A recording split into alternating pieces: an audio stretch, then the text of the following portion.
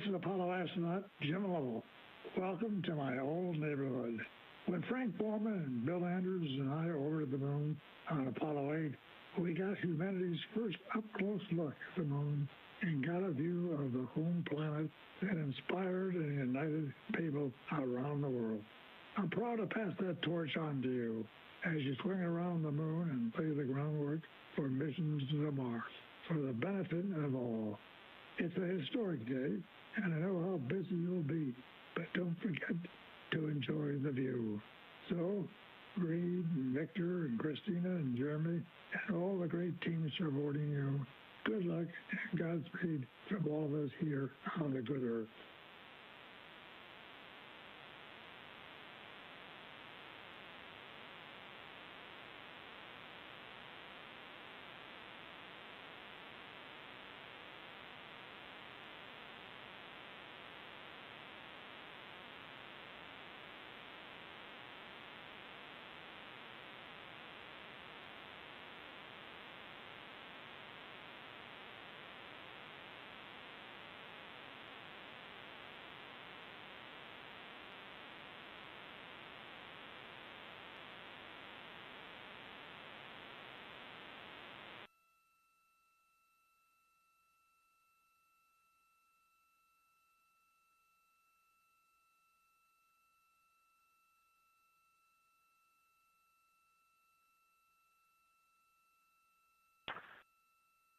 Good morning, Houston. Integrity on 1.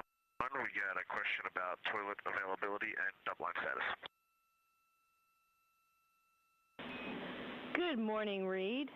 For the toilet, we did see your sleep crew note from overnight about the toilet, and we did power cycle it while you were sleeping. So you are go to activate the toilet, and if it starts up, let it run for 60 seconds. If you have no fault lights, you're go to use toilet, and please report if you have any off-nominal signatures. And additionally, we were able to get the wastewater tank down to 66%. So it can be used, and we've re-enabled the wastewater dump required caution for your awareness should the tank level reach 80%.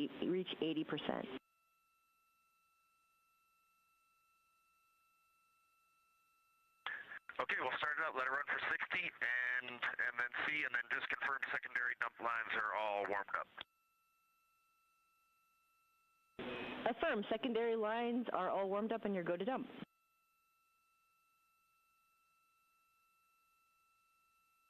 All right, awesome, thank you. And then switching gears, that was an awesome message from Jim Lovell, and very cool to hear him. Welcome us to the neighborhood. It's going to be a great day.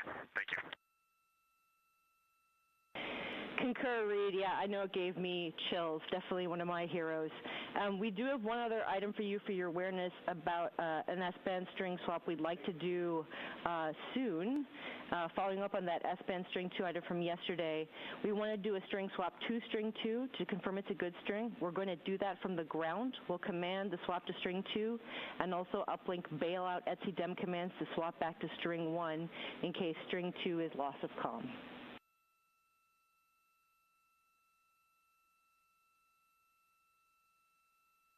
Okay, any crew action there? Is it all ground commanding? If so, go ahead and knock it out whenever it's waiting for you. No crew action, and we'll go ahead and knock that out from the ground. I'll probably give you a call back up with a voice check when we're done.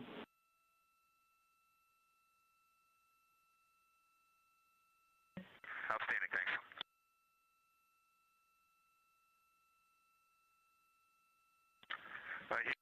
So before we lose you there, I'm surprised that at least on the DUs, our flight plan does not say anything about stowing our saliva science kit this morning. Confirm we want to leave that out in the cabin today?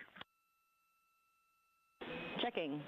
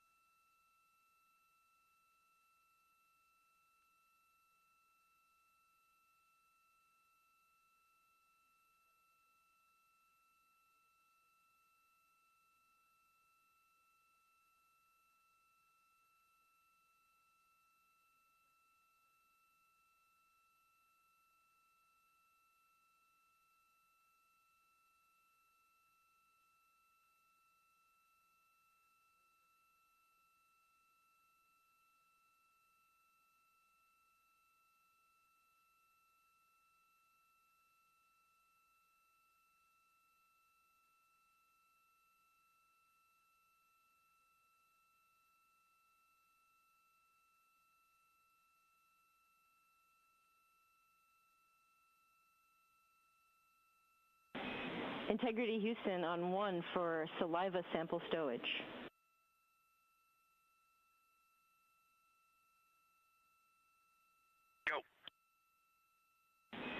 Okay, Reid, the first set of saliva samples can be stowed per the stowage note. That's part of Victor's timelined activity at 1825. The second set of samples will be temp stowed out in the cabin.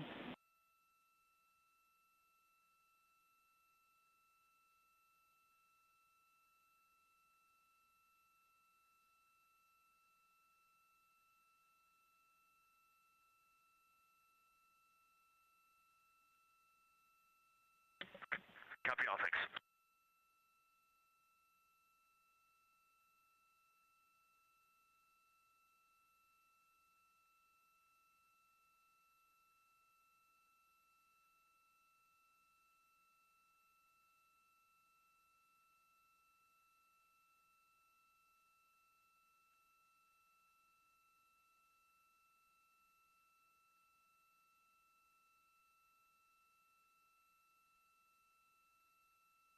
This is Mission Control Houston in the Artemis Flight Control Room here at the Johnson Space Center. That was Artemis II Commander Reid Wiseman having a conversation with our capsule communicator, or Capcom, Amy Dill, about their pre-sleep activities. Just minutes ago, the wake-up call for the Artemis II crew aboard the Integrity spacecraft marked the start of Flight Day 6 activities. We are at a mission elapsed time of 4 days, 16 hours, and 26 minutes and counting. The song you heard for Flight Day 6 was Good Morning by Mandisa featuring Toby Mac, as well as a message from Apollo 8 and 13 astronaut Jim Lovell. Apollo astronaut Jim Lovell is profoundly important to today's lunar flyby, and hearing his enduring voice wake the crew reminds us of the gravity of this moment. The message the crew heard was recorded months before Jim passed away on August 7, 2025. We thank his family for the opportunity to share his words with the crew today. As the pilot of Apollo 8, Jim and his crewmates became the first to lift off on a Saturn V rocket and orbit the moon, proving that a lunar landing was within reach. During the mission, they captured the iconic Earthrise photo that inspired the world and offered a new perspective on humanity. As commander of Apollo 13, his steady leadership brought his crew safely back to Earth and demonstrated the quick thinking and innovation that have shaped NASA missions for more than 50 years. Apollo 13 also set the record for the farthest distance traveled by humans. A record Artemis II will break this afternoon at the start of its lunar flyby. We will remember Jim as a pioneering astronaut and great American. What a great message to kick off the day. This is Mission Control Houston.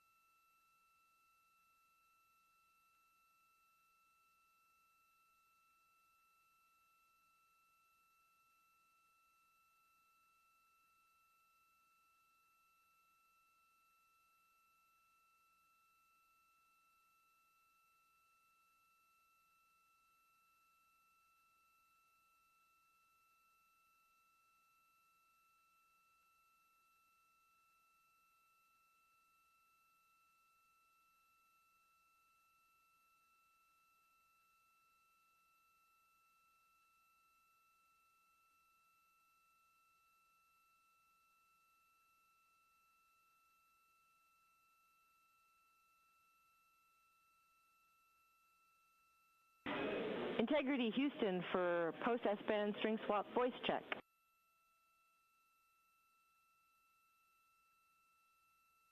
Got you loud and clear on S-band 2. Yep, string 2 is looking good, so we're going to remove those bailout commands. Loud and clear on 1, looking good. Yep, concur on Orion to Earth 1. Okay, that's awesome. Everything looks good on board. I got so far as to take a single window shutter off, and the moon looks amazing. Aristarchus is the brightest thing that I see on the entire surface, and if I can pull myself away, I'm going to get to work in the post-sleep. Sounds great, Reid. Thanks for that description. And we also wanted to let you know that you are go to perform the dock cam remove activity, no rush.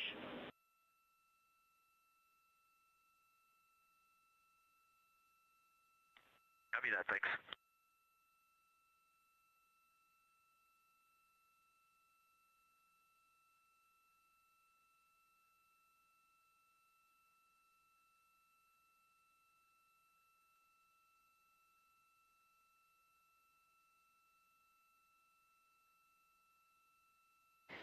This is Mission Control. At a mission elapsed time of 4 days, 16 hours, 34 minutes, the crew has woken up, and we are about 245,000 miles and counting away from Earth and about 18,000 miles away from the moon. You can see these live views coming through right now, and the bright celestial object in front of us is the moon. Counting down to our lunar flyby, we are 7 hours, 53 minutes from the flyby conclusion. We are also 2 hours, 48 minutes and counting from our Apollo distance record. We will continue to bring you our live 24/7 continuous coverage of the Artemis II mission here from Mission Control.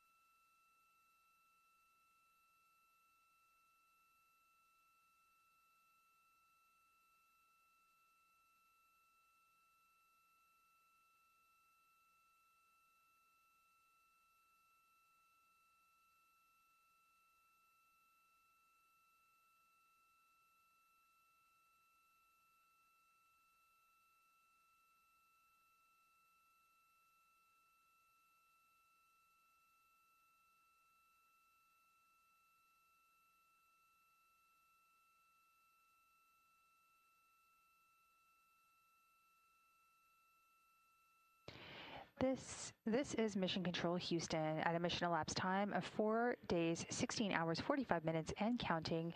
The Artemis II crew was just woken up. We are about 245,000 miles away from Earth and just over 17,000 miles away from the Moon.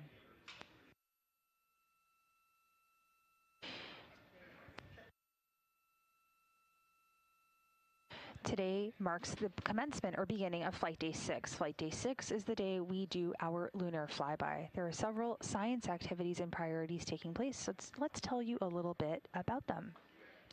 The Artemis II lunar science program is guided by 10 prioritized science objectives informed by community-driven science documents and tailored to this mission's profile. The targets that they've selected for this mission maximize that high-priority lunar science we just discussed, with a particular emphasis on far-side regions and features relevant to future exploration. The lunar science team developed a 360-degree target list covering the entire moon, allowing the mission to remain flexible regardless of launch date or illumination conditions. That lunar targeting plan that you've heard about this morning, if you've been following along, has 30 targets based off of our launch and trajectory for this launch window. The targets include features tied to past robotic missions, current science priorities, and future exploration sites, including regions near the lunar South Pole that are being considered for future Artemis missions, and observing how surface features change as lighting evolves, allowing scientists to better understand color, albedo, texture, and morphology. These are key pieces of information for interpreting orbital and surface data. Now, the crew is going to be doing lunar observation where they will see the entire lunar disk. So from this higher vantage point, a little bit further away from the Apollo's lunar orbits, on average, astronauts can observe both poles and large-scale geologic features in a single view.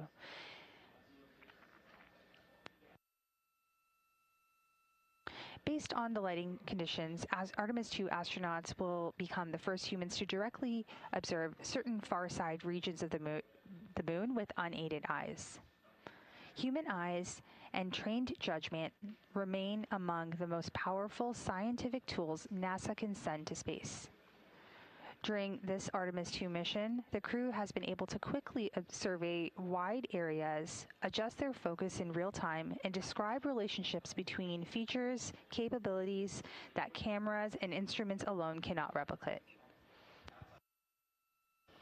The crew observed the same regions multiple times under changing lighting conditions during a single flyby, providing perspectives here on the ground that would take robotic missions years to accumulate. Audio descriptions and situational reports, you'll hear them called sit reps, as well as crew annotations, will provide essential context that enhances the value of scientific imagery.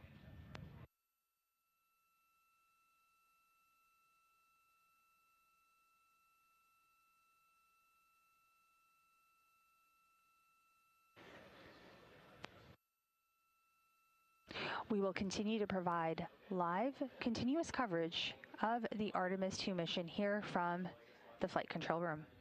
For now, this is Mission Control Houston.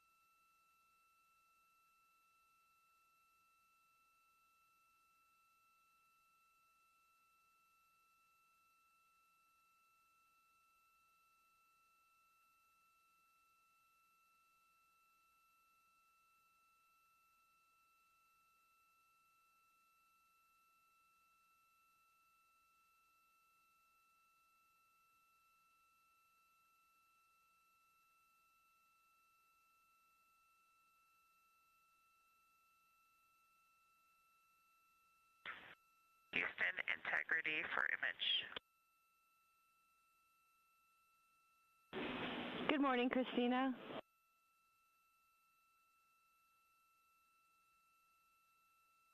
Good morning, Amy. Great to hear your voice. Great to be working with you all today. We wanted to share what we're seeing out the window. There's one picture of the moon as it looks right now on PCD3 in images for downlink. Excellent, Christina. We will downlink that now, and we look forward to seeing it.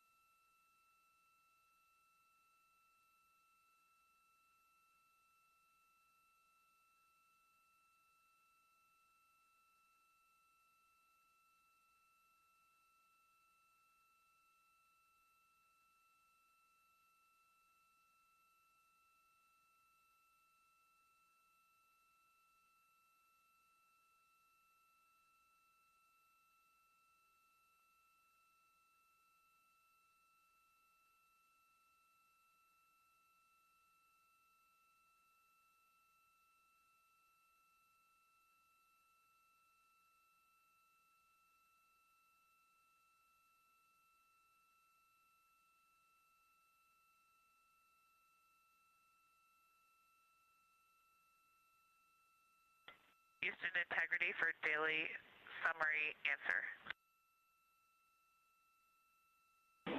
Houston's here.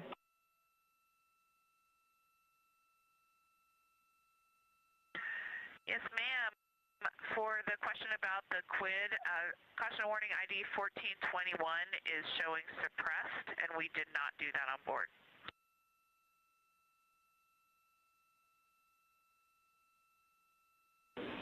Copy. Thanks for the data.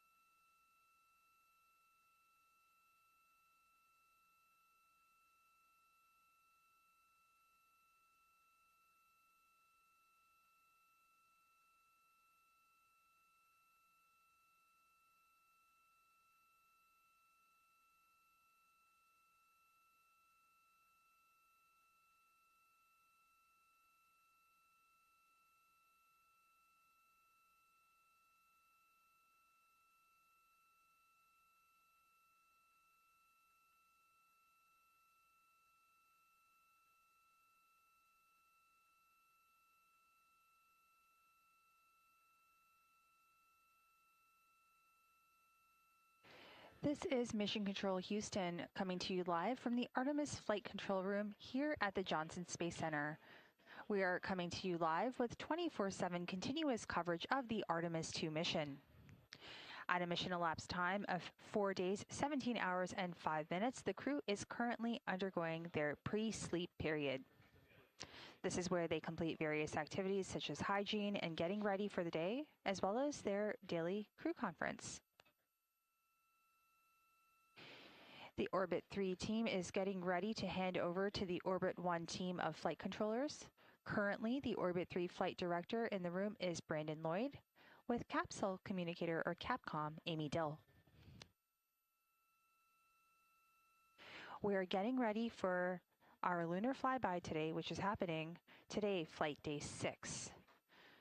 What I'm going to do is take a moment and explain some of the milestones that are coming up later on, and I will be doing this in Central Daylight Time. At 12:56 p.m., Integrity passes the Apollo 13 distance record by humans. This will be at 248,655 statute miles from Earth. At 1:45 p.m., the lunar observation period begins.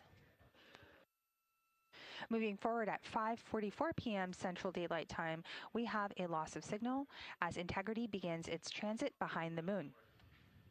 Then at 6:02 p.m., Integrity will make its closest approach to the moon at a distance of 4,070 miles. At 6:07 p.m., Integrity reaches its farthest distance from Earth at a distance of 252,760 miles. That's about 4,105 miles farther than Apollo 13. At 6:25 p.m., we will have an acquisition of signal as Integrity emerges from behind the moon to begin its journey back to Earth. At 7:35 p.m., the solar eclipse period begins. At 8:20 p.m., the lunar observation period ends. And at 8:32 p.m., the solar eclipse period ends. Now, on flight day 5 in the crew's pre-sleep period, the Integrity crew or the Integrity spacecraft entered the lunar sphere of influence. This means that the moon's gravitational pull is now stronger than that of the Earth's. Integrity is currently 246,000 miles and counting away from the Earth and just 17,000 miles away from the moon.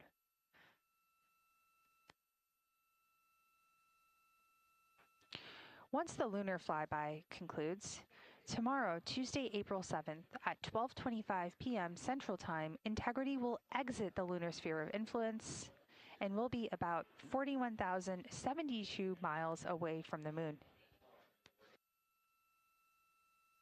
Once Integrity does exit that lunar sphere of influence, the Earth's gravitational pull will be stronger than that of the moon's. This means that pull will help speed up the spacecraft as it begins to splash down off the coast of the Pacific.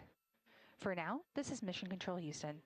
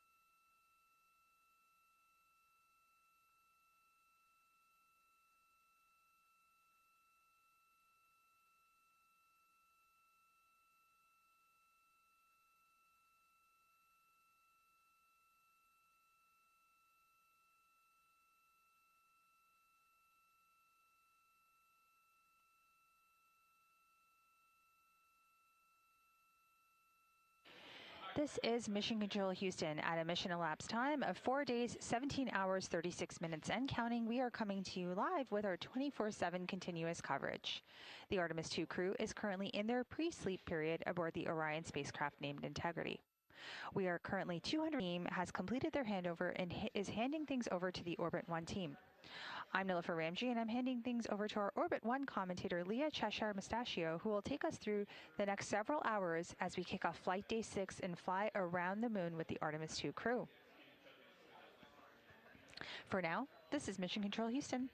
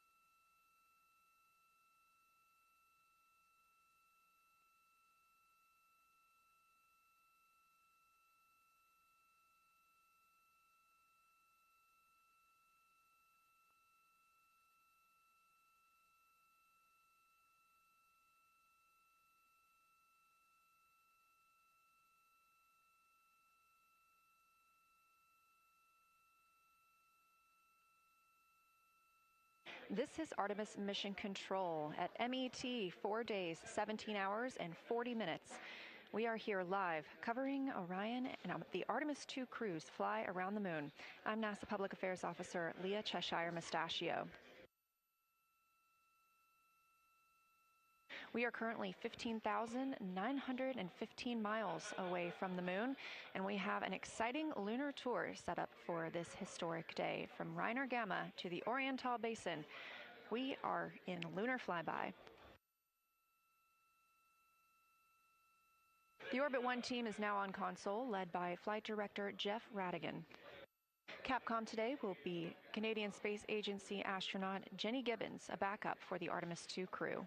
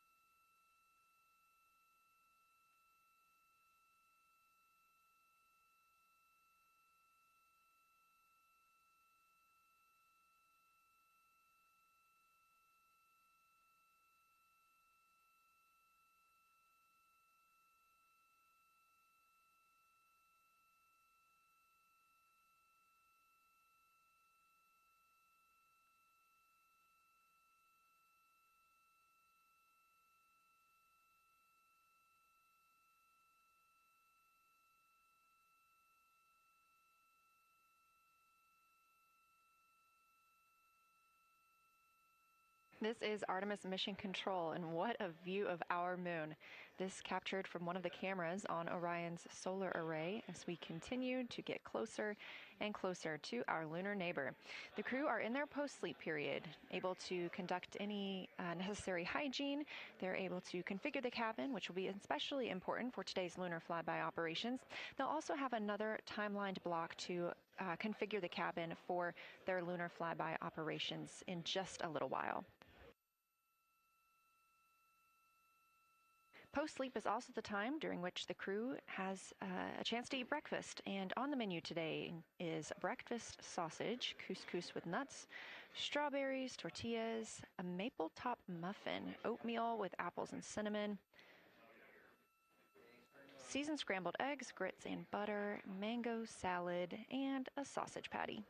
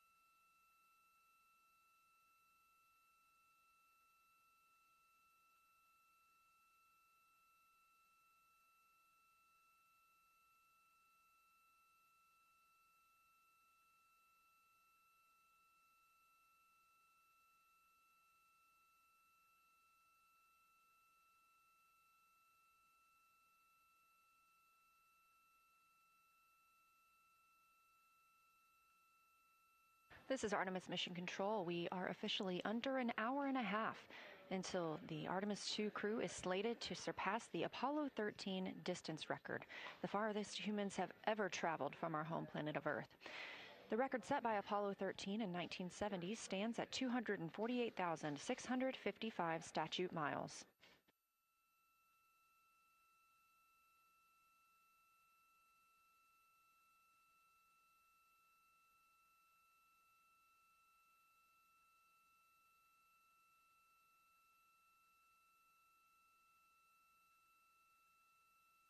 After the crew completes their post-sleep period, that's scheduled to come up here in about 20 minutes, they will conduct the DPC. That's the Daily Planning Conference. Flight Director Jeff Radigan took inputs from the teams down here in Mission Control Houston, the Orbit 1 Flight Control Team, on anything that we need relayed up to the crew today about the spacecraft systems or the crew's timeline. It'll also be an opportunity for the crew to ask any questions of Mission Control Houston before we get into our busy lunar flyby day.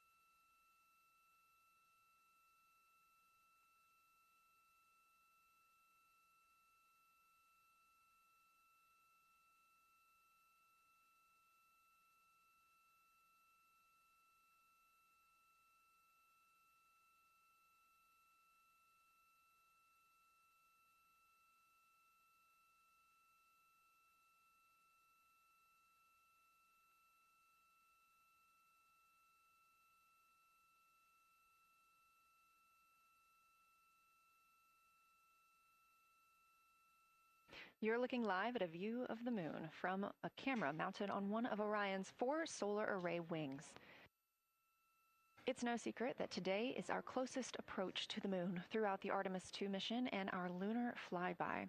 I'll give you a little preview of what you can expect today ahead of the crew's daily planning conference.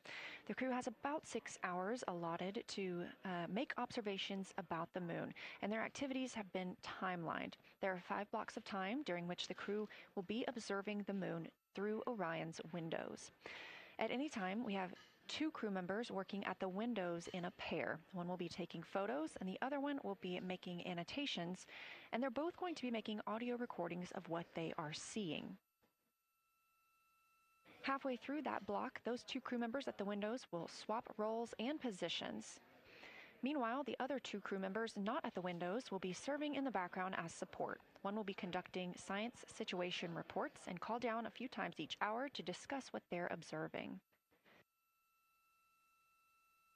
The other support crew member will take pictures of the astronauts at the windows and serve as camera support, including swapping out new SD cards as needed. Between those observation blocks, there's a 15-minute time frame during which the 2 support members switch places with the crew making observations at the windows, so everyone gets a chance to see the moon today.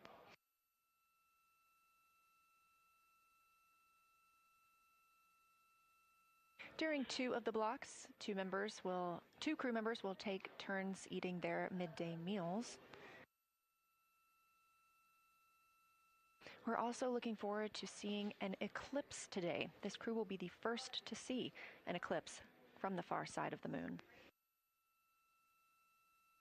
If the past couple of days have been any indication, we expect to get great reports from the crew about what they're seeing. They've been training for this day with the science team for years.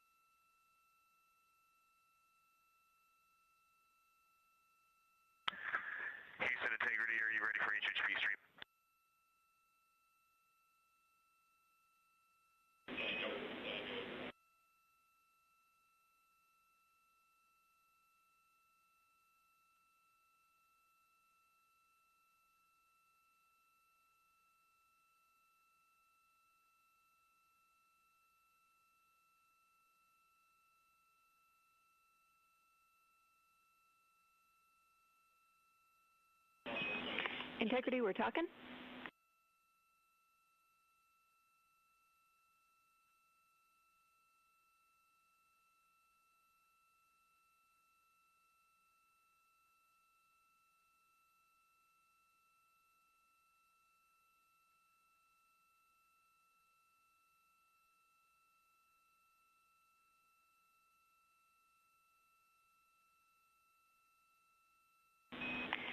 Integrity, we are just finishing off a couple of downlinks. It'll be a couple minutes, and we'll be ready to be on board with you soon.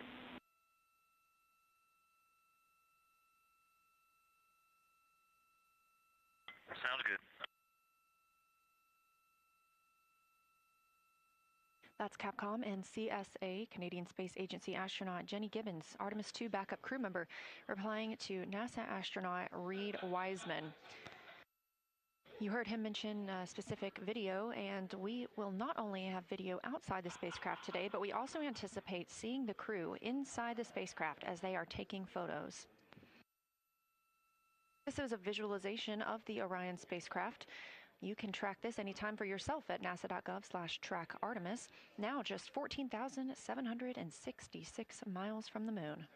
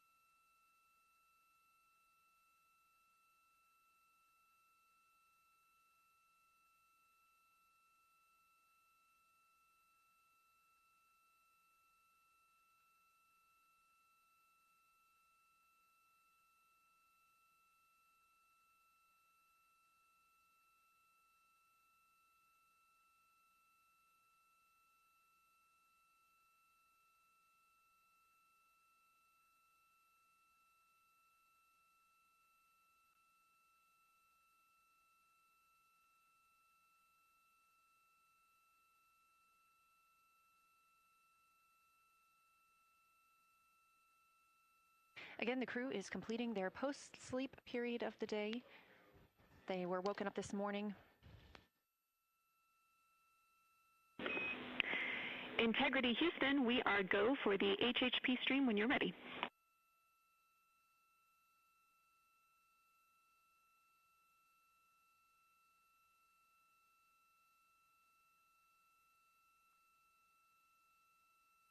The crew was woken up this morning by the song Good Morning by Mandisa and Toby Mack. They then heard a message from Apollo astronaut Jim Lovell, recorded prior to his passing, welcoming them to his old neighborhood. We're standing by for the daily planning conference, and we look forward to seeing the crew soon.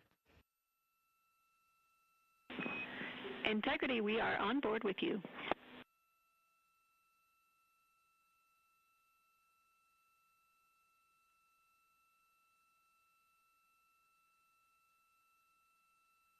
This view inside the Orion capsule, 4 crew members getting ready to fly around the moon, the first humans to do so in over 50 years.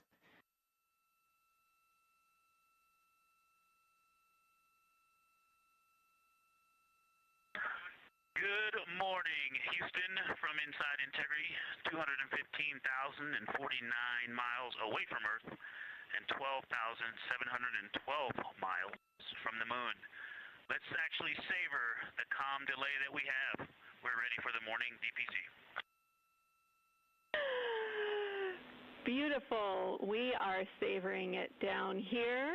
Good morning, Integrity, and good morning, Moon. Our room is buzzing with moon joy today, and I imagine yours is too.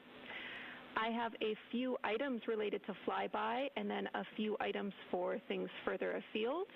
Here we go. I will roll through them all. First off, we are looking forward to having science follow up with your observations as required on Orion to Earth throughout the flyby.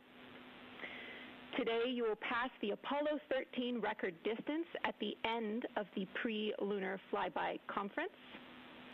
We are planning to call you with milestone words at that point at the end of the conference, not later in the allocated PAO time on Optimus. That will be your opportunity to share your thoughts to celebrate the occasion. As of now, we have one more liquid toilet use left until we hit our nominal limits, and then we will talk about what to do about it more soon. On that note, we're always looking for feedback. So Christina, if you had a chance to review that CCU use message that we mentioned in the mission summary, we'll take it. And finally, we want you to know that after yesterday, the entry folks are talking about allotting additional time for entry prep, including cabin config. It's not related to today's operations, obviously, but it is going on, so you can plan for more on that tomorrow as we focus on the flyby today. That's all I have for you for now. What do you have for me?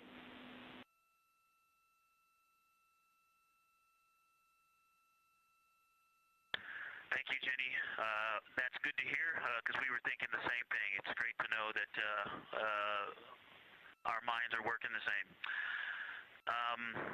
We are ready to go. We are looking forward to working with and for the science team, and we are just excited to be so close to finally accomplishing what we've been training for so many years. And also, we want to say thank you for that really special message from Jim Lovell. We have a pretty neat emblem up here. We have a patch that was flown on the Apollo 8 mission, and that patch is here on the Artemis II mission as well, and that was sent to us by the Lovell family, by Jim Lovell's son. And so that was a really special way to start the day, and he said to welcome us to the neighborhood, and it's great to be in this neighborhood, and we look forward to sharing this neighborhood with you all. We can't wait. We see the patch, and it's looking beautiful. Thank you. When this showed up in our office from his family, we were completely honored, and the Earthrise, which this crew is responsible for taking that photo, has been instrumental both to our crew as our ethos and values, but also just personally to myself. I had the photo up in my room as a kid, and it was part of what inspired me to keep working hard to achieve things I dreamed about. Also, we took a deep dive into the cockpit recordings around the time that picture was taken, and it turns out there was a lot of hubbub, kind of I wouldn't say fighting over cameras, but definitely everyone wanted to capture the shot, so we're happy to carry on that legacy because we often are all glued to windows and looking for cameras too. And I'll just close. I know it looks like a piece of paper in the camera there, but that is actually the original Apollo 8 patch printed on silk that they had done before they launched, and they flew that with them on their journey around the moon, and then the family handed it over to us, as I said, and it's just a real honor to have that on board with us. Let's go have a great day. We are all on board with what you told us, and to have a great day. Thank you, Integrity.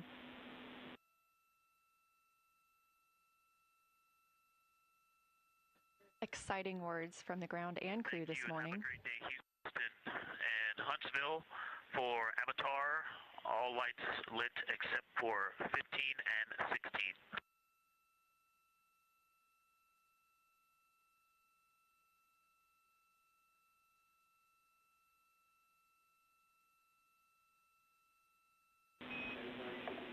That is a good read on the Avatar LEDs. Thank you.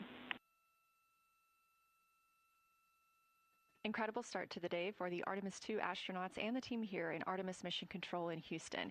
We have several streaming partners joining our coverage today, so ahead of that... One cleanup thing from yesterday, I did rediscover the unused chocolate snack from the DFDO. Remind me where to store that for ground analysis.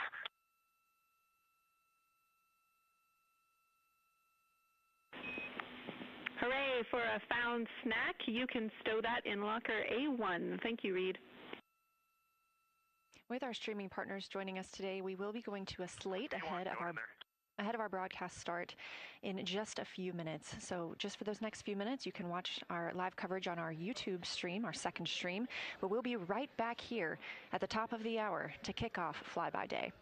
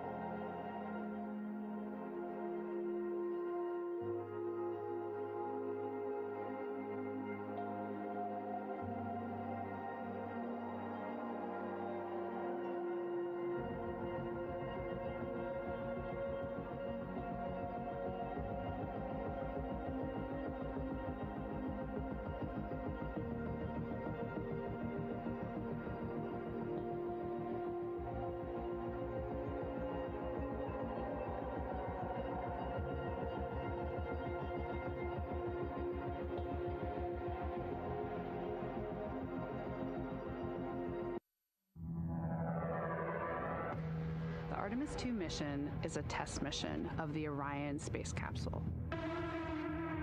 Artemis II will be the first time we put humans on this rocket. We're going back to the moon because it's the next step in our journey to Mars. We were always going to the moon. Pushing ourselves to explore is just core to who we are. That's a part of being a human. And liftoff. We shall return. Continuing to test out every bit of Orion. Coming back to Earth, 7 miles a second. When humanity sets big goals, we can bring together genius from around the world. You have the best people on planet Earth putting this vehicle together. That's what's up. To innovate for the benefit of humanity and to inspire the world through discovery. And here we go.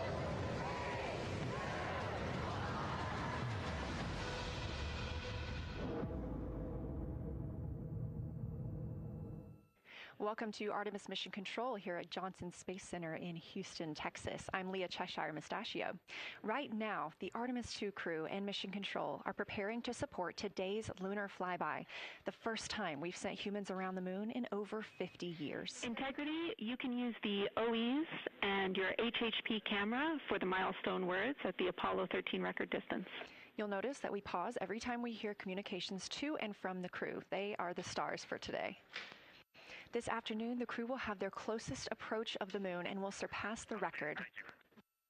That record just mentioned of the furthest humans have ever flown, set by the Apollo 13 astronauts in 1970.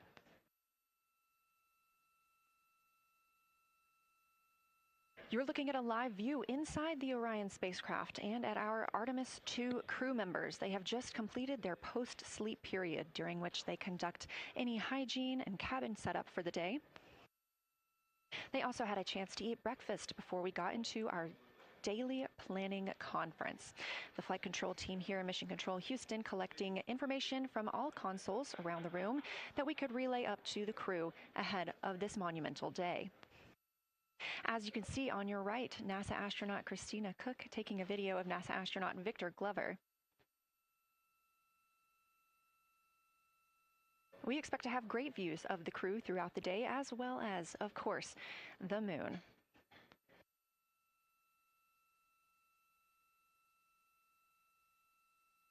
We expect to surpass that Apollo distance record in 55 minutes and 50 seconds. We are now looking live at a camera mounted on one of the spacecraft's solar arrays, pointed to our lunar neighbor. We are currently just 14,200 miles away from the moon and 247,672 miles away from planet Earth.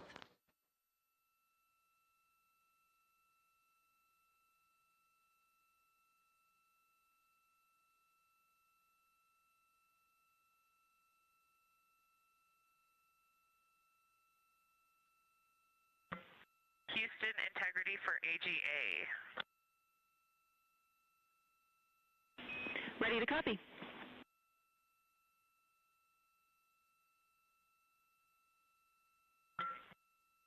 Carbon dioxide 2.3, oxygen, which has the alarm, 26.3, 73.1 degrees, 10.3 psi. And one follow-on question. We understand milestone words will be directly following the conference. Will that take the place of the PAO event, or will the PAO event still take place per the timeline?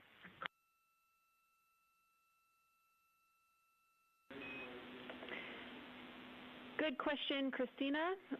The milestone words that we exchange at the record distance at the end of the conference will take the place of the PAO timelined activity.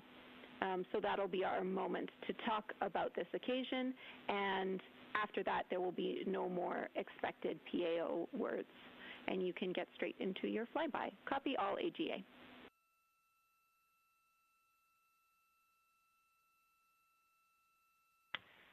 Okay, thank you. And final clarification, even though it's taking the place of it, it will all just be on OE1 with HHP camera, no additional video. Is that right? Affirm.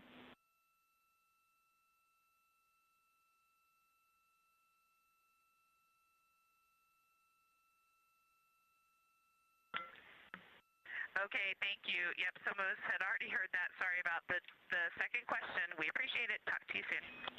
No problem.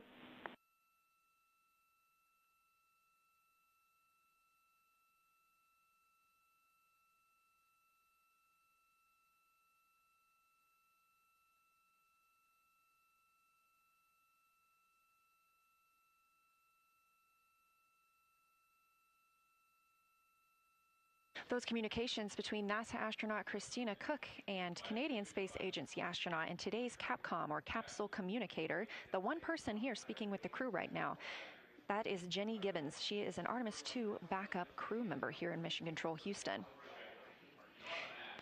We are now 4 days, 18 hours, and 30 minutes into the flight of Orion for Artemis II. The Artemis II crew inside Orion lifted off atop the Space Launch System rocket on Wednesday, April 1st from NASA's Kennedy Space Center in Florida. Those 4 crew members are the first to live and work inside the Orion spacecraft, which they have named Integrity, and have been busy conducting meticulously timelined events. It was a beautiful ascent from Kennedy Space Center. One of those early events was the proximity operations demonstration, during which NASA astronaut Victor Glover, the Artemis II pilot, manually flew Orion after having just detached from the interim cryogenic propulsion stage as if they intended to dock.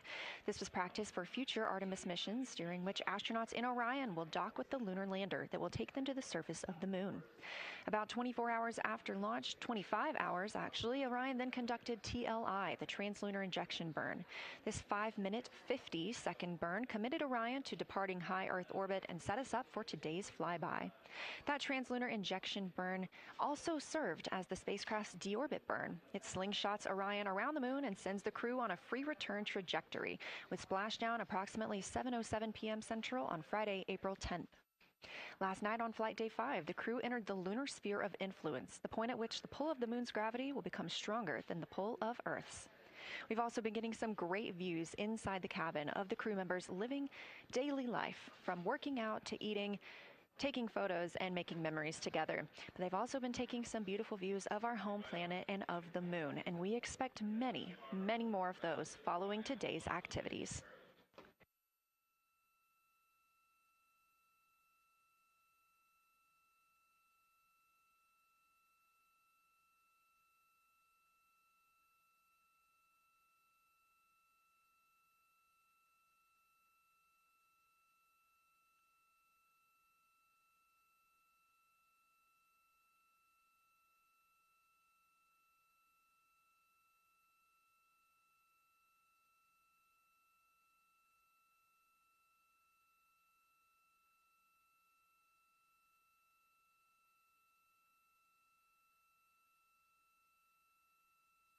These live views back inside the cabin of Orion, but before we get into flyby, let's take a minute to get reacquainted with our crew. Reid Wiseman is the Artemis II commander and a Baltimore native. He's been in space once before. I think there was going to be some families heading into the viewing room today. If they end up showing up, could you just give us a heads up when they're there so we can just wave to them on the camera? Absolutely. And that was the voice of Reid Wiseman. He has been in space once before as a flight engineer. And if they don't come, you could just lie to us and tell us that they're there. That'd be great, thanks. We'll keep that in mind, too. And I'm sure they'll be here. Wiseman also has a great sense of humor. He was aboard the International Space Station from May through November 2014 as part of Expedition 41. This was a 165-day mission during which he and his crewmates completed more than 300 science experiments in areas like human physiology, medicine, science, earth science, and astrophysics. They set a milestone for station science by completing a record 82 research hours in a single week. He also served as chief of NASA's astronaut office from December 2020 to November 2022, and here on Earth he has 2 daughters. The Artemis II pilot is Victor Glover, selected as an astronaut in 2013, when at the time he was serving as a legislative fellow in the United States Senate. His first trip to space was in November 2020, when he launched as a pilot of NASA's SpaceX Crew 1 mission. That was the first operational mission of NASA's Commercial Crew program, which resumed launching American rockets from American soil to the International Space Station since the end of the shuttle program. Victor is a U.S. Navy captain and naval aviator who served as a test pilot, racking up more than 3,500 flight hours in more than 40 different aircraft. He also became the first person to pilot Orion the other day when we saw the Prox Ops demonstration shortly after launch. He and his wife have 4 children. Mission specialist Christina Koch is a native of Grand Rapids, Michigan. She was selected to the Astronaut Corps in 2013, the same class as Victor Glover. She served as flight engineer on the International Space Station from March 2019 to February 2020. During that time, Koch set a record for the longest single spaceflight by a woman with a total of 328 consecutive days in space. She also participated in the first ever all-female spacewalk with her friend and colleague, Jessica Meir, now living and working aboard the International Space Station yet again. Before becoming an astronaut, Christina helped build space science instruments and led scientific fieldwork in some of the most remote environments on the planet. Her hobbies include surfing, rock climbing, community service, yoga, travel, and photography, and she is certainly getting a chance to do that. First-time flyer, Canadian Space Agency astronaut Jeremy Hansen is flying to the moon as a mission specialist on the Artemis II mission. The London, Ontario native was selected as an astronaut in 2009. After that, he worked as Capcom at NASA's Mission Control Center here in Houston. Capcom stands for Capsule Communicator and is the single direct voice communicating with the astronaut.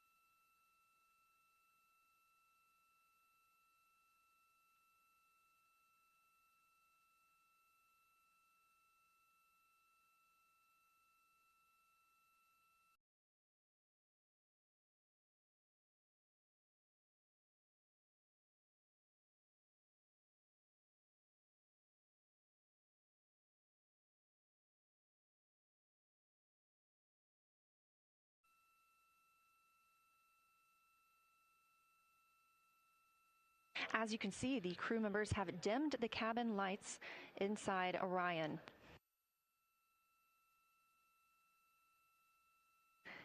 As they prepare for their lunar flyby, they'll be configuring the cabin as they'd like to have it to allow for proper positioning as they move about to and from the windows, taking photos of the moon.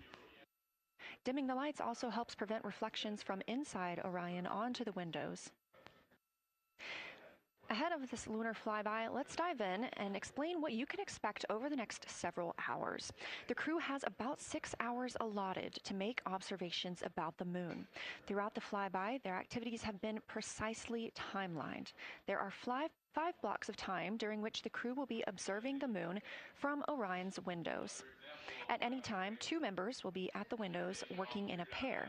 One crew member will be taking photos from window 2 with a blue shroud over the window. This can help prevent that glare or reflection from inside Orion. They have an 80 to 400 millimeter zoom lens to use. The other astronaut will be in window 3 using their portable computing device as PCD to make annotations. Both of these crew members will make audio recordings of what they are seeing, and they'll wear headsets connected to those PCDs. Those audio recordings will be sent to the science team at a later date. We will not hear them live. The 2 crew members at the windows will swap roles and positions halfway through their timelined block. The other 2 crew members who won't be at the windows at that time will be serving in the background as support. One will be conducting the science sit reps, or situation reports. This is what we will hear live from the crew. They'll be calling down a few times each hour to discuss what they are observing. Those situation reports include how the crew is positioned, any missed targets, or anything unexpected they saw, lunar target descriptions, any hardware issues, and of course, their emotions and reactions as they fly by the moon.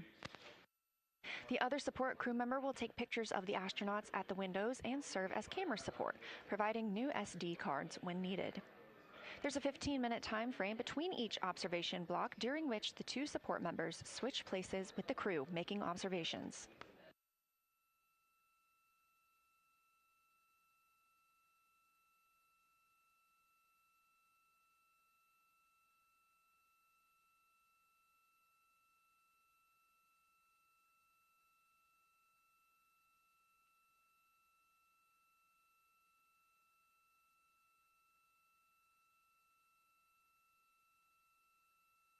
Two views, both coming from Orion. There on the left, the inside of the spacecraft, and on the right, a view of our moon, the destination for today.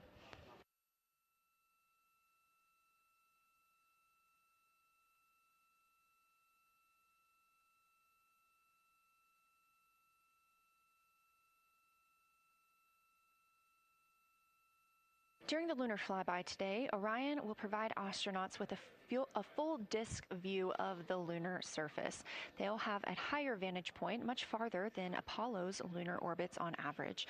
And these astronauts can observe both holes and large-scale geologic features in a single view.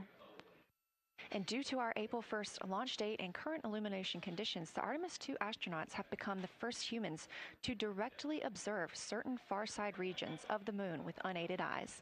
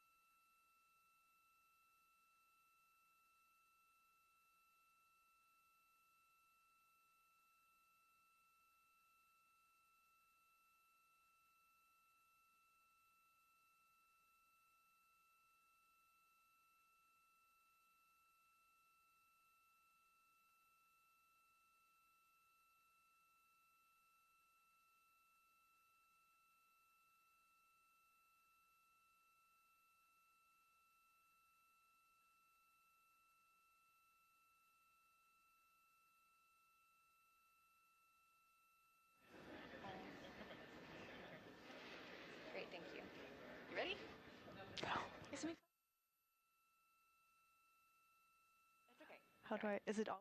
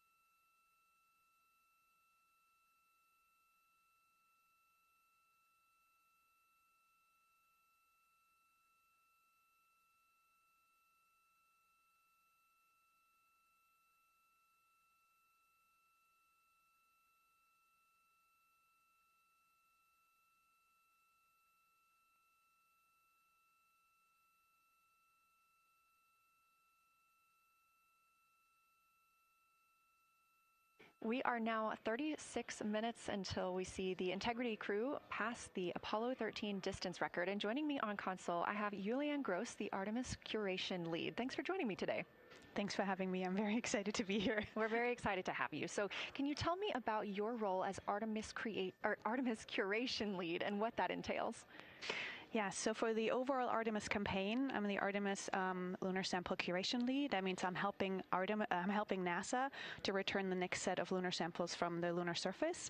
And for Artemis II specifically, I'm one of the science theme leads, and specifically I'm responsible, or the voice, for impacts, poles, and landing sites. Fascinating. So what helped us select the targets that the crew is going to be photographing today? So we had a plan coming in where we basically made a list of all the available targets during the April launch window, because before you launch, we wouldn't exactly be sure which targets would be visible. And so once we launched, we then were able to cut down on that list and prioritize our targets. And the 5 theme leads came together and really discussed and talked through which the long lens configured for lunar flyby. Which targets we could then see and prioritize. And so that made it into our plan. We worked then with timeline to make sure that all the targets are visible. Some targets are time dependent, like Earth-set or Earth-rise, and some targets will rotate out of view when Integrity starts going around the moon. And so we put these in early so that the crew has a chance to describe those to us. Fascinating. I cannot wait to hear what they have to say. So we just heard them say that their long lens is configured. That's very exciting. And for us, when we look at the moon from Earth, what features are we seeing that the crew will also fly by today? Yeah, so I really hope that people on Earth who are in nighttime will look up into the moon tonight. The features that the crew will see that we can also currently see is Aristarchus Plateau. Grimaldi is another feature.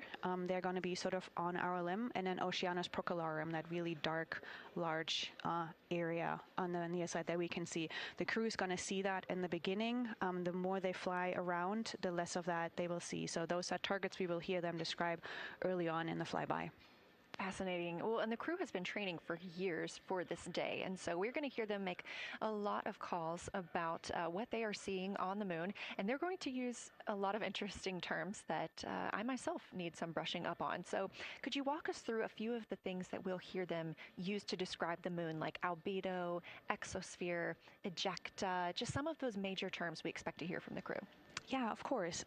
Albedo is basically a term of a reflectiveness of the surface. And so high albedo usually for the moon means bright areas, and low albedo means like darker areas. And so when you look into the night sky, you can see the high albedo areas are the white parts and the low albedo ones are the darker areas. Ejecta is when you have an impact and it ejects or throws out material that then ends up on the surface, and you can see that as sort of rays or ray systems. So you might hear them describe, I can see for example, with its rays. It has an asymmetric rays coming out, and so we're excited to hear them describe that. You might hopefully hear stuff about color or color hues, and so if they can see any changes in those color hues from like white to gray to maybe brownish, we're excited to hear about that. Exosphere is the almost no existing atmosphere of the moon. It's barely there. But there is dust on the lunar surface that can get lofted up through electrostatic forces. And when the sun goes behind the moon, it can scatter forward on those dust particles and sort of like create a little glow on the horizon. And so we're really excited to see if the crew can actually see that. This is so exciting. Thank you so much for walking through all of that with us. Julianne Gross, Artemis Curation Lead, we really appreciate you joining us here today, and good luck to your team. Thank you. I'm really excited to be here. We are now MET 4 days, 18 hours, and 49 minutes into the flight of Orion. This view of the moon from the Orion spacecraft as we get closer and closer.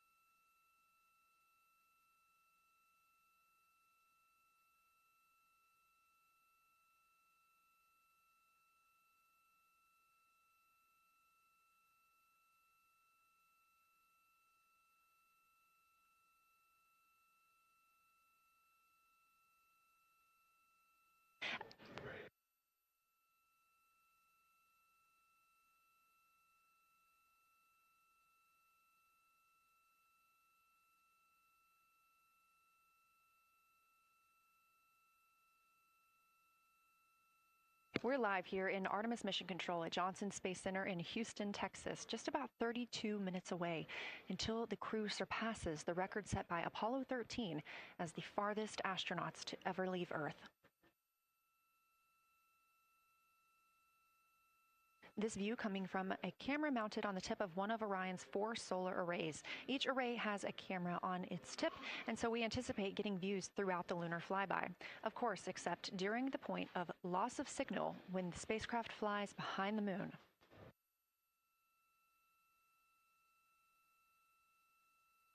Inside the cabin, the crew are configuring the inside of Orion for today's flyby, making sure they have everything just where they want it to help them take the pictures that they are aiming for the science team here on the ground.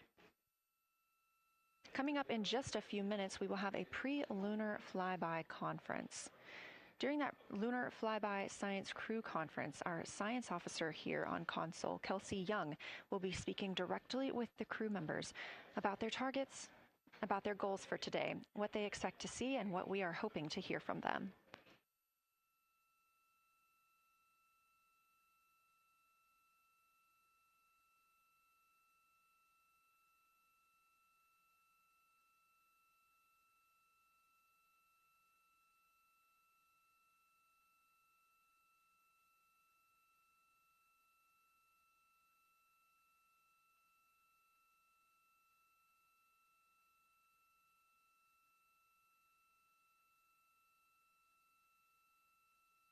We have a lot of milestones coming up today, so make sure you don't miss them. The first coming up, again, at 1:56 p.m. Eastern Time, the crew will pass the distance from Earth record set by Apollo 13 in 1970. At 2:45 p.m., lunar flyby officially begins. The crew will have that time on their schedules to begin photographing and providing audio recordings of what they are seeing on the moon. At 7:02 p.m., Orion will make its closest approach to the moon, approximately 4,070 miles away. Of course, all of these numbers are going to have to be confirmed following the flyby. These are estimates, and we are working with orbital mechanics. At 7:07 p.m., Orion reaches its maximum distance from Earth, approximately 252,760 miles away from us all. At 8:35 p.m., the spacecraft will enter a solar eclipse. The crew will become the first to see a solar eclipse from the moon.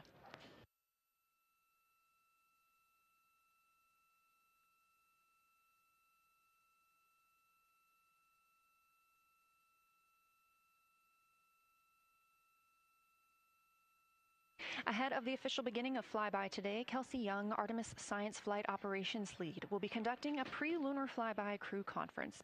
She will give information on camera setup, remind the crew of their intended targets, answer questions from the astronauts, and more.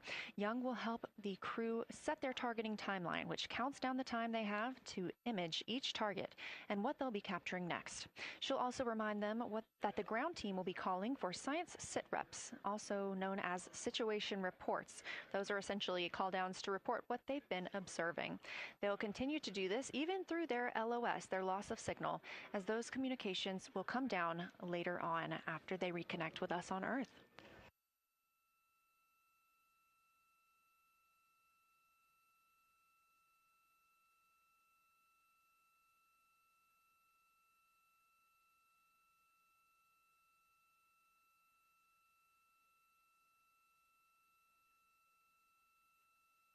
This view in the cabin, you can see the crew members are already using their cameras, getting set up, and they have dimmed the cabin lights to allow them better visibility outside of the windows and fewer reflections.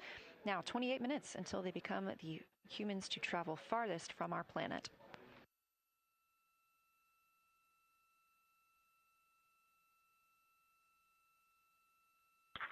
Houston Integrity, we are ready for the conference on your call.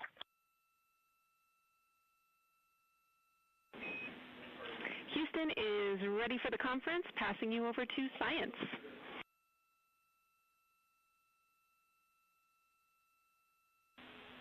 Good morning, crew. This is Science. We couldn't be more excited for a full day of lunar and planetary observations today, the first one in over 54 years. How do you hear me?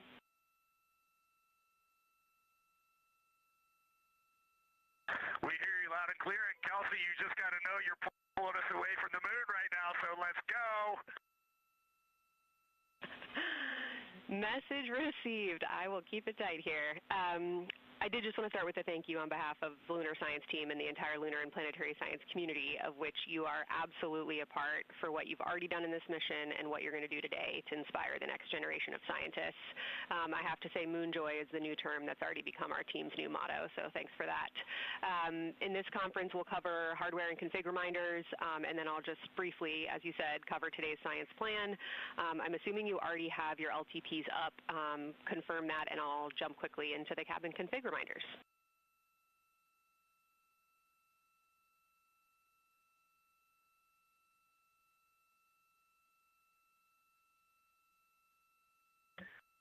Okay, we have the LTP up just to give you a sit rep on board.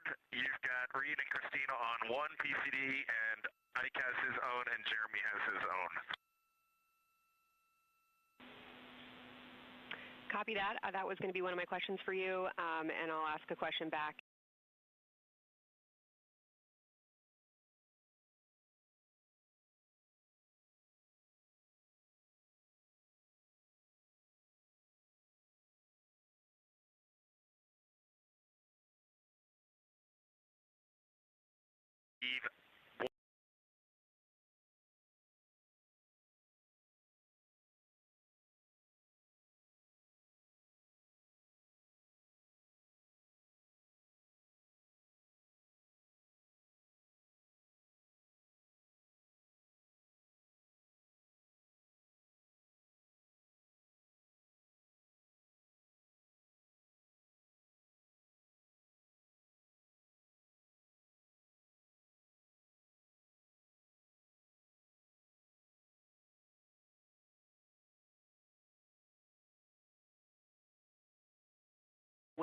Which pictures came from which flashcards.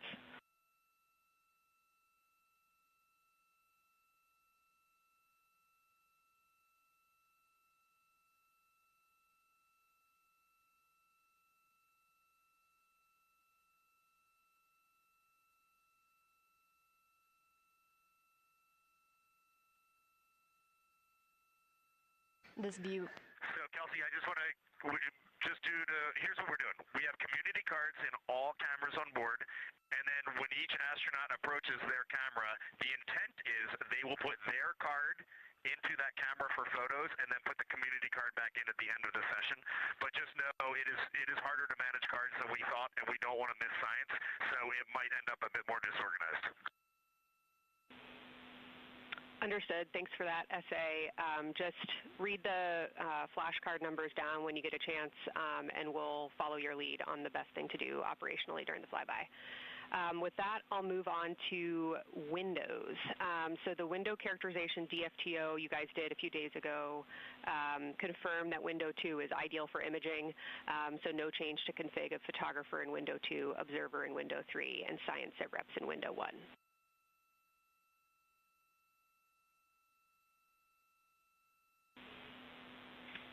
Coming up on the handover. Be back. Hang on, Kelsey. The way we have it configured, tell us if this is going to be wrong. Window 2 is the long lens with a shroud. Window. As you heard, Science Officer called to the crew. We are now in a handover time period. We will regain communications with the crew very shortly. These are tracked. And we are currently on the Deep Space Network. This is the first time humans have used the Deep Space Network in over 50 years, given that we currently use the tracking data relay satellite systems for the International Space Station.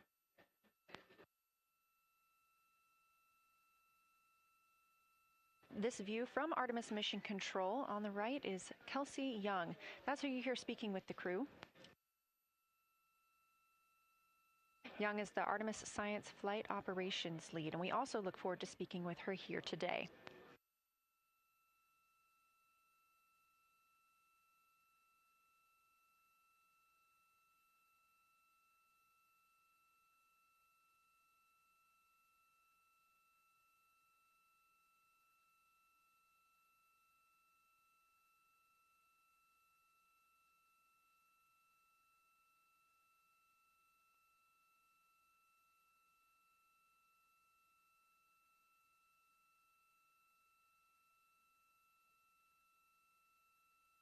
Again, we are just about 22 minutes until we reach the Apollo record. We are in a handover of satellites with the crew aboard Orion. The T-shirt shroud for the Z9 and solar, and then window 3 will be for visual observations, and window 4 is for floater. And thanks, Integrity, for that. Reid, we had a handover during that time, so I'm going to have to ask you to give that read back on window orientation for the crew again.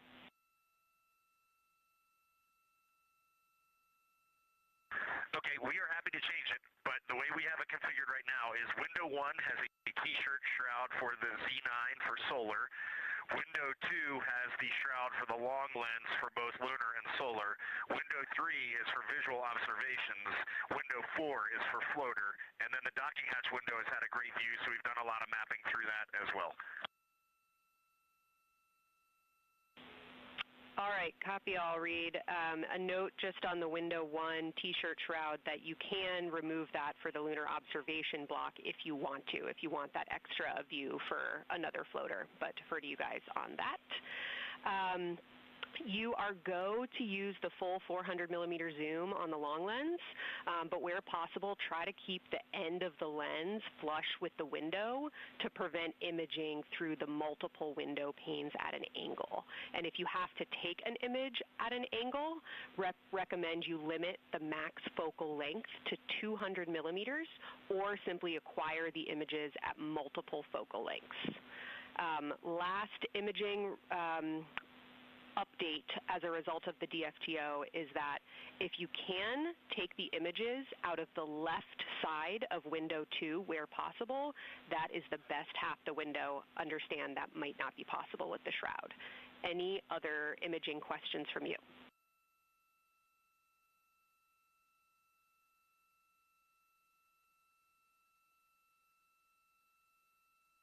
Okay, copy that. Okay, last couple reminders. Don't forget the ability to take the wave files to tag imagery that you are wanting to follow up on using the FN3 button on your camera. And then a couple quick notes on your LTP. We have refined your precise flyby timing since generating the LTP. Optimus has the correct timing for the LOS and AOS, but the LTP identifiers for LOS and AOS are roughly 2 minutes later than they will be in reality. Final LTP timing update is that the green line on your LTP should start automatically 45 minutes before the flyby. If it doesn't appear, let me know and I'll have troubleshooting steps for you. Last updates are on the eclipse, so only for that last hour today. Of course, remember if the sun is in view to use your eclipse glasses. And reminder that we will have a few activities for you prior to the eclipse to reconfigure all 3 cameras for corona and deep sky observations. These activities, some of which will occur during the forward link LOS, so we wanted to flag it for you now. Any questions before I cover the last 2 reminders?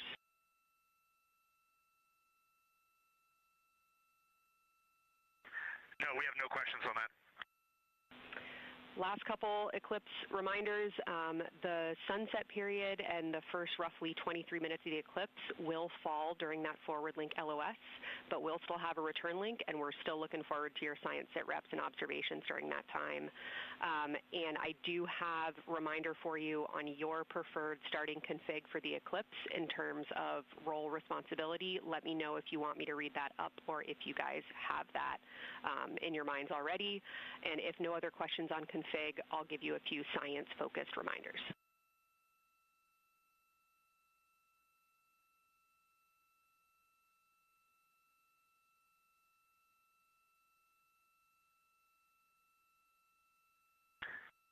Give us a quick high level, but we see it in Optimus, and I think we got it squared away. But give us your quick Kelsey high level. Okay. A couple changes from the first LTP you studied is that Glushko is the only feature that the same pair will view twice. That's Reid and Jeremy. That's why that's the only target you see that is marked as 1 of 1 and one of two and two of two. So OM and Oriental are in there twice, but they're by different pairs, which is why you don't see them marked accordingly. A note from feedback on your observations so far over the last couple days, a reminder that if you note structure and texture as well as color and albedo, please note any correlation between the two, and also a reminder that negative observations are still valuable science. So a lack of color or a lack of structure associated with color is also valuable. A reminder also that your observations so far indicate it will likely take some time for your eyes to adjust. We especially heard that around your terminator observations and your color observations. So reminder to know that your eye adaptation is going to kind of come in throughout your shift, and let us know when you start to see that nuance. Last reminder is around Earthset and Earthrise. When you're viewing us back here at home, you'll be looking directly at Asia, Africa, and Oceania. So I'm sure people watching from those places here on Earth will want to give you all a wave as you take their picture. Any other questions for me?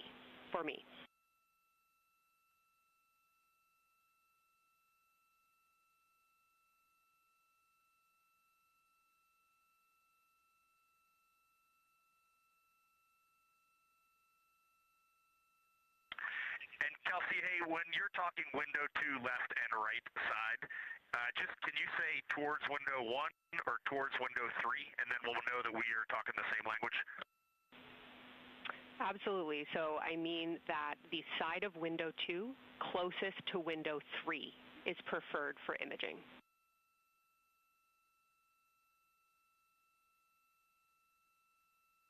Okay, the side of window 2 closest to window 3 is preferred for recording. Stand by, we'll talk to the crew.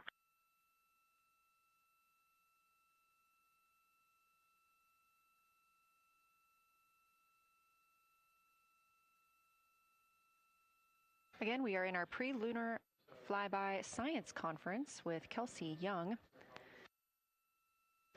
Kelsey Young is the Artemis Science Flight Operations Lead, speaking with the crew aboard Orion. They've been training for this moment for years, and this is their last opportunity to get some further pointers and information. Kelsey, for the T-shirt shroud, what window does the science team think will have the best view? Is it window 1 or window 4? The only time we're strongly recommending use of the window shroud. The T-shirt window shroud for the eclipse viewing, which window is primary for Z9? Window 1.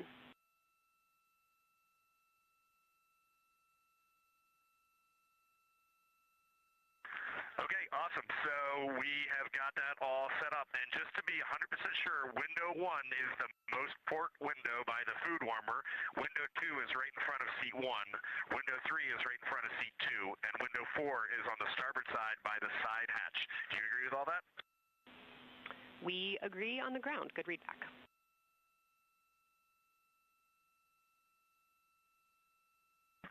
Okay, that's awesome. Kelsey, we're going to close with happy words. It's just incredible. I wish you were up here to see all the smiling faces, to hear all these terminologies being thrown around, and we are just fired up to get started on this day. Let me pass the mic around if anybody has anything to add. Kelsey, it's so great to hear your voice on the loops. I just want to channel everything that you guys are probably feeling right through my eyes and heart. It is awesome to see the side of the moon. You guys made us excited for this day, and we couldn't appreciate it anymore. And we are ready to hopefully deliver on all the awesome training you guys have provided. I'll just add, Kelsey, it is blowing my mind what you can see with the naked eye on the moon right now. It's just unbelievable. Kelsey, and to the whole Lunar Science team, all of you, all the work you put into this, we're just grateful. Can't wait to get going. And thank you for the tipper, for Carol Crater, and for Integrity. We can see them, and we've imaged them, and can even see with the naked eye. Quite impressive. Thank you so much. Beautiful words, you guys. Thanks so much. And I got video of the science team right now, and they are all absolutely buzzing. Looking forward to today.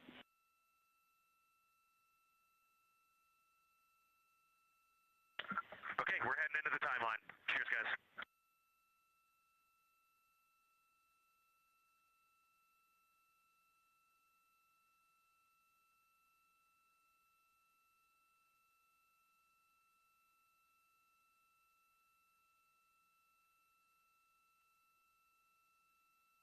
Of the Pre-Lunar Flyby Science Conference with Dr. Kelsey Young. Young has served as the Artemis Science Flight Operations Lead, getting the crew ready. And we're live in Artemis Mission Control in Houston, but we are not the only room monitoring today's flyby. As you heard Young mention, in this same building and just down the hall, a multidisciplinary lunar science team supports the Artemis II crew in real time, including experts in lunar geology, impact cratering, volcanism, polar science, imaging, and visualization.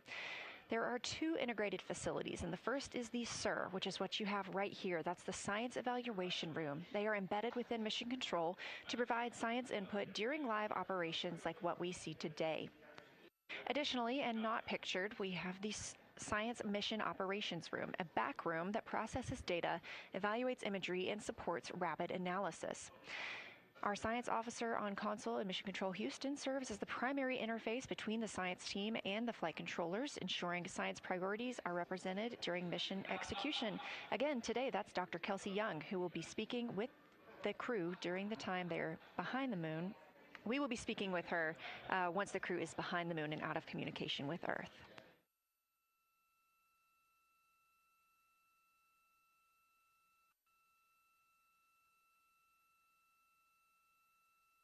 Back inside the Orion spacecraft on your left, closest to the camera, NASA astronaut Christina Koch. To her left, NASA astronaut Reid Wiseman. To his left, Canadian Space Agency astronaut Jeremy Hansen. And all the way in the back, NASA astronaut Victor Glover, our Artemis II crew.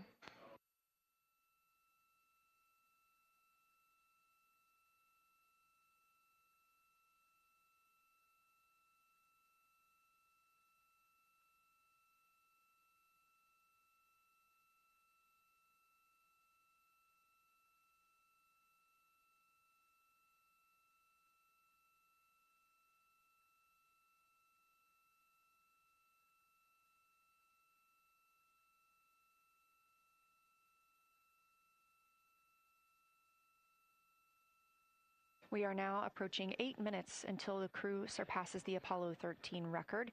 Currently 12,599 miles away from the moon, 248,507 miles away from Earth.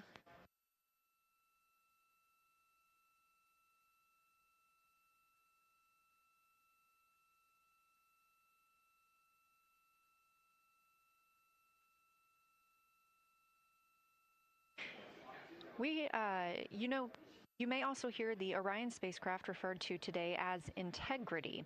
This was named by the Artemis II crew. It is Integrity crew. We have Reid's family in the viewing gallery. You're welcome to say hello.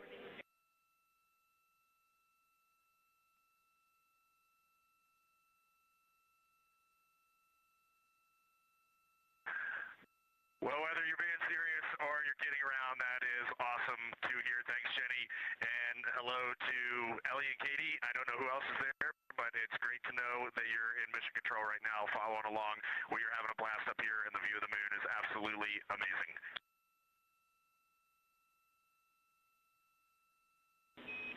I'm seeing a lot of hearts come out of the viewing gallery and even more smiles. Thanks, Reid.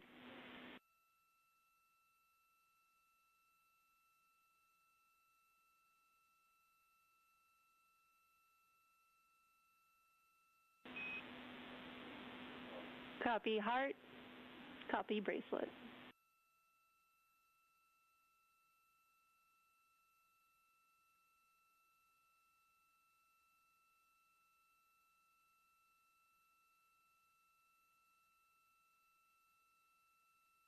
That call from Capcom Jenny Gibbons, Canadian Space Agency astronaut and Artemis II backup crew member, letting Reid Wiseman know that he has family here to support him today in the Artemis Mission Control viewing room.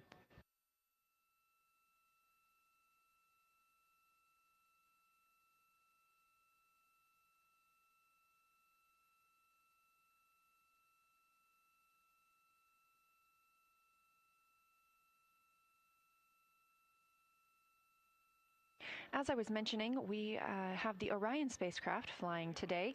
However, the Artemis crew members named their Orion spacecraft Integrity, so you will hear calls to this entire crew with the name Integrity. They say that the name Integrity embodies the foundation of trust, respect, candor, and humility across the crew and the many engineers, technicians, scientists, planners, and dreamers required for mission success.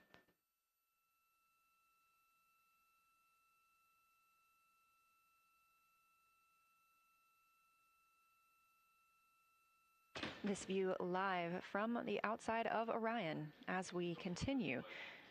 Preparing for our lunar flyby, now less than 5 minutes from surpassing the record set by Apollo 13 astronauts for the farthest humans to travel from Earth.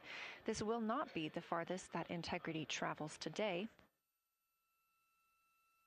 They will continue until they reach approximately a distance of 252,760 miles. That would be about 4,105 miles farther than Apollo 13.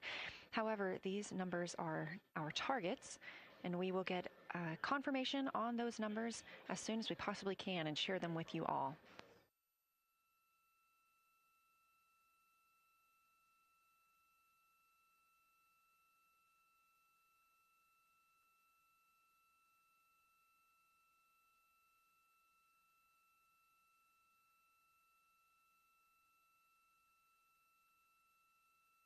We've talked a little bit about what to expect from the crew, whether that's taking photos or making audio recordings.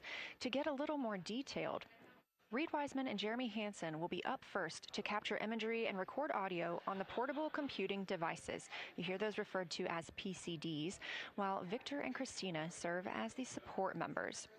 The crew will switch windows and roles halfway through their shift, and 1 hour and 5 minutes later, Victor Glover and Christina Cook will be the next crew members at windows 2 and 3 to take photos and make annotations, while Reid and Jeremy take on those support roles. There are 5 viewing blocks, and the crew will swap out with each one. During 2 of the blocks, the 2 support members will also be able to enjoy their midday meal.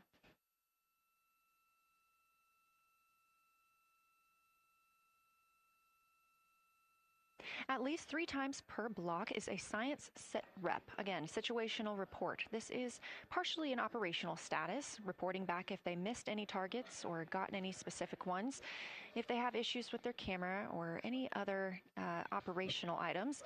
The other part is an actual description of the moon.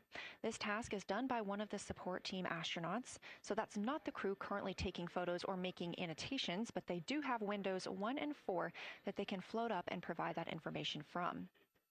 If you watch the entirety of the flyby, you'll also notice the crew will be photographing some targets multiple times to get observations in different lighting conditions. This is due to Orion changing their location throughout the flyby.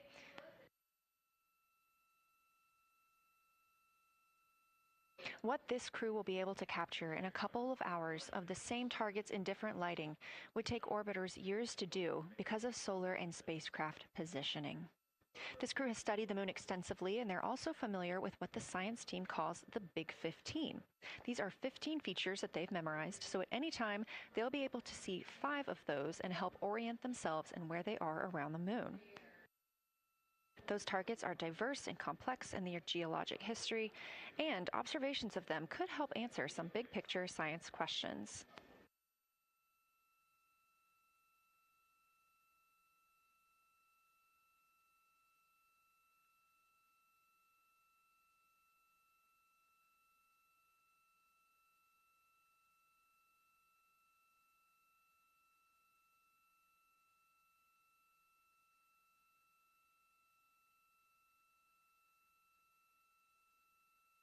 If you've been following the mission, you can see that the configuration of the cabin is a little bit different than what it looked like on launch day. After ascent, the crew were allowed to reconfigure their spacecraft, and you can see that they've taken down seats. They have also taken away footrests. This gives them more opportunity to move about the spacecraft.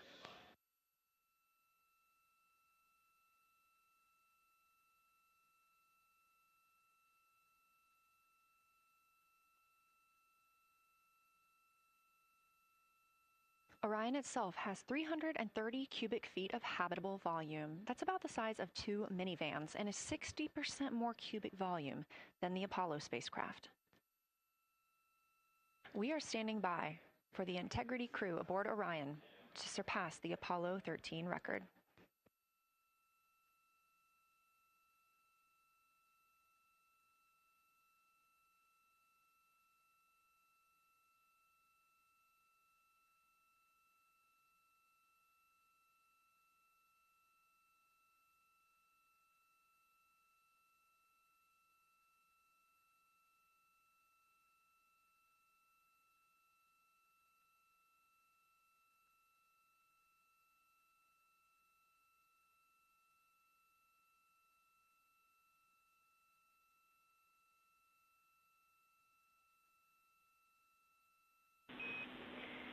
Integrity crew, on April 15, 1970, during the Apollo 13 mission, 3 explorers set the record for the farthest distance humans have ever traveled from our home planet.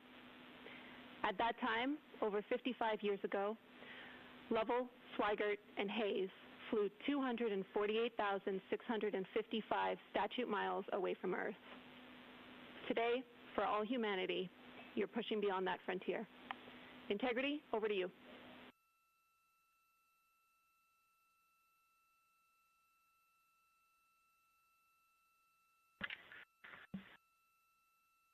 Yeah, from the cabin of Integrity here as we surpass the furthest distance humans have ever traveled from planet Earth.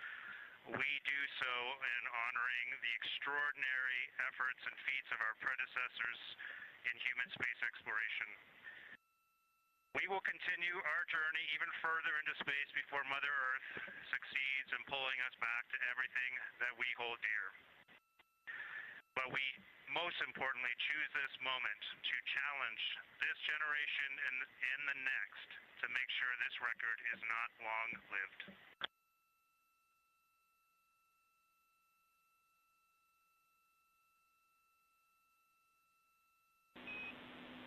Thank you, Integrity, and congratulations to you and the rest of the Artemis II team.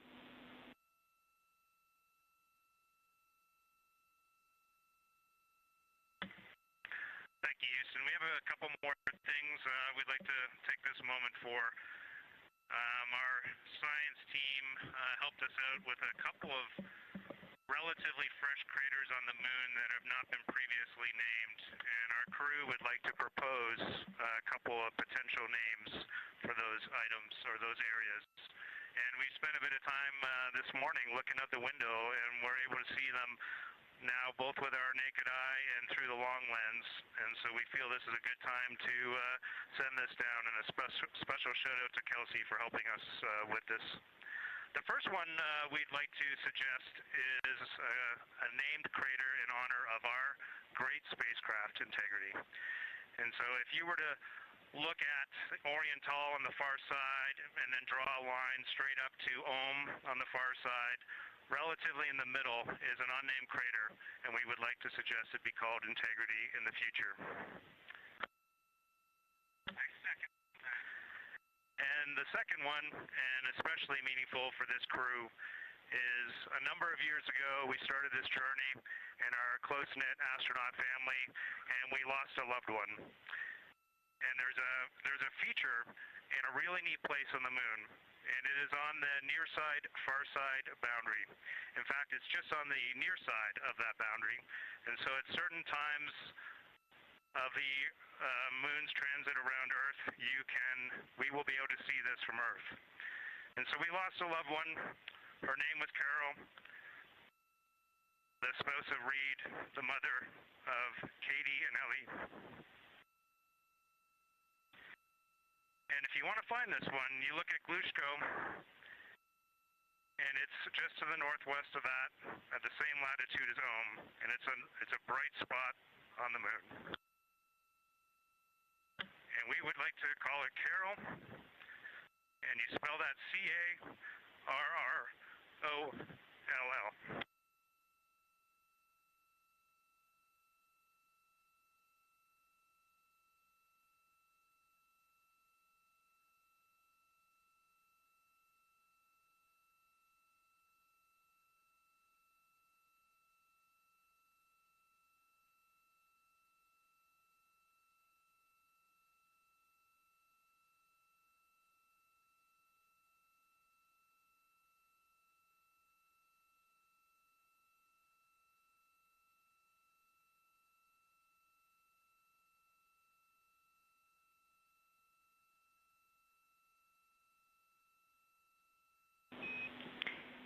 Integrity and Carroll Crater. Loud and clear. Thank you.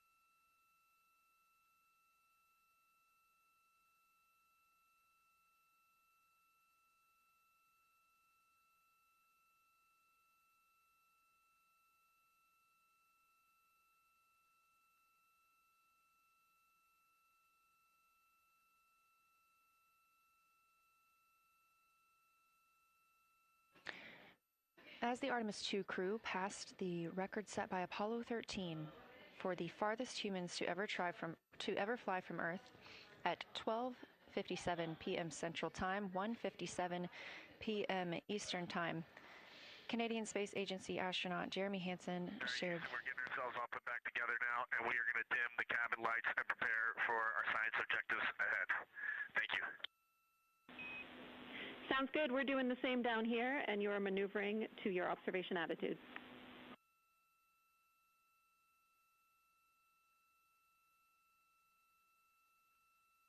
As we pass that Apollo 13 record of the furthest humans to ever fly from Earth at 12:57 p.m. Central Time, 1:57 p.m. Eastern Time, the Artemis II crew shared some poignant words, specifically Canadian Space Agency astronaut Jeremy Hansen.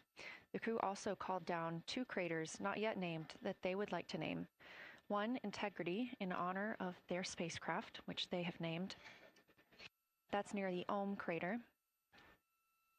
Another near Glushko, which is a bright spot, named Carroll, in memory of Reid Wiseman's wife.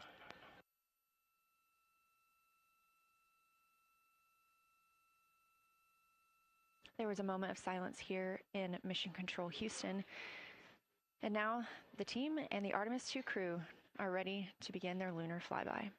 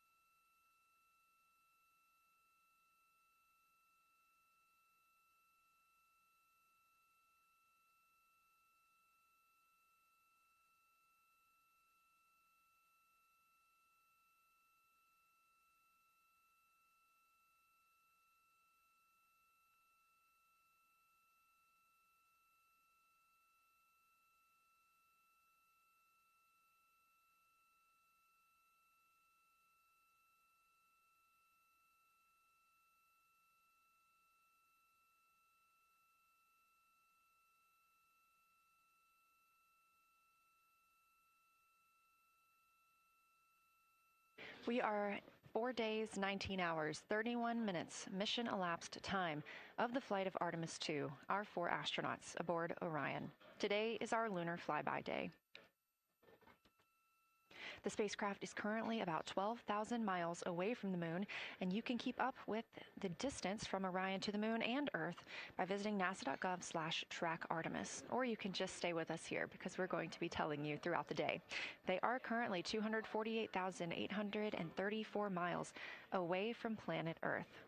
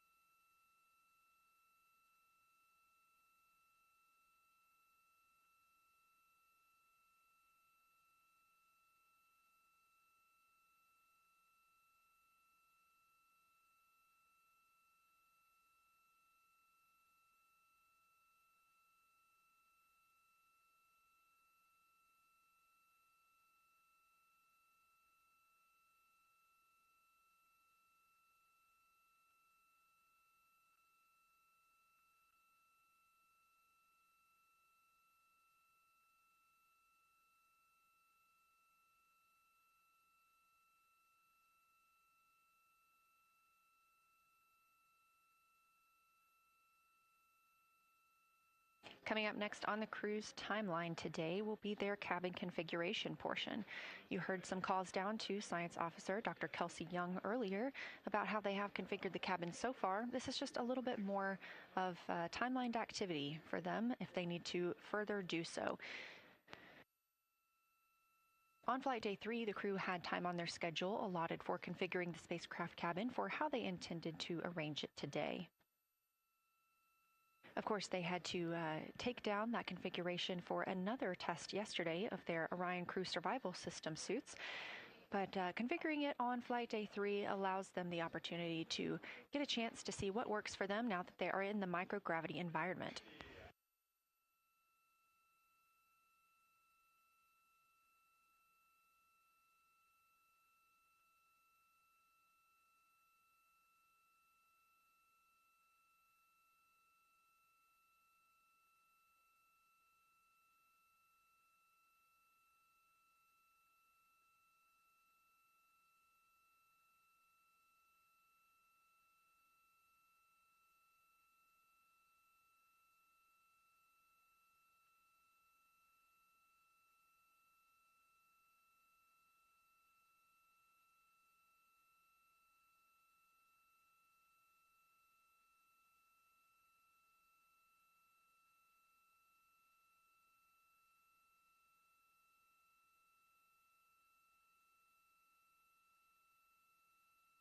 Again, the crew is about to begin their cabin configuration portion of their timeline, though they have been working that already, as well as potentially during their post-sleep period this morning. The official lunar flyby observations are slated to begin in just about 40 minutes. That's when we'll have the crew at the windows photographing the moon, as well as making calls down about what they are seeing.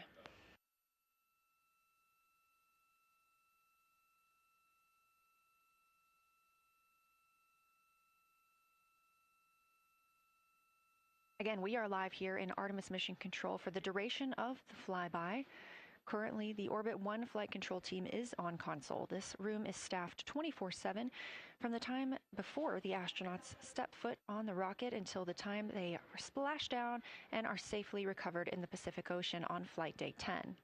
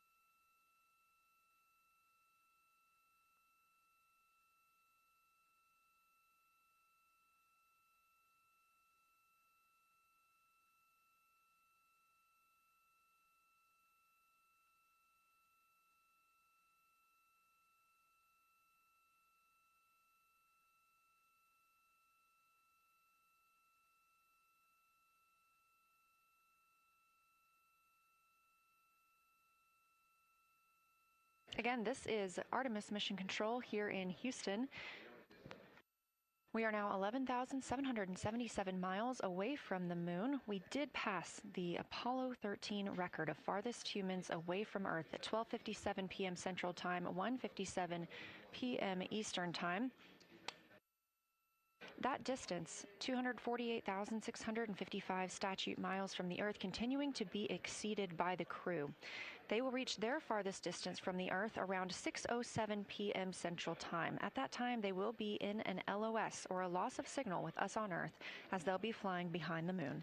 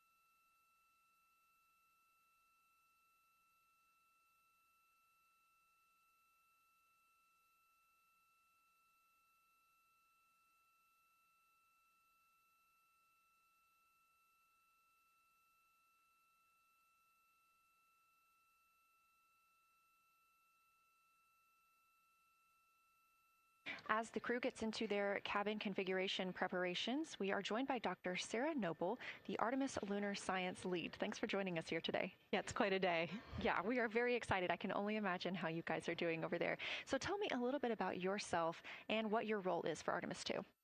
Sure. So I'm the Artemis Lunar Science Lead, so over the entire campaign, and my job is basically to make sure that as we have this big adventure back to the moon, we actually learn new things about the moon. Fascinating. So why is the moon such an important destination today?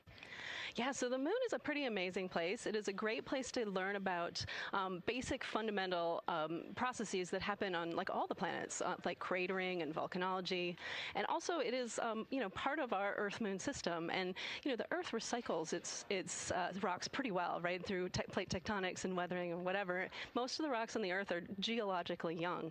But on the moon, we have the entire record that goes back 4.5 billion years since we formed. And so if we really want to learn about what was happening in that period, like the moon is really the only place we can go. We're also thinking about going back to the moon, and we want to go to the lunar South Pole. So what makes that such an interesting destination? Yeah, the South Pole is cool, right? It's far away from the places we went during Apollo. It's different kinds of rocks there, some of the oldest rocks on the moon. It's also a place where we think there might be resources like water. There are craters that really never can see the sun because of the low sun angles there, and they get very cold. And we think that water and other things can build up in those craters, and so we're very interested to see what that might do for us. I'm very interested as well. So for some of our viewers who might be new to this, what does lunar science look like during an Artemis mission? Yeah, it's pretty exciting for us as we have really sort of built this from scratch to try to understand how we can best use the crew to support our science. And so, we've developed a system. We've got a team in place. We've got a back room here in this building called the SIR, the Science Evaluation Room. And there's in fact a back room to that back room over in another building here at Johnson Space Center where we've got our teams of scientists working really hard. They're actually speaking to this room through our science officer. This is now the first time we've ever had a science officer in flight control room. So we're pretty excited about that. So we have a really voice out and up to the crew.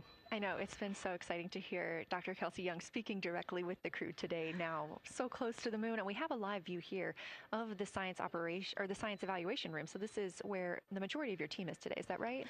Yeah, that's right. This is a big chunk of our scientists. You can see them in there now working hard, trying to get ready for the day. And then again, there's a second room where we have a lot of our data folks, where the data will first come down and they'll sort of sift through the data and get it ready for this team to take.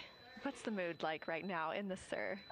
It is, I would say, giddy. I think we've worked very hard for this. They have done simulation after simulation. They have worked really hard over the last couple of years to get ready for this moment, and I think everybody's just really excited to see. Even already we've had some descriptions from the crew coming down, and it's so great to see their joy and our joy, our love for the moon come through.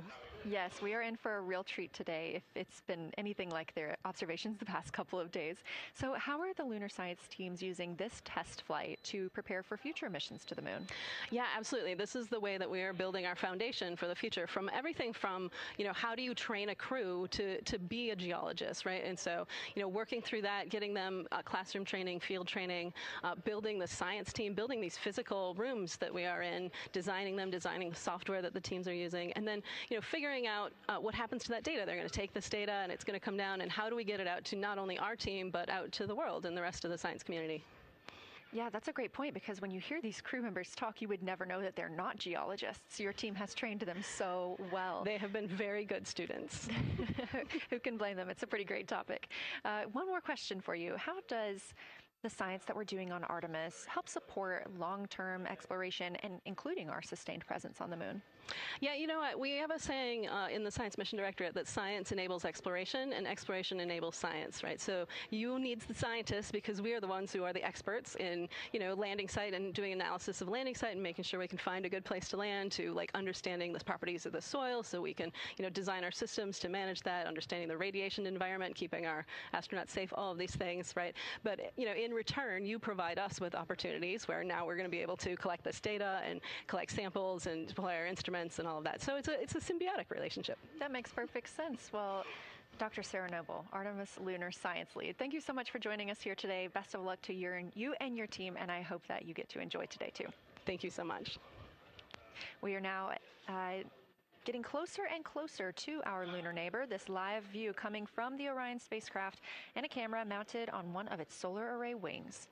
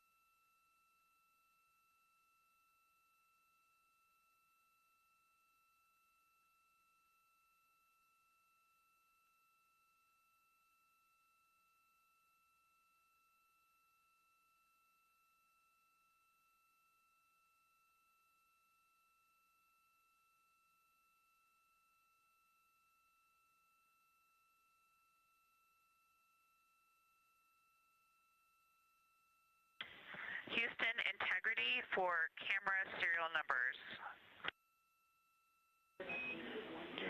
Ready to copy.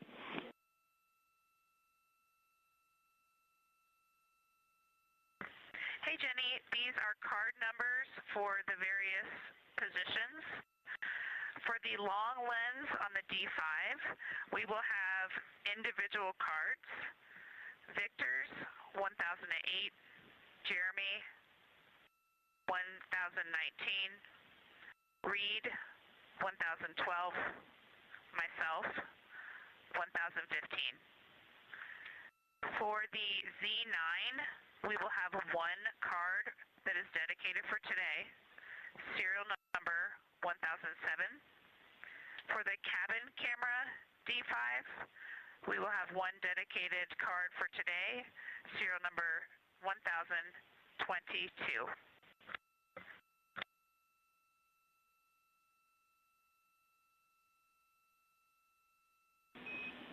All right, Christina, we copy all. Thank you.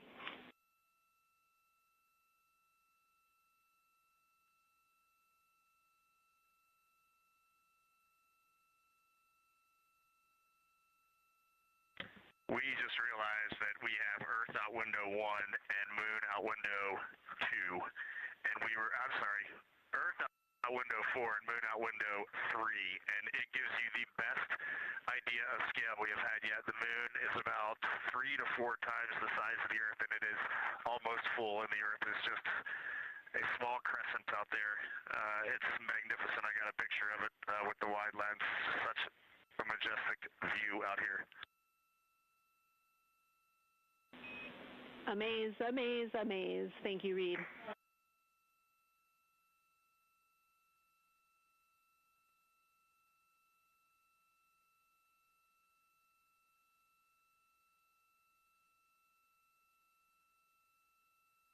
Those are some of the communications we're excited most about today. Commander Reid Wiseman calling down their view right now, obviously a little bit different than what we can see from the solar array camera. They are looking through the windows of the Orion spacecraft, able to see at the same time Earth and the Moon. You also heard NASA astronaut Christina Koch calling down some of the cameras that they will be using today. The crew is in that cabin configuration portion, and we expect the lunar flyby observation period to start just about 20 minutes.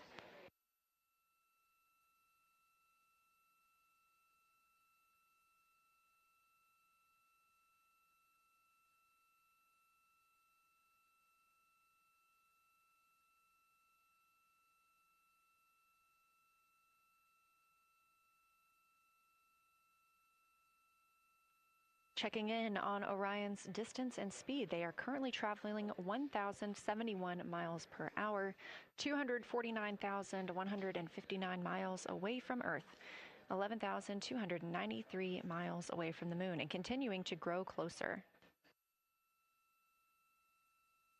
At closest approach to the Moon today, the spacecraft will be just about 4,070 miles away from the lunar surface. This will be during our loss of signal with the crew as they travel behind the Moon, and we will await their return to get the official number for you for how close they come to our lunar neighbor.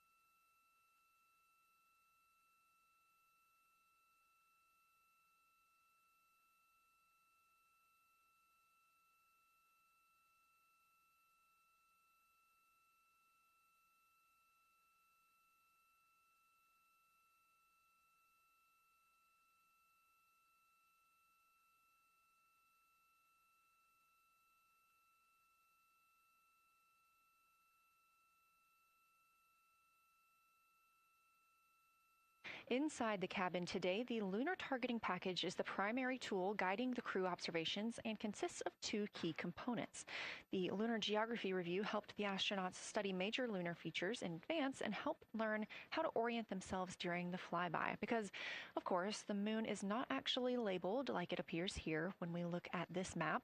The Lunar Targeting Plan provides a detailed timeline of observation targets, background science context, and specific instructions for the pictures the crew should take, as well as the verbal descriptions that will be helpful to the science team reviewing them later. This is a screenshot from their lunar targeting package, and a screenshot specifically of that lunar. For attitude. Go ahead.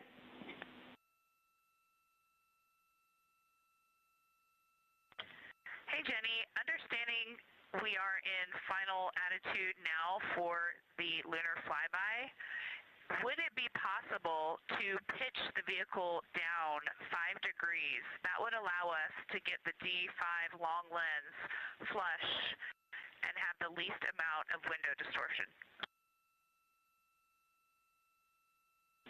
We're checking.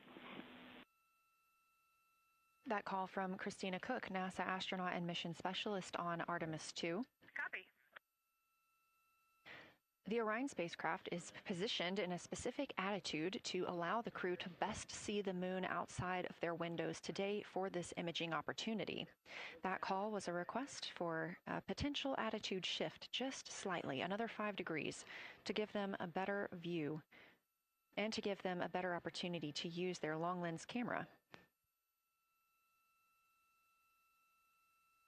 They'll also be using that lunar targeting package we were discussing. I am following along with that real time, so I'll be able to share with you exactly what targets the crew is looking at and when. They also trained with a lunar science passport. It's a little reference guide used on Earth to reinforce recognition of key lunar features. It is not on the flight, but it was a significant study tool for the crew to get them ready for launch. The apparent size of the moon will change throughout the flyby, and it'll appear roughly like a basketball held at arm's length at the crew's closest approach. That reinforces the need for careful planning and practiced observation techniques.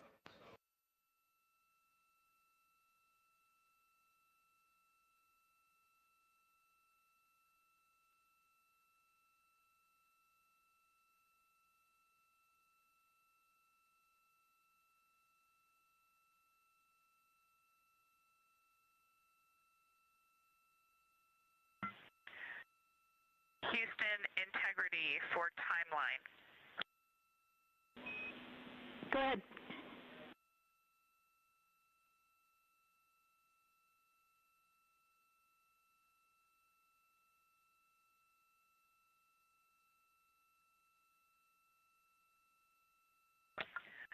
Hey, Jenny, just to make absolutely sure that we start observations when expected, we are showing in Optimus that observation time starts in about 15 minutes, and in LTP that our first target, discussion 1, starts in about 29 minutes.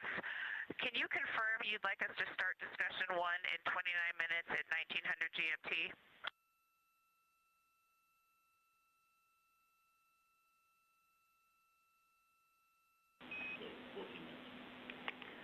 Christina, we are tracking that discussion 1 should start at 18:45. That's 15 minutes from now.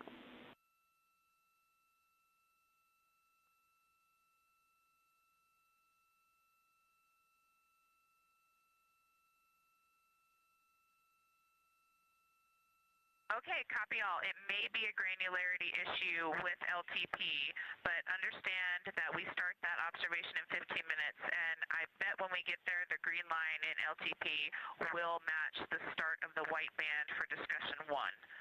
I think it's just a matter of the labeling and the granularity. Thanks for confirming. Copy, and we'll look into that a little bit more on our side as well.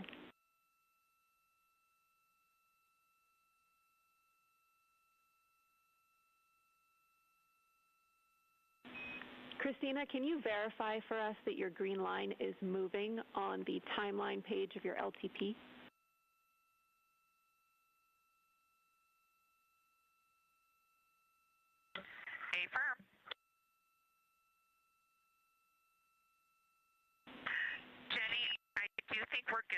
looking closer, I see the labels are just not aligned with start or end times of the white visible bands.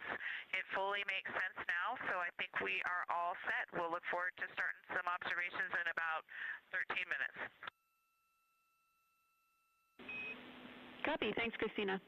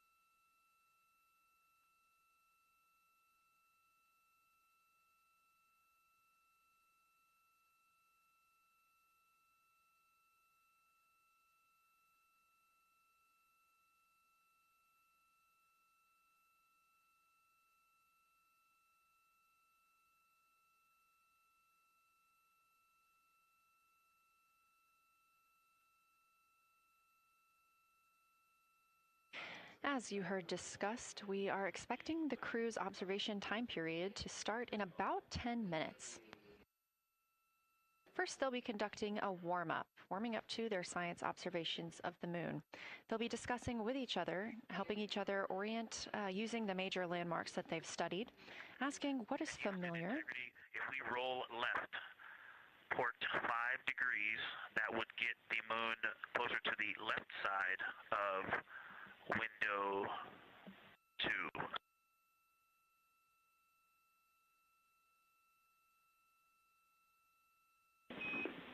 Copy, Victor. We'd like to know if it's pitch and roll or one or the other.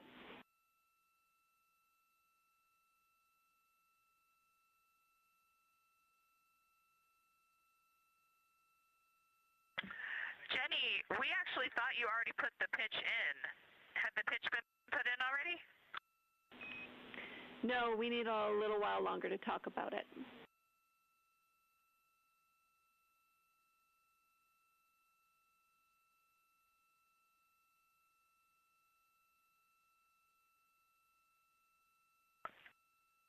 So, Jenny, I guess what's happening is just as our orbit's changing, where it is in the window is changing, so maybe these fancy little adjustments aren't worth it. It's going to continue to move in the window.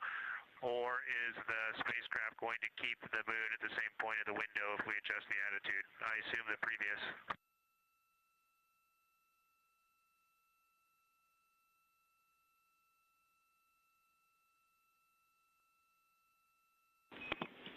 Right now, we are pointing the center of the window to the center of the moon with 2 degrees of deadband.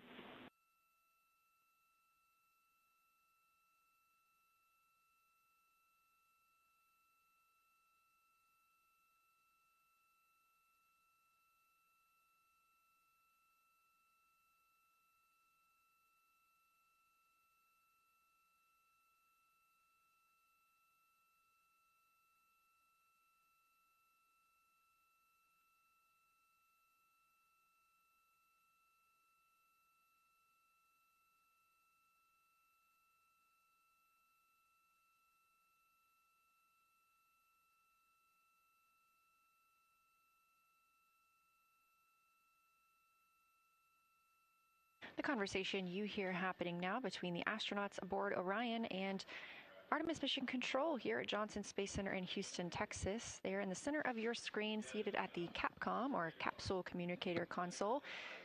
That's Jenny Gibbons, Canadian Space Agency astronaut, and Artemis II backup. She was also the lead Capcom for Expedition 63 aboard the International Space Station.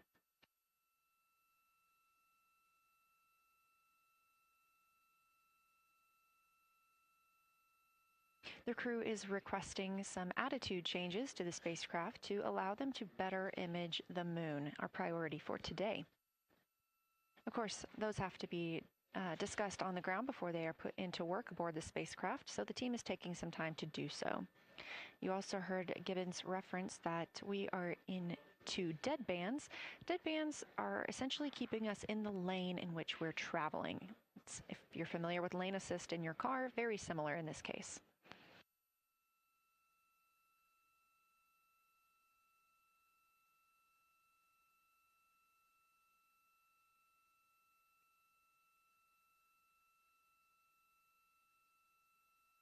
We are now 10,870 miles away from the moon, traveling 1,066 miles per hour and 249,390 miles away from Earth.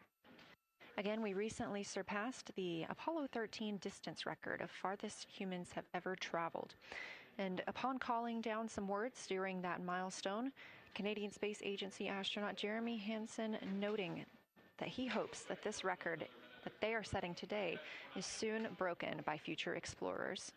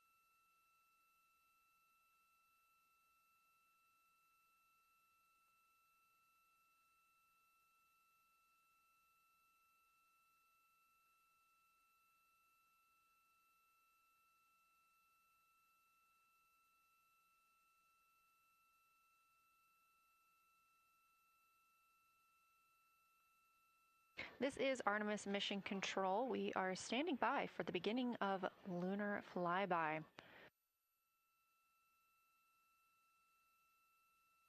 Expecting that to start in just a few minutes when the crew will begin a warm-up discussion preparing for the day. They will be capturing images along while discussing what they find familiar about the moon and what looks unexpected to them.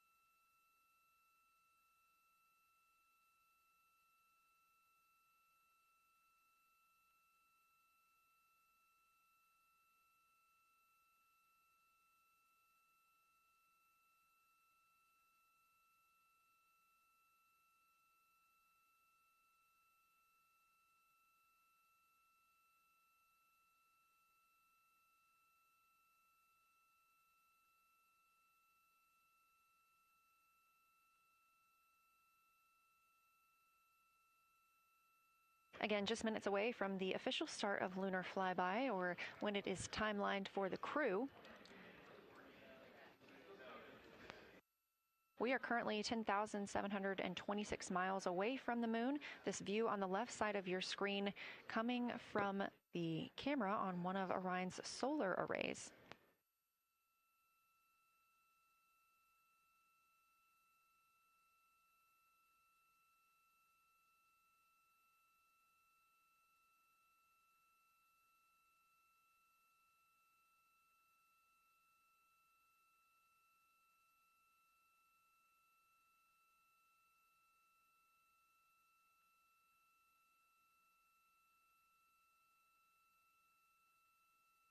Other conversation points while the crew are getting ready for their flyby today. They'll be looking to orient themselves using major landmarks and annotating their observations along with their discussion. They'll have 10 minutes for that warm-up discussion.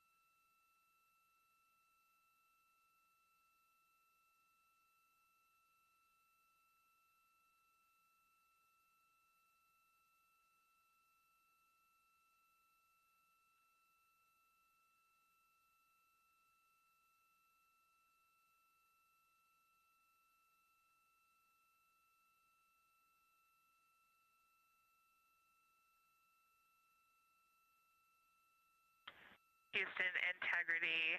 We have two folks at the window deep in discussion talking about all of the awesome features that they're seeing.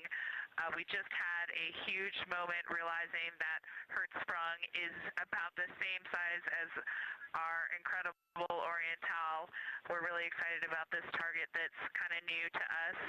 We're orienting on things like how we talk about albedo, finding some of the prevalent things that we're used to from all of our training, and just overall taking in this view. We also are noticing that the moon is still getting noticeably bigger as we go, even when you're watching it continuously. It's great to see these two guys get warmed up. We love the report, Christina, thanks. And you nailed it on why we added Hertzsprung. As you'll see in the prompts, we're looking for comparisons to the comparatively much older Hertzsprung compared to the younger Oriental. Great words.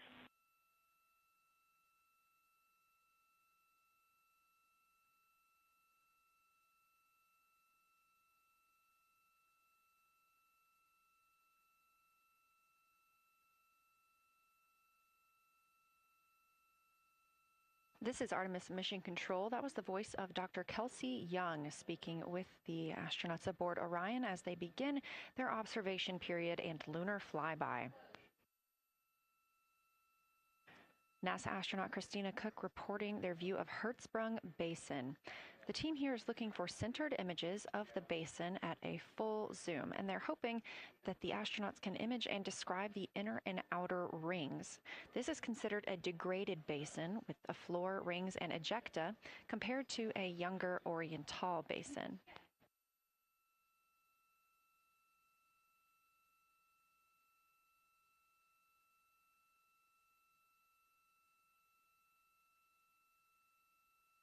We spoke earlier with Julian Gross, the Artemis curation lead, about some of the terms we will hear the crew use today. One of those just called out, that's albedo, looking at surface brightness, or the amount of light a surface reflects.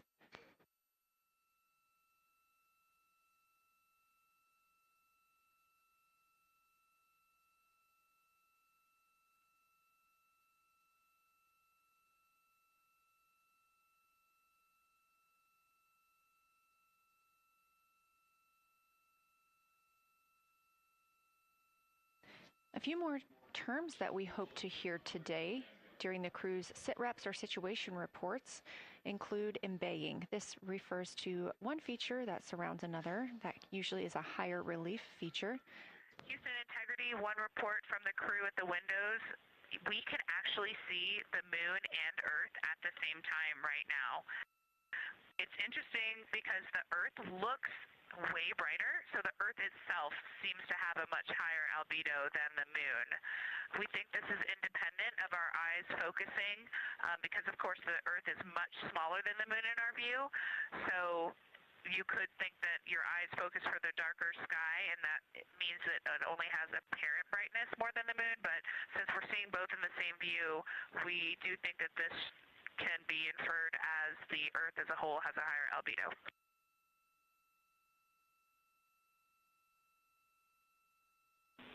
Great observation, Christina, and reminder that as you're starting to look for those subtle color and albedo variations on the moon, the relatively bright albedo Earth might make those a little bit difficult, but as your eyes continue to adjust, we expect you to start to see more nuance on the moon. Thanks.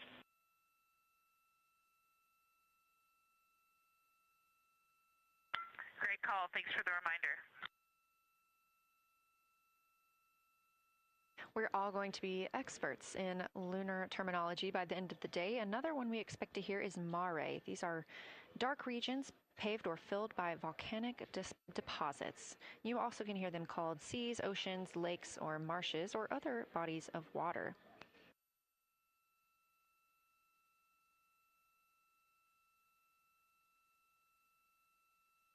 Again, we are live in Artemis Mission Control, but on the right side of your screen, that is the Science Evaluation Room, team members who have been preparing for this day for years.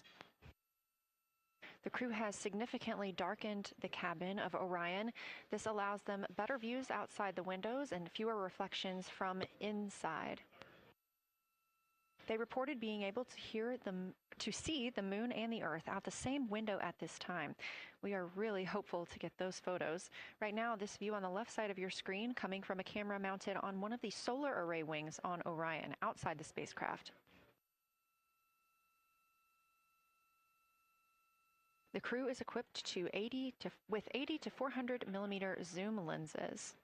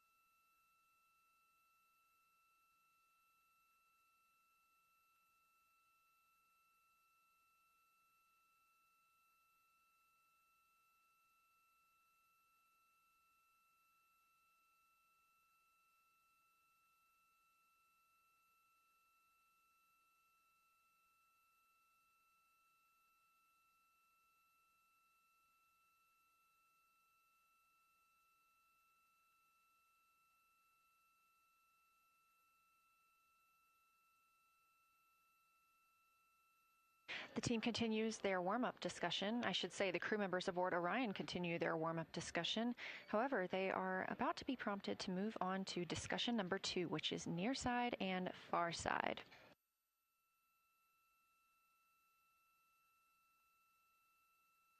some of the things that they are looking to capture, the ground has prompted them to photograph anything that stands out to them and to compare the near side versus the far side mare in color, albedo, topography, and texture.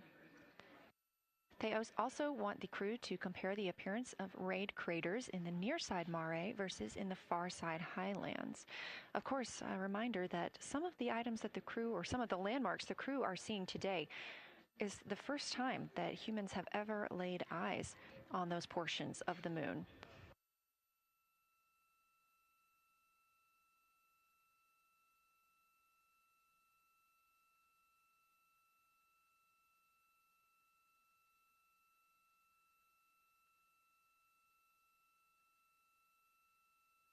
In the targeting package, there are a few reminders of the crew. For the crew, there are time-sensitive observation reminders and science sit-rep reminders. Integrity. We have a sit-rep. The targets that are being discussed right now, it's the far side, near side comparison, and hearing some great discussion of browns and greens in the Aristarchus Plateau and how those disappear as you go toward the North Pole, and then over to the far side, you lose the color. You've got Jeremy in window 2, Reid in window 1, having a great discussion. Christina's under window, I'm sorry, Reid is in window 3. Christina's under window 1, documenting the discussion. And we've got the lights completely off in the cabin. There are some LEDs that we cannot put out that do provide some light scatter. But we have all of the internal lights off. And are letting our eyes adjust as best we can. The window 4 view, you only get about a third of the moon. Tycho is going to go over the horizon soon, and you can see Aristarchus, and then you start to lose the view as you go to the west in Oceanus and Procellarum. So far, the team is on the plan, and the long lens is being put to good use, and recordings are being made, and internal documentation of the configuration and the observations is ongoing. Science, do you have any questions for us at this time? Integrity Science. Victor, very glad that you provided the first formal science sit-rep, as these were indeed your idea. One follow-up question, any relationship between those browns and greens you described? Do you see them blending into one another, and do you see any topography associated with either color?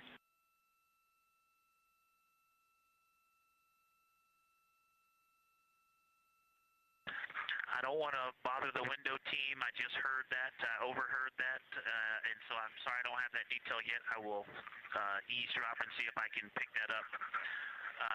I will try to answer that at some point. I also heard a comparison of the albedo in Aristarchus, that crater, the very high albedo spot. You can see it on the near side. There is a feature called, I believe, Burgess alpha, that is equally or maybe higher albedo.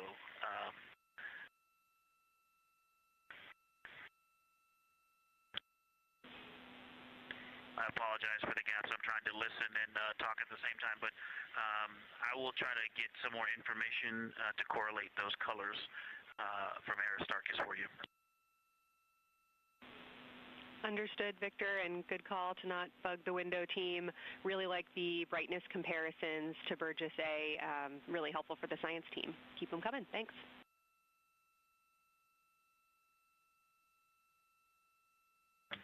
I also heard a discussion about the albedo of Grimaldi being a 10, and how many of us, when we were a little further away, saw that as the darkest albedo, and that the bigger mare off to the to the east was still dark, but maybe a 7-8. We still think that, but you are seeing color variation, albedo variation inside of Grimaldi as well, and that even on the west side there's still a very dark part of it. But it is still the darkest. It is just not as uniform as it looked when we were farther away. We're starting to differentiate the striations of albedo inside of Grimaldi. Copy all, Victor, and you read our mind. Superlatives like darkest, biggest are really, really helpful for us, so keep those coming.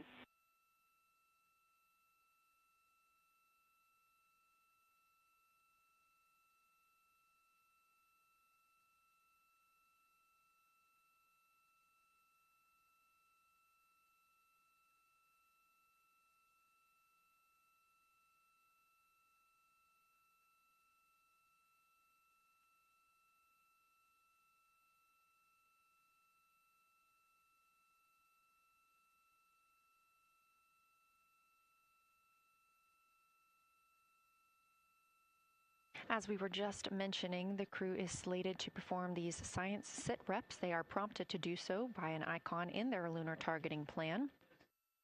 That one coming down from NASA astronaut and pilot of Artemis II, Victor Glover.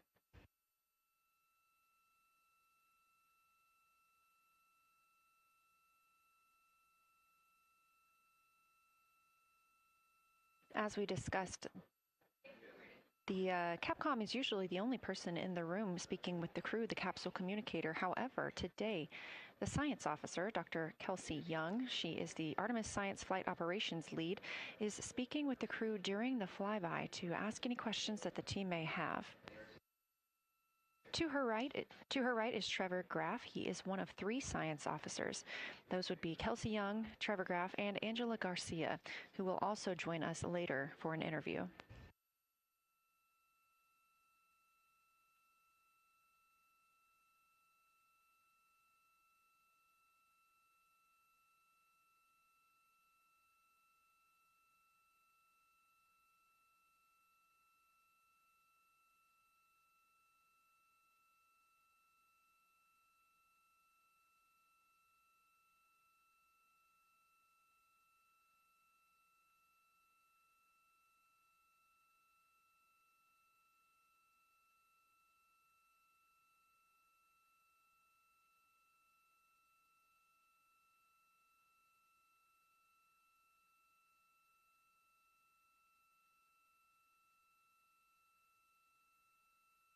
And Houston Integrity Science Integrity was able to get a view out of window 1, which is a beautiful view. I can see the entire moon that they're looking at. We left the T-shirt up there, so I was kind of peeking through the opening in the makeshift shroud there. And once I was able to get 2 eyes on it, what jumped out at me was Vavilov. It's just peeking out of the Terminator. It's clear of the Terminator now, but it just really jumps out because it's still got the low light, the low sun angle. And so where the, Vavilov has that impact over the top of another crater, where the 2 craters intersect on the eastern edge. So on the side closest to Oriental, where the 2 crater rings intersect, the shadow there is the highest peak in the interior of Vavilov, and so you can see that terrain is, there's some real variation in the terrain there, that there's a nice peak where those peaks intersect, where those rings intersect, and we'll get a picture of that. Love the description, Victor, especially the comparison and relationships you just described about topography. And if it's easier for your observations, do feel free to remove the T-shirt shroud from window 1.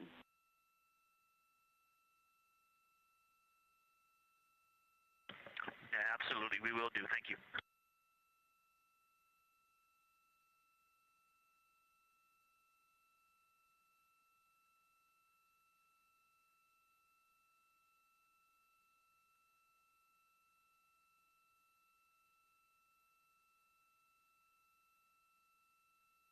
Those calls coming from NASA astronaut Victor Glover. As we discussed, the crew is working in pairs at the windows. Right now, taking photos are Commander Reid Wiseman and Mission Specialist Jeremy Hansen. Serving as their support team are pilot Victor Glover and Mission Specialist Christina Koch. You're hearing those calls from Victor Glover, as he is on that support team, and he is tasked with providing the science sit reps, while the 2 crew photographing and making annotations of the moon are in windows 2 and 3. Windows 1 and 4 are available for the support crew to fly up to, obviously look at the moon themselves, and provide these science situational reports. The view on your screen is part of the lunar targeting package, and it's something that the crew can reference as they are flying by, but this is an animation.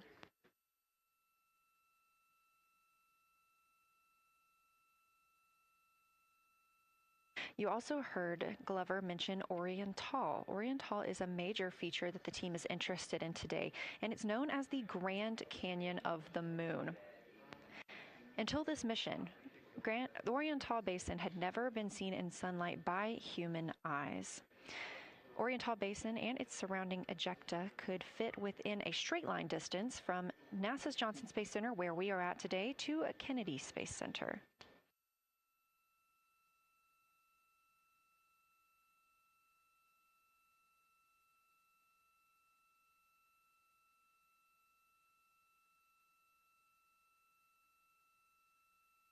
This a live view in Artemis Mission Control in Houston, Texas, where the teams are monitoring all systems, not just for today's flyby, but on the spacecraft themselves.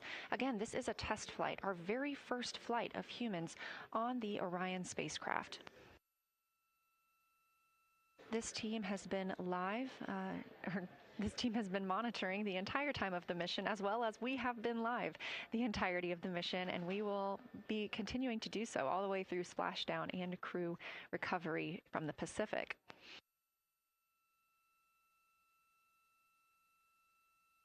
This is a visualization from ARROW, the Artemis Real-Time Orbit website that you can also access at any time by visiting nasa.gov/trackartemis, showing us that we are now under 10,000 miles from the moon, 9,948 to be specific, and continuing to count down.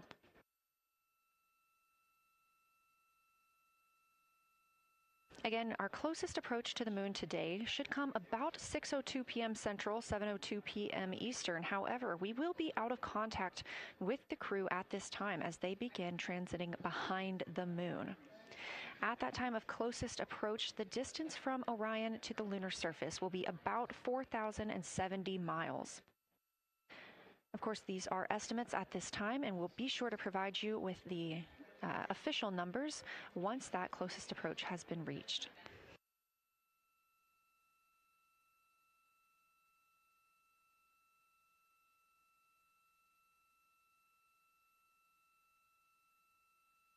This shot live inside the Orion spacecraft, where our 4 crew members are continuing with their lunar flyby activities. They have just begun those activities really about 20 minutes ago, so we've got several hours of moon view opportunities. This is still a live view inside that capsule. However, you can see just how dark they have turned down the lights. Actually, they've turned them all the way off.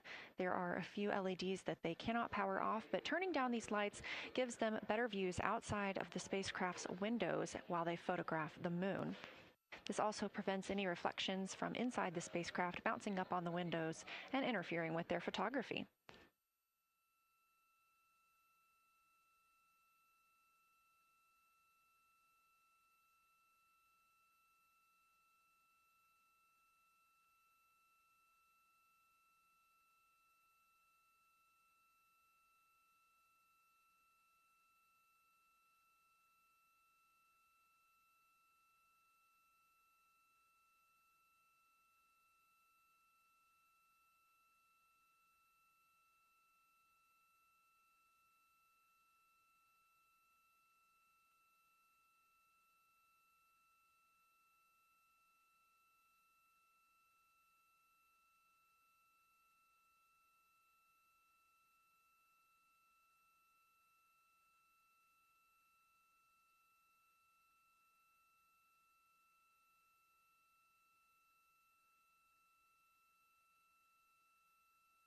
as we were previously discussing, the crew members are serving on teams. The first team being Commander Reid Wiseman and Mission Specialist Jeremy Hansen at the windows photographing what they see. We heard reports earlier that they could see both the moon and the Earth in the same view, and we are looking forward to seeing the moon and the Earth in the same view as well.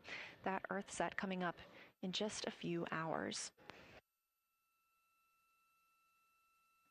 While Wiseman and Hansen are at the windows photographing, Glover and Koch are serving as support crew. They are able to assist with cameras. They are also providing those situation reports, letting us know how the team is working inside the spacecraft, what they're seeing, and how they're feeling about it. Those first blocks of teams will last about an hour, and the crew members are approaching the halfway point into their first observation block. A reminder, we have 5 of those blocks today. So they're approaching this halfway point during which the crew at the window will switch roles. One will begin taking pictures, and the other will be making annotations on their PCD, that's portable computing device. Both of those crew members at the windows are recording audio of what they see. They are putting on headsets and recording audio into their portable computing devices. Obviously, we are not hearing this right now. This is going to be sent down to the science team, and they will be able to analyze that at a later time. What we are hearing, though, and will continue to hear, are those science sit reps a few times every block. Once this block is complete, about 40 minutes from now, we will have the teams switch. That means pilot Victor Glover and... Science integrity, looking out of window 1. I think I may have misreported earlier saying that it was Tycho going over the horizon. That was Copernicus I was referring to. Apologies. It was Copernicus is what is farthest bounding to the east, and that is now like on the horizon or just past it. And Korolev is now a few degrees from going over the horizon. And then, next it'll be Aristarchus Plateau. And so on the west, we are getting a much better view of the Terminator. Looks like we have about 80% illumination of the moon. And Vavilov and 1 Vavilov diameter to the west is where the Terminator is right now. And so other features are starting to peek out there. The center of the illuminated part of the moon is to the lower part is Oriental, and just around Oriental, a lot of light structure is starting to show up. A lot of high albedo, similar to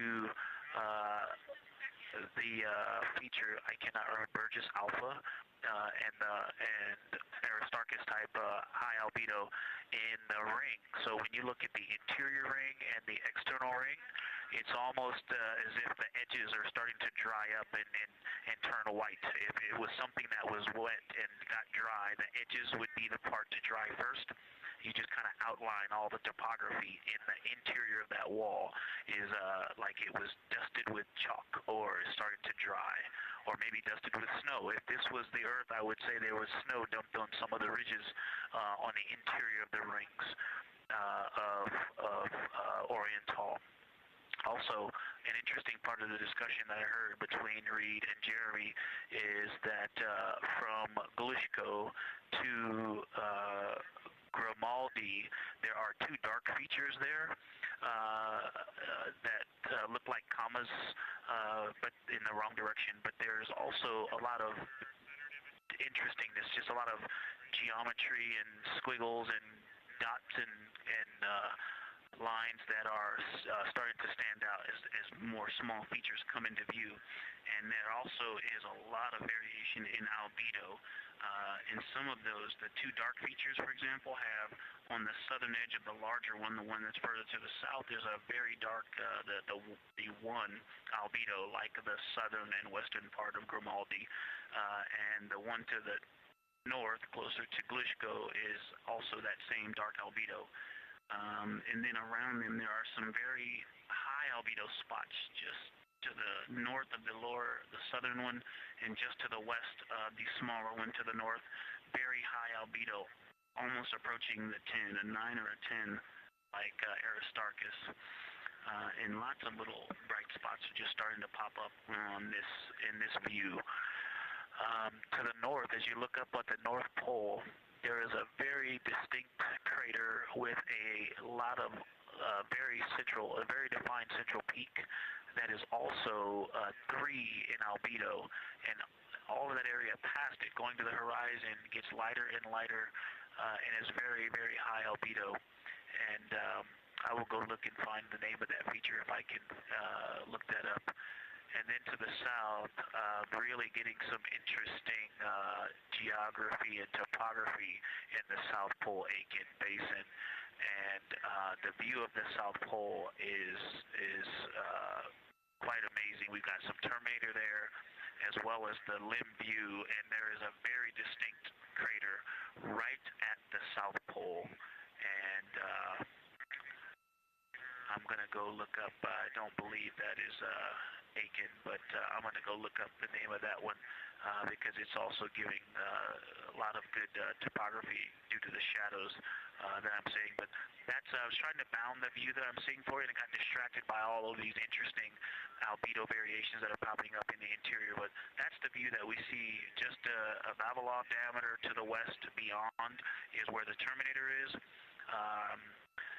Just beyond, I think Copernicus is the easternmost feature that we can see. A very nice ringed, very nice structure crater to the north with a great high albedo central uplift to the north, and the south is dotted by a very characteristic crater with a lot of terrain, shadow features, and I will go try to find some landmarks to put names with those. Any questions for the observation team? Integrity Science, love the descriptions. You're definitely looking odd up there. Appreciate seeing the training being implemented. Especially interested in your descriptions of the dark patches. You compared the comma-looking features to the albedo you see in Grimaldi and noticed that you're starting to see those color differences popping out. Any observations you want to make, especially when you get on, the PCD in a little bit, would really help us tease out the differences in those dark mare deposits. Great description, Victor. Keep them coming.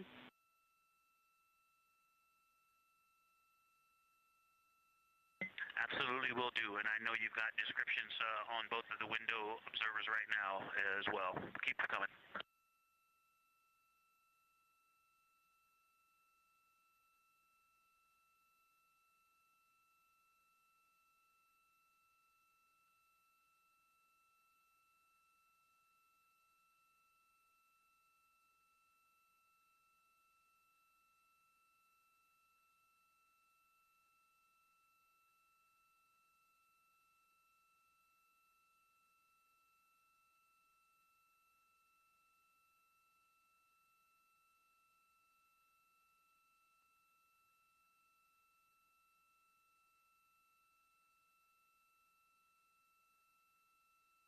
Great evidence of how well trained this crew is by the science team.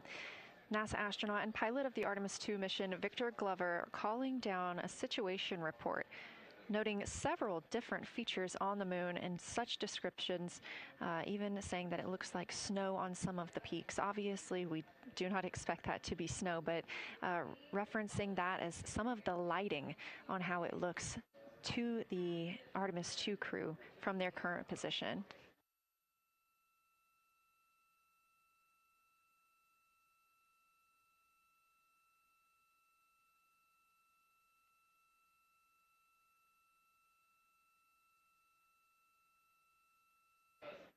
The team is slated to be switching their positions at the windows now. Both Reid Wiseman and Jeremy Hansen have been at windows 2 and 3, one taking photos, one making observations and annotations on their portable computing device. At this time, we also anticipate that they are looking at a crater duo. One of those is Glushko, and the other is Ohm. The team is looking to know the extent of Glushko's ray system and how its rays differ in the mare versus the highlands. They also want the team to compare the ray systems of Glushko to Ohm.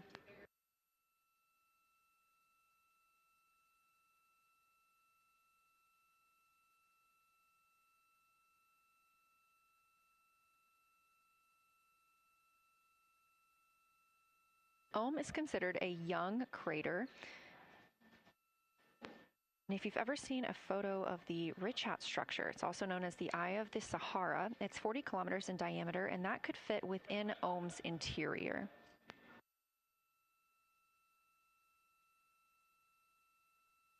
The team is specifically interested in descriptions of that ray visibility, including the color, albedo. Remember, albedo is the brightness or the surface reflection, and the reach.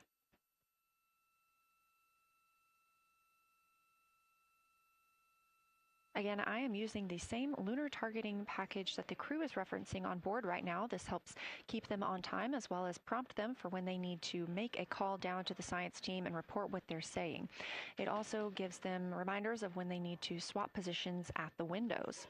Additionally, I'm using the Artemis II Lunar Science Passport developed by Amber Turner and the Artemis II Lunar Science team.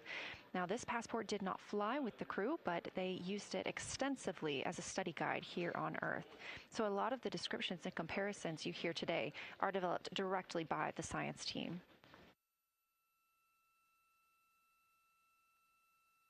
We are now 4 days, 20 hours, and 43 minutes. Science, integrity, that crater to the north, that is, it's like we've got one in the north that looks like just a textbook crater, and one on the South Pole as well. The one on the north, I think, is Pythagoras. And what I wanted to highlight about that is it is either a very distinct central uplift or just a very defined area of high albedo. If a majority of the crater, especially the floor of the crater, is, say, an albedo of 5, this center, and gosh, only a tenth of the diameter of Pythagoras is an albedo of 2, maybe 3, but it is very bright and it stands out.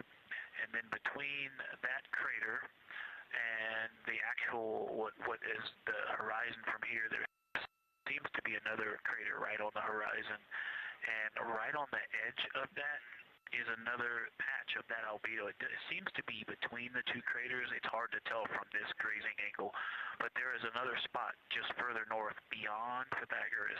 Between the two, I can draw a picture of this one and show you where that very high albedo, again, another 2 albedo surrounded by 5 and most of the area bounding it.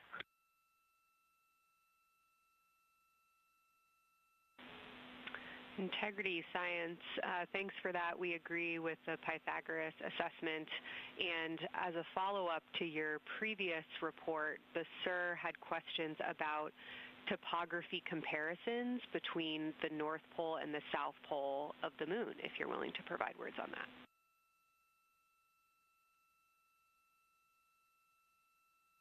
Topography comparisons, absolutely. And if you have any idea what... if you draw a line between Pythagoras and the western edge of the outer defined ring of Oriental, it intersects a beautiful textbook crater on the south. I would love to know the name of that. The topography differences, now the South Pole has a little bit of a benefit that it has more of the terminator, and I can see a little more shadowing there, but there's a nice crater right at the South Pole, so that's the main thing defining the topography there. Seems to be quite a bit of elevation change. I can see some very jagged shadows, a 90-degree just to the west of that crater at the South Pole. I can see a very distinct change in the shadow directions, indicating, I don't know, a very high wall or a very deep canyon just to the west of that. And in the north, it seems to be that from sort of the edge of the mare that's dark, which is maybe 1 Pythagoras diameter south, if you draw a ring about that, maybe the top 7 degrees of the moon, and just draw a ring around that, the near side is an albedo of 5 and looks quite smooth from here. And then along the same edge of the mare, the edge of the mare that kind of Grimaldi's just outside of, Glushko is just outside of, Carroll Crater is just outside of, and you start to see the stark differences between the darker 7/8 and the 5s and 6s, the 4s and 5s. If you follow that line up to the north, that line is also where the change in topography happens at the North Pole. The line defining the light and dark on the edge of the mare that you can see from Earth. Draw that line, roughly the midpoint of all that, straight to the North Pole. And on the side facing the Earth, you see smoother topography and dotted by Pythagoras and its next door neighbor crater. And then on the far side, you see a lot more cratering and a lot more topography. And again, the far side has the benefit of a little terminator there, but I am seeing a variation in the topography. It seems to be more jagged and a more challenging place to find a place to land and to even traverse in the south. All around the South Pole, and at the North Pole, it seems to be it would be more challenging to translate on the far side of the North Pole compared to the near side of the North Pole around Pythagoras. Copy all, Victor.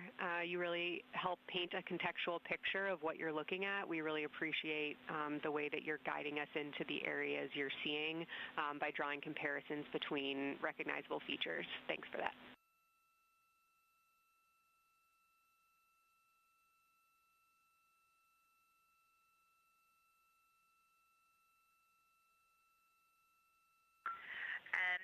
Kelsey, another little science sit-rep moment, something I just heard from the window team is the more I look at the moon, the browner and browner it looks. I thought that was an interesting observation. The 2 observers have been on timeline, no hardware issues. They did start to talk a little bit about another feature that you'll hear more about on the recordings that they call the handprint. That was at the end of their Glushko and before they moved into their current target. They thought that was worth chatting a little bit more about. And they're preparing to switch after this. Houston copies and concurs.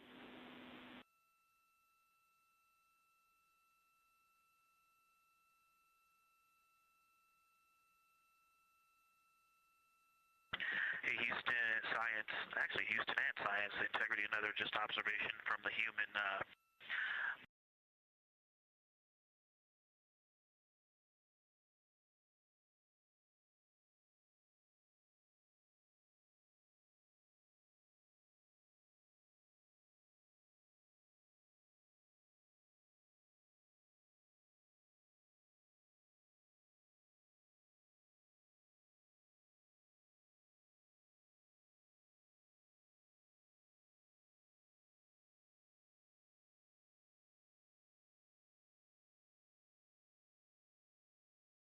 window. I can feel my eyes adjusting, and it just have to work through it as they adjust.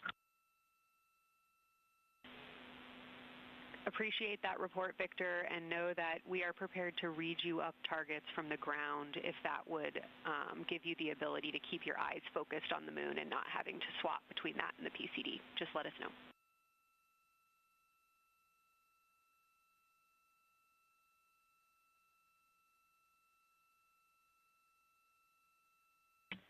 Yeah, we appreciate that, Science, and we will also do that for the window teams, and we'll back each other up that way as well. But we appreciate that. We may take you up on that. Thanks.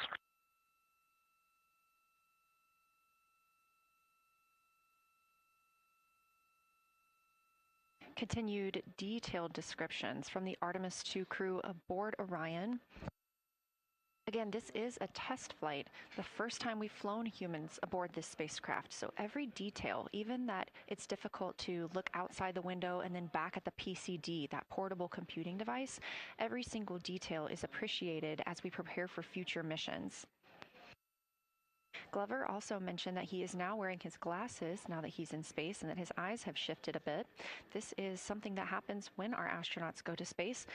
There is a fluid shift from the lower half of your body up into your head, and that can cause changes in your eyes. It's something that we have seen over time for some crew members, especially now that we have been living and working on the International Space Station for over 25 years.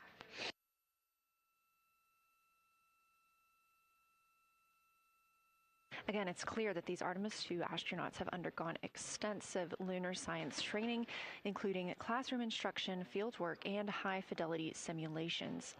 Training expeditions even took place in analog environments like the Icelandic highlands and the Kemasassen impact crater in Labrador, where crews practiced identifying and describing geologic features under varying conditions.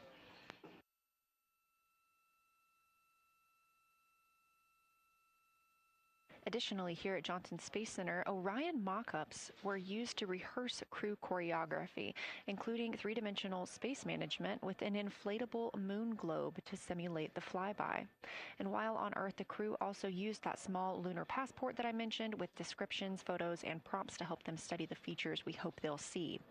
Now, this is a view from their lunar targeting package at this time, helping them determine what they're seeing on the moon, as well as on the left, keep up with what their next target will be. As you can see, we have got a long list and an exciting day ahead of us.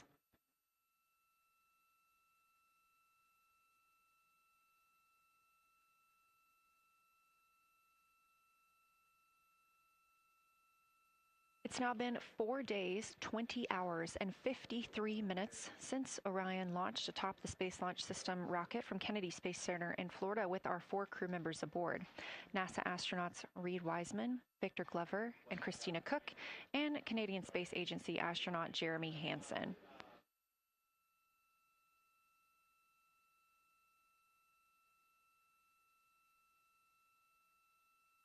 The Artemis II crew passed a major milestone today when they passed the Apollo 13 distance record at 12:57 p.m. Central, 1:57 p.m. Eastern. That Apollo 13 distance record was 248,655 statute miles from Earth. And Houston, another observation, whole moon. When you look at the moon, something I've never seen in photographs before but is very apparent, all the really bright new craters. Some of them are super tiny. Most of them are pretty small. There's a couple that really stand out, obviously. And what it really looks like is like a lampshade with tiny pinprick holes and the light shining through. They are so bright compared to the rest of the moon. We copy, Christina. Thank you. Looks like you guys might be doing it, but remind you to swap positions at the window and take your SD cards with you. We're loving everything that you're calling down, so keep it up.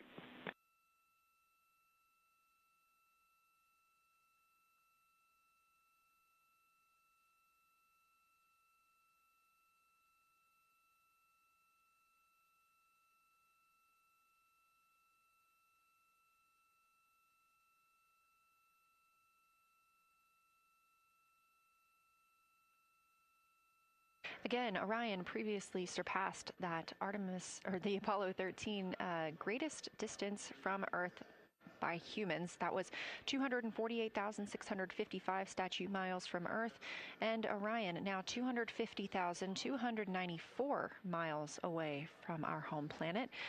The spacecraft is 9,033 miles away from the moon and growing ever closer.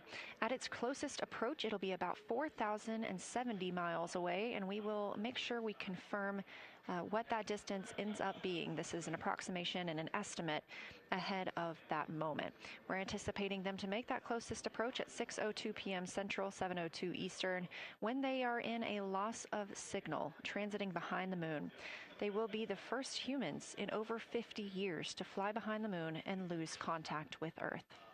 We will regain that contact about 40 minutes later as they reconnect to the Deep Space Network, emerging from behind the moon, and we will look forward to seeing an Earthrise.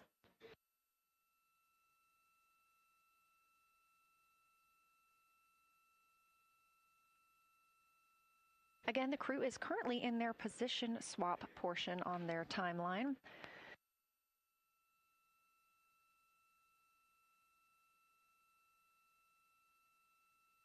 This allows crew members the opportunity and the experience of all roles necessary during today's flyby.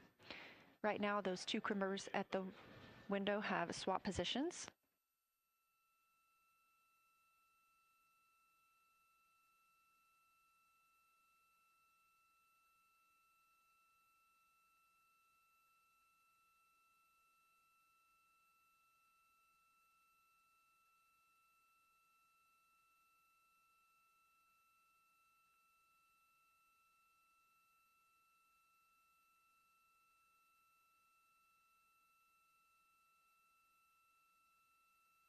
Again, the crew at the windows swapping positions. Right now, that crew is Commander Reid Wiseman and Mission Specialist Jeremy Hansen, while Victor Glover and Christina Cook serve as their support flyby crew members. That's why you are hearing Victor and Christina during those science situation reports. Those voices will change in about 30 minutes when they take a turn, taking photos and making annotations while at the window.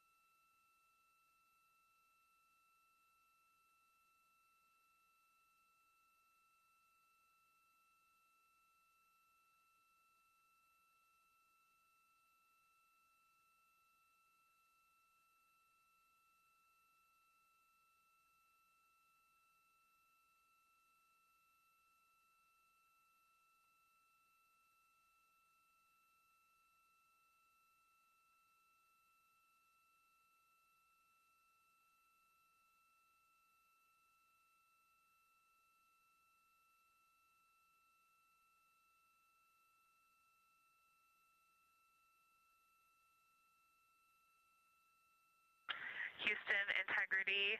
I wanted to provide an observation or a little bit of descriptive nature on something that we saw on the first day we had good moon views. This was when we saw more of the near side, and the ground helped me out with identifying Mare Imbrium. Mare Imbrium, when you have the western limb also in view, looks completely different than the normal view we have of the near side. It is the most striking feature of the western limb view that we had. And the mountain chains that form its eastern side are very prominent, but they actually stand out more than I'm used to seeing even on the western side, and the whole thing just feels like a big bump. It actually looks like a large healing wound with a high albedo forming the mountain chain around the impact basin. And I just don't think I had enough chance to describe how striking it was on that western limb view as we were coming in a couple days ago. Christina, science, absolutely love that, especially since that's a feature that all of us here on Earth can observe from home. So I'm sure tonight everyone's going to be going out and looking for evidence of that beautiful topography you just said. Thanks for those words.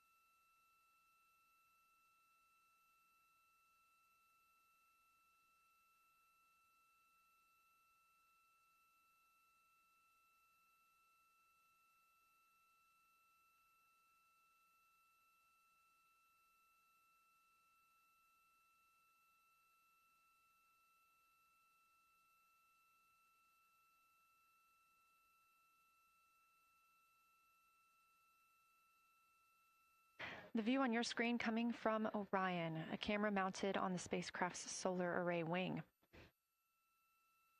Toward the right of your screen, the near side is the hemisphere we see from Earth. That is identifiable by those dark splotches, which are ancient lava flows. Science integrity. A question and a comment.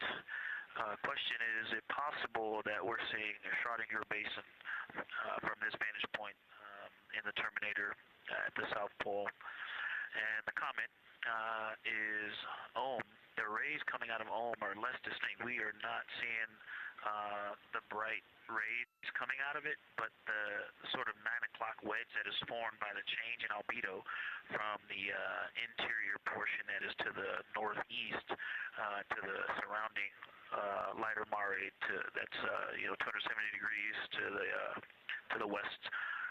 That 90 is very distinct and interior. You got some great descriptions from the two at the window about the colors in there, but in that darker part, in that wedge, you've got some really interesting color, even though the rays, the distinct difference in the albedo almost look like rays, but it's not the rays coming out, it's the just change in that albedo. Integrity science, that is very intriguing, those color rays coming out of rather than sort of albedo. And as answer to your question, we do not think you can see Schrödinger. It's in darkness as of now. But thanks for that description, and it sounds like the pair at the window's got great descriptions that we're definitely going to dive into tonight.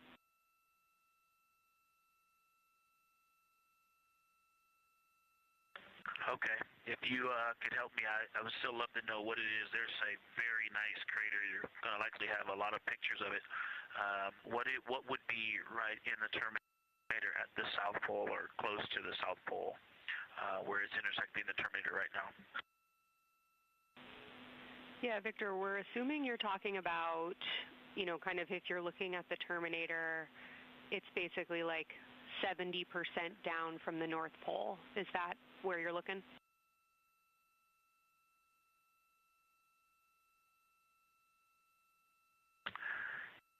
Contact, yes, that is where I'm looking.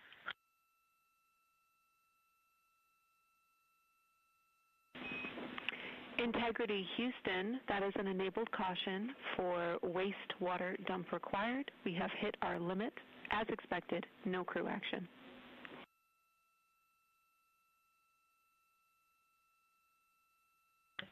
Copy, no crew action.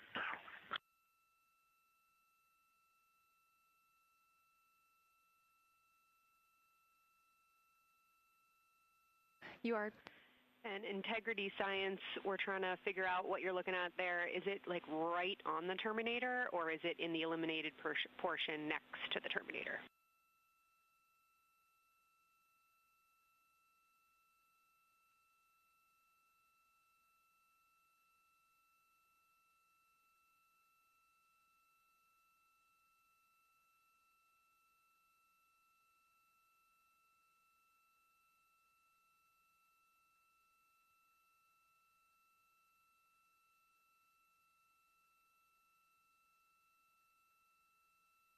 While we wait for a response from the crew, the Terminator is that difference between day and night, or brightness and darkness, that you see on the moon.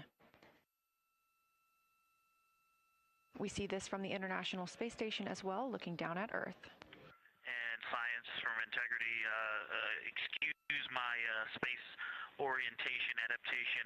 If you draw a line between Glushko through the center of Oriental, and then another line from Glushko through the southern tangent of Oriental, that line would almost perfectly intersect tangentially the crater that I'm talking about, and it is on the Terminator. So yeah, I think I'm not looking at the South Pole. I was a little twisted. That line description was really helpful. I have eyes on the SIR right now, and they are actively discussing lunar geography. We will be back with you shortly.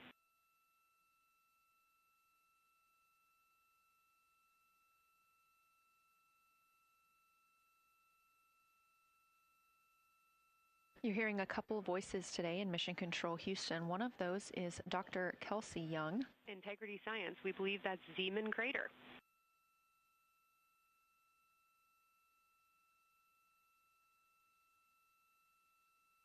Oh, I floated away from the speaker. Say it again, please. We believe that that is Zeeman crater.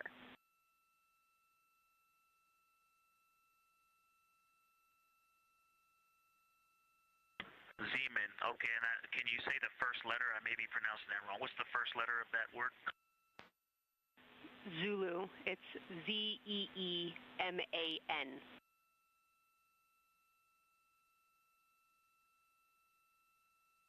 Copy. Thank you for that. Yes, we've got a great view of that. And when I went back to the window just now, the view has completely changed. Our trajectory is taking us to a new view, and I'm looking more into Vavilov. I've got a nice, great view into Vavilov. I'm actually away from the window right now, so I'm going to go try to give you some bounding words on the view that we're seeing, but I've got to get back to a window in a minute. Understood, Victor. You're defining new views of the moon in more ways than one.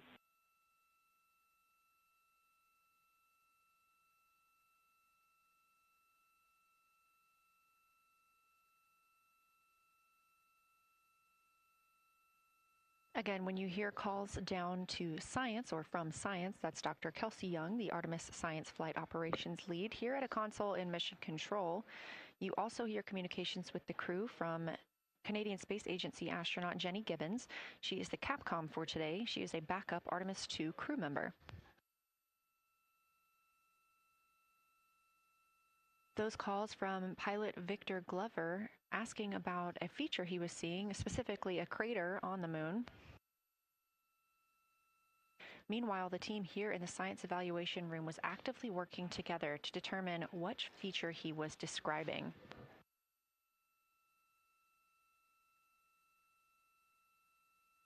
The teams at the window have continued to move through their targets, including Aristarchus Plateau, Reiner Gamma, and we are preparing for the cabin and window teams to swap.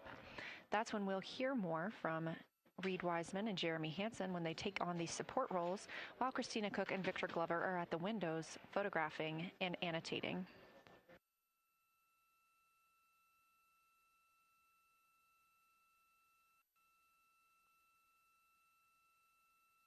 As we briefly mentioned, if you look towards the right side of the moon, essentially,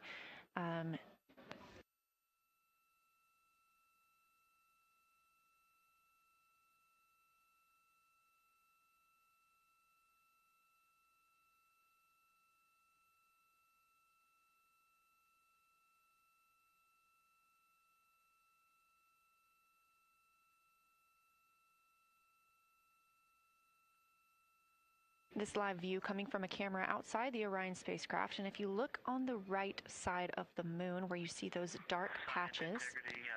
Wow, yeah, I wish I had some more time to just sit here and describe what I'm seeing, but the Terminator right now is just fantastic.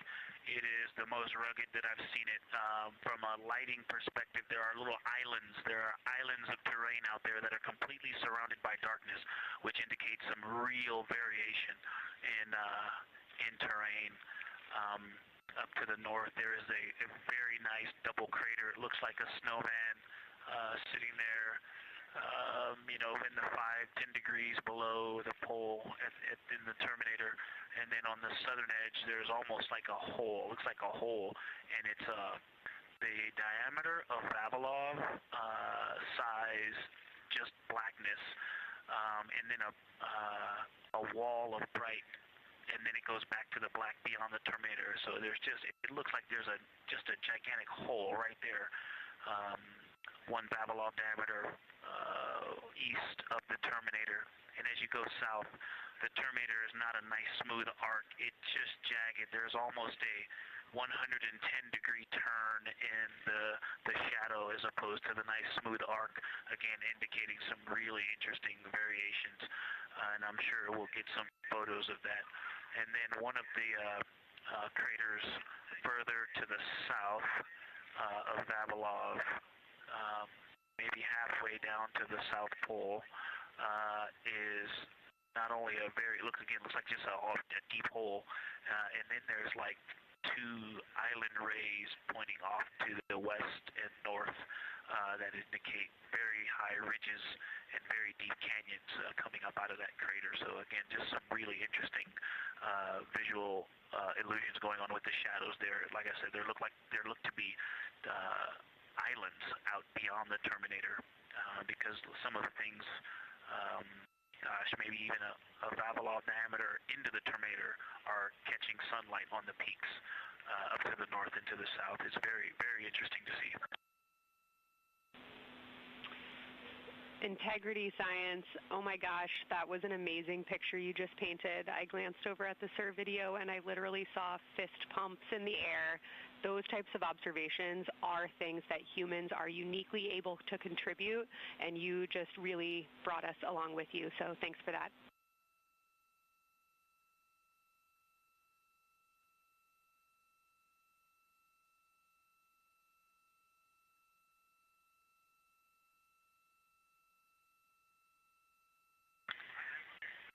That's awesome, Kelsey.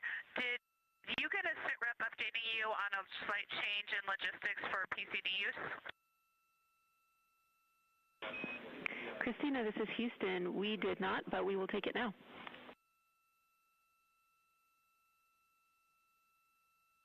We slightly changed the PCD plan for the window observers. The two window observers kept their PCD.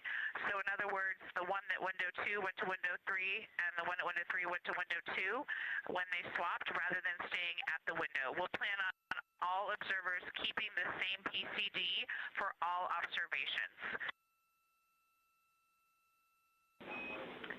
Copy, Christina. That makes sense to us, and good plan. We are coming up here on a cabin and window team swap. Let me know when you're ready for a quick vehicle status.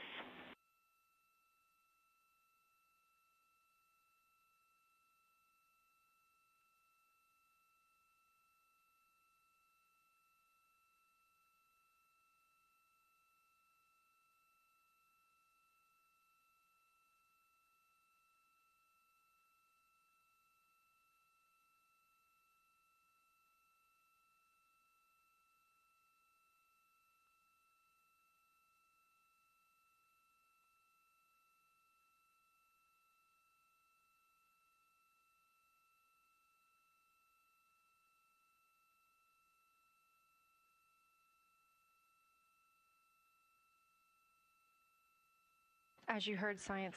Go for the vehicle system update. Howdy, Reid. We don't have much for you. We just wanted to let you know that toilet right now is no-go for use as we stick with the predetermined limit for now. All crew members, please use CCUs. Otherwise, Orion is looking very good. And you have 15 minutes in this handover time where we expect Victor and Christina to switch to the windows and you and Jeremy to be in the cabin assisting. Let us know if you have any questions.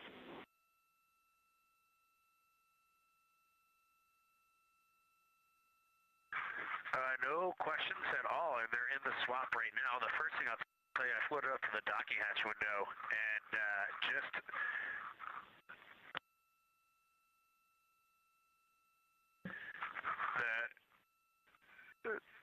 what I'm going to call the Mari around Oriental just looks so different out the docking hatch right now. It's quite a bit darker. It's the same darkness, if not a little darker than Grimaldi, but it's cool after just being in the 400 mil for the last half hour. Looking up close, I got pictures of everything Ike was just describing on the Terminator. It really is a fascinating Terminator. And then Oriental just looks so dynamic right now. It's very three-dimensional at the docking hatch compared to what I was just looking at through the 400 mil.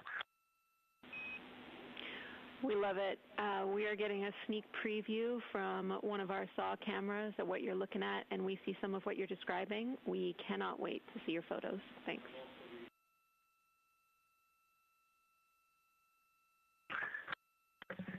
Yeah, Jenny, I wish you had some longer lenses on those solar arrays so you could see the whole moon, but man, it is, or the up-close moon, not the whole moon, but it is just fascinating here. It's so cool. All right, MPO and INCO, take notes. We want a zoom lens on those saws next time. Thanks, Reid.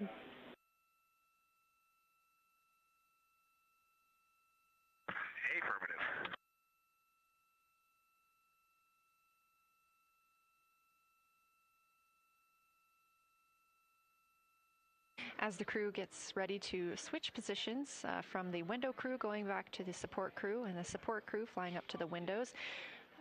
This view inside the room, Capcom Jenny Gibbons speaking with the crew, Canadian Space Agency astronaut.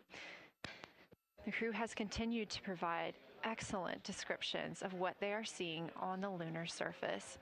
In this picture, or in this live view actually, from Orion and a camera mounted on its solar array wing, if you look at the dark portion on the right side of the screen, those are visible from Earth. That's considered the near side. Those are ancient lava flows from a time early in the moon's history when it was volcanically active. And if you look towards the left, there's that dark, large crater that appears to the left of those lava flows. That's Orion's Hall Basin. It's about 600 miles wide, and it straddles the moon's near and far side. And this mission is the first time that humans have ever been able to see this with their eyes in the daylight.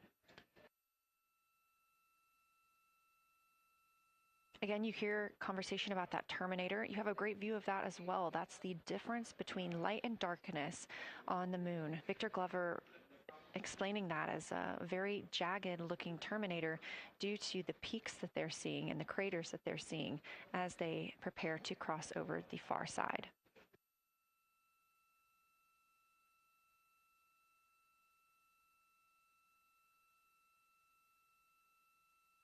You also heard science officer, the Dr. Kelsey Young, Artemis Science Flight Operations lead, sharing with Victor Glover that his responses are truly something that only human eyes can discern or provide.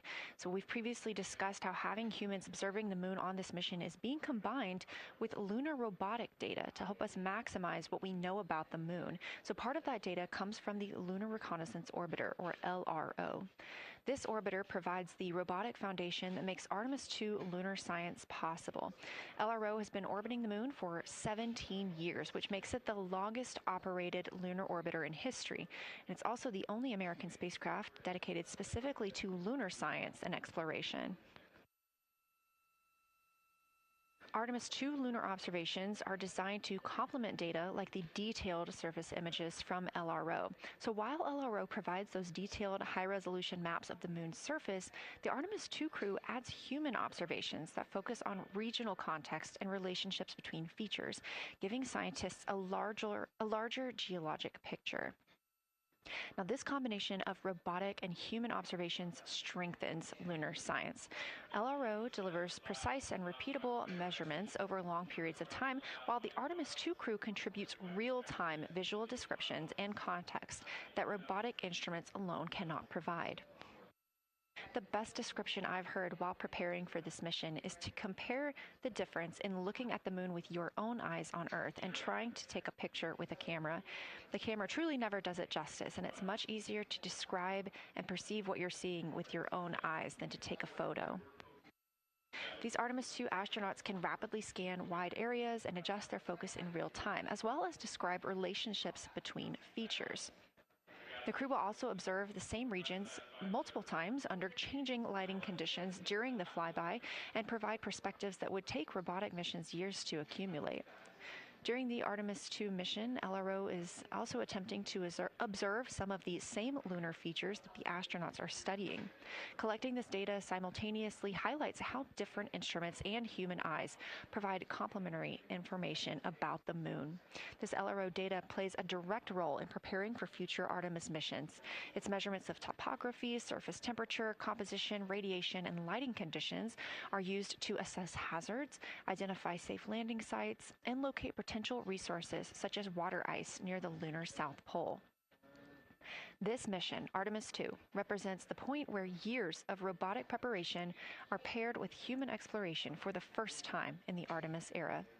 So together, LRO, the Lunar Reconnaissance Orbiter, and Artemis II are demonstrating how NASA moves from mapping the moon robotically to exploring it with humans. We are laying the groundwork for future Artemis missions and sustained lunar operations. A check-in with Orion. We are now 4 days, 21 hours, and 22 minutes into the flight of Artemis II, our crew aboard the Orion spacecraft. We are now 8,153 miles away from the moon, 250,742 miles away from Earth. The spacecraft is traveling at 1,030 miles per hour.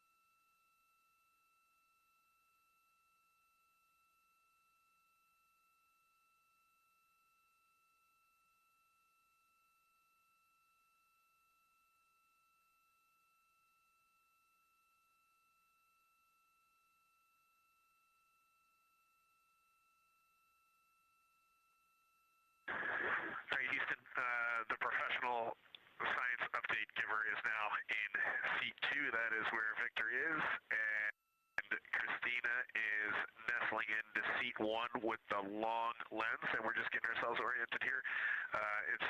It's a cool view in the cabin. It's actually a cool view to be off the camera now and looking at my crewmates getting up to their observation posts and looking in. It's super fun.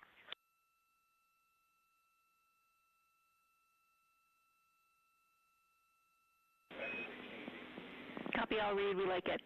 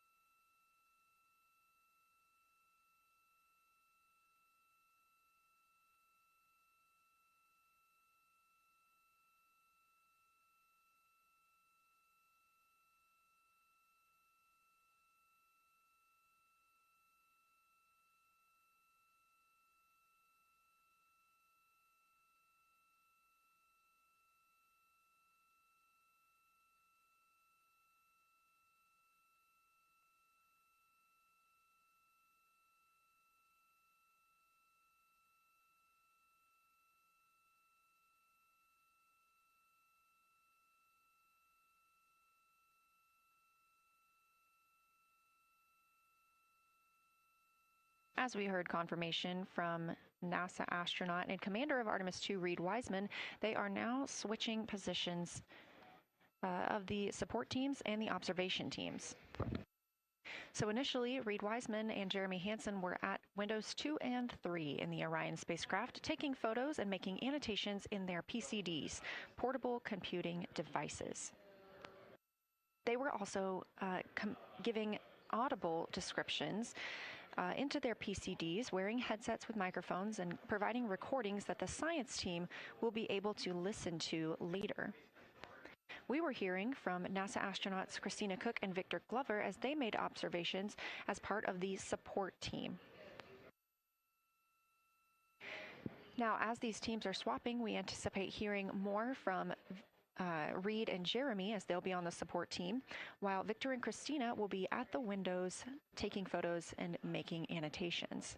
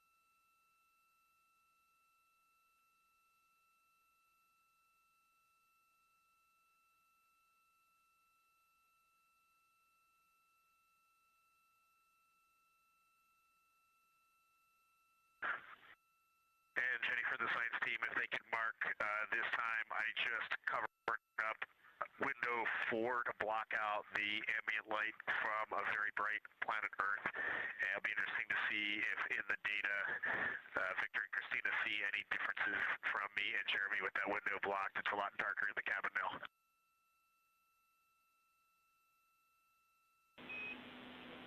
Copy, Reid. We're taking note, and we'd be curious too.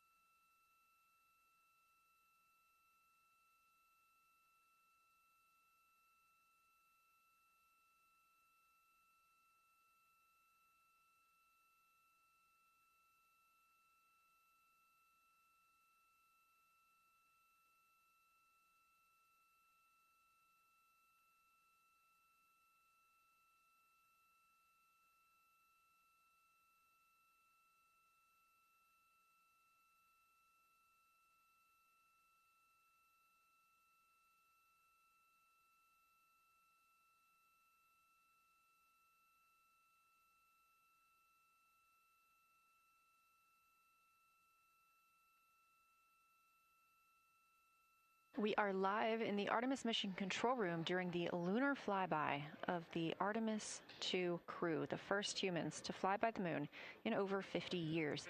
Orion launched 4 days, 21 hours, and 30 minutes ago atop the SLS rocket, Space Launch System rocket from Kennedy Space Center in Florida.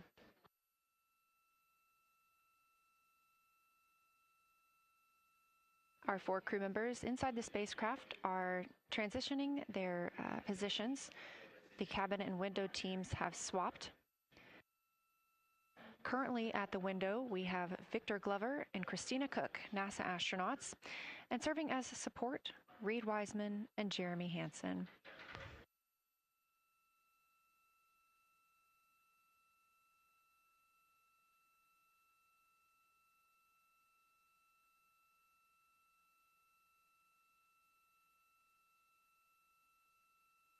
For our crews at the window, they are using handheld Nikons with an 80 to 400 millimeter zoom lens. There are also GoPros on each of the solar arrays on Orion, and that's where this view is coming from right now. We have an interior camera of the crew as well, but they have dimmed the cabin lights. They've actually turned off the cabin lights to allow them to better see outside of the spacecraft. This also helps prevent any reflections from lights inside the spacecraft reflecting onto the windows.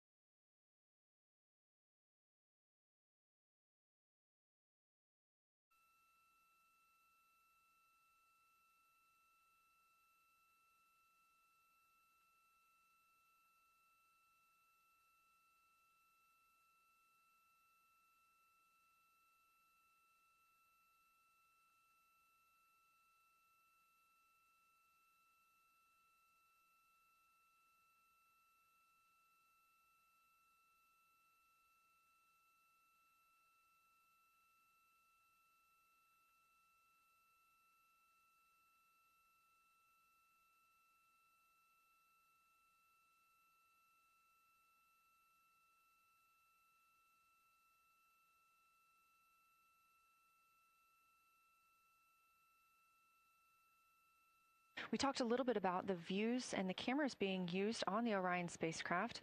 And again, we do have GoPros on the tip of each solar array wing. Now, the bandwidth is a little bit limited because having a crew on board, we do have to downlink a lot more data. That includes their environmental control and life support system. We are not the only data, this view that you see, coming down from the spacecraft, and so we do rely on sharing some of that with the other flight controllers in mission control. This helps the team monitor all systems aboard the spacecraft and ensure the safety of our astronauts.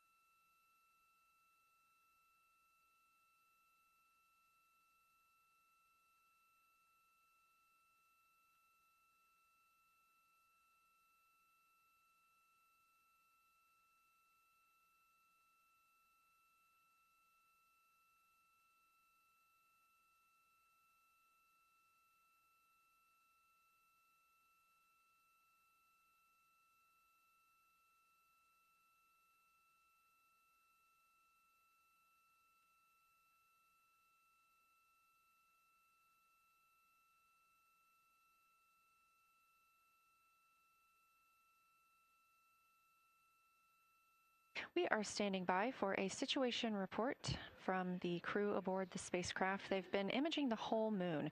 There is now a new crew at the window. That would be Victor Glover and Christina Cook, and so being it's their first time since they have moved up to the window positions, they have a chance to orient themselves and describe and take pictures of any color or albedo variations across the surface. Reminder, albedo is the brightness or reflectiveness. Integrity science for a science sit rep when you're ready.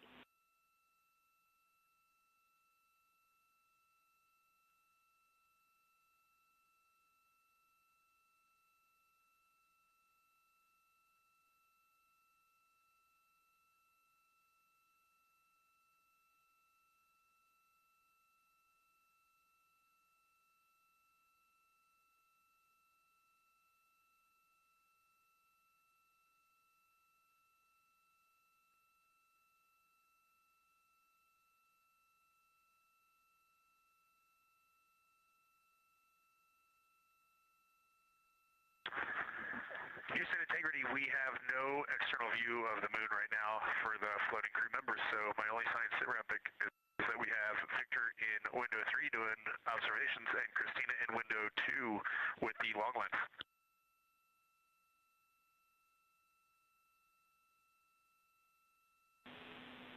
Integrity, we copy.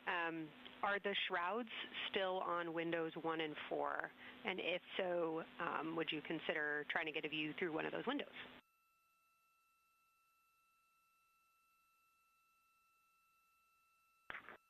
We cannot take the shroud off of 4 because the Earth is too bright and it's impacting Ike's peripheral vision. And then I can get a grazing glimpse out the docking hatch window. I can see Oriental south down to the South Pole. And the primary thing that I see from Oriental right now is just the long trenches that come out. And, you know, when you come out the north side of Oriental, the ejecta kind of boulders across the northern half of the far side. But coming out the southern half of Oriental, I just see those large, here they look like gorges. They're almost like rain when it comes down the Grand Canyon and fingers off into the desert, kind of what it looks like. Also, Burgess Alpha is extremely bright. It's the brightest thing that I can see. Even brighter now than Aristarchus, which is heading off to the Terminator. It's almost impossible now to see Aristarchus, the thing that Jeremy and I looked so much at. I can just barely see the crater rays from Ohm, and I would say for albedo right now, I would go back to Grimati is still extremely dark, especially in that southwest corner, and there are parts of Oriental and the outer ring of Oriental that reach that same level of darkness, especially the rings of Oriental reach the same level of darkness as Grimati. And then south of Grimati, Jeremy and I were noting a few other just really dark areas of cratering, mare there, and those have that same darker albedo, but Burgesshoff is the brightest, and Grimati is the darkest. Integrity Science, that was a great description. Thank you, and thanks for the docking window geometry to give us that description. Any comments before you go on the annular ring in Oriental?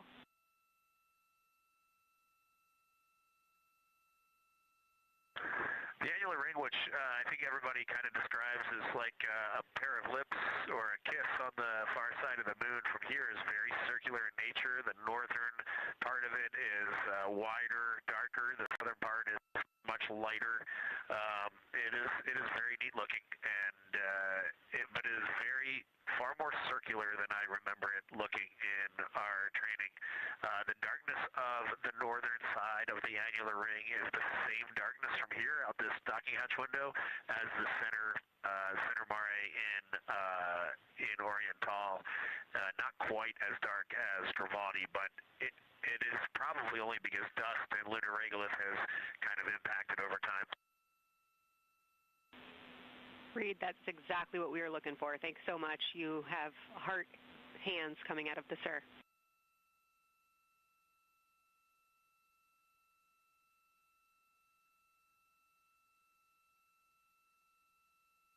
Say that again, Kelsey.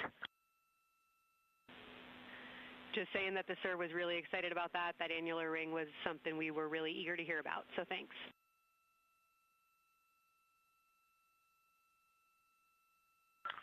Yep, you bet. And now Victor and Christina are moving on to Oriental. I got them situated over there a little bit late.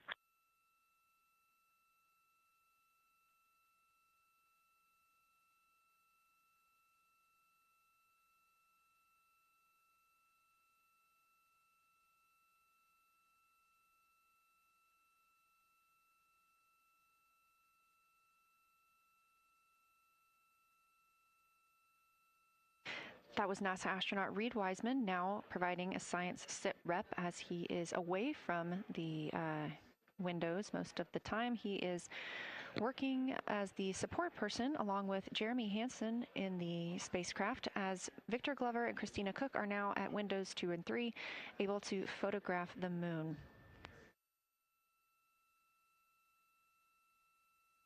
Christina and Victor are also providing recorded information to their portable computing devices, that's their PCDs, and the science team will have access to that at a later time. They will then review it and compile all of this data to help further our understanding of the moon. One of the items you heard mentioned was Oriental Basin. This has been a very exciting opportunity for the crew. They have all been very excited about seeing Oriental, as well as the science team has been looking forward to it. It is known as the Grand Canyon of the Moon, as we discussed earlier.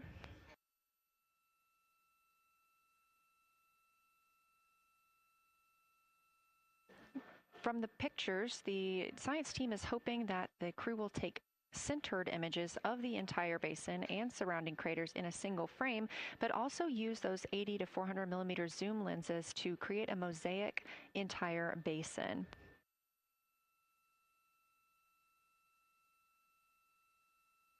With their unaided eyes, the science team is hoping the crew will describe southern dark annular ring, which you heard Reid just describing, as well as any color, albedo, texture, or topography across the mare patches and ring mountains. Science team reports that the observations will be used to study the geologic evolution of the youngest lunar basin and to inform formation hypotheses for the annular ring.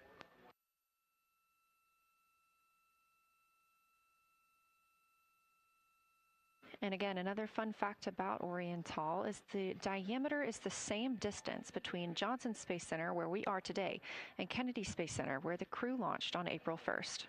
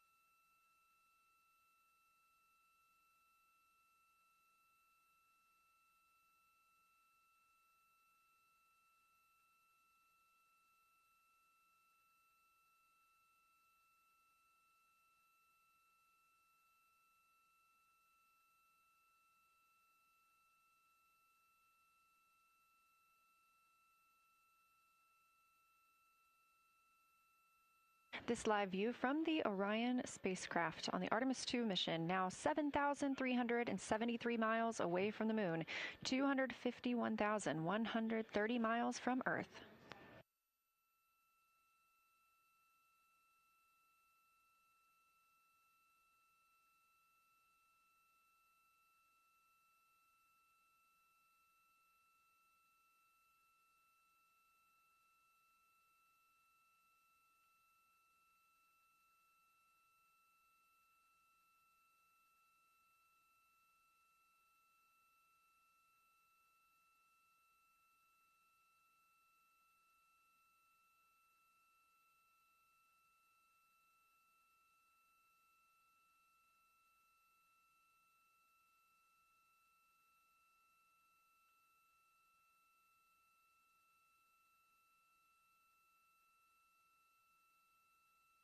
Again, the Artemis II crew passed the Apollo 13 record of the humans farthest from the Earth today at 12:57 p.m. Central Time, 1:57 p.m. Eastern Time.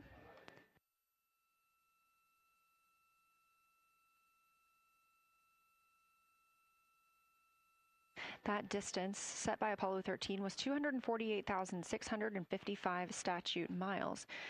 We have clearly passed that, and we expect to pass that by about 4,105 miles.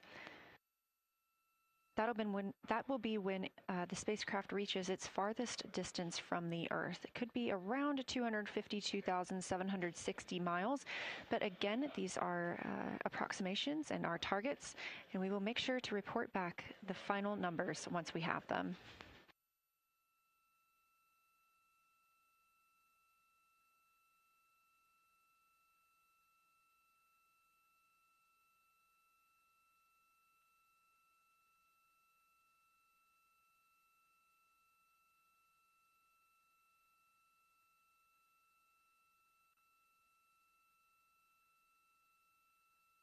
We have some refined times of when we expect to have Earth set of Earth behind the moon while Orion flies behind the moon. That would be about 5:41 p.m. Central, 6:41 Eastern.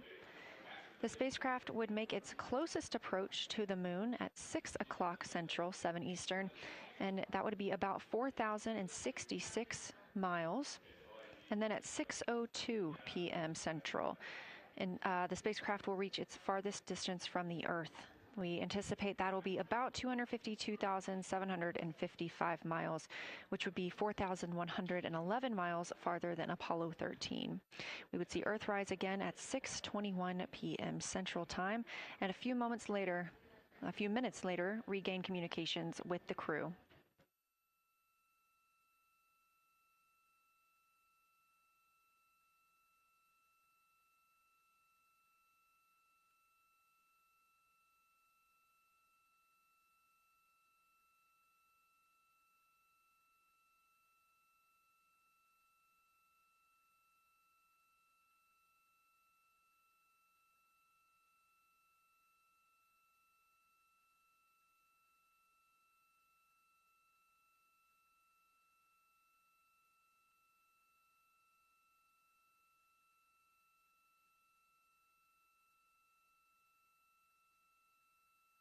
Currently aboard Orion, Victor Glover and Christina Cook are the two team members conducting lunar flyby observations, meaning they are using the Nikon cameras to photograph the moon, and their PCD, or the portable computing device, to conduct annotations. They are both recording information that will be downlinked to the science crew, and tomorrow morning the science team will have a conference with the team while the information is so fresh. They'll be speaking with the crew about their observations and their data collection.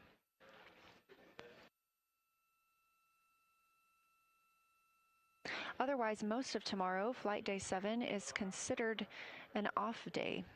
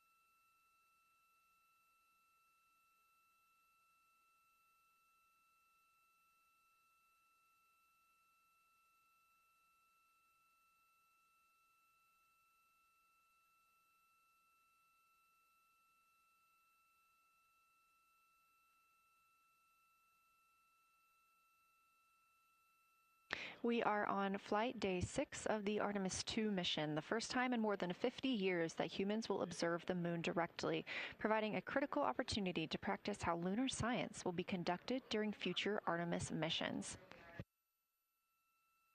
If you're just joining us, the crew is well into their lunar flyby observations, and we anticipate that we will hear from them soon. A few times every hour, they are slated to call down with science sit reps or situation reports.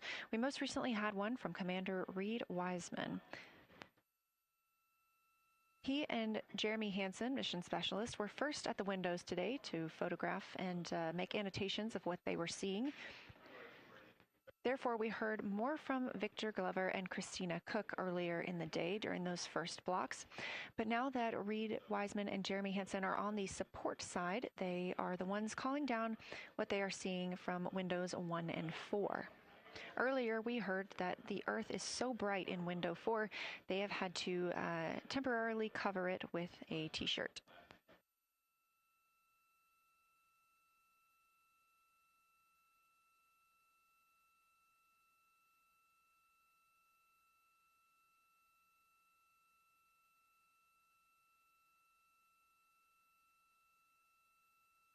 The moon preserves a near-continuous record of solar system history that has been erased on Earth because the moon doesn't have an atmosphere. So things that we experience on Earth, like weather or plate tectonics, don't really apply.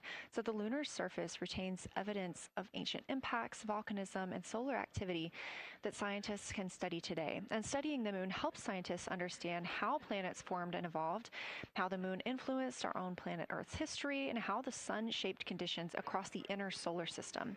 The moon also serves as a unique platform for studying the broader universe.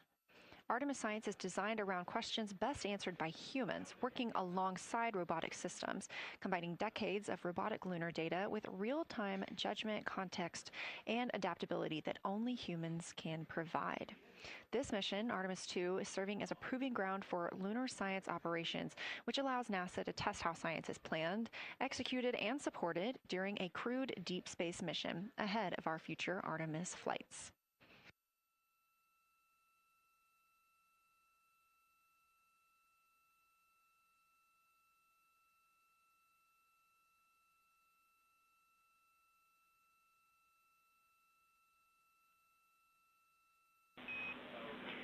Integrity, time for a window team position swap. So Victor and Christina, please switch places if you've not done so already, and remember your SD card for the camera.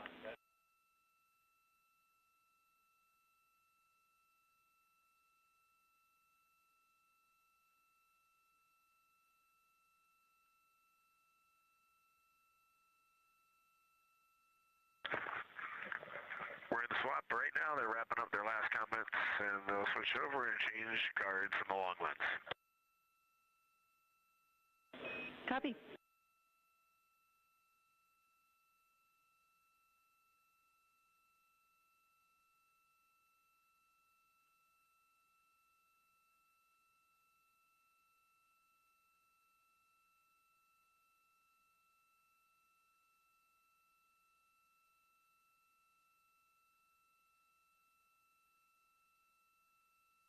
As you heard in that call, it is now time for the team members at the window to swap positions. That means Victor Glover and Christina Koch will be switching roles. One of them has been photographing the moon with a Nikon with an 80 to 400 millimeter zoom lens, while the other was making annotations on their portable computing device. And both are recording audio that the science team will be able to listen to.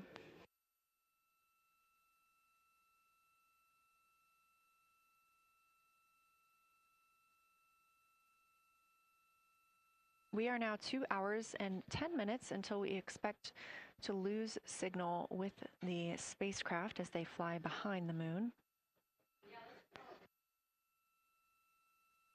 And the next target for the crew is considered a crew choice event. They have the option to focus on any regions or patterns or features that interest them. The science team has asked the crew to capture pictures that illustrate their choice, as well as at different zoom levels, and to describe why those certain features or regions caught their eye.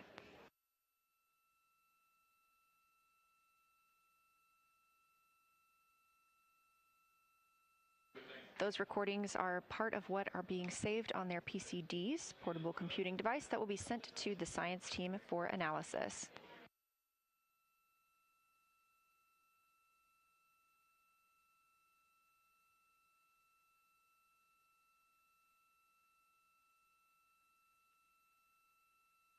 The crew has been allotted 8 minutes for this crew choice event, and it's also a time for a scheduled sit rep or situation report. So we expect to hear them calling down what they are seeing soon.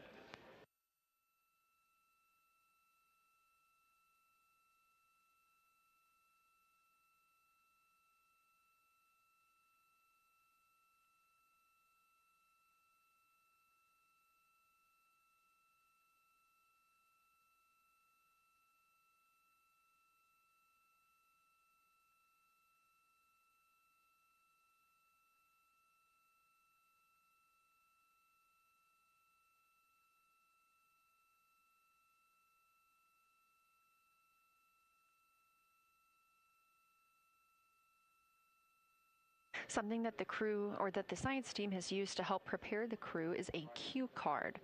These ask for a feature ID if they happen to know the type or name, and if it is a target. Of course, in this situation, when they have a crew choice, they do not need to, it may or may not be a target. They want to know the location and the observation style.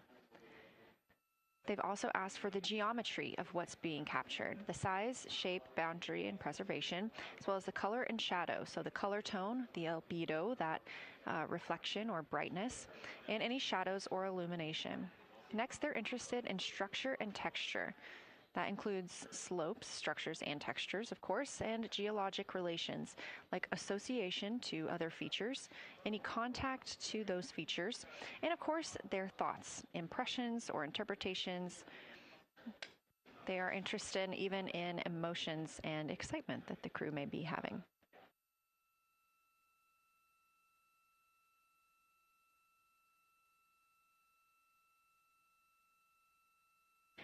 This flyby day has been practiced in many ways, even in sims here in Mission Control Houston. The team also conducted some field work, learning how to look for specific geologic features. They also photographed a large globe, and the science team helped them determine which features they would be targeting and how to look at those.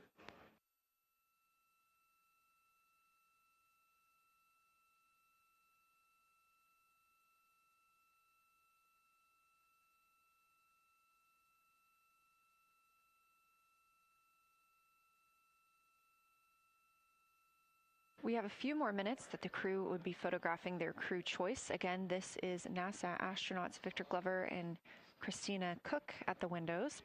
They will then move on to another discussion portion. This is for the far side albedo, that reflectiveness, and color that they are seeing. We heard earlier about some browns seen on the moon, which is very interesting, especially here from Earth, where we are just seeing whites, grays, and maybe even black at some points. When they get into that discussion for far side albedo in a few minutes, the theme is looking to know how that color and albedo is, what those variations look like across the far side.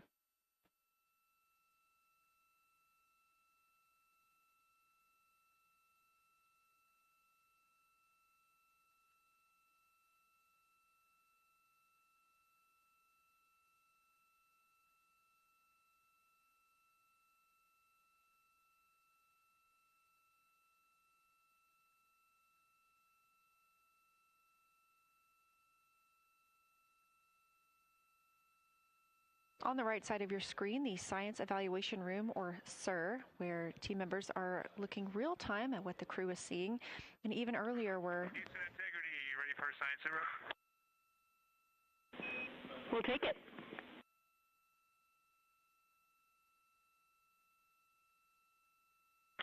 Okay, the crew has swapped positions. They're in their crew choice.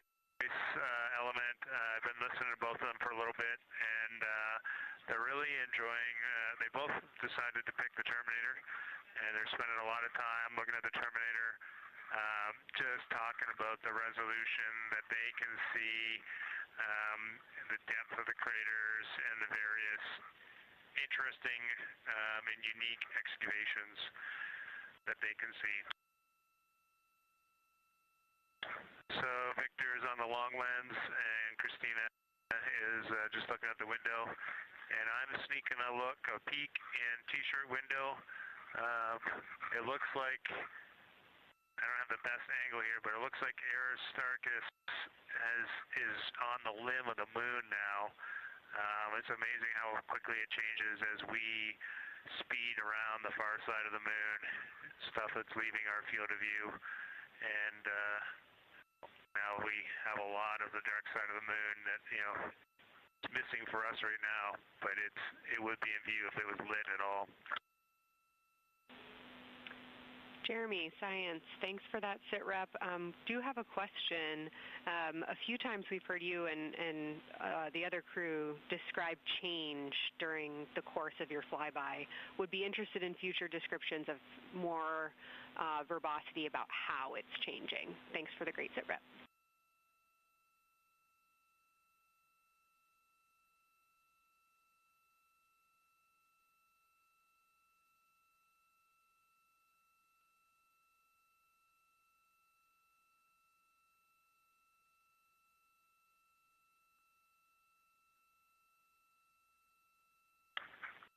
Yeah, Kelsey, sounds good. We are definitely keeping an eye on that. My eyes have just not readjusted. The moon is so bright when you come back to the window. I was just in the interior of the cabin.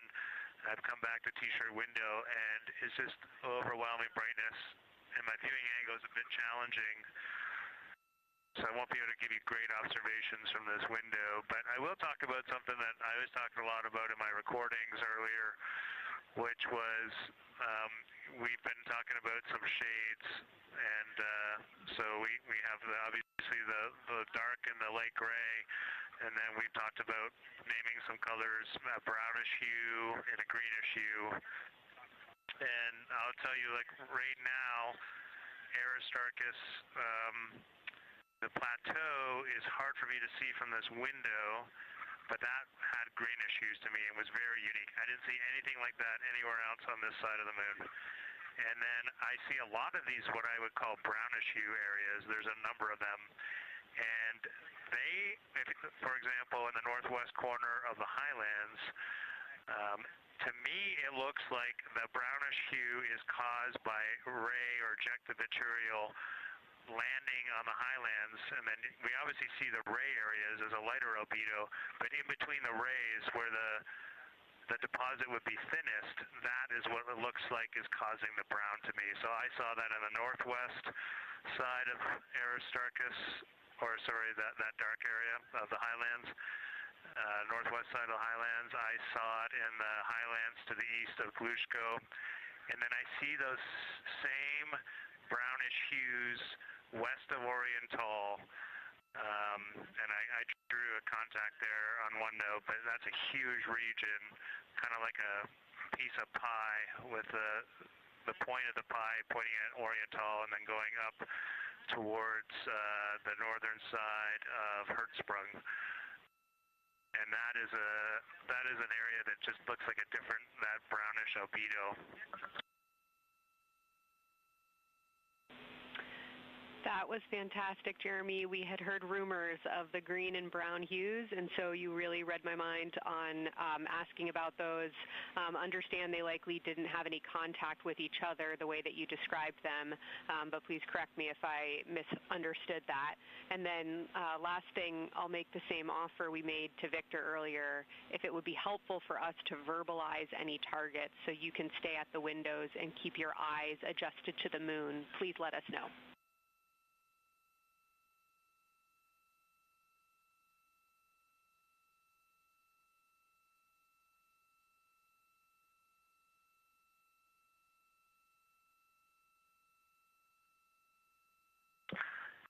If you got something you want us to look at, Kelsey, you can send it on up.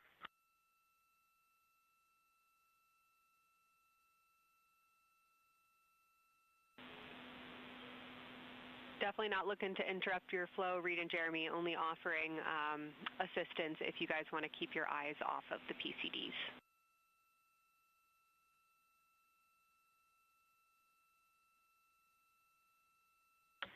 Oh, I see what you're saying. Okay.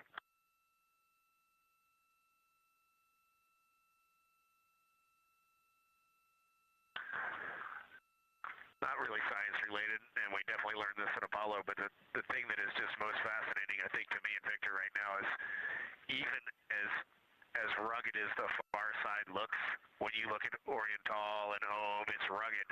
But man, when you look at the Terminator, it is just like impossibly rugged, and it reminds you that the whole far side is that way. And just the Terminator is really bringing out the shadows and the hills and the valleys, and it is just, it's unbelievable. It's like no surface of the Terminator is not marked by a meteor impact, and it's just, it is very impressive to look at that, and you realize that that is true across the whole far side. You just can't see it due to sun illumination right now. Reid, Houston copies, and we were commenting on the same thing. Even from our view, the Terminator looks absolutely alien because there's just so much texture in there that we're just not used to seeing. So thanks for sharing that with us.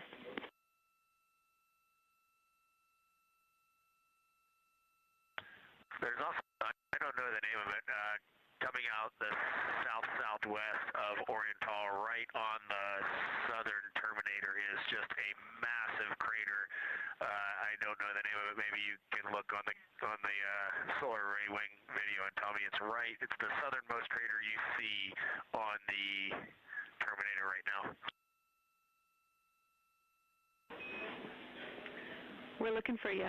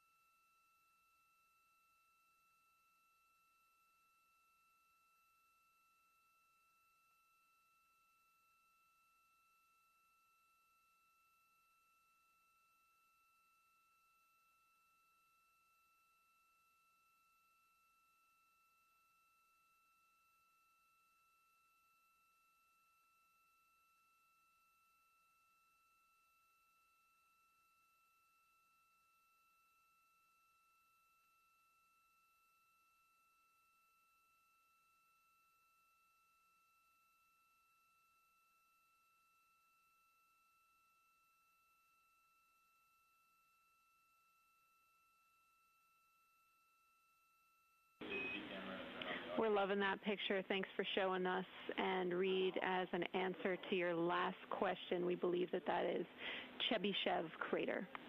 And the sir agrees with that.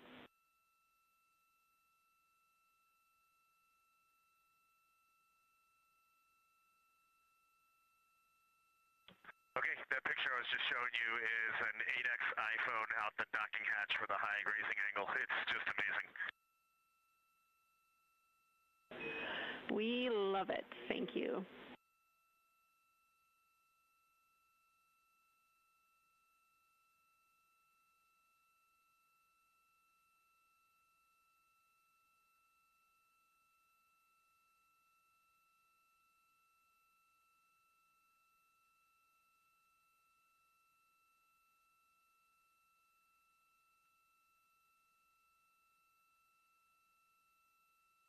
This is Artemis Mission Control in Houston, Texas. Mission elapsed time, 4 days, 22 hours, 12 minutes into the flight of Orion.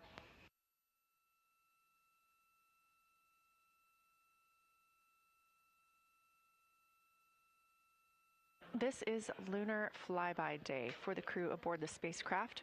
Reid Wiseman, Victor Glover, Christina Koch, and Jeremy Hansen are now the farthest people to have ever traveled from Earth.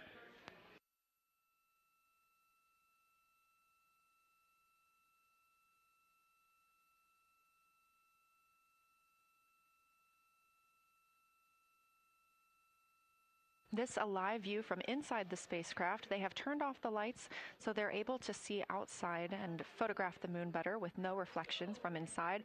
And for a very brief moment there. Integrity Science, thanks for those iPhone views.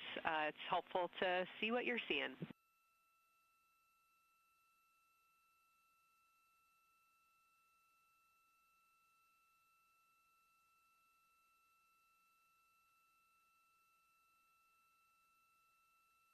We very briefly saw NASA astronaut Reid Wiseman showing a picture he took on his phone of the moon. We do expect to get all of the photos that the crew is taking today, and we cannot wait to share some of those with you. But pretty cool in the meantime, just to see one quick shot from what the crew is seeing. And this view from outside the spacecraft on Orion's solar array wing. Orion is now 6,643 miles away from the moon and continuing to grow closer. Again, their closest approach will be about 4,066 miles. The best comparison is if you held a basketball at arm's length. That's about what it would look like to the Artemis II crew at their closest approach.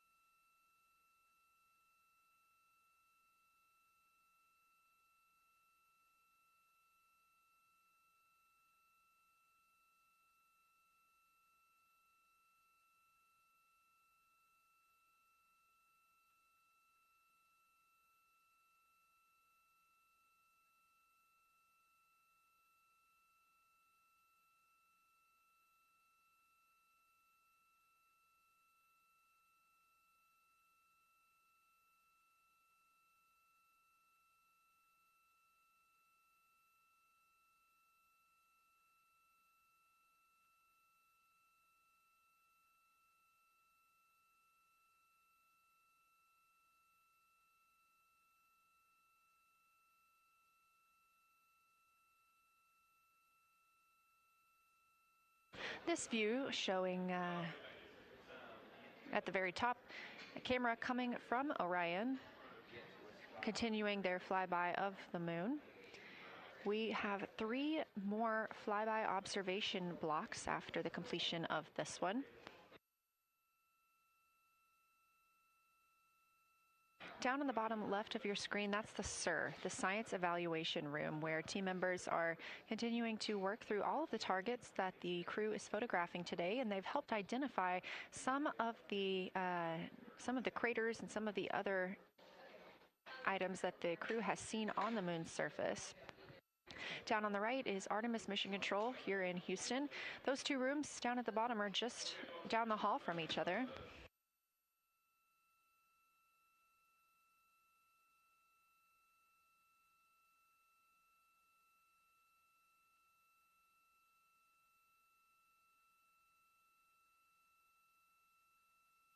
And we are just a few minutes away from the next cabin and window team swap. That means Victor and Christina, who have been at the windows, will fly to the cabin, the background essentially, and be their support crew for Reid and Jeremy. Reid and Jeremy will move back up to the windows.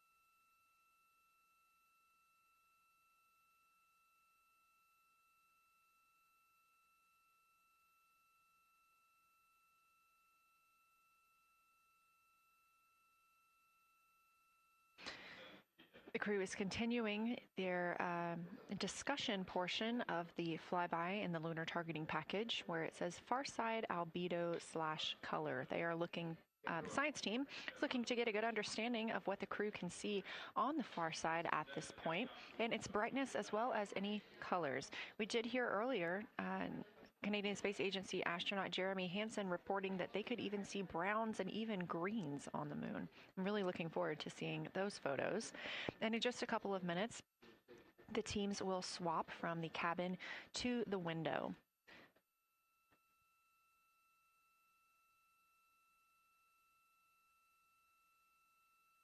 Another rundown of just how this flyby is choreographed inside the spacecraft today. So these activities have been timelined, and there are these 5 blocks of time during which the crew is going to be observing the moon from Orion's windows.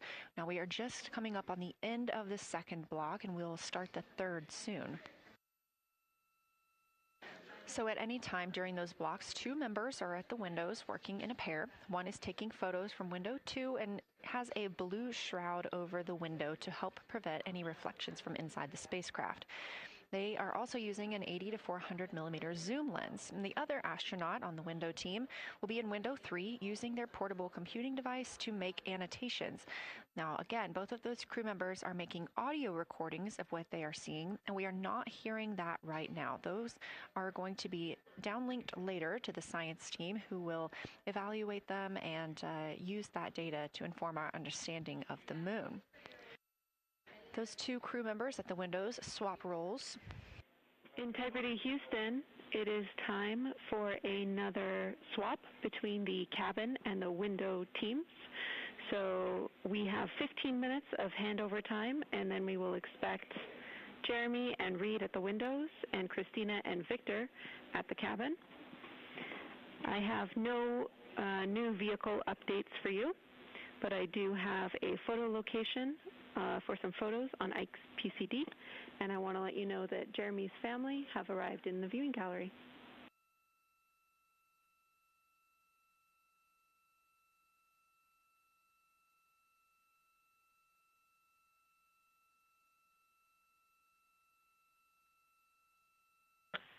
Okay, Jenny, we copied most of that. The only thing we're missing is what you meant about the photo location on Victor's PCD. And hello to my family. I think that must be Catherine and Devin that are there. And I'm glad they made it into the viewing room. And we copy, it's time for crew swap. The A team's coming out of the windows and the B team's going in. Okay, copy. All I meant to pass for Victor's PCD is that there are some late load photos that were requested that are now in his favorite photos folder. And you're exactly right. We have Catherine and Devin here. They give you a big wave, and they're super excited and happy to see part of what you're seeing.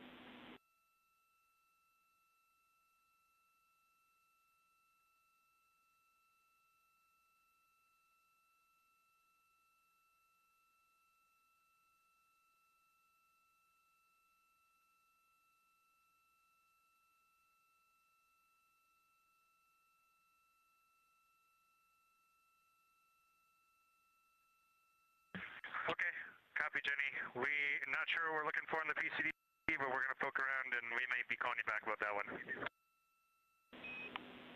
All right, that's no problem, and it's unrelated to flyby.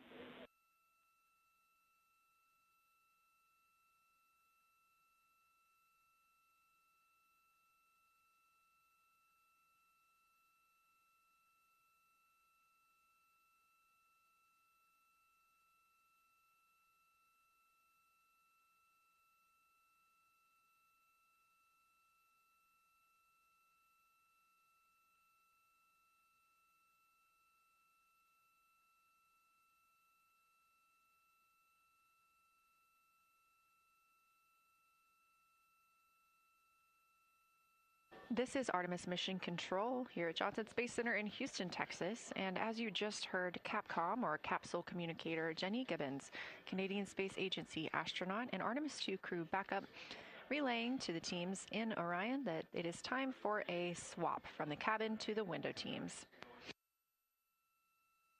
We're now at the tail end of the second lunar flyby observation block. Again, we have 5 of these today.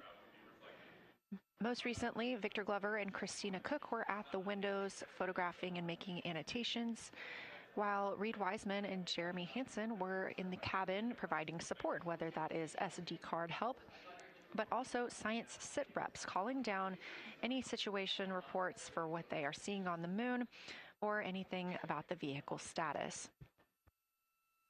With that call to make a swap, Reid and Jeremy will be back at the windows, making observations for what they see at the moon and taking photos.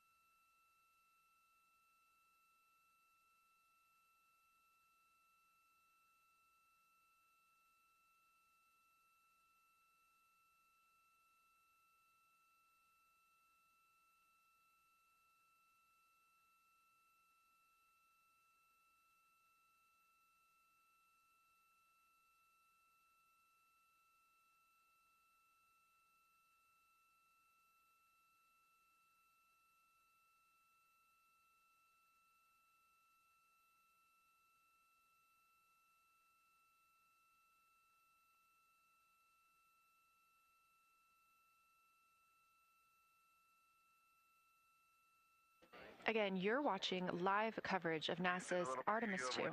But something that's really awesome up here is we now have the moon and the Earth in window 3 simultaneously, and the moon is a gibbous, and the Earth is a crescent. And I'm guessing in about 45 minutes we'll have 2 identical crescents as we change our position in the universe. That is pretty darn cool. Thank you.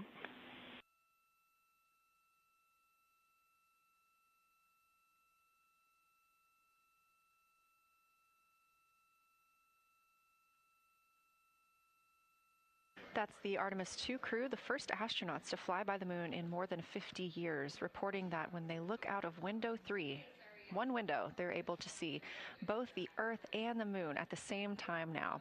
Now, obviously, our view is from a camera on the solar array wing pointed at the moon, and we hope to see that view of both the Earth and the moon soon.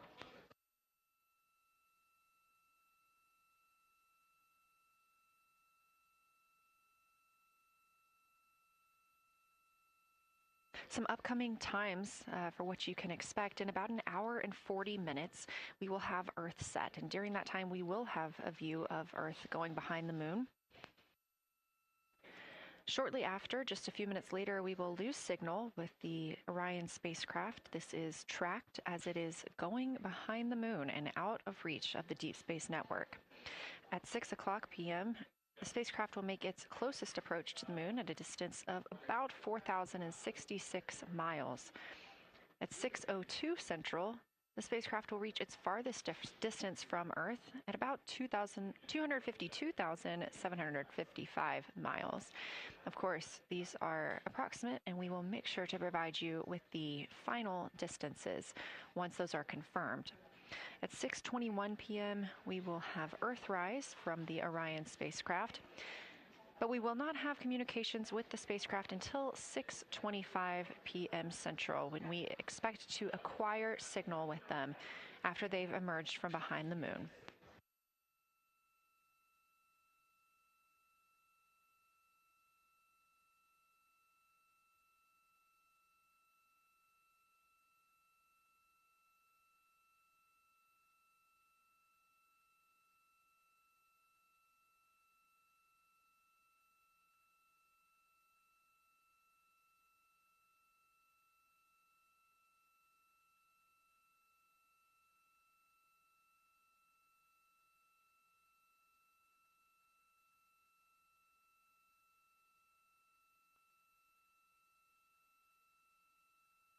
Again, you're watching live coverage of NASA's lunar flyby for the Artemis II mission, first crew to fly beyond the moon in over 50 years. The astronauts inside the spacecraft are switching positions, 2 at the windows and 2 serving in support roles, before they start their third timelined flyby observation for today.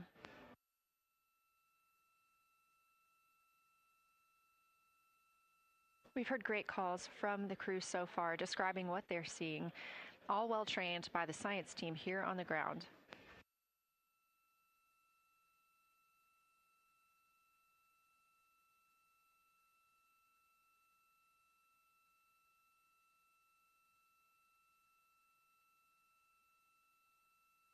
Another major milestone for the crew today will be to experience a solar eclipse from their capsule.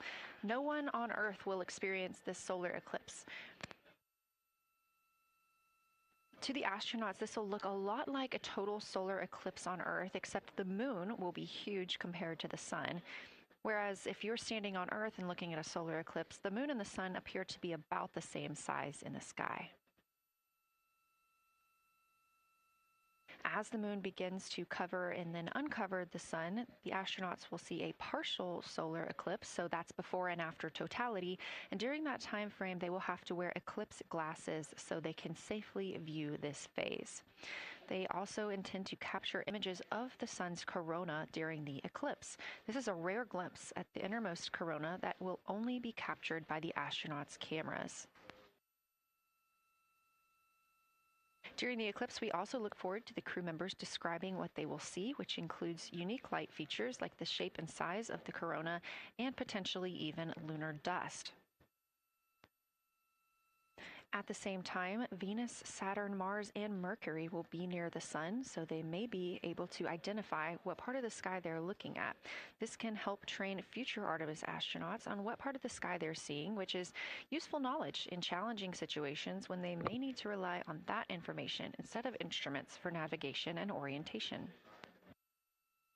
That eclipse window will last about an hour, and it'll happen near the end of the day today, closer to 7:35 p.m. Central, 8:35 Eastern.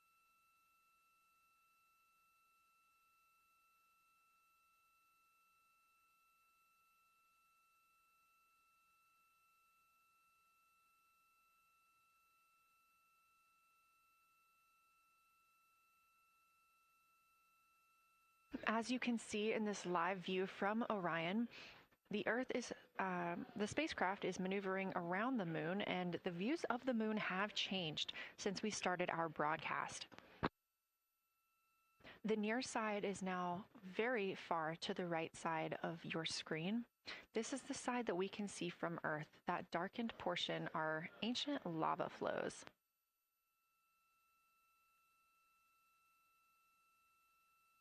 The crater down towards the bottom of the moon is Orión, and this is a crater that was previously never seen before by human eyes until this mission.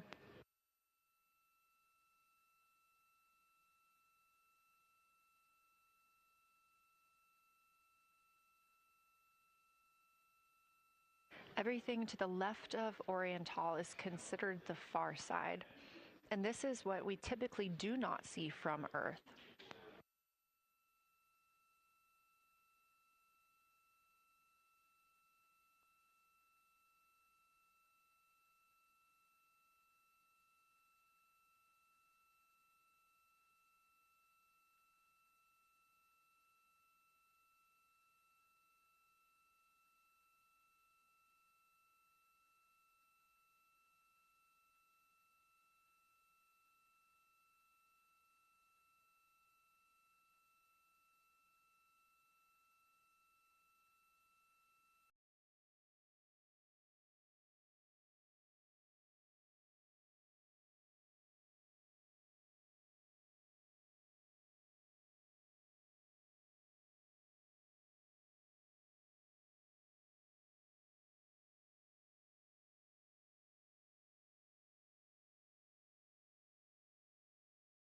Support system.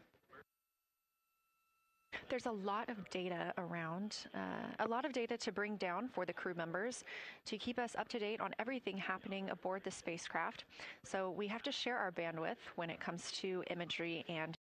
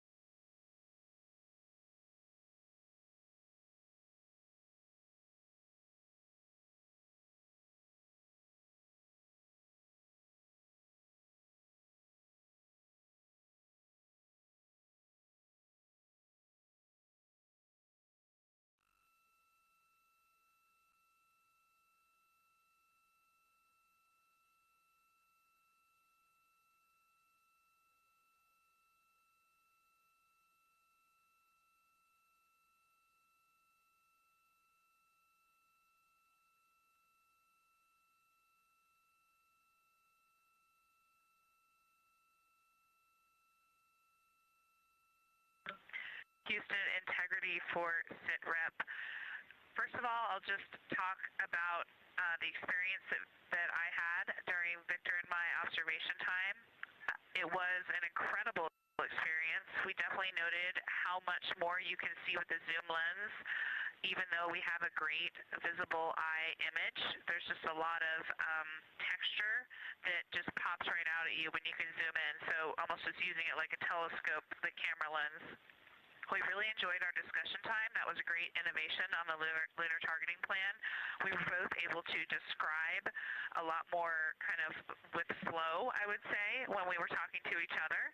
And it was also, we sort of were able to bounce ideas off of each other and come to new conclusions.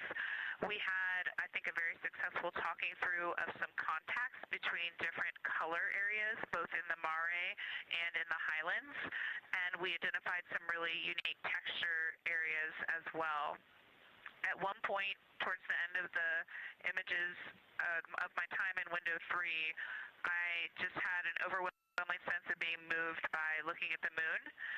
It lasted just a second or two, and I actually couldn't even make it happen again. But something just drew me in suddenly to the lunar landscape, and it became real. And the truth is, the moon really is its own body in the universe. It's not just a poster in the sky that goes by. It is a real place. And when we have that perspective and we compare it to our home of the Earth, it just reminds us how much we have in common. Everything we need, the Earth provides, and that in and of itself is somewhat of a miracle, and one that you can't truly know until you've had the perspective of the other. I'll switch into some logistics stuff. The Peltors both their batteries stopped providing the active listening, but we have verified they are still recording, and so we are able to have discussion time and hear outside our recordings by just moving the ear cup off of the ear.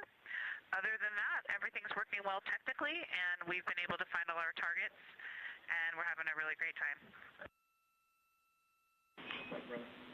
Thanks, Christina. We copy those logistics for the Pell tours, and also thanks for bringing us into the cabin with you with that description.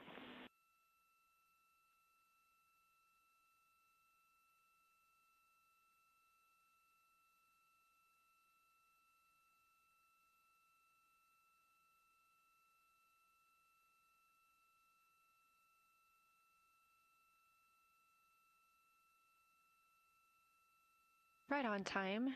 NASA astronaut Christina Koch, a mission specialist for Artemis II, calling down a science sit rep, a situation report.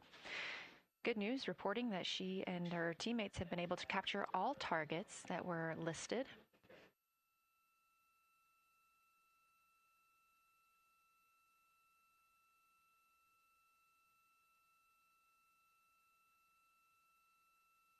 Christina also gave a vibrant description of just how it feels to be there and to see the moon up close and not just something passing in our night sky. Currently, the team members at the window are Reid Wiseman and Jeremy Hansen. Meanwhile, Integrity cabin team for window shroud.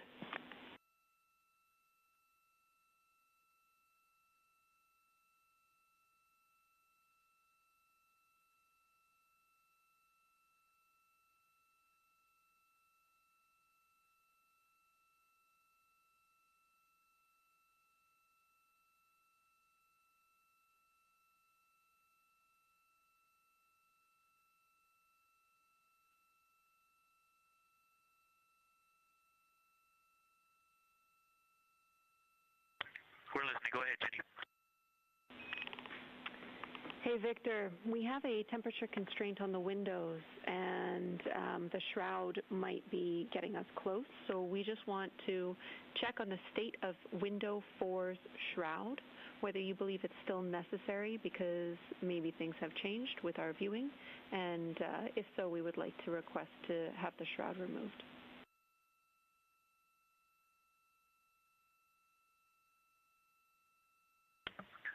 Houston, we believe it is necessary. We pulled it off just as a corner. It is very bright. It definitely would affect our night vision and maybe comfort. But is there a time? Can you tell us when we would have to take it off by?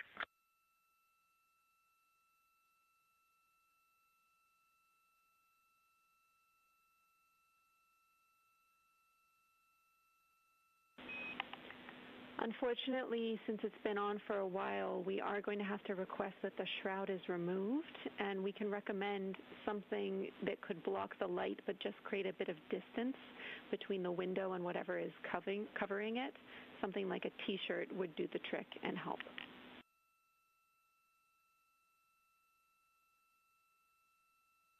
Okay, we're removing the shroud, and we will we'll make it work. Thanks.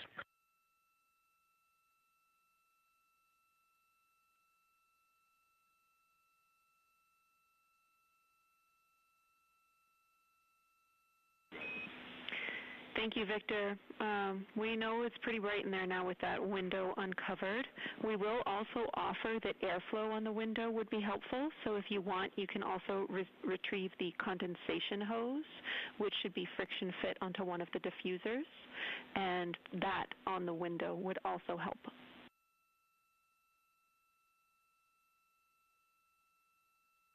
We can easily point a diffuser at the window, so we're going to start with that, and it's pointing at the window now.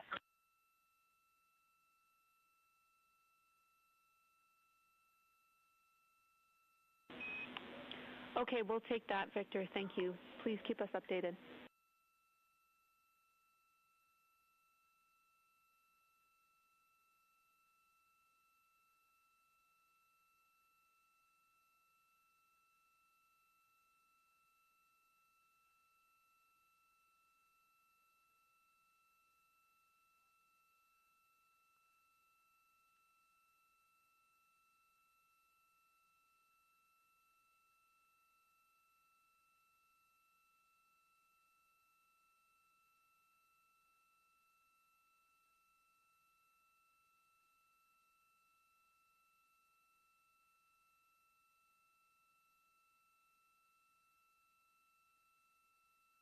That call from Capcom Jenny Gibbons, CSA astronaut and Artemis II crew backup to the crew aboard Orion, letting them know that they will need to remove the window shroud they had placed on window 4.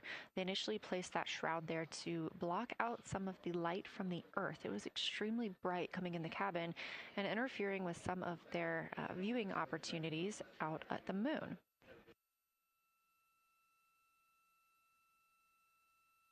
This was a request from ground teams to ensure that they are protecting other systems, and the crew has been offered the opportunity to use something else to cover the window.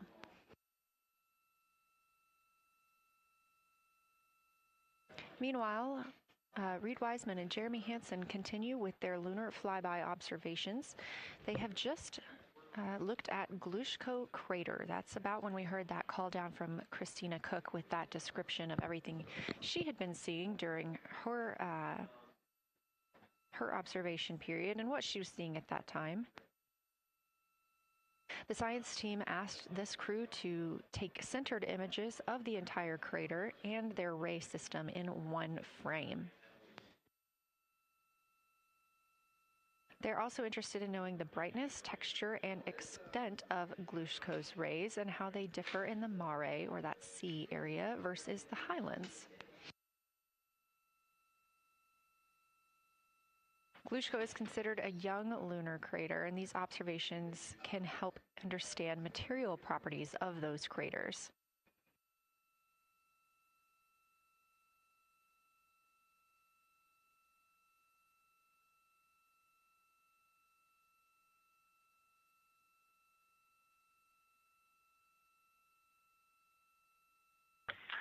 Science, integrity. First, I wanted to start off with connecting with what Christina said, that it was very moving to look out the window. I had the unfortunate sequence to start looking out the window and then moved to the long lens, and it was hard to speak looking through the zoom because I went straight where Christina went, and I was walking around down there on the surface, climbing and off-roading on that amazing terrain. I also want to underscore something that she said.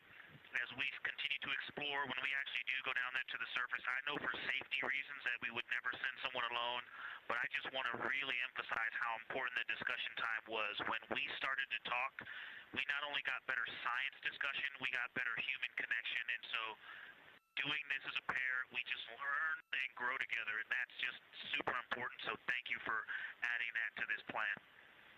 Reid just passed me a note that the Oriental Basin annular ring has a similar albedo to the center, but a different color. It has more brownish tones in it, and he said it's very distinct now that he's been staring at it. Victor, thank you. You got a cheer from science there, and we all just went on that moonwalk with you, so highlighting how important it is to talk about these things. I also want to let you know that we have Deanna Glover with us in the viewing gallery. She's all smiles.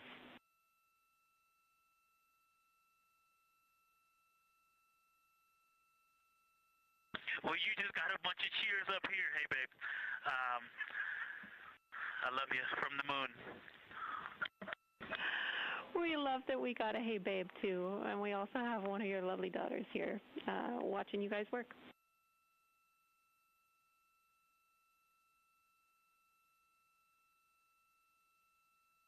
Thank you guys for doing that and for supporting them through this.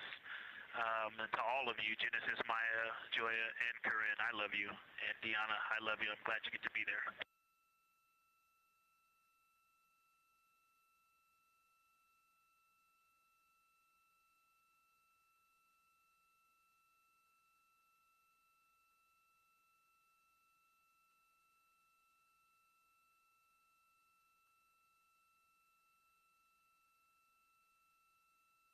We've had some really sweet words from the crew members aboard Orion today, as their families have been able to filter in and out of the viewing room here at Artemis Mission Control at Johnson Space Center in Houston. Victor Glover also giving a great science sit rep and just a description of how it must feel if you were down on the lunar surface while he was looking through that 80 to 400 millimeter zoom lens. He also expressed how important it was to be able to talk through that real time with Christina Koch and stress the importance of that on future missions, that it not only made their discussions better, but also more human. Glover and Cook are in the support roles right now, not taking photos or making annotations at the windows, but they are also encouraged to have their midday meal at this time. For lunch today, those two crew members have options of beef ravioli, salmon, butternut squash, sweet and savory kale, pickled beets, cherry blueberry cobbler, tuna noodle casserole, tomatoes and artichokes, broccoli, and chocolate peanut butter bar.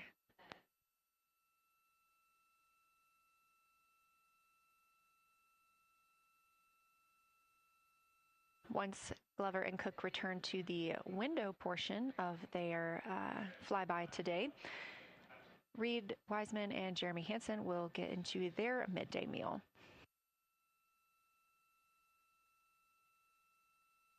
Again, this is the third of 5 scheduled blocks for our lunar viewing today, and if you were watching at the start of the broadcast, you can definitely tell the difference in the distance from the moon.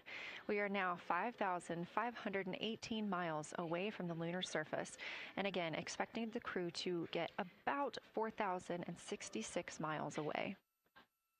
They are currently 252,050 miles away from Earth, and every mile is a new record, having surpassed the Apollo 13 milestone for furthest distance earlier today.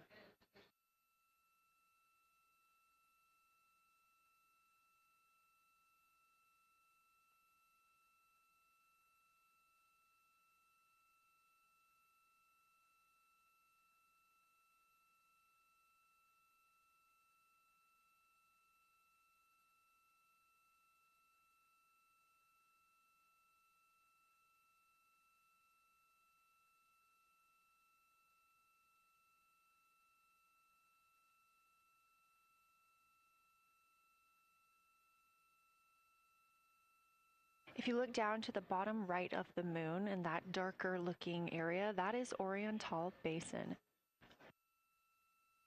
We have continued to lose views of the near side. It is just barely visible over towards the bottom right side of your screen. And then you'll also hear later about that terminator. That's the line between light and darkness while on the moon. It is really exposing some of those craters at this time.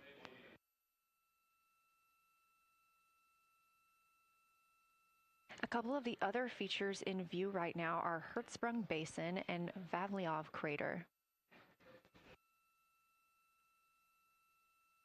Hertzsprung Basin is nearer to the center of the moon, closer to that terminator line right now, and Vavilov Crater is just on the outskirts of it, closer again to the terminator.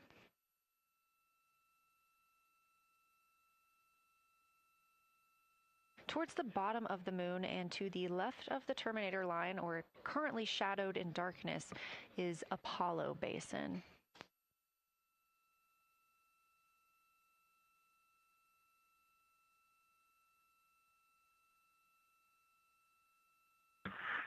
Science from integrity. Let me find out how far we are from the moon right now. But our view is about a third of the moon is in eclipse. That beautiful terminator is out there calling to me. We're 4,691 miles from the moon. And what looked like in the terminator, about a third of the way up from the southernmost part of the terminator, looked like a dinosaur print if one was running to the northwest. Now is clearly a crater with a bunch of craters around it. And that terminator, I can only see about half of it. I'm looking through the docking hatch window right now because we have the Z9 in window 1. But that terminator has moved.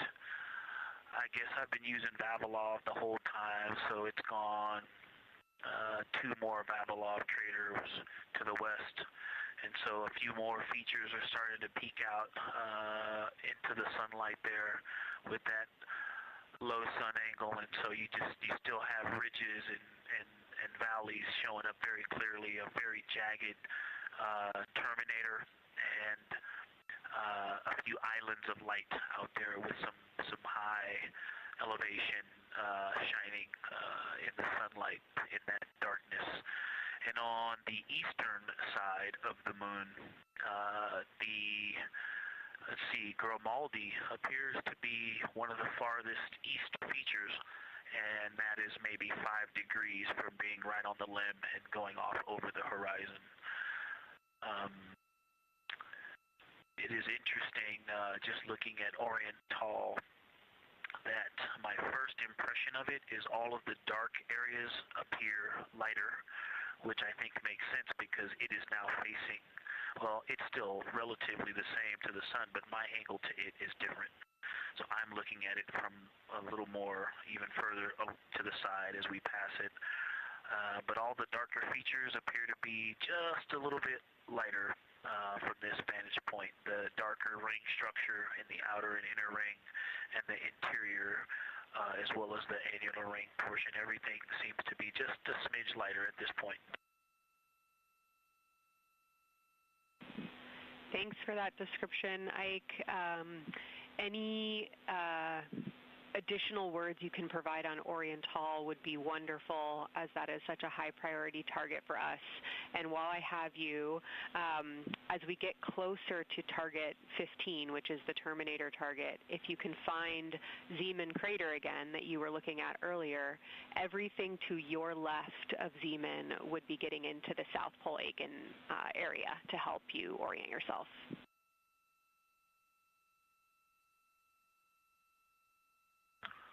Zeeman is a great waypoint out there. I definitely see it.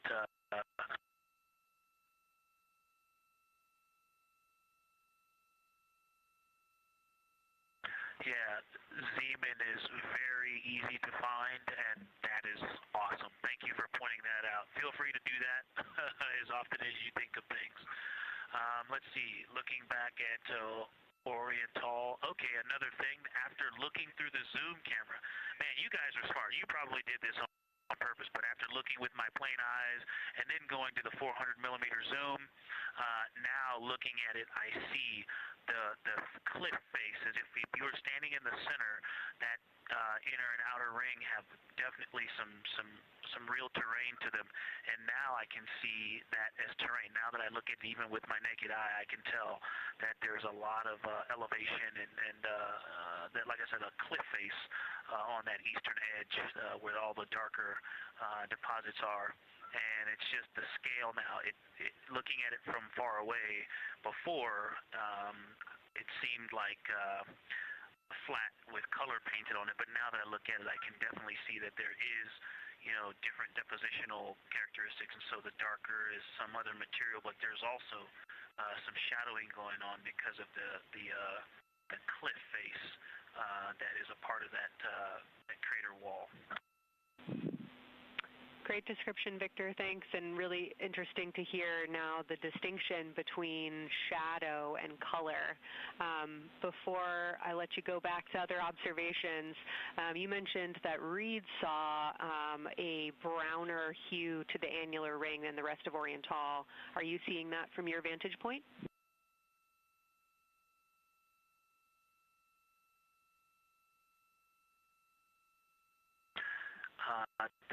The way that I'm looking at Oriental, again, I'm still in the docking hatch window.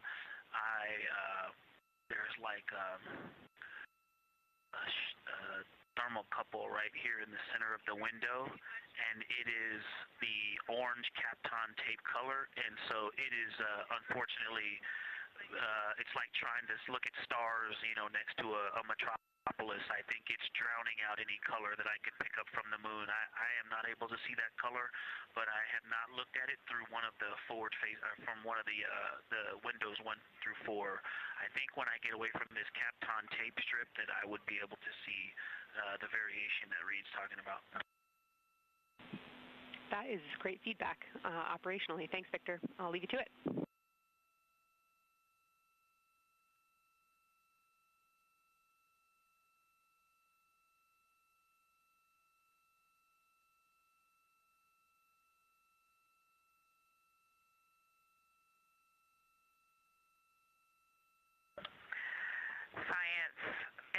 Integrity with a question from the window team.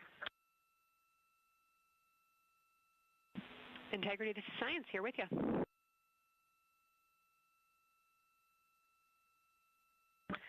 Yes, they have a question to help inform a theory that they're sort of tossing back and forth.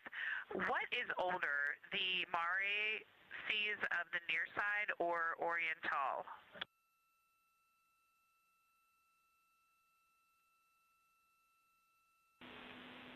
Stand by, Integrity. We're going to get you a little geologic history here.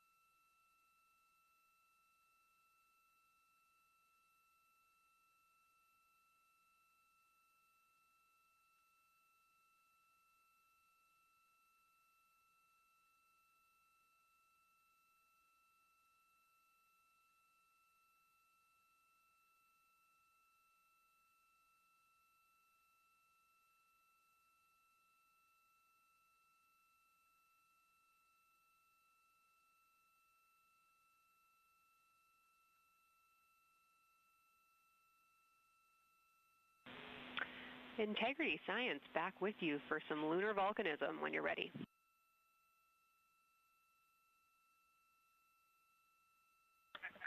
Go ahead. You're making our day down here getting to talk about lunar volcanoes. Oriental, as far as Mare go, is younger than almost all of the Mare on the near side. The exception are features like Aristarchus, which really pop out to you guys and really pop out to us here on Earth. That is younger, but other than that, Oriental is pretty young as far as Mare go.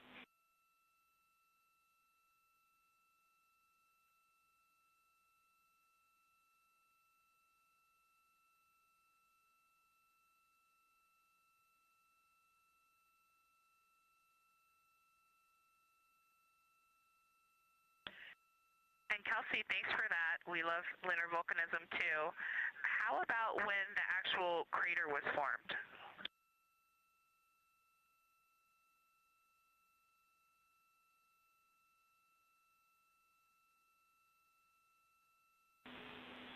Yeah, we're going to get you an age for Oriental, and while we're getting that, Christina, can you, maybe you've heard the window team talk about the sort of contacts around Oriental, but because that material is so much younger, if anything pops out to you about physical relationship between that and surrounding terrain, we'd love to hear it.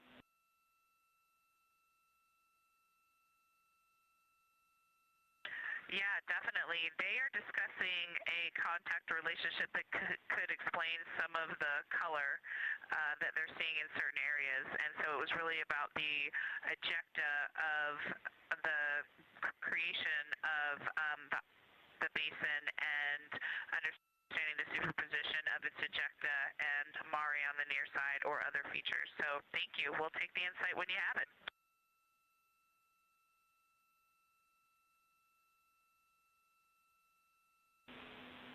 Thank you, Integrity. And I know Jenny wants to get to you with some topics, so I'll leave you with Oriental is 3.8 billion years old.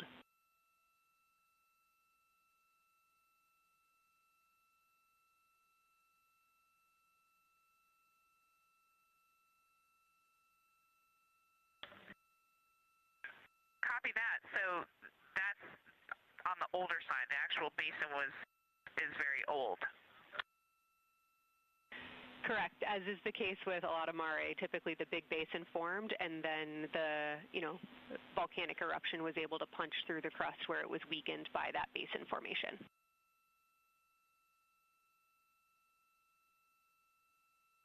Perfect. Tracking. Thank you.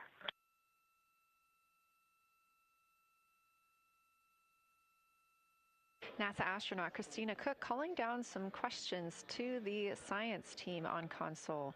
The voice you're hearing with those answers is Dr. Kelsey Young. She is joined by Trevor Graff on console today. Christina asking about the age of Oriental and specifically the mare regions. Those are those dark regions that you see. They are paved or filled by volcanic deposits.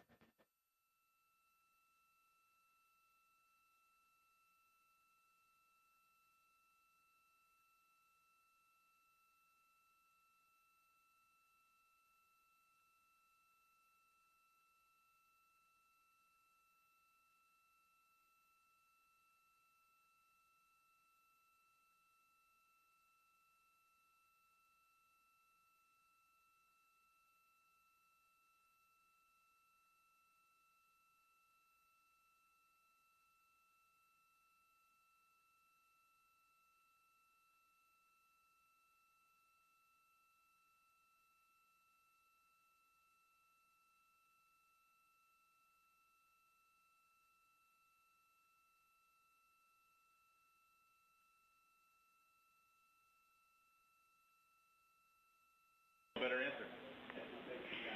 Integrity, it's about time for a position swap at the window. So we will ask Reid and Jeremy to swap positions. And I'll remind you again about your SD cards. And Victor or Christina, I have one window task for the cabin team when you're ready.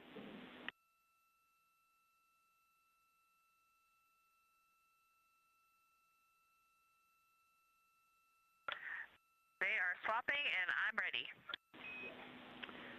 All right, Tina, we found a way that we can reinstall the shroud on the window. We understand it's pretty darn bright compared to everything that you're looking at. So in order to reinstall it, we will ask that you retrieve the condensation hose and you install it on a friction fit on the cabin air outlet port. That's right by one of your diffusers. You're going to point that little condensation hose such that the air is flowing over the window pane. Let me know when you're ready for the stowage location.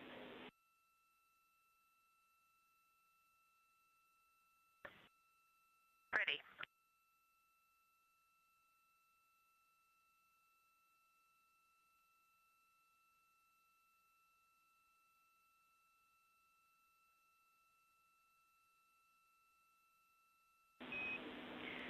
Christina, the hose is in locker A1.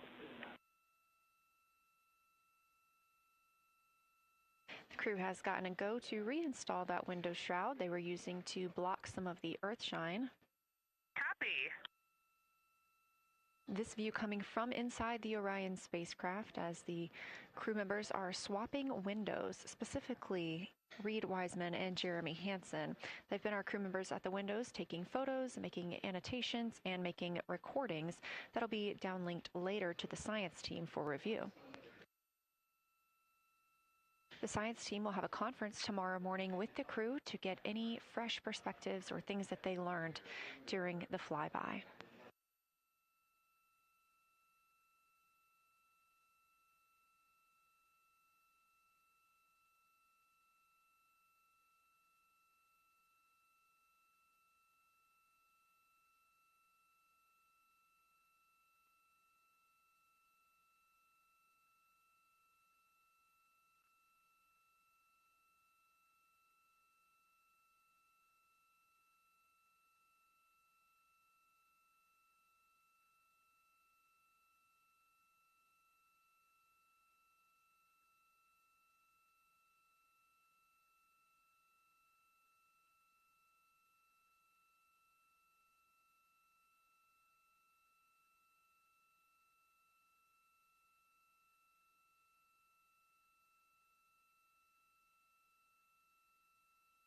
Again, we are now in the third of 5 observation blocks for the crew scheduled for today.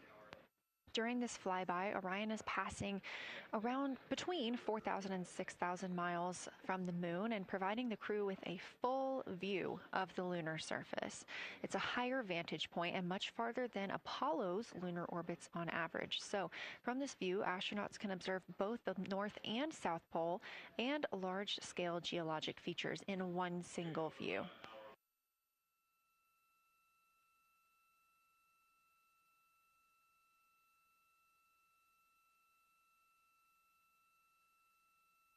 We are now just under an hour until Orion passes behind the moon, and we lose communication with the crew. They will be out of reach with any of our deep space network antennas. That loss of signal will last about 40 minutes, and we expect to regain communications with them once they fly behind the other side of the moon. While they are behind the moon, they will also reach their max Earth altitude as well as their closest approach to the lunar surface.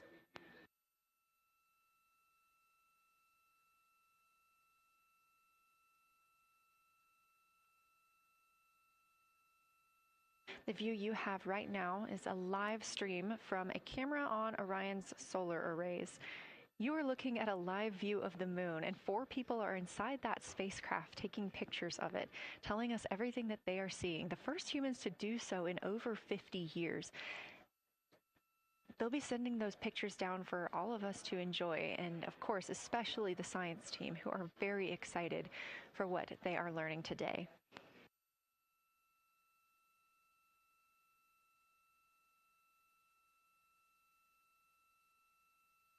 It appears the Artemis II spacecraft, Orion, is now under 5,000 miles away from the moon. Again, we expect their closest distance to the moon be about 4,066 miles.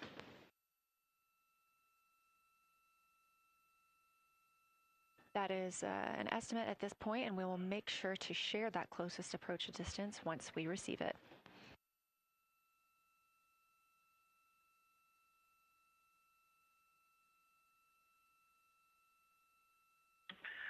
Houston, integrity question. Did you just want us to cool the window with the condensation hose, or did you want us to put the shroud back on and cool the window at the same time?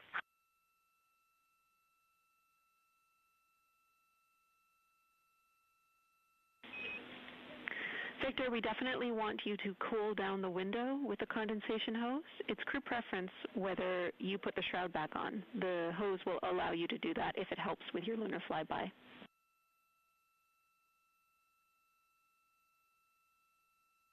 Okay, copy. We're going to do both at the same time. Thank you.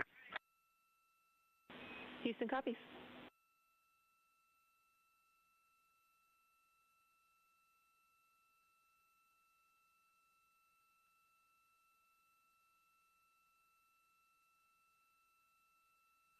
Houston, thank you for that suggestion. The cabin is darkened again, and that makes a big difference for the imagery. And for science, we are now seeing a half moon.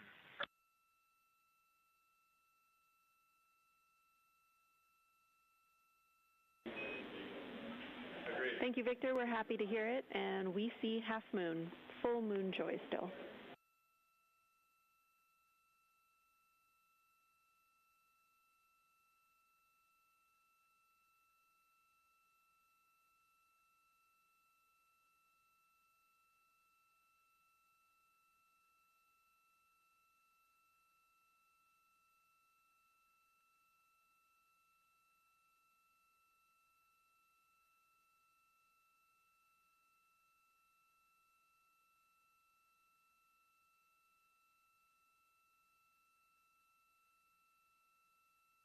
Crew reporting from Orion that they are seeing half the moon, which is about what it looks like here from this view from the spacecraft.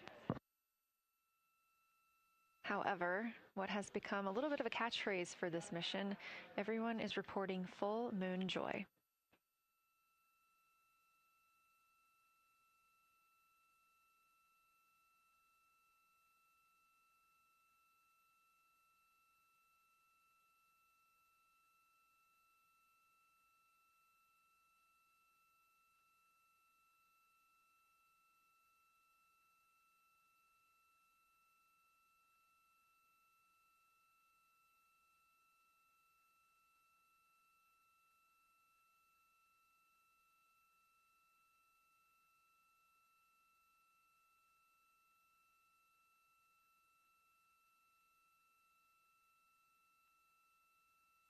We are keeping up with which targets the crew is tracking through their lunar targeting package. They are just wrapping up their second. Science integrity, another observation the window team commented on and Christina and I discussed a bit is in Hertzsprung. The solid and intact crater is very smooth. If it were a dirt road, it's very hard packed, and then you go outside of it, and that outer crater, that's the one that is older. It is a little rougher and more jagged, and starts to get into more loose-looking terrain. And the smooth interior also causes the craters that are inside of the larger crater, the smaller craters, to have really sharp edges, sharp, distinct edges. And just a general comment on that area, Hertzsprung, that whole area, the average albedo there is darker. That is, I would say, 3. And the average albedo around Oriental and between Oriental and Ohm, excluding the wedge, the darker wedge, is more on the 6-7. And that they also seem to be different texturally. Christina described it earlier around Hertzsprung, and then from Hertzsprung toward Oriental, there appears to be a frozen, a rippling pond, but frozen, or like choppy waves when it's windy out, choppy water, and then it freezes instantly. That's the texture. If you walk down there barefoot, it looks like it would be hard on your feet, like lava. After it's cooled, it would be pokey. Except for right there in the center of Hertzsprung, it looks paved, like a paved road, nice and smooth.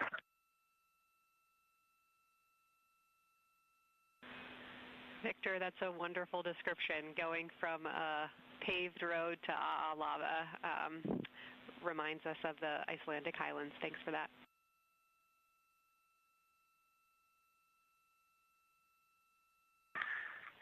In science, another in the interior of the very intact, the interior of the intact crater at Hertzsprung is albedo variation. I think I heard one of the window crew maybe say color variation, but definitely albedo variation. There's lighter patches and slightly darker patches. It's not swirling, it's just patchy. It just has spots that are lighter, and I would say a predominantly darker average area. Great descriptions, Victor. Thanks. Not swirly, just patchy is really helpful for us.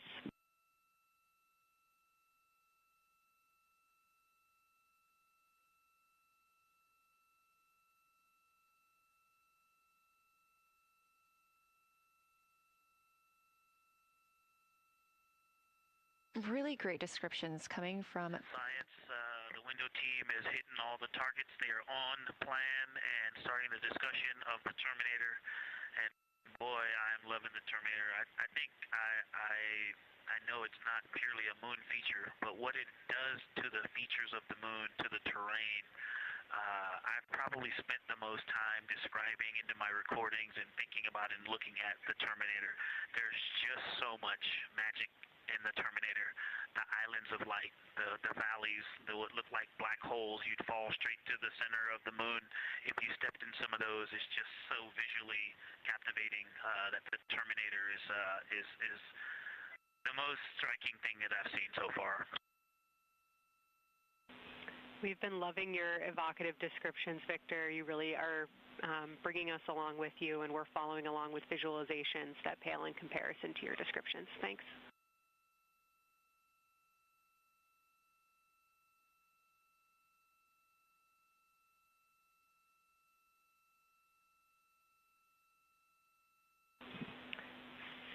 Integrity Science, one more question on a status of what the window team chose to observe for crew choice.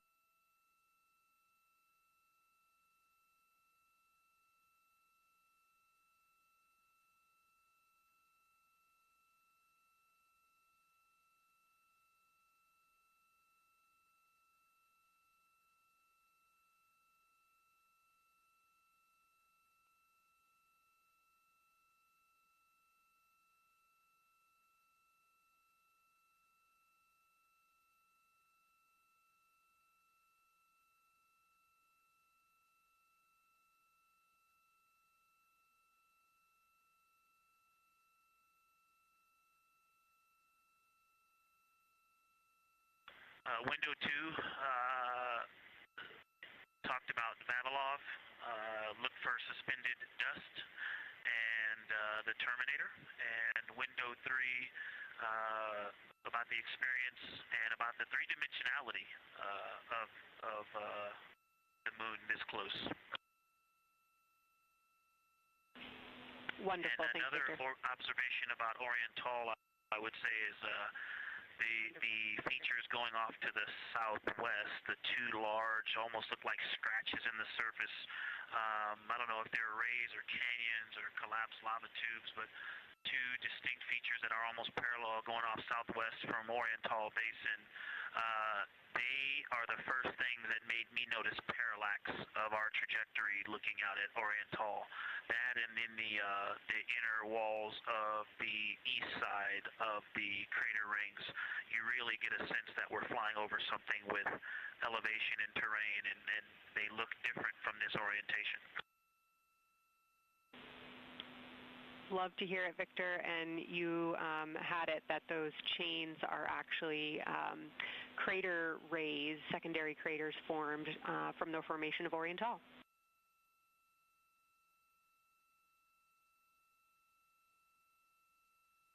Yeah, speaking of crater rays, the crater rays that are going off to the northwest,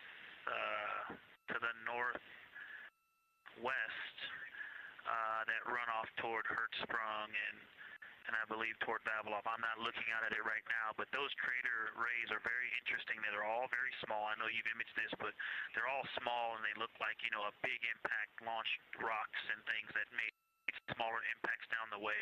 But something very interesting, and again, you can see this in imagery, but some of them are parallel, and then some of them converge toward the center of Oriental. And then I think I even saw some that maybe diverge, which not diverge, but that are convergent, which indicate multiple large impacts that created a lot of secondary impact crater rays. Fantastic, Victor, and I'll note that we can infer that you're looking down at your freshly named Integrity crater, which is near the end of one of those beautiful crater rays from Oriental. Thanks for the description.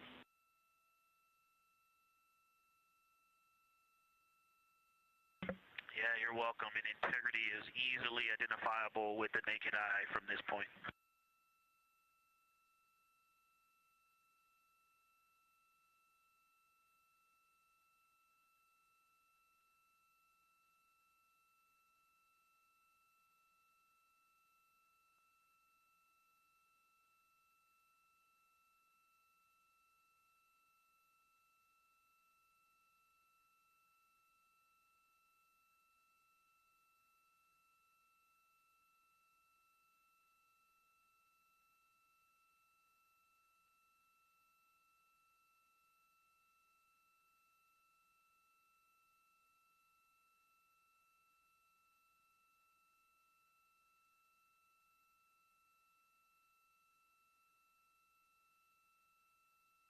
We've been hearing some great situation reports from Victor Glover, the pilot of the Artemis II mission, calling down to the science team, letting them know what he is seeing. And one of those things is Hertzsprung Basin.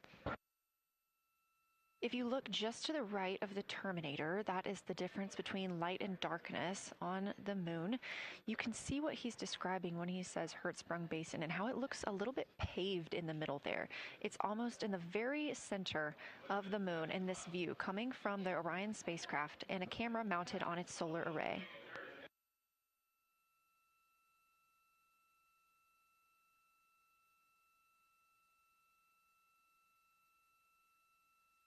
We are now 4 days, 23 hours, and 23 minutes into the flight of Artemis II, and we are standing by for their lunar loss of signal in about 43 minutes. Again, the spacecraft will fly behind the moon, and during that time, we won't have communication with them. They will be out of reach of our deep space network. However, we will regain communication with them approximately 40 minutes later when they come around the other side of the moon.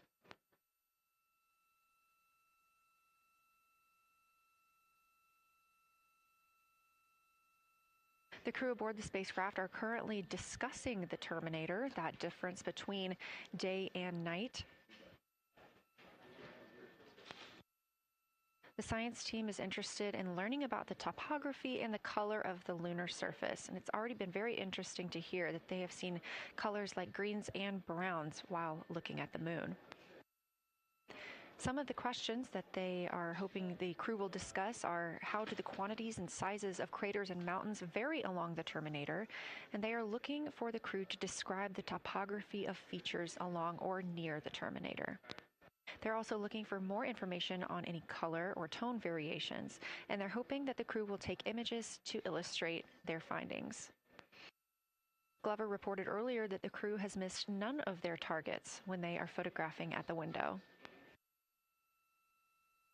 We aren't hearing the conversations that the crew is having right now, but these are being recorded to their personal computer devices, PCDs, and those will be sent down to the science team. The science team will have a conference with the crew tomorrow morning to discuss their findings and experience when looking at the moon today.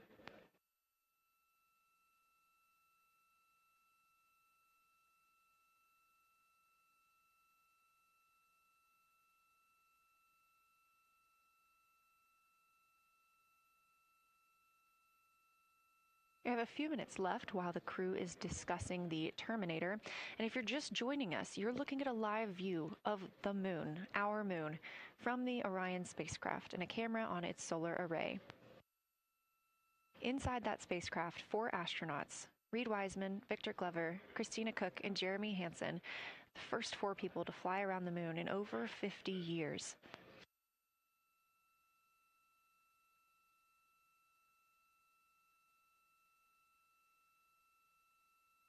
This is our lunar flyby day, and the crew has already surpassed one record today.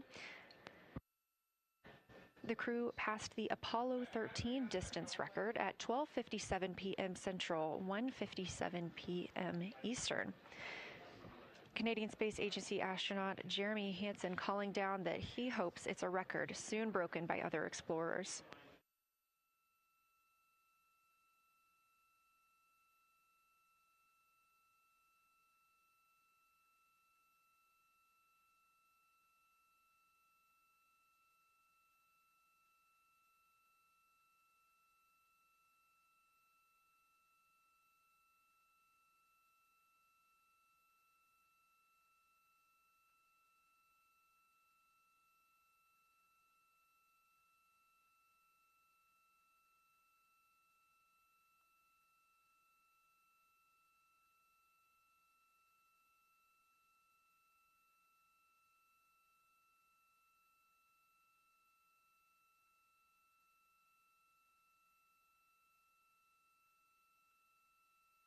We are live in Artemis Mission Control in Houston, Texas, monitoring the flight of Artemis II.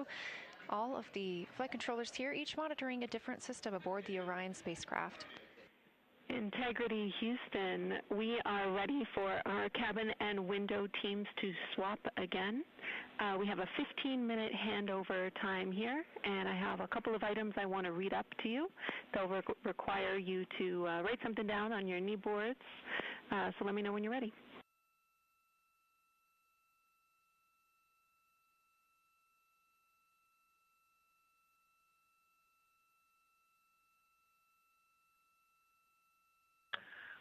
Okay, Houston, we are ready. Copy, Integrity. First of all, once you start this next shift here, during this lunar observation shift, we will begin our lunar LOS, so you can expect a call from me a few minutes prior reminding you. And second of all, FIDO just sent us updated altitudes and METs for lunar closest approach and max Earth altitude. Let me know when you are ready to write those down. They differ slightly from Optimus.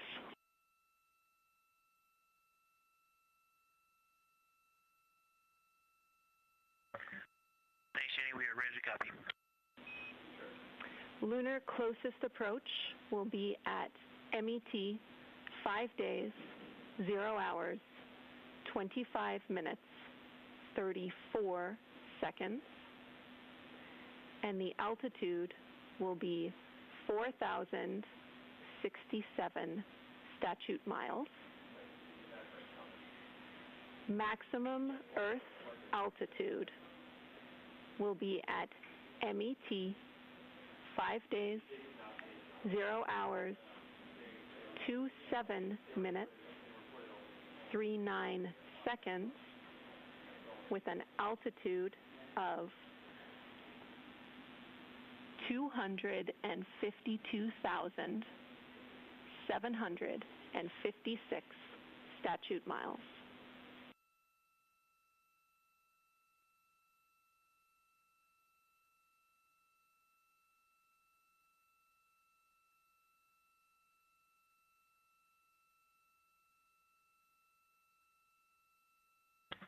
The crew really wants to ask for that in kilometers and in parsecs, but thank you for those. That is great. Thanks for that update. I'll send Fido to work, and I appreciate the metric. Other than that, I have no new vehicle statuses to pass to you. Enjoy your handover time, and we're looking forward to picking back up with you shortly.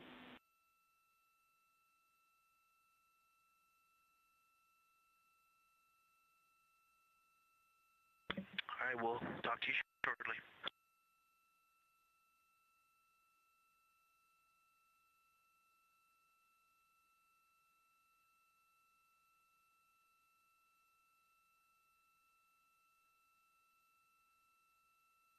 Those words called from Capcom Jenny Gibbons, CSA astronaut and Artemis II backup crew member, to the crew working aboard the Orion spacecraft. Had a little bit of a view inside the cabin. As you can see, it is very dark. The crew has turned off the lights, and the light that you were able to see is coming through the window, a reflection of Earthshine and from the moon.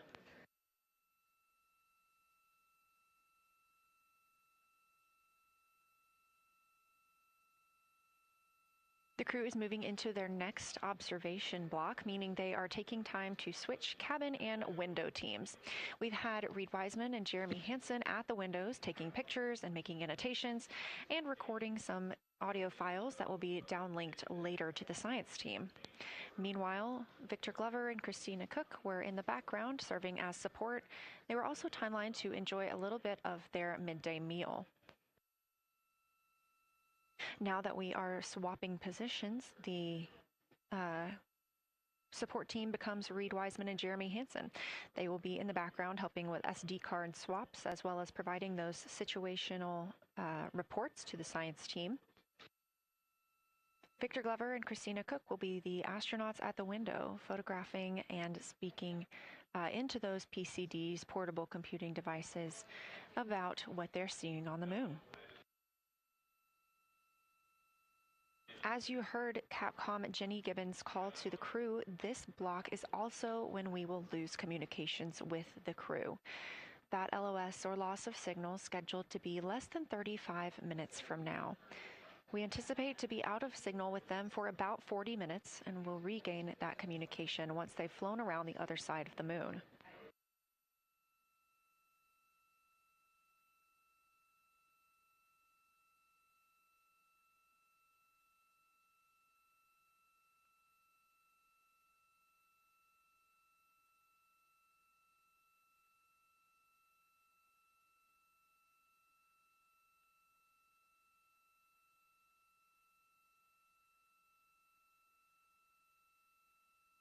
Now, even though the crew will be flying behind the moon, their observation period does not stop. They will still be taking pictures and making annotations of what they are seeing.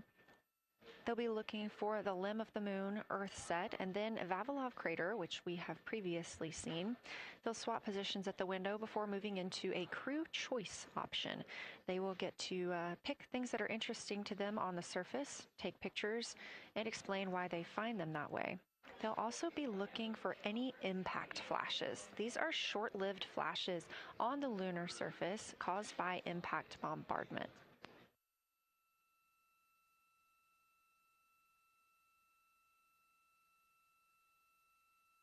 Just before Earthrise, the crew will be looking for lofted lunar dust.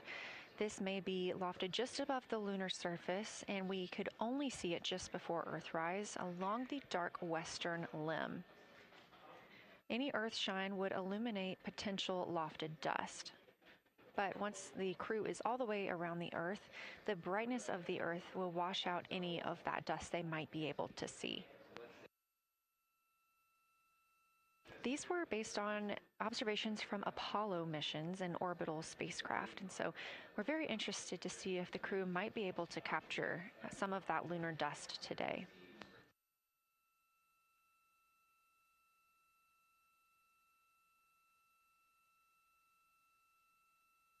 Following that lofted lunar dust target, the next will be Earthrise. We will regain communications with the crew shortly after Earthrise.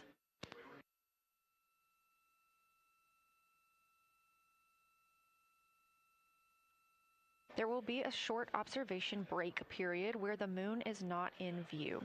That's because we are also anticipating the crew seeing an eclipse today.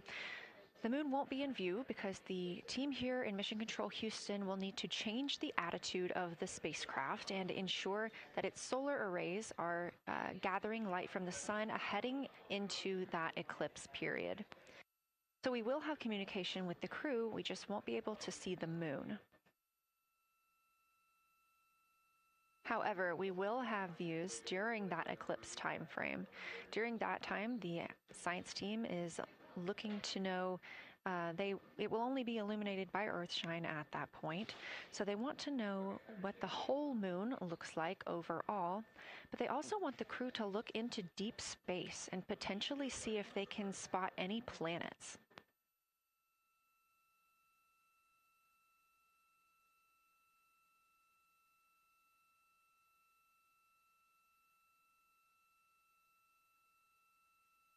Once the eclipse is over, the lunar flyby period will have ended. We are live through the whole thing, and even once flyby is over today, we remain live 24/7 on NASA's YouTube.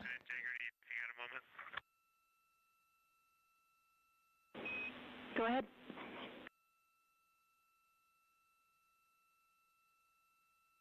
I don't know if Catherine and Devin are still there, but if they are, just wanted to just let them know how much fun we're having out here.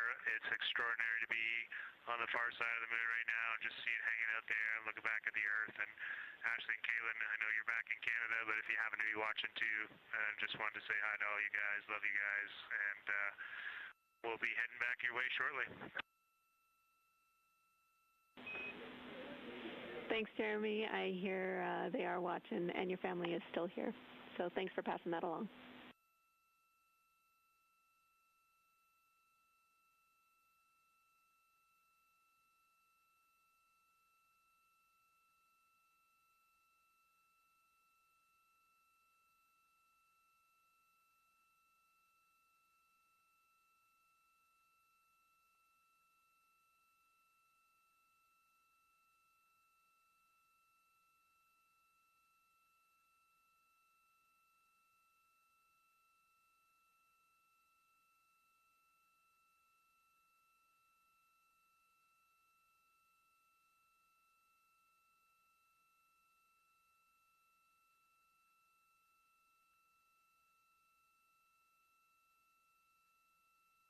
This view inside the Orion spacecraft, and it's a little hard to make out, but on the left there, that is Jeremy Hansen, just calling down some well wishes to his family, joining us in the viewing room and watching online.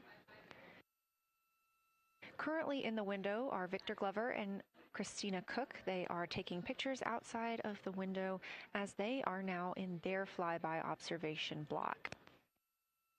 At this time, Reid Wiseman and Jeremy Hansen are serving as support crew members, and they are also going to have an opportunity to enjoy their midday meal at this time.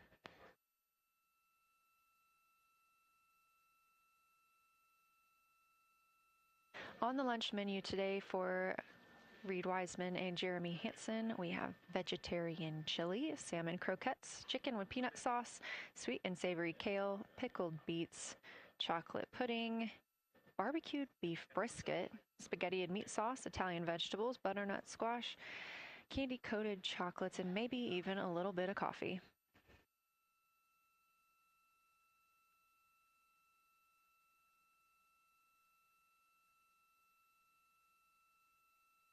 And if you look closely, you can see it looks like they are getting into some of their food for the midday meal.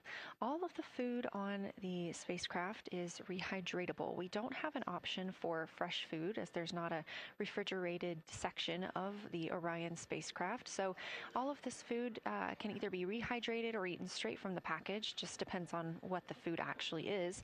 And for food that needs to be rehydrated, there is information on each package of how much water needs to fill that bag and what temperature it needs to be.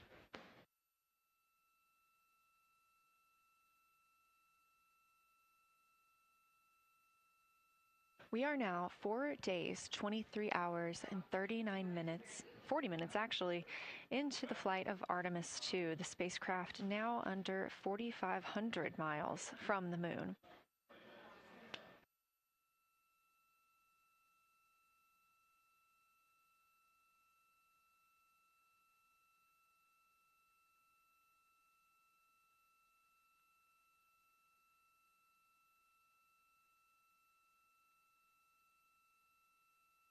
We are now also under 30 minutes away from loss of signal with the astronauts. We will regain that communication about 40 minutes later. They will still be photographing the moon and documenting what they're seeing while they're behind the moon. And we especially look forward to potential Earthset and Earthrise views.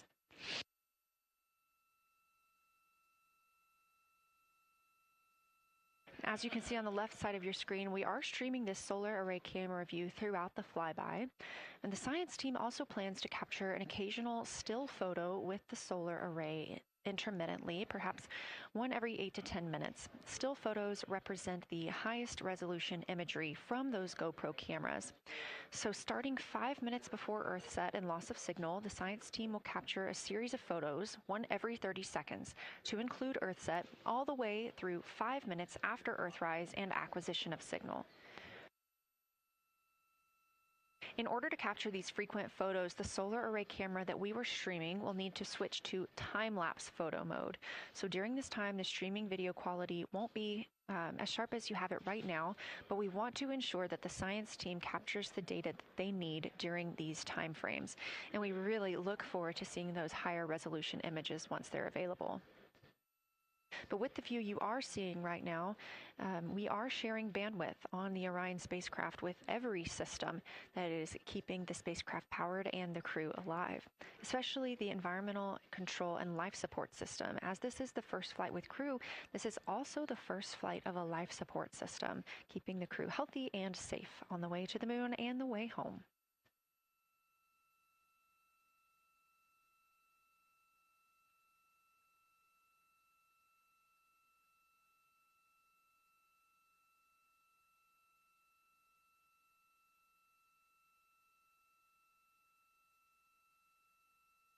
On the timeline, we're getting towards the end of the cabin and window team swap period, but it looks like our astronauts, Victor Glover and Christina Koch, are already photographing the moon outside of those windows. The next target is Crater, and this is something that they have photographed previously during the flyby. This is a small, complex crater with a prominent ray system, and as referenced earlier, it's the size of the Eye of the Sahara. That Eye of the Sahara is a feature in Mauritania. Seeing this crater more than once throughout the flyby allows the crew to photograph it at different lighting conditions.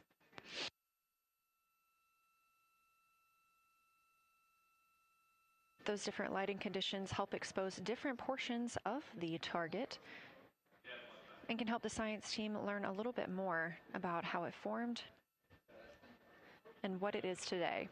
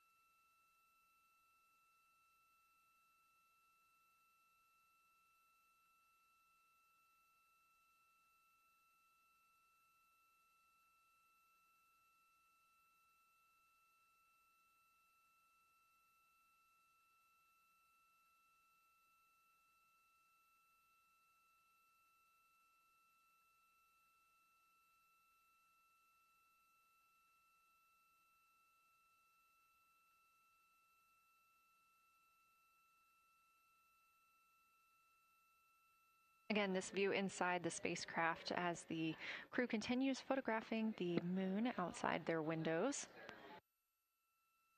They have turned the lights off to allow them to better get photos of the moon, preventing any reflections from coming in from the spacecraft.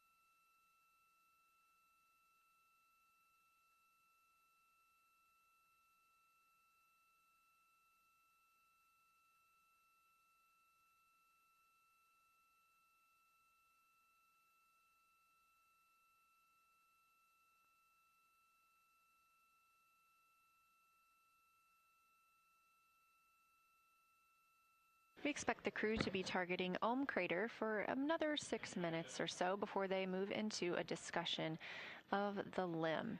Now, the science team has asked for a science sit rep or situation report during that time, so we hope to hear calls from the crew on what they are observing.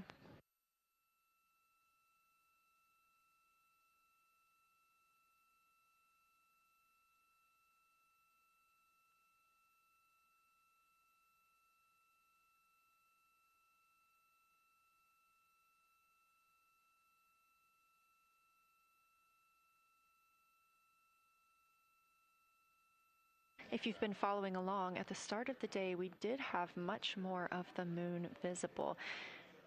And even just an hour or so ago, we could see about half of the moon. We are now continuing to see more of the far side and that darkness where the moon is not reflecting light from the sun.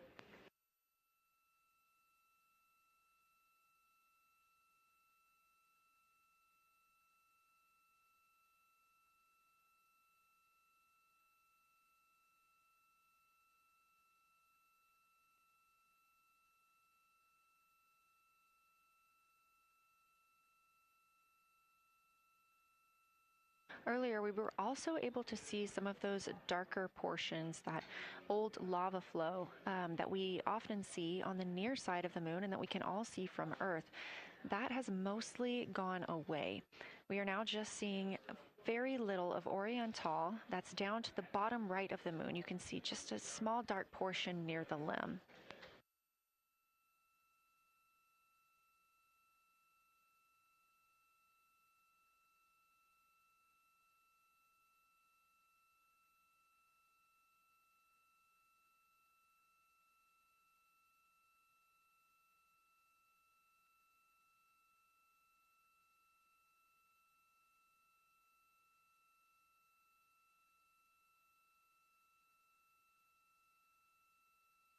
We are now about 18 minutes away from loss of signal.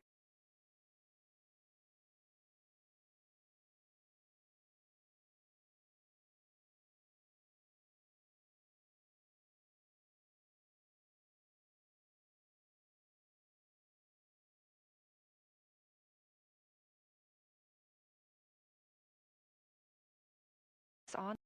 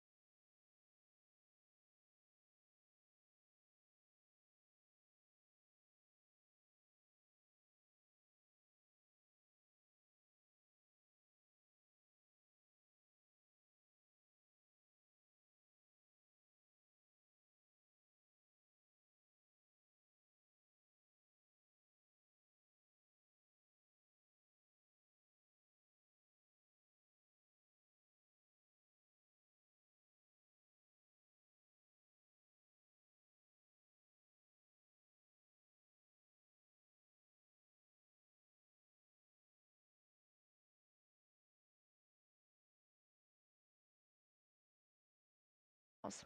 These are our latest numbers, and we'll make sure to verify and confirm those once those milestones have been achieved. Obviously, we will be without communication to the spacecraft at that time, so once we regain communication, we will make sure to find out those numbers and report those to you.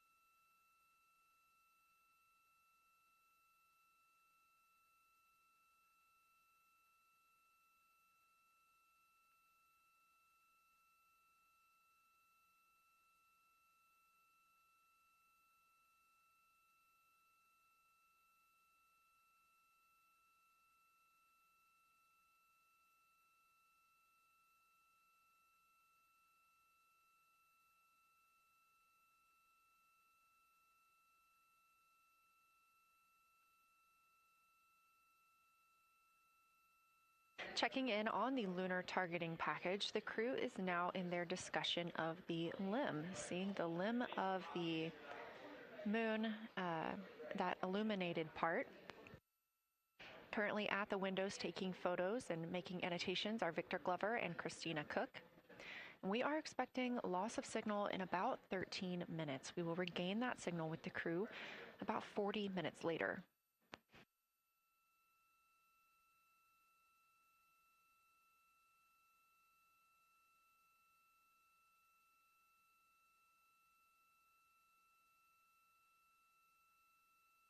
A milestone worth mentioning that this day marks the first time in more than 50 years that humans will observe the moon directly, a critical opportunity to practice how lunar science will be conducted during future Artemis missions.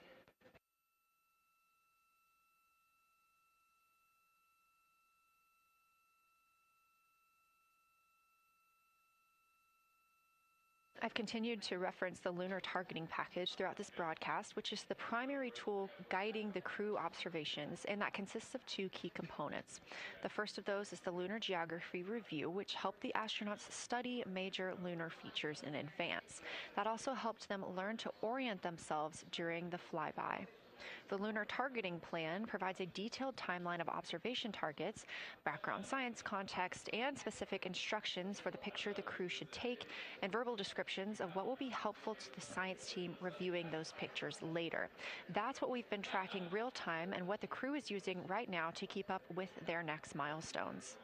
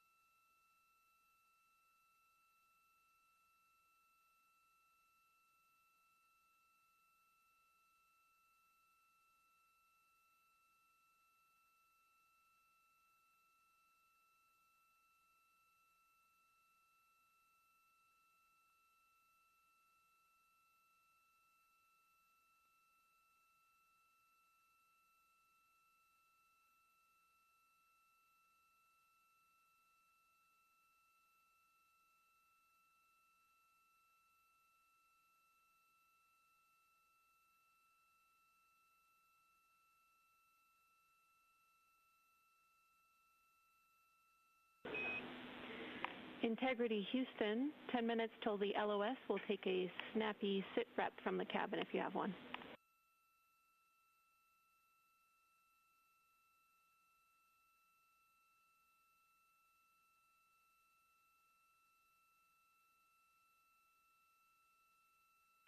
Okay, Jenny, that came, we missed most of that, but just a 10-minute warning, is that what you're saying?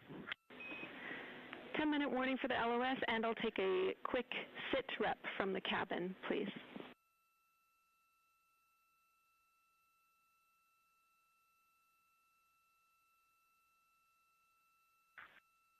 All right, cabin is still full of excitement. We've got Christina in window 2, Ike in Victor in window 3. Reid's actually been trying to get some images out of the docking tunnel. We can see the Earth and the Moon and part of the Moon out of the docking tunnel, which is pretty good. And I'm just grabbing some footage right now with our interior cameras.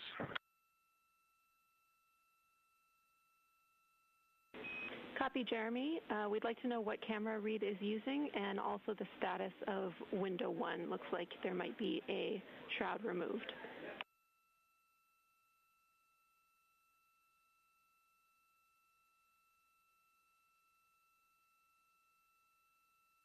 Okay. Reid was using the Z9, and the T-shirt shroud is still on window 1, but we took the camera out of it, so maybe that's what you're noticing. But when I looked in there, I saw a lot of sunlight reflecting around. Copy. That makes a lot of sense to us, Jeremy. I want to remind you, coming up on this LOS, that we'll take sit reps in the blind, and as more and more of the moon is in darkness, we will take any report you have on impact flashes.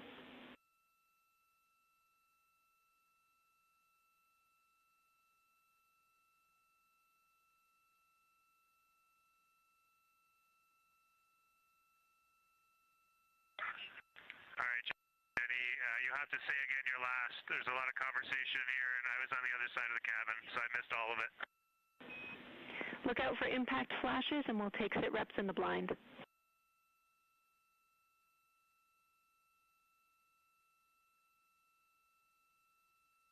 Okay, impact flashes, sit reps in the blind. We got it.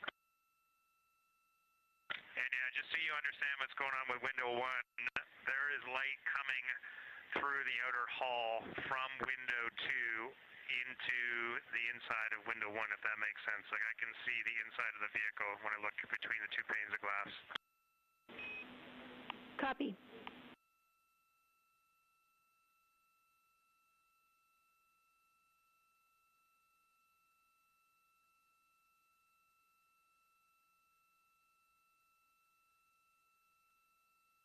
You're getting your first live look at Orion, the moon, and the Earth.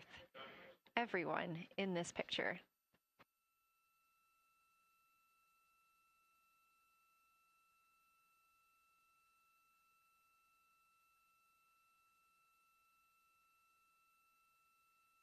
This is a live view from the Orion spacecraft.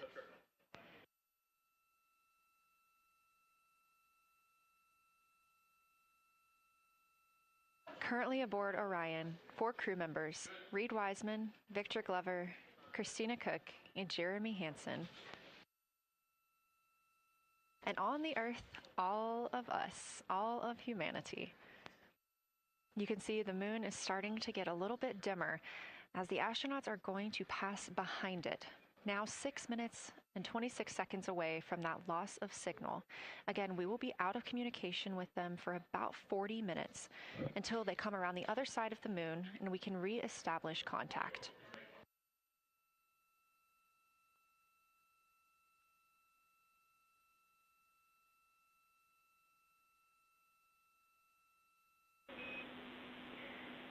Integrity Houston, you are 6 minutes from your 40-minute lunar flyby LOS. From all of us, it's a privilege to witness you carrying the fire past our farthest reach. Thank you. Godspeed.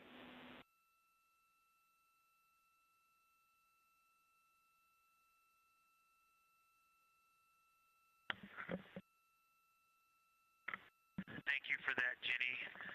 And thank you to all of you for allowing us the immense privilege to be on this journey together. It's quite amazing. And as we go on this journey, thinking about the NASA mission to explore the unknown in air and space, to innovate for the benefit of humanity, and to inspire the world through discovery. And as you've gone along on this journey with us, hopefully we're doing just those things. And as we get close to the nearest point to the moon and farthest point from Earth, as we continue to unlock the mysteries of the cosmos, I would like to remind you of one of the most important mysteries there on Earth, and that's love. Christ said in response to what was the greatest command, that it was to love God with all that you are. And he also, being a great teacher, said the second is equal to it, and that is to love your neighbor as yourself. And so, as we prepare to go out of radio communication, we're still to feel your love from Earth, and to all of you down there on Earth and around Earth, we love you from the moon.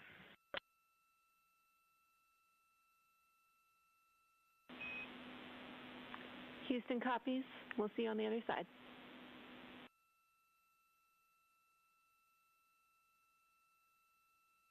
We will see you on the other side.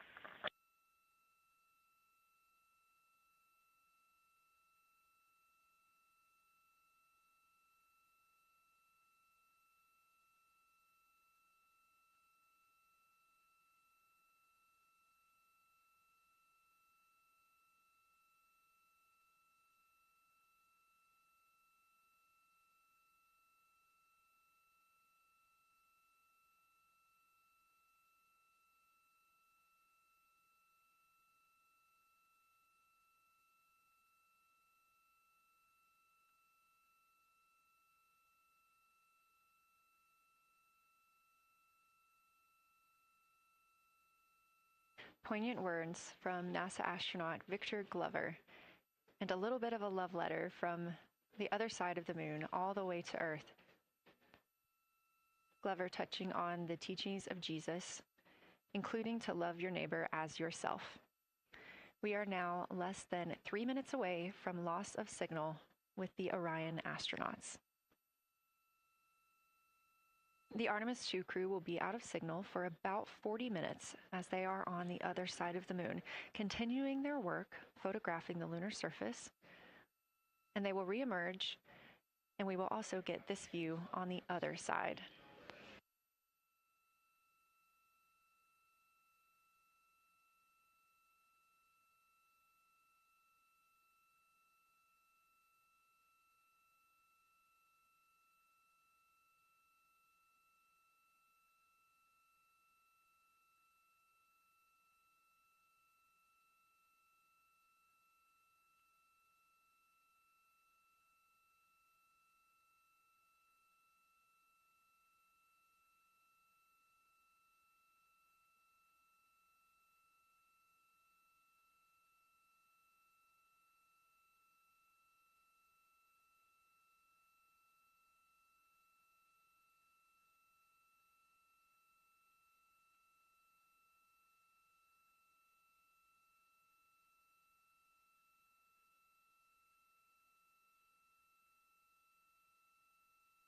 Just about a minute and a half now until we lose communication with the astronauts aboard Orion on the Artemis II mission. Now 5 days and 6 minutes since their launch on April 1st. Again, we'll be out of communication for about 40 minutes. And this really beautiful view of a crescent moon and a crescent Earth. How great thou art.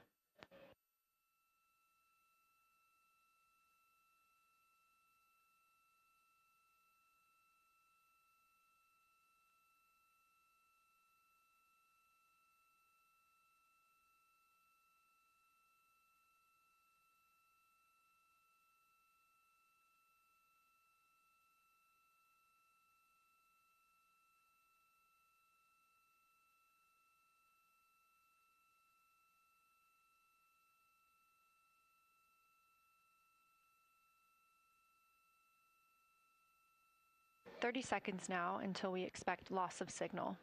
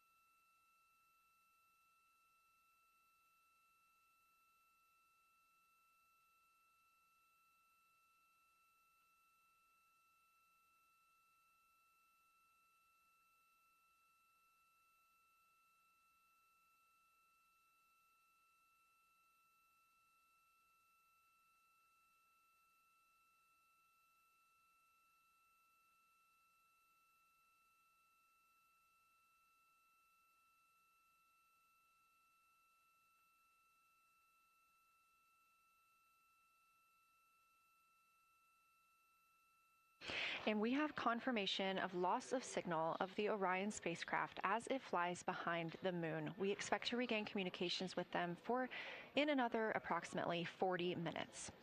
This was expected as their spacecraft is now out of direct line of sight with Earth and behind the moon. And this is a poignant moment as it's the first time in over 50 years that we have humans completely unreachable by anyone else on Earth. No matter how distant or secluded, we could reach anyone living on Earth, but while the crew flies behind the moon, it's simply impossible to make contact with them. This is a live view inside the Science Evaluation Room here at Johnson Space Center and just down the hall from Mission Control. This team has been monitoring the flyby all day as the team has continued capturing targets on the lunar surface.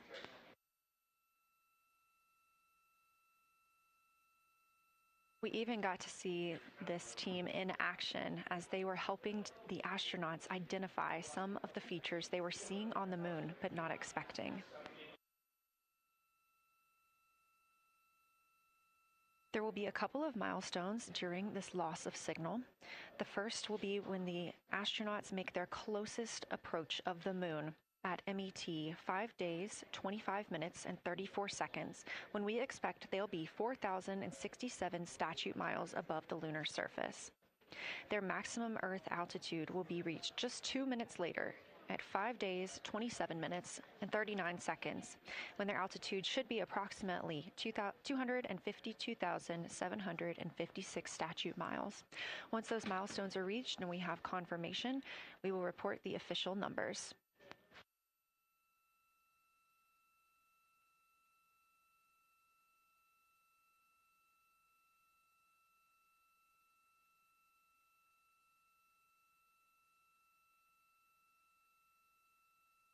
Throughout the Artemis II mission, astronaut voice, images, video, and vital mission data must traverse thousands of miles, carried on signals from NASA's powerful communications systems, the Near Space Network and the Deep Space Network. Let's learn a little bit more.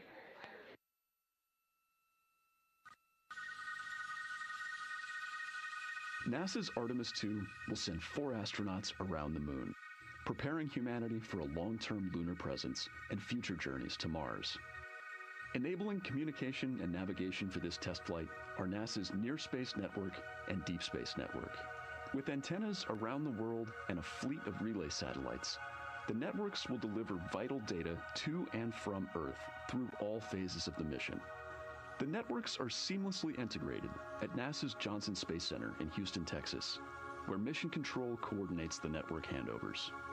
These transfers represent a delicate dance between the two networks, exchanging support as the mission shoots toward the moon. On the launch pad and during their early orbit phases, NASA's Orion spacecraft and Space Launch System rocket will rely on communications and tracking services from the Near Space Network. After its translunar injection burn, the Deep Space Network's global array of antennas will serve as Orion's primary communication support during lunar orbit. As the mission journeys farther into space and away from Earth, signal strength weakens and bandwidth is conserved for crew communications. The astronauts will have a near constant connection to Earth, ensuring their safety on a journey farther into space than ever before. We say near constant because as Orion goes behind the moon, a planned loss in communications will occur. The Deep Space Network will be standing by to reacquire the signal as Orion reappears.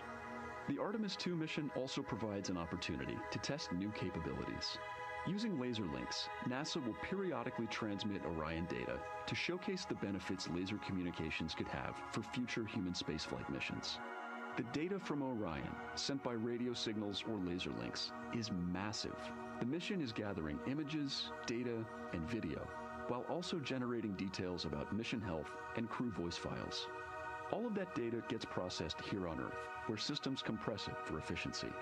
In the future, we'll upgrade these systems on Earth so that image and video clarity improve with each moon mission. With the Artemis II test flight, we're evaluating the communications infrastructure that will help carry us into the future as we explore the moon and journey forward to Mars.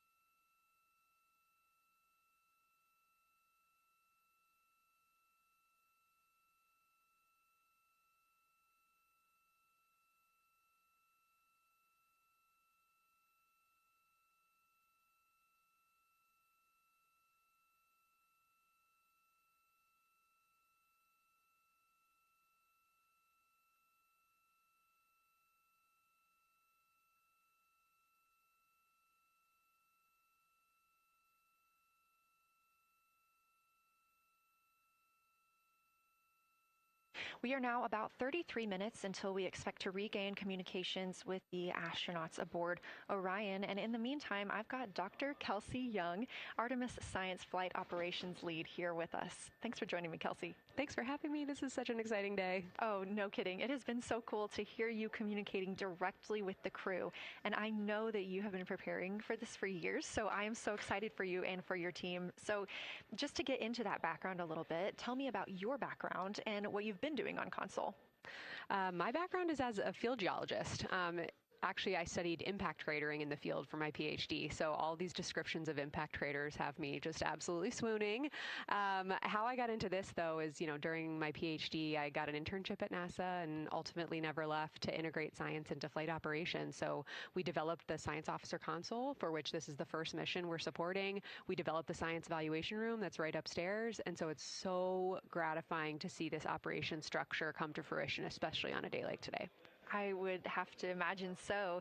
And we've got a great view of the Science Evaluation Room right now. Is there anything that has stood out to your team so far? Absolutely. So as you might have heard in some of the press briefings and content that, we've been putting out, color and albedo were really exciting targets for us. We've heard several amazing color descriptions so far. Just to highlight maybe one of them, we heard about greenish and brownish hues near Aristarchus, which is actually a feature that we can see here from the near side. And those greenish hues could actually tell us something about the volcanic evolution of that area. So you can bet that the science team is going to be prioritizing downlinking those images and the crew audio that we didn't hear that went into those recordings to learn a little bit more. Wow, that is fascinating. I was hearing those colors and very interested just from a personal standpoint, because looking at the moon from, 250,000 miles away, we don't see green or brown. So just hearing that, them being so close and getting to see that, fascinating, and I know very exciting for you. So what are you expecting to see in the upcoming portion of the flyby? The upcoming portion is actually going to be really exciting. So right now, as we speak, while folks in the room are kind of taking their, their stretch breaks and everything, the crew are still hard at work. They still have targets to image and describe during this LOS. But when we come out, the first thing, of course, we're going to hear about is Earthrise. We're really looking forward to hearing about the crew's experience with something that we can connect with, and that, Apollo 8 brought us such amazing images from. But then we start to get into describing the Terminator, as well as looking for things like lofted dust, which tell us about the modern lunar environment. Then the vehicle's going to orient away from the moon for an hour and then pivot back for the eclipse observations, which is a whole different set of science observations that we're really looking forward to. It's kind of nice that the crew will get a little break in there, because they have been hitting it hard today with photos and videos and annotations. What are you hoping that the crew sees coming up? Is it that lunar dust? Oh my goodness, that's a hard question to answer. I mean, we've already gotten such great descriptions. I mean, the Terminator seems to just be like one of their favorite things to look at and describe. So I feel like, that was something we were looking forward to. I feel like we've really gotten some great descriptions. So absolutely, I'm looking to the human moment of Earthrise. Lofted dust is an exciting one, and lofted dust will be a target for them in the right around the time of Earthrise, but again in the eclipse period. So I'm really looking forward to seeing. I mean, they've already highlighted just in the course of their flyby so far how the moon has changed, and this is going to be even more dramatic change to go from their end of this kind of lunar illuminated piece of the flyby into the eclipse time frame. And I can tell you they're going to be experiencing a very different moon during that time, and I can't wait to hear what their observations are. Yeah, that's absolutely fascinating, and what a privilege that we get to do that on this mission, because that's not always the case. If we had launched on a different day other than April 1st or 2nd, we wouldn't have gotten to see that eclipse. Is that right? That's correct. April 1st and 2nd. I will say, I was asked a lot in the weeks leading up to the launch, well, what's your favorite day? And my answer truly was, there is no bad day to launch to the moon. We were going to get great science out of it no matter what, but it's a really neat opportunity to, bring the sun into the picture, bring different planetary bodies into the picture, while still literally keeping the moon in center stage. Fascinating. So what differences are we looking for at each site? We're hearing a lot of different terms. We're looking at craters. We're looking at mare. What are the differences that you're hoping to see? We do have, as you highlight, kind of different prompts for each target. That's what they're looking at in their lunar targeting plan, which I know you've been showing. And we have even different prompts for the person with the, the really long lens on the camera versus the people with the unaided eye. And you've heard the crew talk about, oh my goodness, when I go from one to the other, I can really detect different nuances. And that's something that we experienced in simulations, but hearing them actually, see it for real has been really gratifying. But we're looking for different things based on the target. Sometimes we're looking for color. Sometimes we're looking for texture. For the Terminator, we're looking at kind of what texture and morphologies pop out to you and what kind of diversity you see along the Terminator. You've heard, Victor especially make some comments about future impacts for exploration. So already I think that their descriptions in this first part of the flyby have told us something scientifically, but also about future surface missions. Well, it was so interesting to hear Victor talking about he was imagining in his mind's eye being down on the surface and walking around. That was very cool to hear. And when we're thinking about targets, I know some of them are determined based on the launch day, because that determines the lunar illumination. So the ones that we're looking at today, how and why were these selected? Such a wonderful question. This really gets at at the heart of some of our really highest priority science questions. Illumination conditions is a big one, right? So of course we need the targets that we're interested on the lunar feature to be illuminated by the sun in order to view them, but the timing in which they see them during the flyby enables us to ask different questions. So you heard in the pre-flyby crew conference talking about, well, the same pair, Reid and Jeremy, will get to actually look at Glushko crater twice, and that looking at it from different illumination angles allows us to understand that feature better and connect color and albedo with topography and morphology. Then you have other craters where you want to look at it with the sun shining on it obliquely versus straight on, and that tells you something different about the scientific objective that drove the target being on the targeting plan in the first place. We've talked a little bit with the viewers today about what the crew is able to capture in this short time frame of those craters in different lighting conditions. Could take years for something robotic to be able to do based on attitude maneuvers and where the sun is at. So can you just talk a little bit about the importance of having both the robotic operation and having the crew? Absolutely. We definitely don't want to minimize the impact of orbiting spacecraft. Lunar Reconnaissance Orbiter is the one that's often referenced. Data from LRO and its payloads have really been instrumental in getting us, frankly, to this point for Artemis II and future missions. But the human experience, the crew observations that we've already been hearing about, it is such a perfect complement to the orbiting spacecraft data because they are able to have this unique perspective. They are far enough away where they can make these contextual observations. You've already heard it. How many times have we heard the crew and their science sit reps say, if I track this feature from all the way up here in the northern hemisphere down to the southern hemisphere, here are comparisons I can make. That right there is not something we had the ability to do with the Apollo missions, and it allows just literally in the blink of an eye to synthesize observations that it would take, a really significant effort to coordinate with different orbiting platforms, and they're making it like that. Wow. It has been very, very exciting to hear all of their calls so far. And so I've heard they were able to capture every single target so far too. Is that correct? I think that's correct. And I think it's important also to remember that, and I know the science team is anxiously awaiting this, we've been hearing from the crew members who are not at the forward windows, right? Those crew who are, really in the thick of the observations, they are recording minutes-long observations per target on their crew tablets. We will be getting those down starting here in a couple hours, and that's going to contain really meaty science information that we haven't heard live yet, and that's going to form the basis of my conversation with them tomorrow morning, where we're going to have a really deep dive into the science and absolutely nerd out about what they were able to do today. One of the most gratifying things for me today is hearing multiple crew members say, thank you for putting the discussion times in the targeting plan, because when we have had the ability to put multiple brains on a problem, we have elevated each other.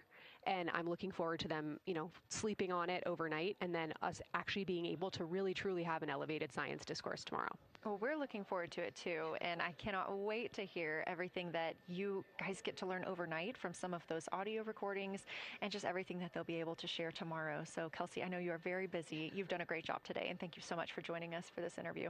Thanks for having me. It's such an exciting day. We are now expecting acquisition of signal in about 24 minutes. As a reminder, the Orion spacecraft has flown around the other side of the moon, where they are out of contact with our deep space network.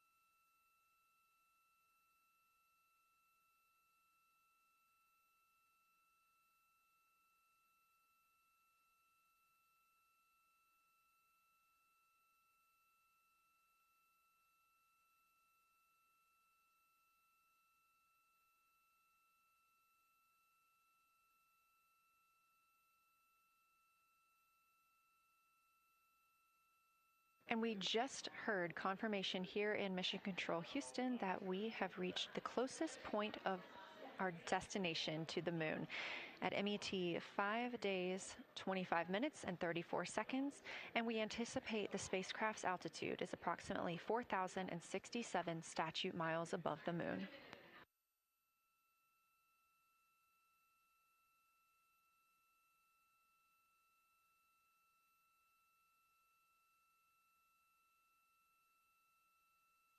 We're continuing to track what the crew is doing while around the other side of the moon.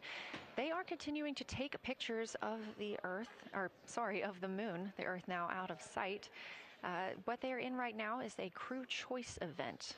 The science team has encouraged them to find interesting features on the surface, to take photos of those, and describe why they were interesting.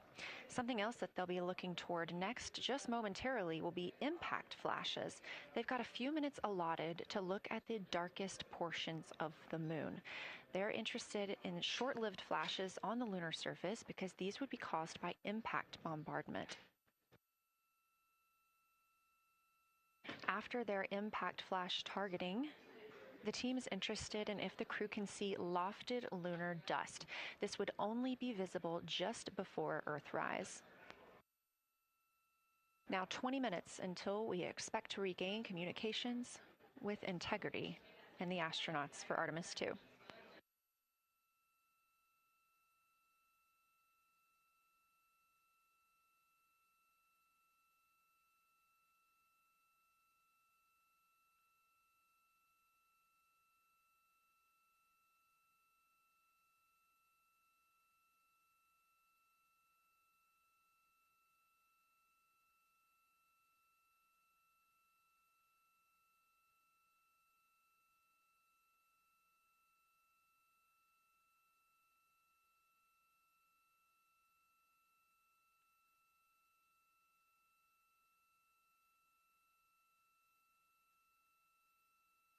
We're live in Mission Control Houston at NASA's Johnson Space Center, but there's a team over 750 miles away also monitoring today's operations. And of course, just like us, they are in LOS, or loss of signal, with the spacecraft. This is LUCA, the Lunar Utilization Control Area, and it's joined by LISA, the Lander Engineering Support Area, which are twin control rooms that will support missions and operations in lunar orbit or on the moon's surface in real time at NASA's Marshall Space Flight Center in Huntsville, Alabama.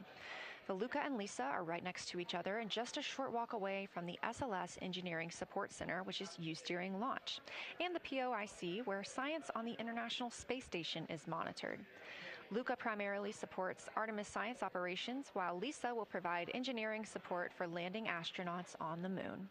During this mission, Artemis II, teams in the LUCA will use the facility to support first-of-its-kind science operations to better understand the deep space effects of microgravity and radiation on the crew's physiology, immune systems, and ability to complete various tasks. The data from these science operations will inform future crewed flights to the moon. For future crewed missions to the moon, members of the NASA Human Landing System Mission Insights Support Team, a group of engineers, safety leads, flight operations experts, and technical authorities, will work in the LISA. There, they will monitor lander systems in real time and be involved in key decision-making processes throughout the mission. Teams are using the LISA during Artemis II to observe mission operations and using the opportunity to inform and prepare for future crewed landings to the moon's surface.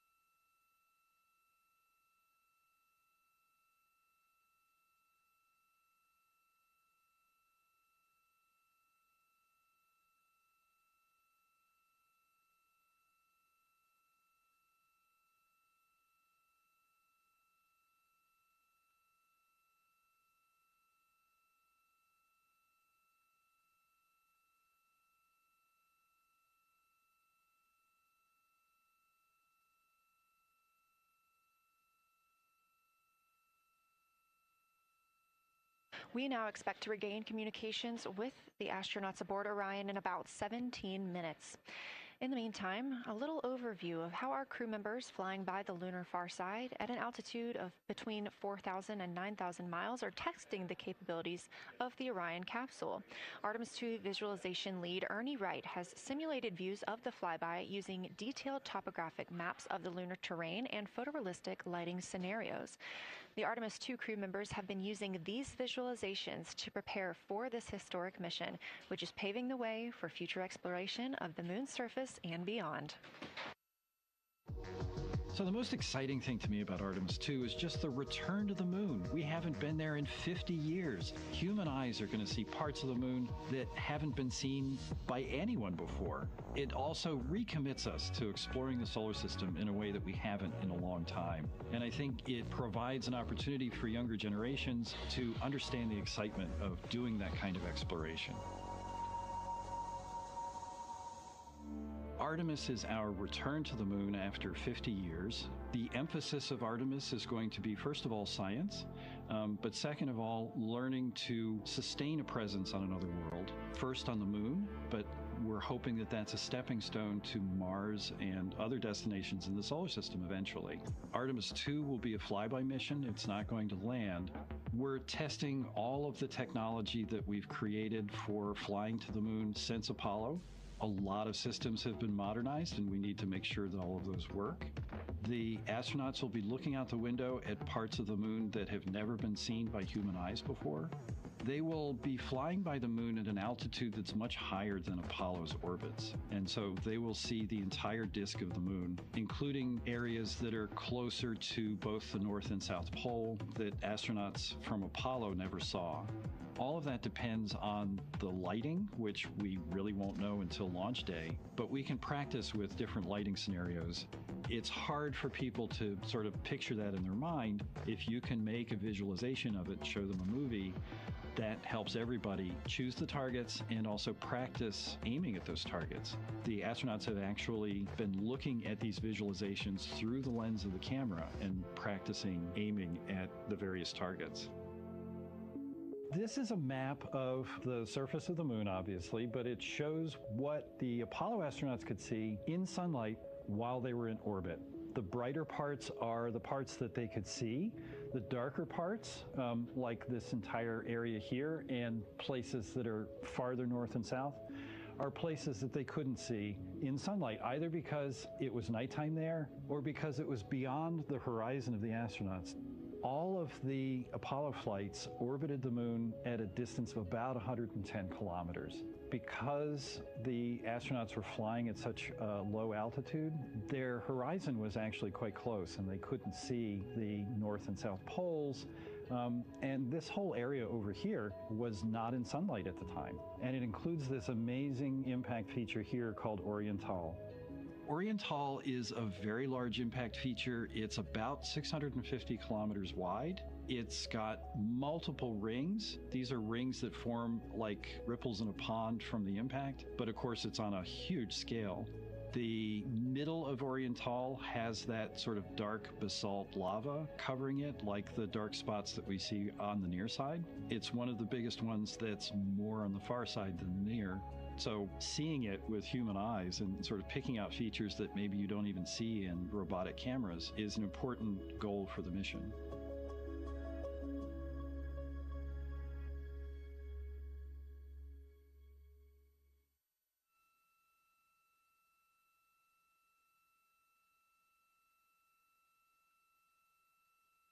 This live view in the Science Evaluation Room, or the SIR, here at Johnson Space Center in Houston, Texas, just down the hall from where we're at in the Artemis Mission Control Room.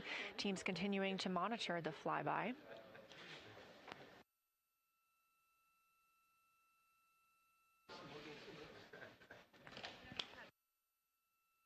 The crew continues their observations of the moon, even though they are out of touch with Earth. We expect to hear from them in 12 minutes and 26 seconds. Again, this is approximately 40 minutes loss of signal while they are out of reach of the Deep Space Network. Right now, they are imaging or attempting to image lofted lunar dust. Throughout our coverage, we've talked a lot about the science and engineering behind today's lunar flyby, but we also spoke to the crew about what the moon means to them and how they see its place in human history.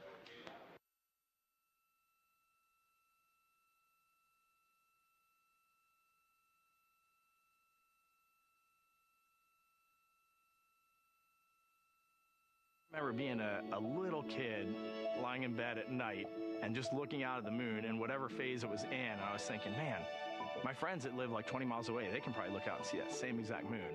And then when I was in the Navy and I would look out at the moon and I'd be halfway around the planet, and I would think, man, my brother can see that moon where he is and he's halfway around the planet from where I am. And it's a connection of life on Earth. We can all look up and see that moon. It represents history. It is a witness plate. Everything that's ever happened to the moon is still written on the moon. There's no processes of wind or change in the Earth, geologic processes like we have here that change it. And something that's been telling and can read out the story of its own evolution, there's something beautiful about that. I've also learned from my indigenous mentors that they refer to the moon as Grandmother Moon. So you've probably heard of Mother Earth. They use Grandmother Moon because Grandmother Moon is responsible for the water in their community. The grandmothers, sort of protect the water source, just like the moon moves the water around the planet, affects the tides. It's something that represents something different for each individual culture around the planet. And that's really neat because we all share that same moon in the night sky.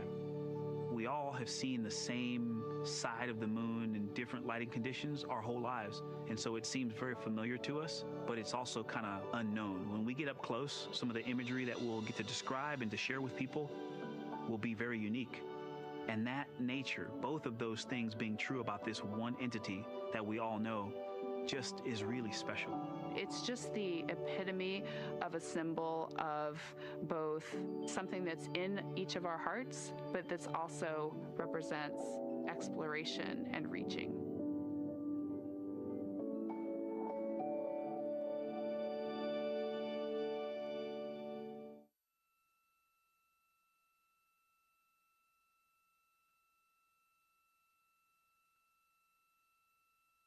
You're looking at a live view inside Artemis Mission Control here at Johnson Space Center in Houston, Texas. We are currently out of contact with the Artemis II crew. This was a planned, or not really a planned, but a tracked loss of signal that occurs when the crew flies behind the moon. We use the Deep Space Network to communicate with the crew, and when they are behind the moon, they are out of reach of that Deep Space Network. And when you consider our nonstop communications during the time in which we live, this is even more striking. For the Artemis II crew, they're only currently communicating with each other. Now, we expect communications in under 9 minutes from now, and we also are hopeful for a view of Earthrise. Despite being out of communication, the crew is continuously capturing imagery of their predetermined lunar targets.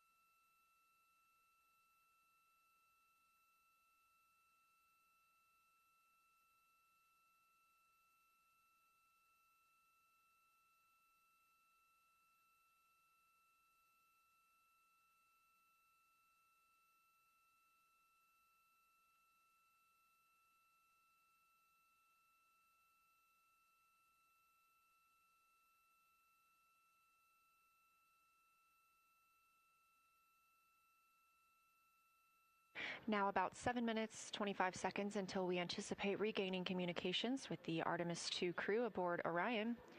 In the meantime, Artemis II lunar science deputy lead Marie Henderson is trained these astronauts to capture and document their views of the lunar surface for all of us to enjoy back here on Earth.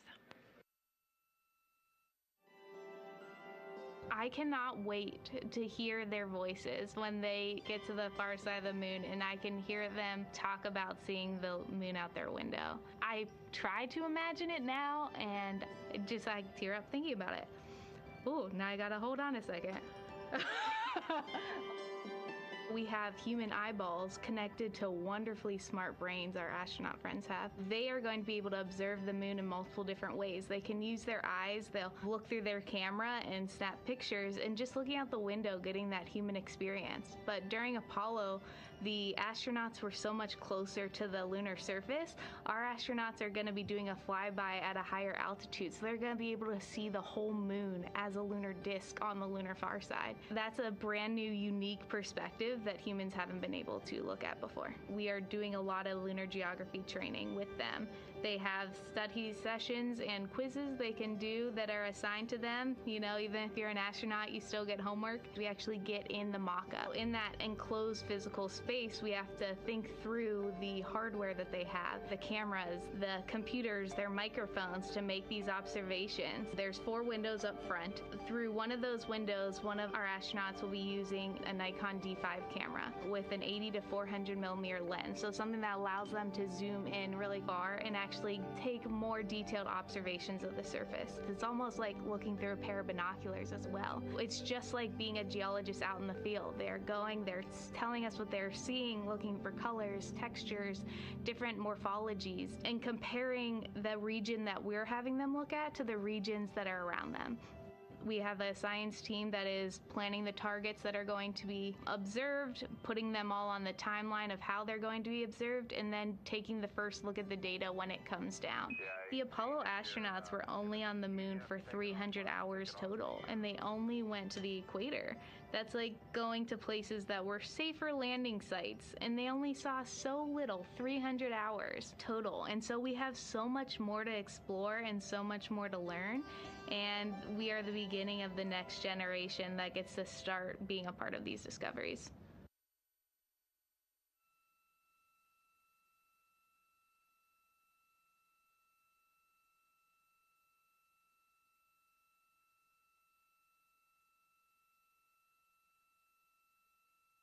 We are now 4 minutes and 28 seconds until we expect to regain communications with the astronauts flying aboard Orion on the Artemis II mission. They are now flying behind the moon. While behind the moon at an MET, or mission elapsed time, of 5 days, 25 minutes, and 34 seconds, we expect this was the point in which they made their closest approach, 4,067 statute miles above the lunar surface.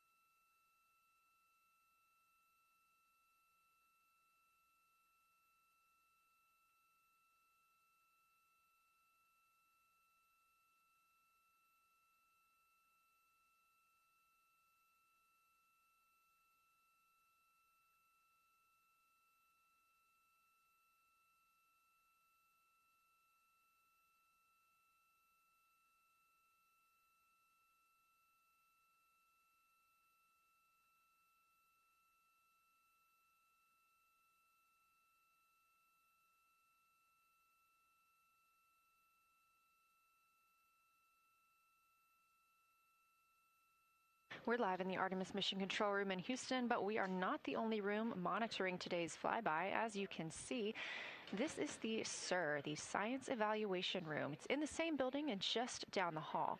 It's a multidisciplinary science team supporting the Artemis II crew in real time, including experts in lunar geology, impact cratering, volcanism, polar science, imaging, and visualization. You can see the SIR here. That's the Science Evaluation Room. It's embedded within Mission Control to provide science input during live operations like what we see today. But additionally, the Science Mission Operations Room is a back room that processes data, evaluates imagery, and supports rapid analysis. We also have our science officer, Kelsey Young, here on console today. She's serving as the primary interface between the science team and the flight controllers, ensuring science priorities are represented during mission execution.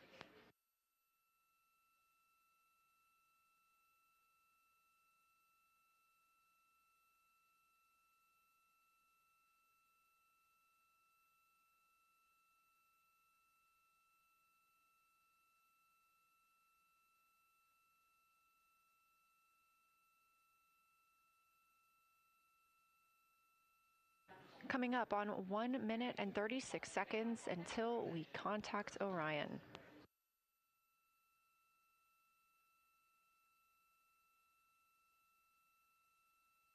Meanwhile, aboard the spacecraft, the crew has continued executing their lunar flyby tasks. As we discussed earlier today, these activities have been precisely timelined, and this is the fourth of 5 blocks of time during which the crew will be observing the moon from Orion's windows. At this time, pilot Victor Glover and mission specialist Christina Koch are observing the moon at windows 2 and 3. One crew member is in window 2 with a blue shroud over the window, taking photos and using an 80 to 400 millimeter zoom lens, while the other astronaut is in window 3 using their portable computing device, also known as a PCD, to make annotations. And both of those crew members are making audio recordings of what they are seeing. They are wearing headsets connected to their PCDs, and those audio recordings are being sent to the science team tonight. We are not hearing those live. However, we have been hearing quite a lot of great descriptions from the crew who have been serving as the support. Right now, the support team members are Reid Wiseman and Jeremy Hansen. Those team members are providing science sit reps, situation reports, calling down a few times each hour to discuss what they're observing. And even though we're out of contact with them right now, they are still conducting those science sit reps as they'll be available once they come back around the moon. The situation reports include how the crew is positioned, any missed targets, or anything unexpected they saw. They're also including lunar target descriptions, any hardware issues, and their emotions and reactions.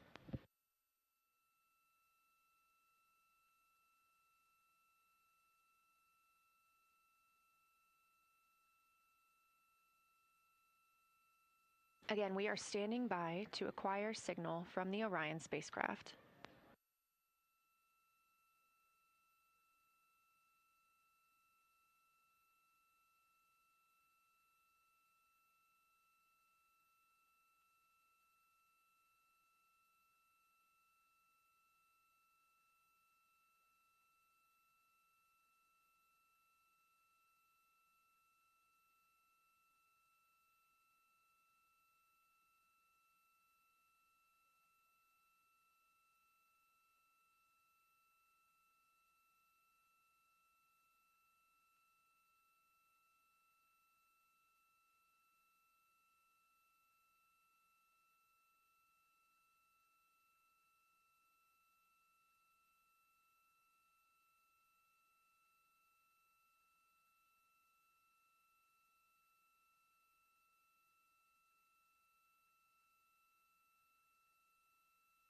We're in the Artemis Mission Control Room at Johnson Space Center, getting our preliminary contact with Orion, that acquisition of signal coming after a 40-minute loss of signal, during which the crew was flying behind the moon, out of contact with anyone on Earth.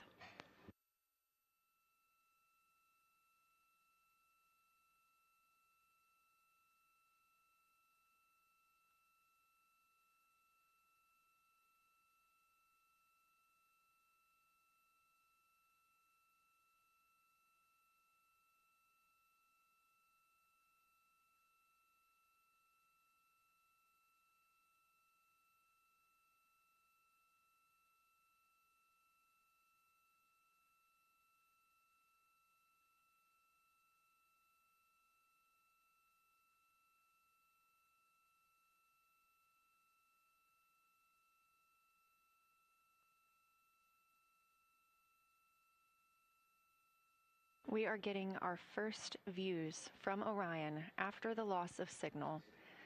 Orion has come back around the other side of the moon, and that little crescent that you see is Earth, over 252,000 miles away.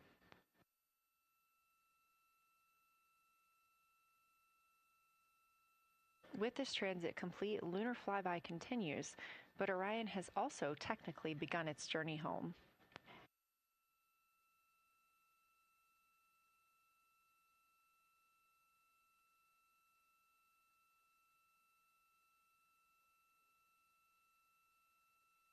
Right now, the crew are getting a few moments to enjoy and take photos of Earthrise for themselves, and we expect to contact them shortly.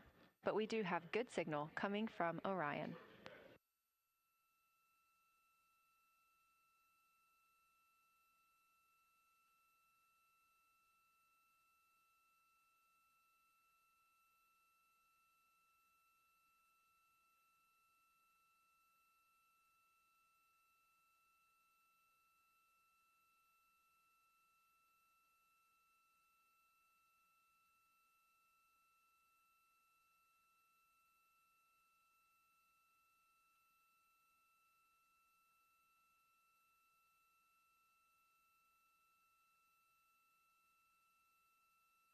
This view from inside the Orion spacecraft, all 4 astronauts now back on the other side of the moon and in contact with us on Earth. Their tasks for lunar flyby did not stop as they went behind the moon and out of contact with us. We anticipate during that time they were attempting to image some impact flashes, short-lived flashes on the lunar surface, which would be caused by impact bombardment and potentially even lofted lunar dust. Right now, of course, they are getting pictures of Earthrise. After this target, they will get a short observation break. It's about an hour long, actually. Houston, integrity, comm check. Integrity, we have you loud and clear. How many?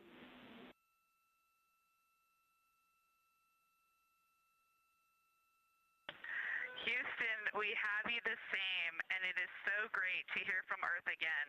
To Asia, Africa, and Oceania, we are looking back at you. We hear you can look up and see the moon right now. We see you too. When we burned this burn towards the moon, I said that we do not leave Earth, but we choose it. And that is true. We will explore, we will build ships, we will visit again.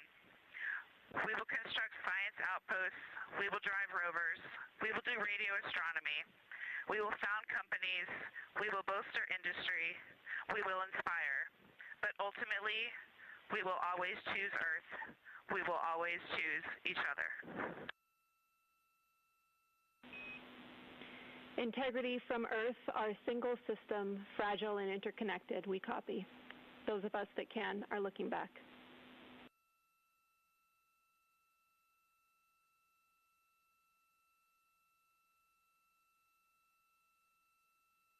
We are happy to say we copy.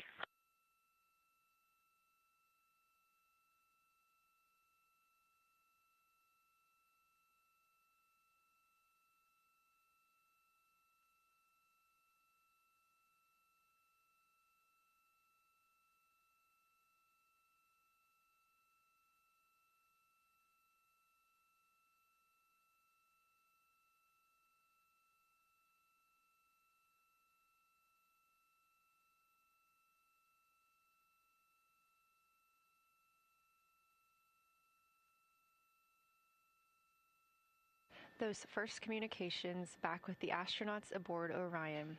Christina Koch calling back to what she said just before translunar injection burn, that with this burn, we do not leave Earth, we choose it. The translunar injection burn served as not only what put them on this trajectory to fly around the moon, but what also committed them to splashing down in the Pacific Ocean on Flight Day 10.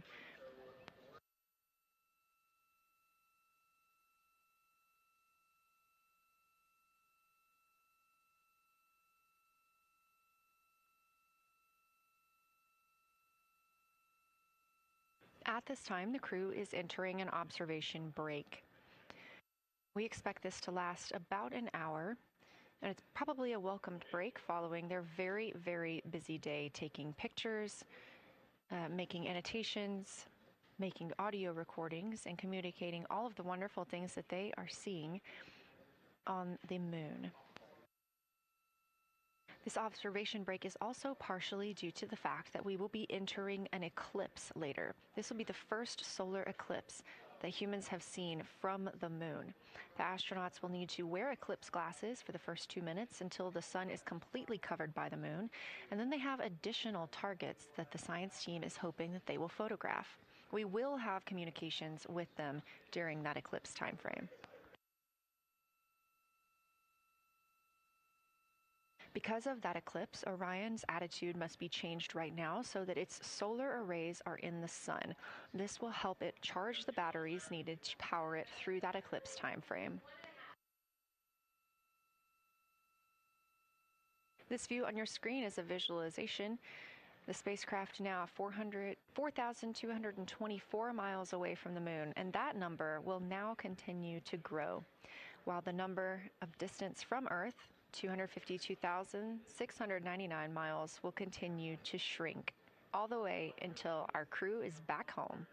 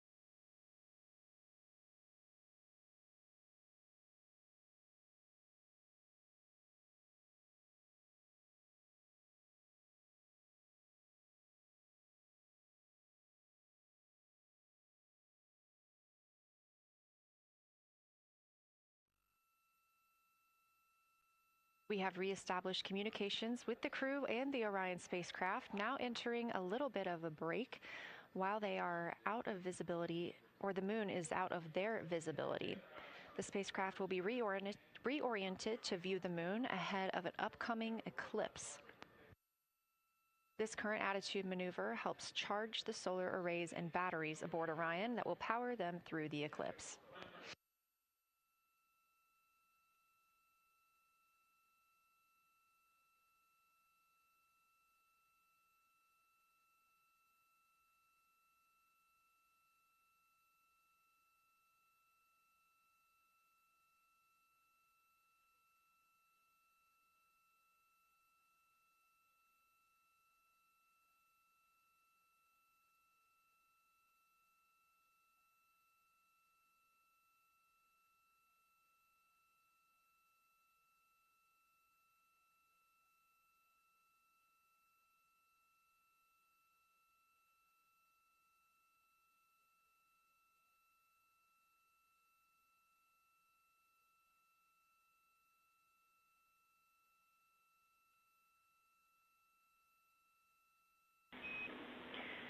Integrity, Houston.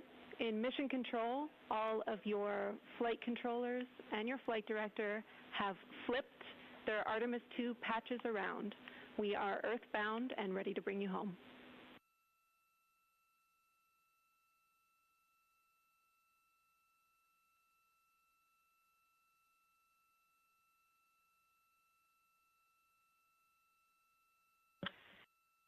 That's great. Great to see the light of day as we head back to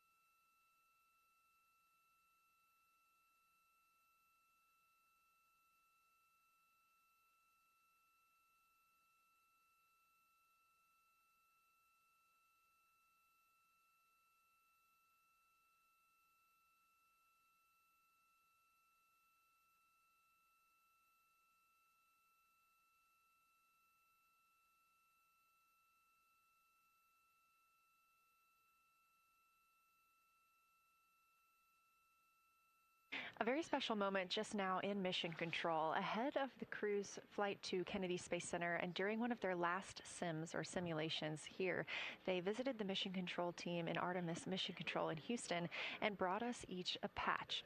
Everyone in the flight control room has had these on their signifiers at their console. On one side of the patch that you've probably seen is the moon with the Earth behind it. Now that we've passed behind the moon and we are returning home, the flight control team has instructed everyone in the room to switch their patch around so that the Earth is closer and the moon is behind us. We are really looking forward to seeing the Artemis II crew, and the Capcom Jenny Gibbons did call that update up to the crew that the flight control team here has turned their patches around as was instructed by the crew during that last sim, and we are counting down the days until they get home. They are now 5 days, 1 hour, and 3 minutes mission elapsed time into the Artemis II mission.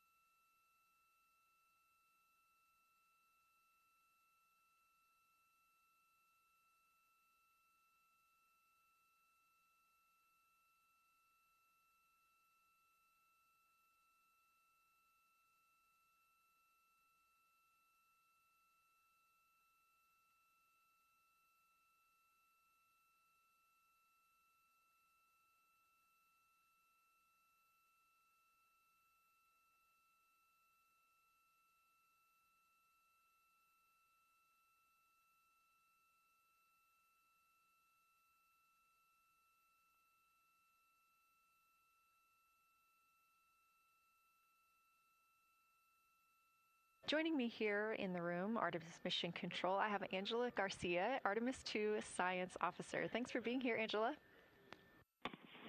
It is an honor to be here. What a day. Everyone's been buzzing. I can't contain myself. So it's been a really awesome day. So you're sitting on console at the science console now. Have you been in the SIR earlier today? There's a lot going on. So I went here first, then I'm going to go there after.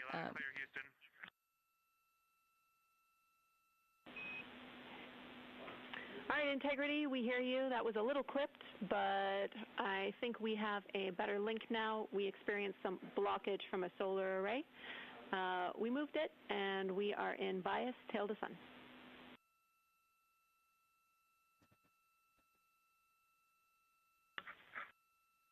Okay, Houston, you're coming in loud and clear, and copy, we're in bias, tail to sun now.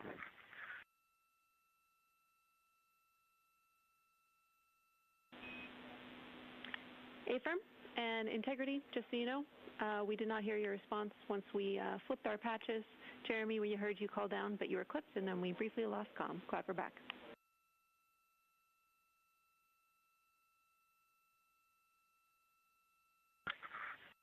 Okay, copy that. We were just excited that we got to share in that you, the MER, and Mission Control have flipped your patches around, and that side of the patch is getting to see the light of day. Thanks for sharing that with us. Our pleasure.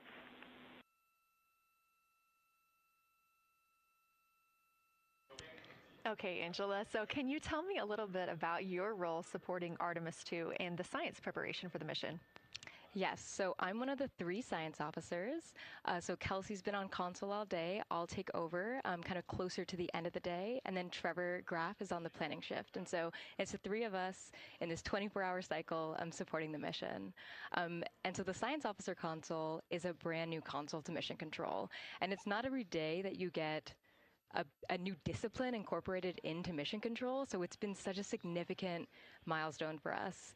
And it's just a testament to like the commitment that the Flight Operations Directorate and NASA have, that they're going to be integrating science and maximizing science throughout Artemis. So it's really exciting. And then the science preparation. So I'm on the operations team, but I'm also on the training team. So all the incredible training and shout-outs that you've gotten today, it warms my heart. It warms everybody's heart in the science evaluation room. I promise you that. But so all the classroom training, the field training, the mission simulations, right? We were a part of all of it, and that is what we did to get the crew to be. They are a part of the science team, and they are the forefront, that nice edge, and they're just been doing such a great job today. I know. I imagine that you have to be pretty proud of them. Their reports have been fantastic. So I would like to know a little bit about how you have developed procedures for this crew. What kind of science activities are they carrying out inside the spacecraft?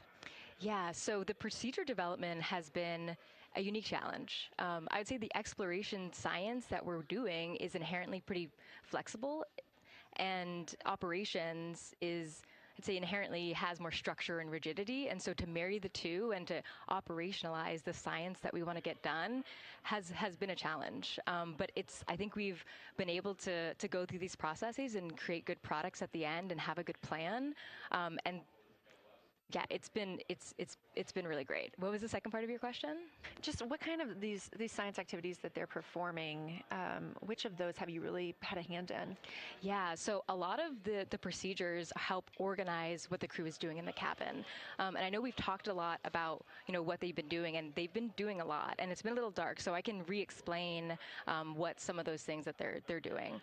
So the observation blocks are about an hour long, and the crew is organized, the 4 crew members are organized into 2 pairs of 2, the window team and the cabin team. And the lunar targeting package that you've been showing up and that the crew have on their handheld tablets is really the instructions for the window team.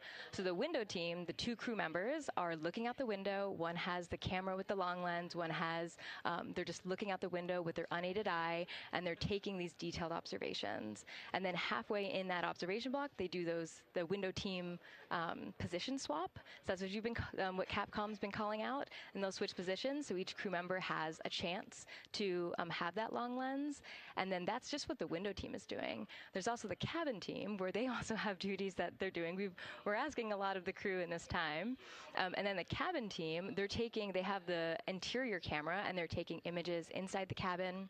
They're also supporting the window team, where, you've heard some call-outs where looking out at the bright moon and then looking inside the dark cabin and looking at their LED screen is a lot. So the cabin team is also helping support, target, and guide the window team into specific targets on their plan. They're also helping call out these science situational reps. So they're looking out a different window and listening in to what the crew who are really down and in the science on the window team are doing, and they're giving us insight. And those recordings that the window team is doing are going to be uplinked or downlinked overnight, and we're going to be able to chew on that data. But yeah, they're helping. They're doing a lot. And so making sure we have a plan that's flexible, but also make sure that we check off all those boxes was really important. So tell me a little bit more. You talked earlier about the analogs that the crew has done. What kind of analogs or environments were really useful for this? Yeah, so for procedure development, right, you have so many different environments that you can do. You have classroom, like we said, you have the Orion mock-up, you have simulations, and at least for developing the plan, we kind of did it in a tiered approach, because each of those different analog environments helps us answer a slightly different question and has a little bit of a higher fidelity. So we would start with the classroom. So we would we would just get into a classroom, we would put all the hardware on the table, and then we'd almost role play of like, you be Victor, you be Reid, you be Jeremy, and I'll be Christina, and like, let's just do the plan how we think we should do it, write that down, and then just keep iterating on that, and then Integrity Houston for a tag up pre-forward link LOS in place of the Flight Director Conference.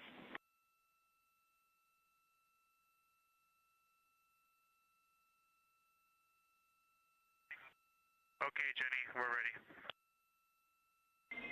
All right, crew, I'm going to roll through a couple of topics here. The first two are for timeline. First of all, read for your toilet maintenance.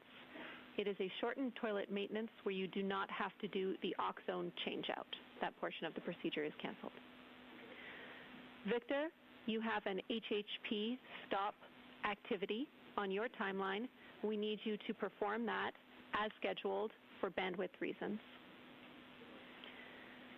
For your next portion of the flyby, in particular the eclipse, we want to remind you that you can take off the eclipse glasses when the sun sets and you are simply looking at the corona. And then finally, for the D5 with the long or zoom lens, which is set for solar corona, we want to remind you that when you are capturing Earth shine, you will likely have to adjust the exposure. That's all I have for you. Let me know if you have anything for us.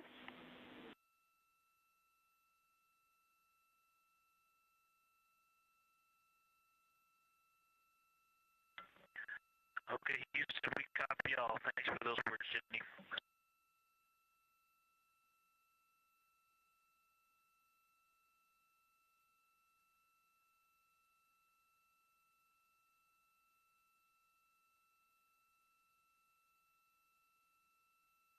All right, just a quick call up to the crew ahead of a forward link LOS, meaning that we won't be communicating with them, but we will be receiving their communications and data during that time frame. So, Angela, we were talking about analog environments. You were telling me about the classroom and getting in there and pretending who's Victor, who's Reid. Tell me more about this. Yeah, it works pretty well. So you're going to do the plan how you expect it to be, and then once we finalize that plan, we'll give it to a completely new group of people and have them practice it. And then they'll be like, these steps don't make sense. And we'll reiterate on it over and over. Then we'll take it to a higher fidelity environment like the Orion mock-up, and we'll do the same thing because that volume is smaller, the window placement, their seating, what things have we forgotten with this addition of this environment. And then once we reiterate on that, we'll take it then, we'll give it to the crew and have them execute off of it during mission simulations. That's the highest fidelity that we can do before we send it to space. So this is the first time we've had to do this because we're a brand new console, and it just sparks so many neurons of like, how are we going to do this for surface missions and integrate this in so many different ways. So excited to have kicked off this process, but there's so much more to come. Fascinating. And I think it was really well thought out too, because each crew member gets an opportunity to do each task. And so you're getting different perspectives and different insights from each crew member, maybe even about the same target, but something that one person sees could be completely different than something another person notices. So we also know that Artemis II has traveled. They're now on their way home, but they traveled farther from the moon than the Apollo missions did. So what makes that vantage point scientifically interesting? Yeah, observations are so fundamental in the scientific toolkit, particularly observations from different perspectives, different scales, and with different techniques. And so for this, so we really tried to make the plan to optimize those. There's pros and cons for all those things for this mission, so we really just focused the plan to have all those pros. So in terms of scale, this zoomed out scale, you can learn different things. This different perspectives, so their perspective, as Kelsey talked about, photometry around when they orbit the moon. And then also just their different the different things they're able to observe. So yeah, let me talk a little bit about scale, because I think observations at different scales, you can gain a lot of different information. So like, for example, if you were an astronaut on the surface looking at a rock, and you describe at this micro scale. So in training, we kind of talk about observations from micro to macro, or from outcrop to orbit. So looking at a rock at this scale, you can describe its components, you can describe what it's made of and its colors and its minerals, and you're like, okay, and this rock came from this boulder, and it's this part of this boulder, and these are the different things that I'm observing around. It gives me context to this sample. And then you zoom out a little bit more, and you're like, okay, well, I can see that this boulder came from, it rolled from this mountain ridge, or this high ridge feature. And then because I can see the trail that it came from, okay, now let me describe this ridge and, different parts in it and maybe other boulders that I'm seeing. And then you zoom out further of the orbit scale and you're like, this ridge is a part of this larger crater. So all of those different steps give you different information. And so that's why observations at these different scales and these different perspectives are so important. So this zoomed out kind of far view is this full lunar disk view. It's the full lunar on Earth, we see the full lunar disk as well, but now we're able to see it on the far side, and we're able to see it, all at the same time, which enables the astronauts to compare very quickly to different parts of the surface. And the color particularly is very compelling because you can just be able to very quickly compare from 3 different regions. Is it in the same family? Is this actually a little bit different? Compare that to what they see in their orbital data that they have access to on their portable computers, and really just be able to tease out that nuance and information. Yeah, we heard them make a lot of those connections today, and especially the color. We talked with Kelsey about this a little bit, just how exciting it was to hear the browns and greens and things like that. I cannot wait to see those pictures. Yeah. So one last question. We are coming up on the last lunar flyby observation block, and this is when we are going into a solar eclipse. So can you tell me what you're interested in the crew learning during that time frame? Yeah, so the data set, so yes, there's so many things. How to pick one. So I'd say the thing that I'm most interested in seeing is some of their annotations that they're taking. So in this opportunity, it's a very dynamic type of experience in that we don't normally see this activity. And so being able to have crew observe the solar corona and then also annotate it in their on their portable computing device is just such a unique thing that humans can give to missions, and also particularly being able to annotate what they're observing while they're talking about it is also unique to being able to have astronauts in orbit as well, because we won't be able to have annotations on the lunar surface because the astronauts will be in suits. They're going to be collecting samples, they're going to be deploying instruments, and so personally, I'm really excited to see some of these annotations and to see how that develops over time, because you've heard a lot of descriptions, and I think when people are describing something that's unique and different, you can interpret it differently. But if you're drawing and you're marking, particularly just going back to like the color provinces, for example, and those boundaries, you know exactly what they meant.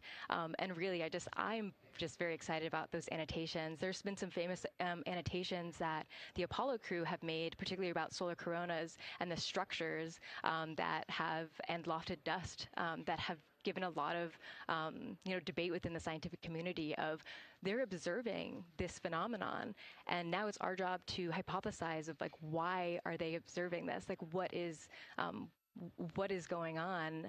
So I think that's just a really cool part of exploration and science and this beautiful thing that we're about to do.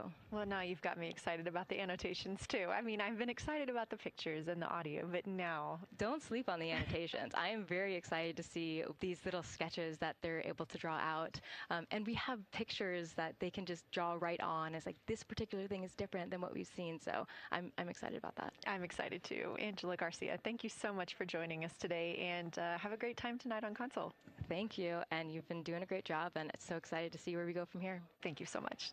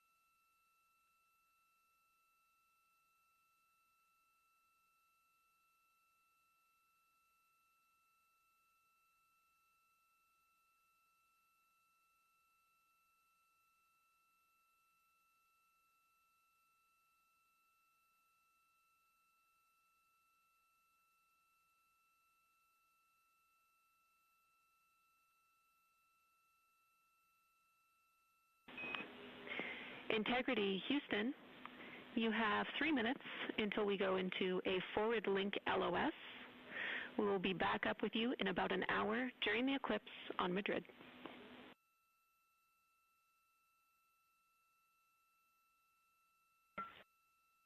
Thanks for the heads up. Look forward to seeing you on the other side.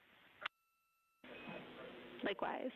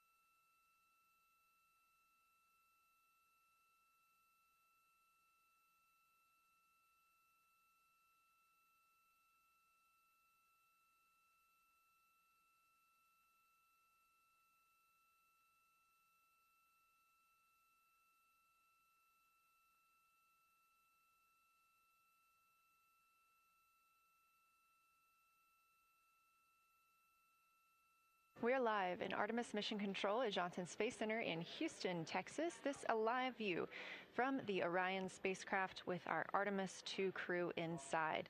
That's Reid Wiseman, Victor Glover, Christina Koch, and Jeremy Hansen. We are still live for our lunar flyby coverage. The crew is in a short break while the spacecraft is pivoted away from the moon. We are going to be going into a solar eclipse. This is the first time anyone has ever seen a solar eclipse from the moon. So it's going to be a unique vantage point for our crew.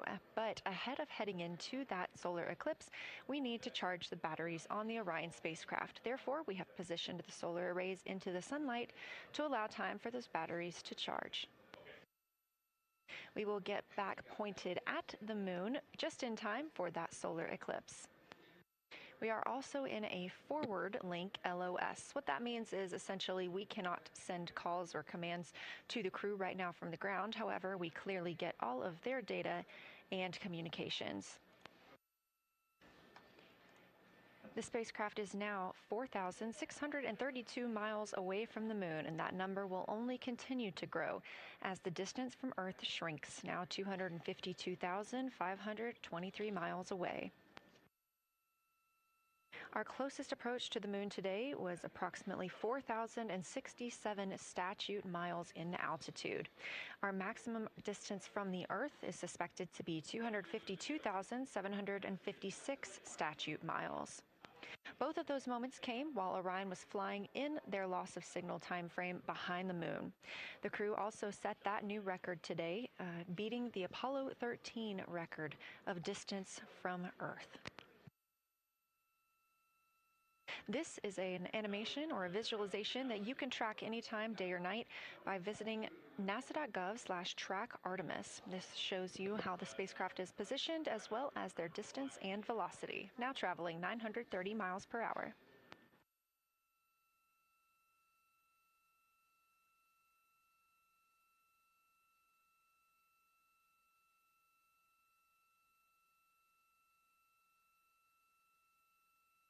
During this break in their time today, the crew is working on a couple of other tasks. Some of those include their National Geographic timelined test. National Geographic was selected through a competitive process by NASA to help tell the story of Artemis II. So you've seen the crew with some GoPros inside the cabin, taking videos and pictures, and with other cameras as well. National Geographic plans to leverage its portfolio of media assets, including magazines, social and digital content, and television programming for engagement opportunities. Throughout the flight, the crew has been timelined a little bit each day to film from a shot list provided by National Geographic, and that includes their morning routine, talking with their families, exercising, and just their overall thoughts about the mission. And I cannot wait to see that footage.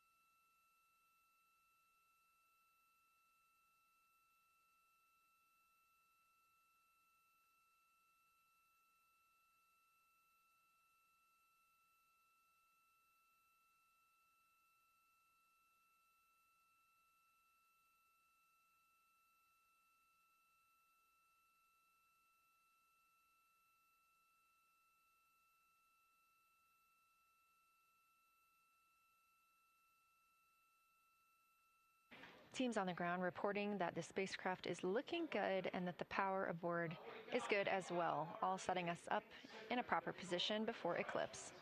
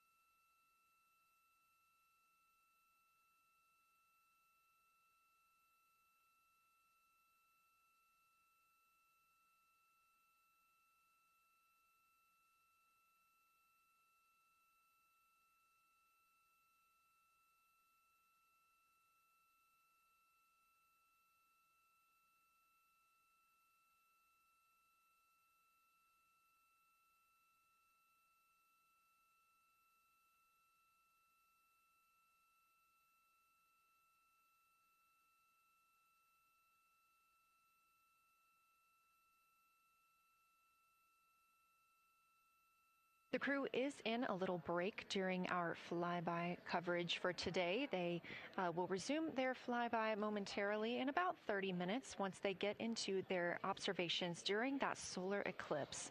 Now, the moon is our nearest celestial neighbor, orbiting Earth at less than 250,000 miles on average. When our astronauts venture there for future Artemis missions, they'll target landing sites near the lunar South Pole. There, ancient rocks, minerals, and trapped water ice will not only provide resources for human explorers, but they may also contain clues to the formation and evolution of our planet and the solar system.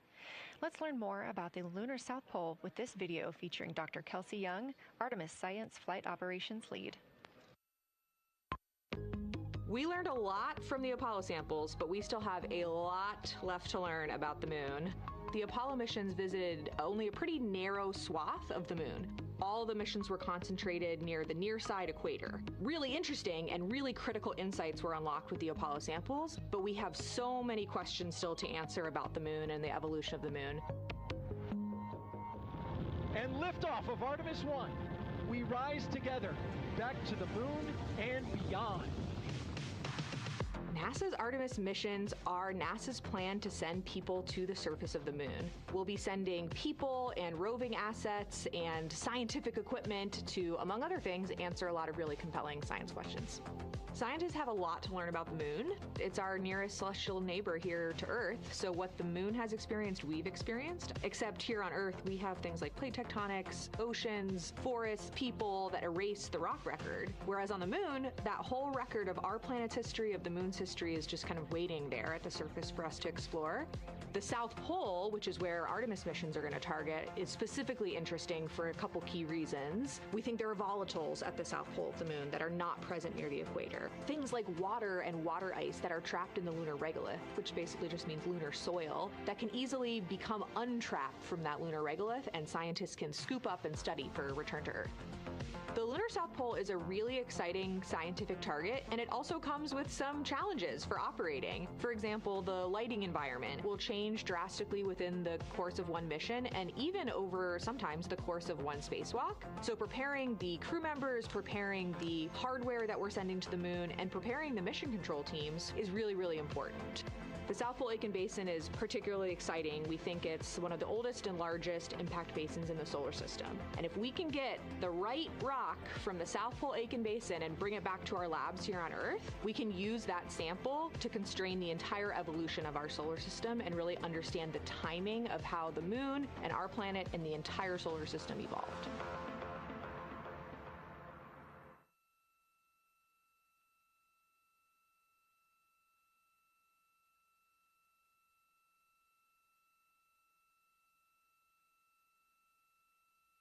You're looking at a live view aboard the Orion spacecraft of the Artemis II crew, working in the middle of one of their breaks, or really their only break today during this lunar flyby period. Coming up next will be that solar eclipse.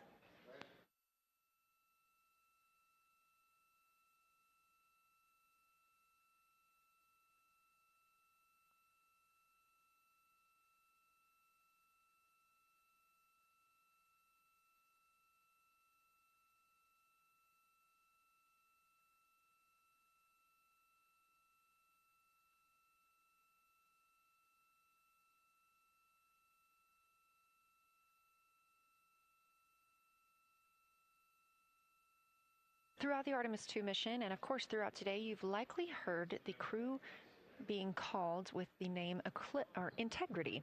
The Artemis II crew members named their Orion spacecraft Integrity during a news conference September 24th, 2025.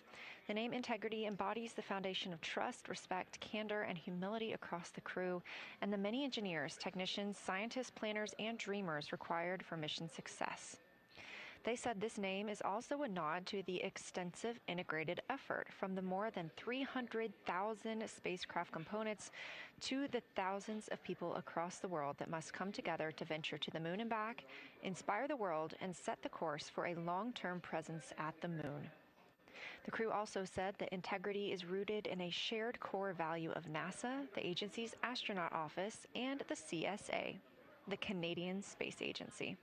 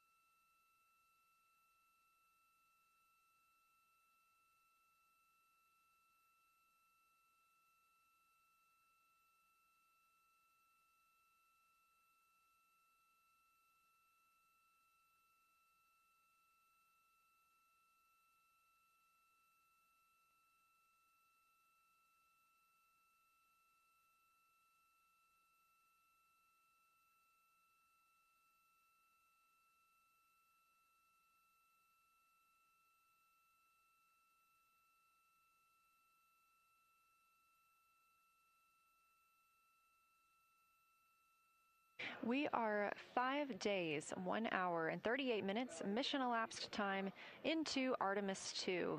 In this view on the screen, you can see the crew starting to even look through some photos that they may have captured today.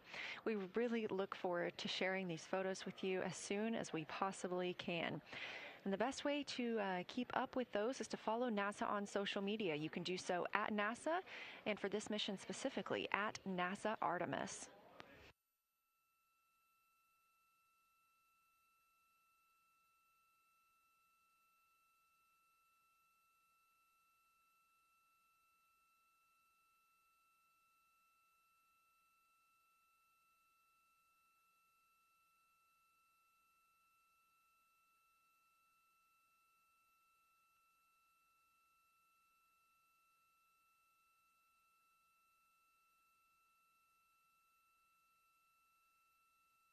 Again, we are in a forward link LOS, or forward link loss of signal with the crew, meaning that we're not able to communicate or send any commands to them right now as they were.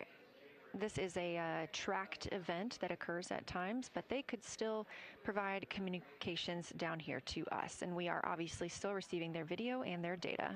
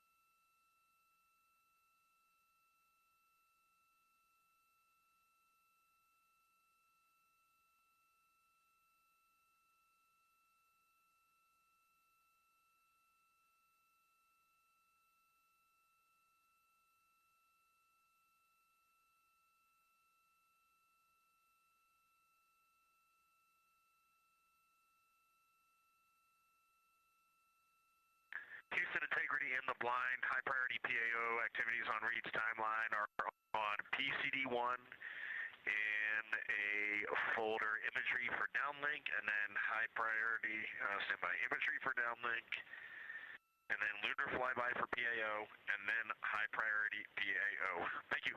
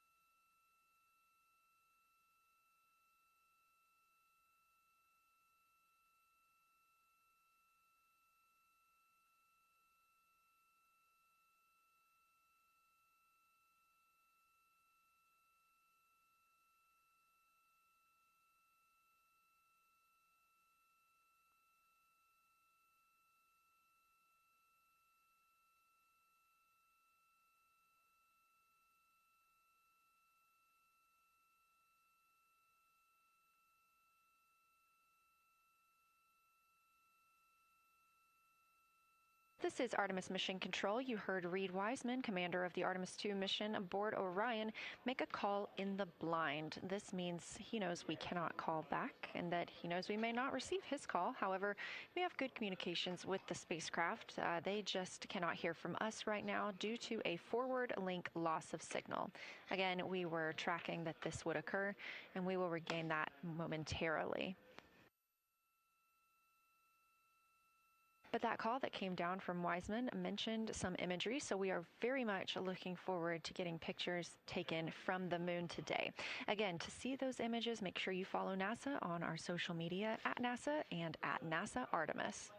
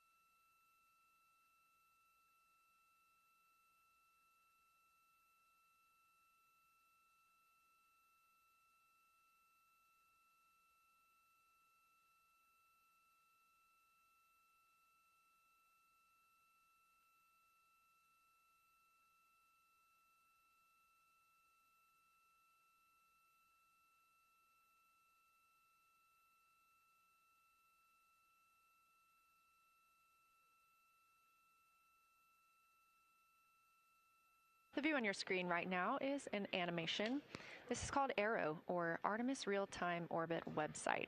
You can visit this for yourself at nasa.gov/trackartemis, and you can watch as we continue to grow closer to Earth and farther away from the moon. It's all seemed to happen so fast so far, and we're coming up on splashdown now in 3 days, 23 hours and 31 minutes.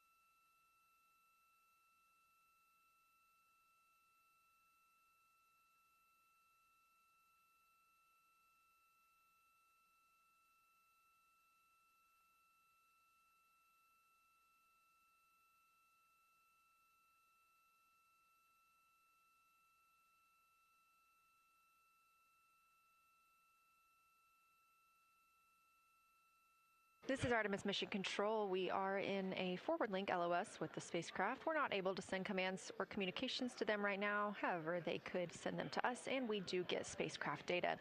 This is tracked as we are on the Deep Space Network.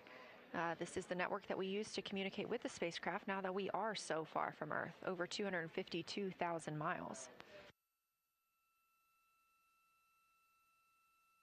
We are still in our lunar flyby coverage. The crew still have a very important and very exciting flyby milestone coming up when they will see a solar eclipse from the moon, the first humans to ever do so.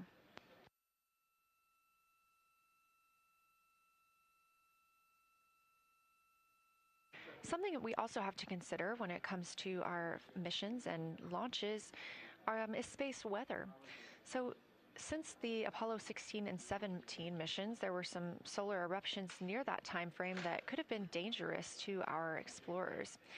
Over those 50 years since those storms, the data, technology, and resources available to NASA have improved, enabling advancements towards space weather forecasts and astronaut protection, which is key to NASA's Artemis program to return astronauts to the moon.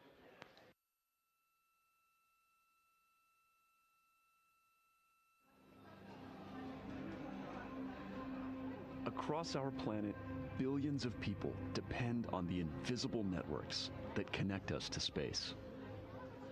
Every day, those networks are at the mercy of our temperamental sun and the space weather that it unleashes across our solar system. That's why NASA's Space Weather Program tracks solar storms from the moment they erupt, modeling their paths, anticipating their impacts, and leading the research that the world's industries rely on. NASA's space weather research and modeling is driven by the needs of society and enables critical decision-making that equips pilots to reroute around high radiation areas, farmers to adjust GPS-based precision planting and harvesting plans, and power grid operators to mitigate the impacts of potential surges. For those exploring other worlds, NASA provides 24/7 space weather monitoring for Artemis crews at the moon and future Mars astronauts who may be exposed to dangerous levels of radiation during solar storms. Whether you're a pilot or a passenger, a farmer or a consumer, a power grid operator or energy customer, a satellite controller or GPS user, space weather impacts us all.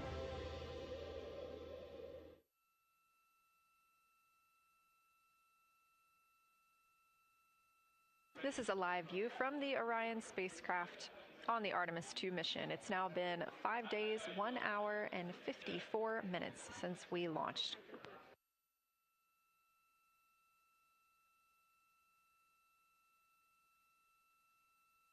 We are still in our flyby coverage, and the crew is on a short break right now as we have changed the attitude of the spacecraft to help charge the batteries aboard. We use the solar arrays to gather energy from the sun and store it in the batteries. That way, when we are not in the sunlight, we have those batteries to continue powering Orion.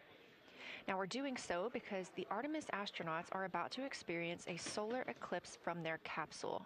And this is a solar eclipse that no one else on Earth will experience. This eclipse is about 54 minutes, and to the astronauts, it'll look a lot like a total solar eclipse on Earth, except the moon is going to be huge compared to the sun, unlike when you watch one on Earth and the moon and the sun appear about the same size in the sky.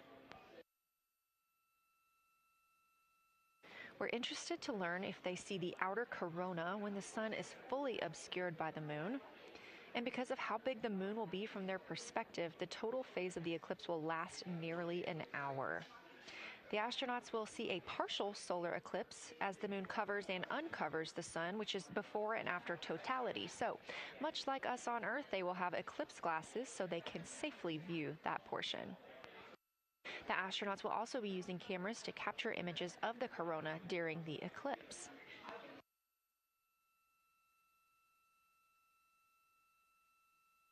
There also may be some other planets visible during the eclipse, including Venus, Saturn, Mars, and Mercury.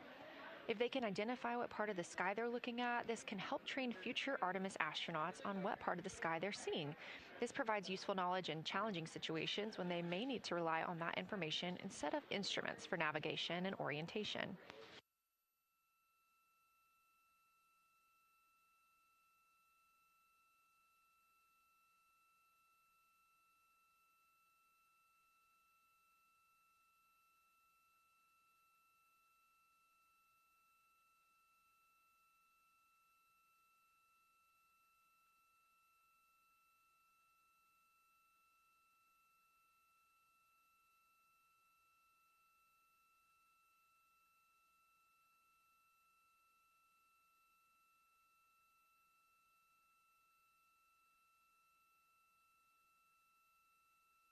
Confirmation from teams here in the ground that we have reached the eclipse attitude, meaning Orion is in the proper position to observe it.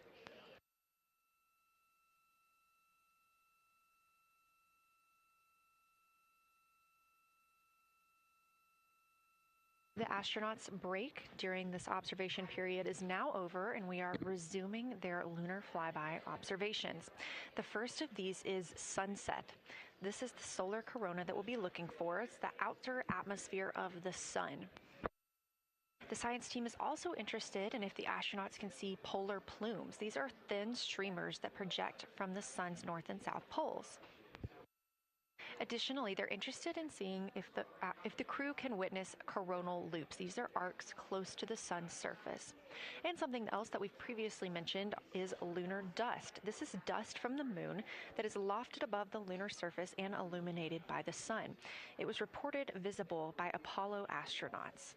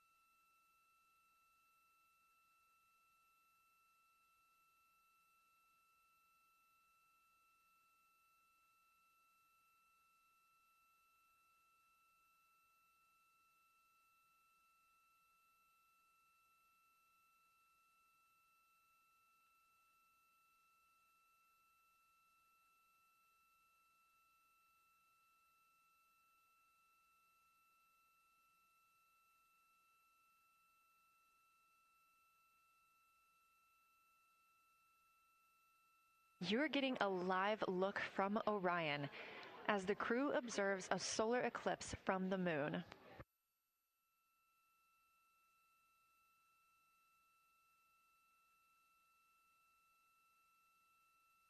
Again, this solar eclipse is only visible to the crew on the spacecraft. It's not visible to anybody on Earth. The science team is interested in several different targets for them during this time frame. And we're personally looking forward to getting those images as well.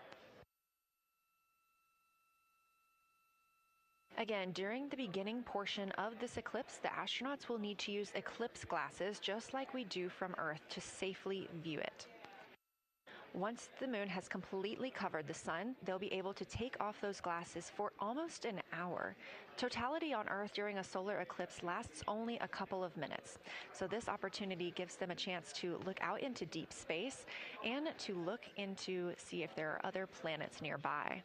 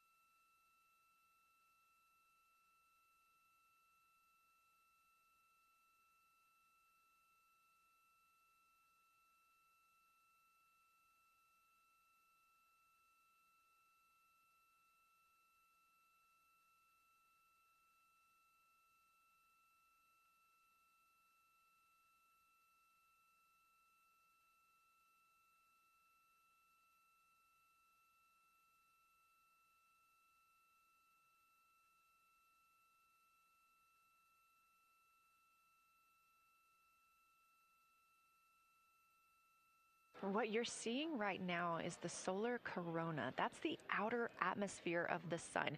And the science team is very interested in any images that the crew can capture of this.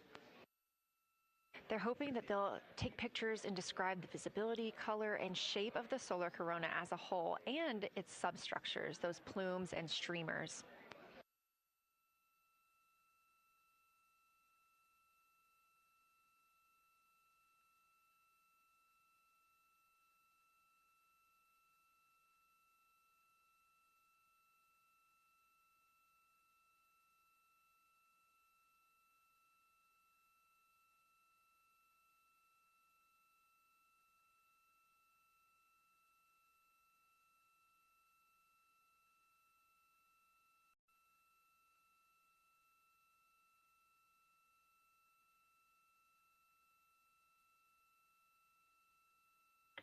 Science, integrity, and the blind. This is continues to be unreal. The sun has gone behind the moon, and the corona is still visible, and it's bright, and it creates a halo almost around the entire moon. But when you get to the Earth side, the Earth shine is already shown. I mean, almost seconds after the sun set behind the moon. You could see Earth shine. The Earth is so bright out there, and the moon is just hanging in front of us. This black orb out in front of us, in front of now, not the blackness, but the gray that blends and drifts into the blackness. We can see stars and the planets behind it. And Christina is in window 1, Reid is in window 2 with the long lens, and Jeremy is describing it in window 3, and it is quite an impressive sight. You can still see the horizon lit up brighter where the sun set on that side of the moon. It is bright, and Earthshine is very distinct, and it creates quite an impressive visual illusion. Wow, it's amazing.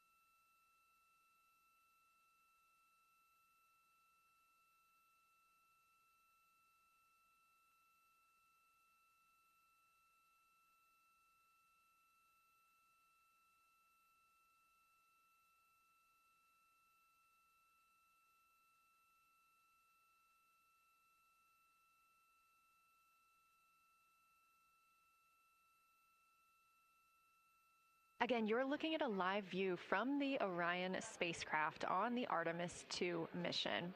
Orion is now 252,125 miles away from us all on Earth. We're here in the Artemis Mission Control Room in Houston, Texas, and what you had just before we lost that view quickly was the corona of the sun peeking around the moon as the astronauts are entering a solar eclipse for this portion of the lunar flyby.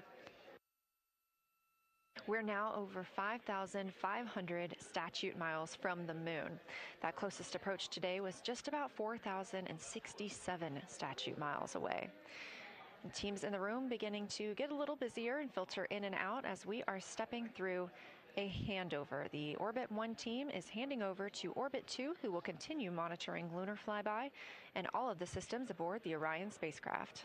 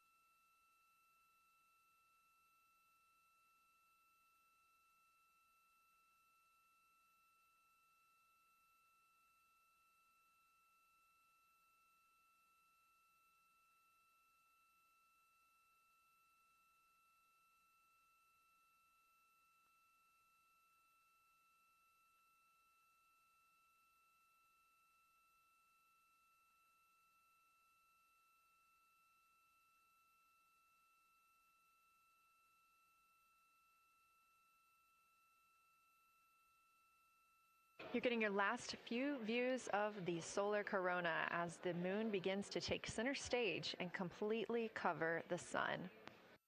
If you see that bright dot up near the top left of your screen, we think right now that that may be a part of the spacecraft, but we'll be sure to correct that if we end up figuring out later that it is something else entirely.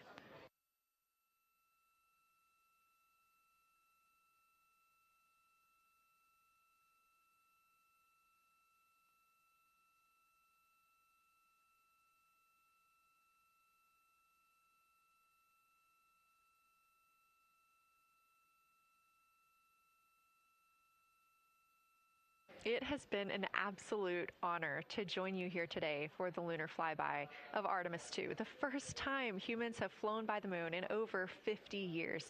I'm Leah Cheshire Mustachio, and I'm excited now to hand over the game is shifting around in the windows, and we are transferring settings on a camera to pick up Earthshine, and it is amazing. The brightness where the sunset is still bright. I think there may still be corona visible, but that part of the horizon is still lit brighter, and you still have a distinct Earthshine.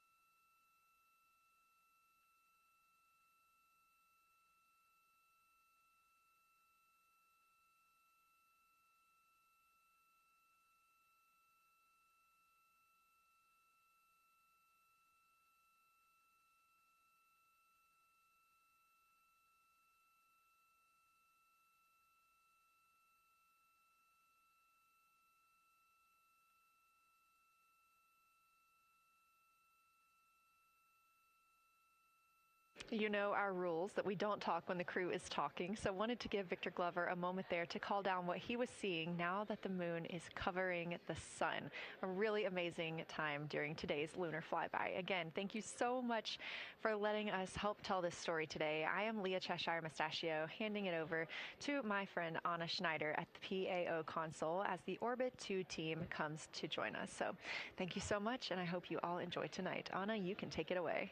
Thank you so much, Leah, and it's been a joy listening to your coverage over the last several hours. So as you mentioned, the Orbit 2 team of flight controllers is currently making their way on console and completing a shift handover with the Orbit 1 team of flight controllers. The Orbit 2 team tonight will be led by Flight Director Diane Daly, and she is currently handing over with the Orbit 1 flight director there on your screen, who was Flight Director Jeff Radigan.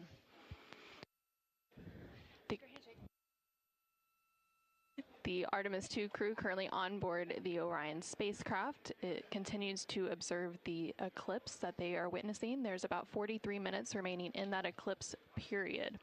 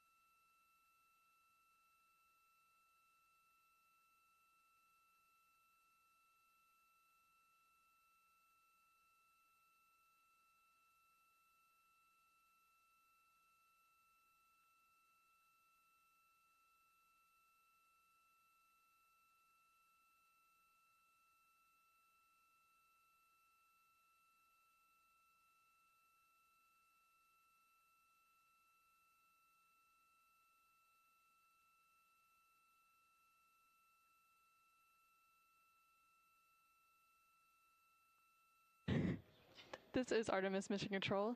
You are currently seeing a live view of the solar array wing cameras on the Orion spacecraft. We spoke with our science team, and they did determine that that dot in the distance is Venus.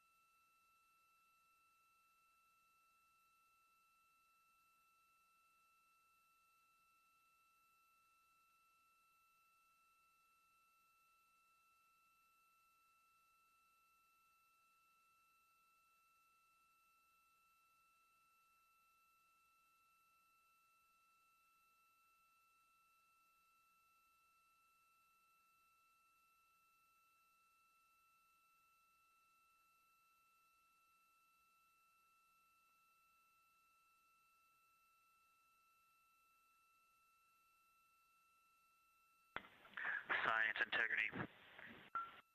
Let's see, not a huge change in here, just an update. The camera settings for Earthshine are challenging. This one's challenging to capture. What we're seeing, we're just not picking up on the cameras. And after all of the amazing sights that we saw earlier, we just went sci-fi. This has, it just looks unreal. You can see the surface of the moon between, I guess, the Earthshine. I guess Earthshine. You can actually see a majority of the moon. It is the strangest looking thing that you can see so much on the surface.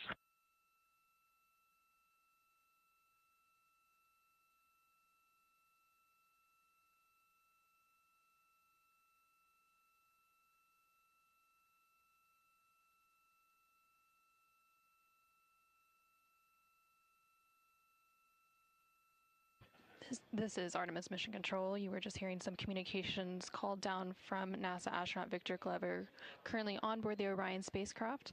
They are currently observing an eclipse. There's about 39 minutes remaining in that eclipse period. Currently, we are in a forward link LOS, or loss of signal, so the crew can communicate down with... He's seen 2 meteors, science.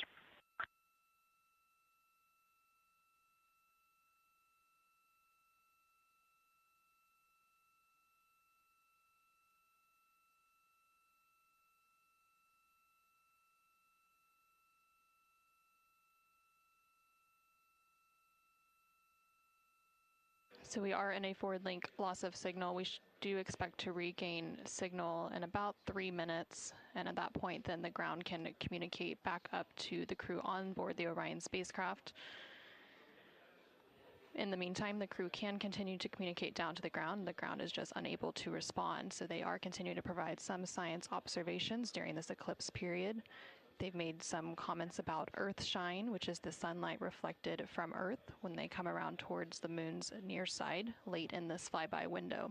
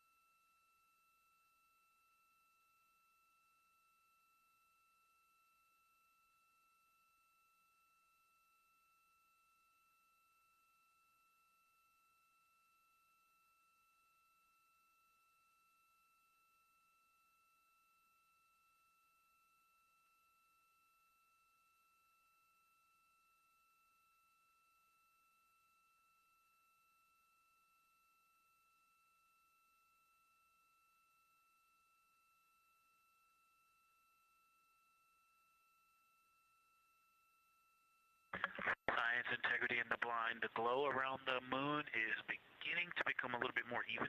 It's not so much distinct just where the sun set on the moon's horizon as we're flying through this trajectory, and then the sun's going to come up out of the other side. I think it's we're starting to see the glow around the moon get balanced out. I still see Earth shine, and the Earth is very bright out there.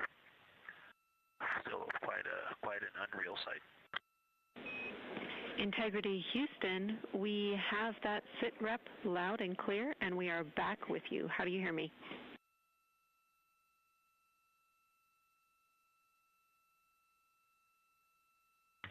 Hey Jenny, we have you loud and clear, thanks. Copy. Victor, we're handing you over to science for some critical questions. Thanks for your report.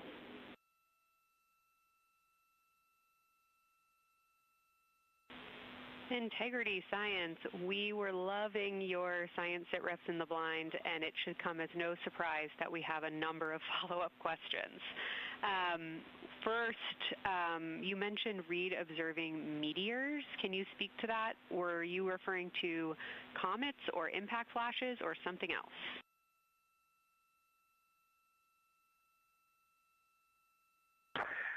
Yeah, there was a little bit of giddiness. We have seen 3 impact flashes so far. I saw 2, and Jeremy has seen 1. Undoubtedly, Jeremy saw 2, so that's 4 total. Undoubtedly, quick impact flashes. It was not sun glint off of particulate from the thrusters or the purge tanks. It was definitely impact flashes on the moon. And Jeremy just saw another one. Go ahead with your next question. Amazing news. I literally just looked over at the SIR and they were jumping up and down literally. If you could describe where on the moon you saw them, please.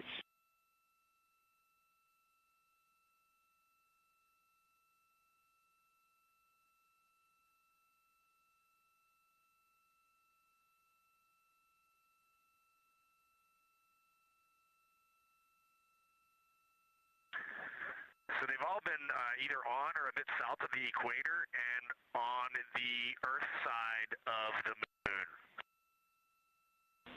Stand by. All right, so Jeremy has seen them kind of on and south of the equator, kind of spread across the moon, and mine were both south of the equator and just a little bit left of center of the moon. Incredible news, Reid, and reminder, we have citizen scientists here on Earth looking for impact flashes, so hearing you saw them on the near side means that people saw them too.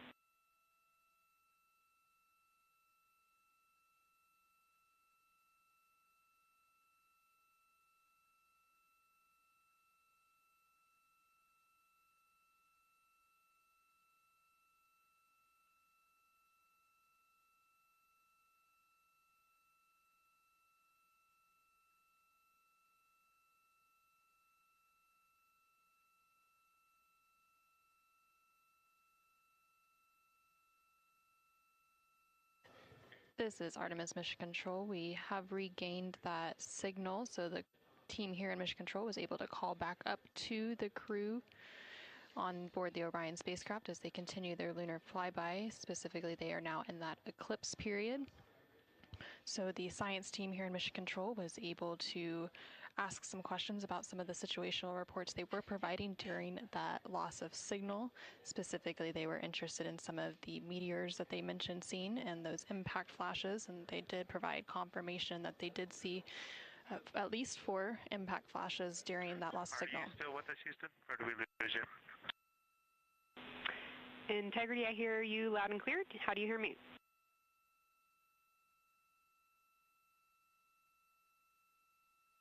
Okay, we got you loud and clear. One of the other things I wanted to describe, which was surprising to me, but the entire moon is lit up. It's glowing behind the entire moon.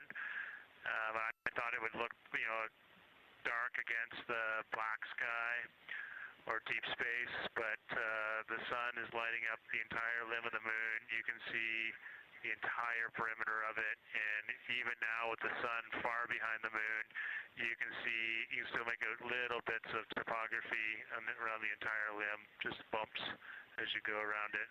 And there's about the glow around the moon, once your eyes adjust, is easily 10 widths or diameters of the sun around the entire moon.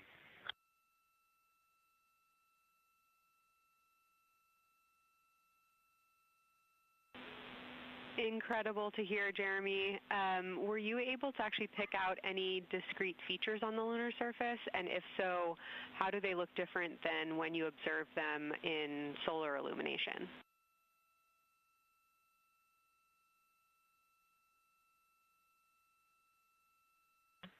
No, we really haven't been able to identify features on the lunar surface yet. We just see, the topography on the limb. For the Earth glow, we're about a quarter moon, waxing quarter moon, if you will, from the Earth glow perspective, and it's just at a very, just the sight angle. I'm just not able to tell what I'm looking at yet in the Earth glow. Understood. Thanks, Jeremy. One other question for you on the solar corona. Were you actually able to see any structure or color in the corona before most of it disappeared behind the moon?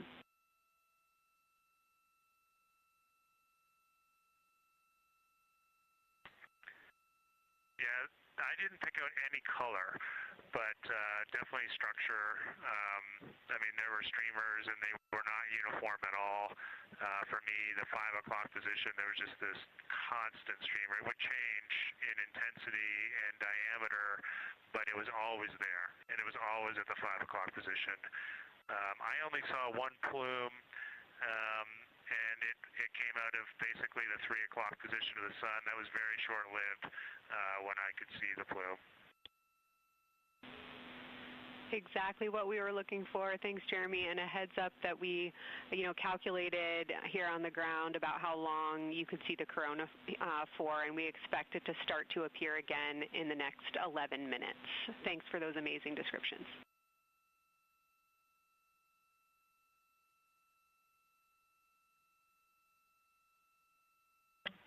Okay, we're excited to see it all again. Integrity Houston, we're following along as well. That was outstanding. If you haven't already, just reminding you to swap positions at the windows. And that brief LOS we had previously was due to a data rate change expected.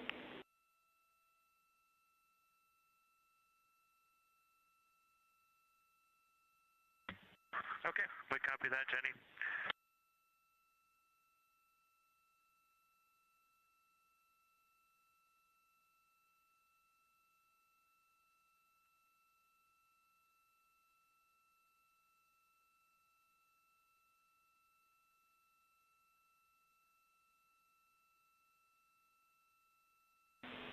Integrity Science, one more request for you. While it's still fresh in your mind, any annotations or sketches you want to make of what you're seeing either around the corona structures you just mentioned or even on Earthshine would be so appreciated.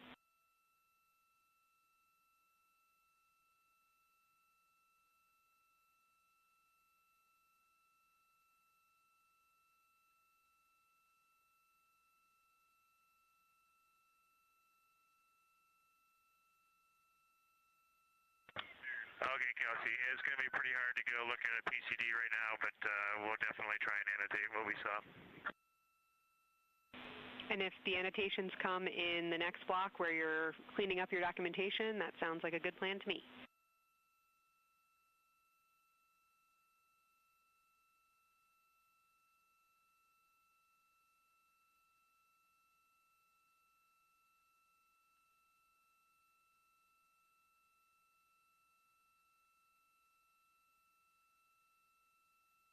This is Artemis Mission Control. On the bottom right corner of your screen, you can see a view of the Science Officer Console here in Mission Control. And we've been hearing that communication between the science officer. The Orbit 1 science officer is Kelsey Young, and she's been asking questions to the crew, specifically CSA astronaut Jeremy Hansen, based on the observations they've been making during this eclipse period.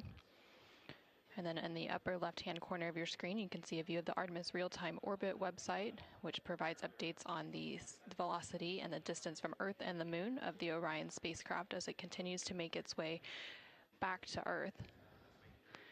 The distance from the Moon will continue to increase at this point. So right now, Orion and its crew are about 6,300 miles away from the Moon and about 251,000 miles away from the Earth.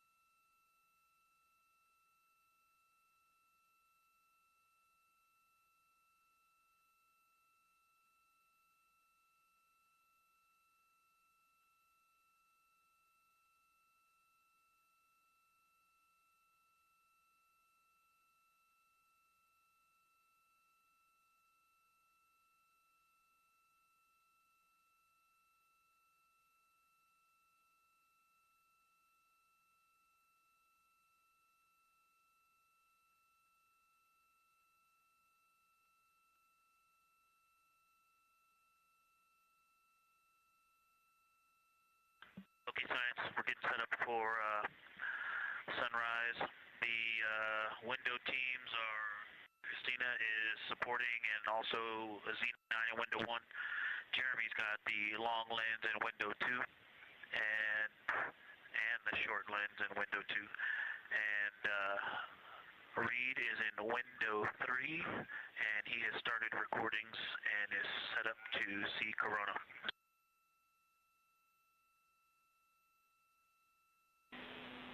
Great sit rep, Victor. That sounds like a good config, and we're showing coronal effects start to appear on your video camera. So in the next few minutes, we should start to hear your observations.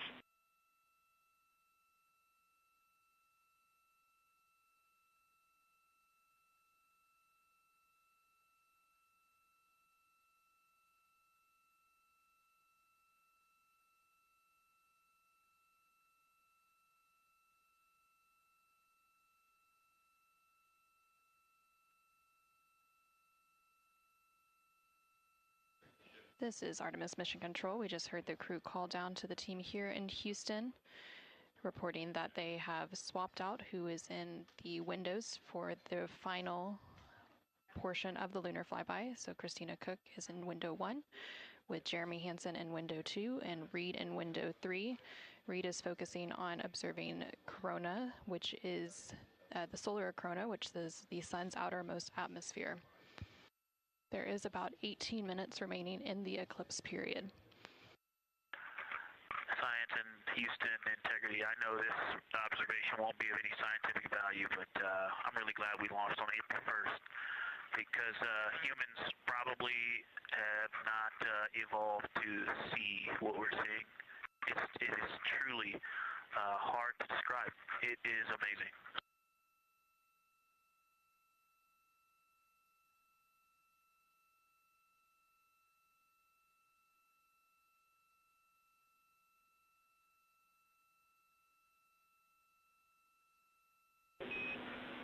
Amazing. Thank you, Victor.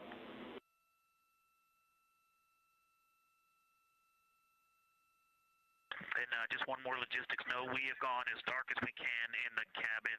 We have turned the DUs all the way as dim as they can go, so you can't see anything on the screens. Every bit of light in the cabin affects the view. You're definitely seeing the brightness go closer. It's definitely brighter on the Earth-shine side, and so we're expecting to see some corona here soon. We copy all. Excited for what you see next.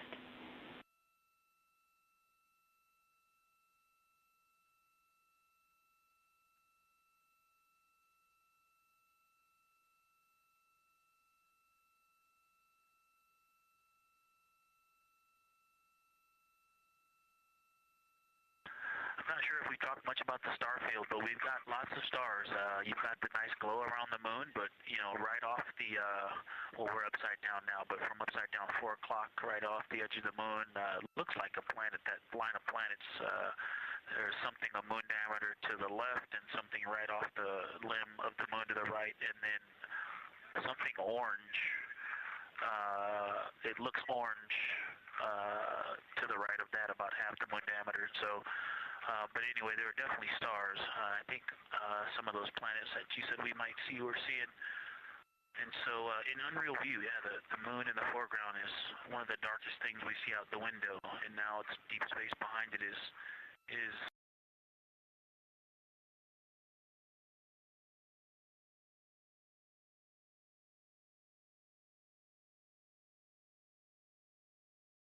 job, and I'm not going to try to add on to what he's doing. It's indescribable.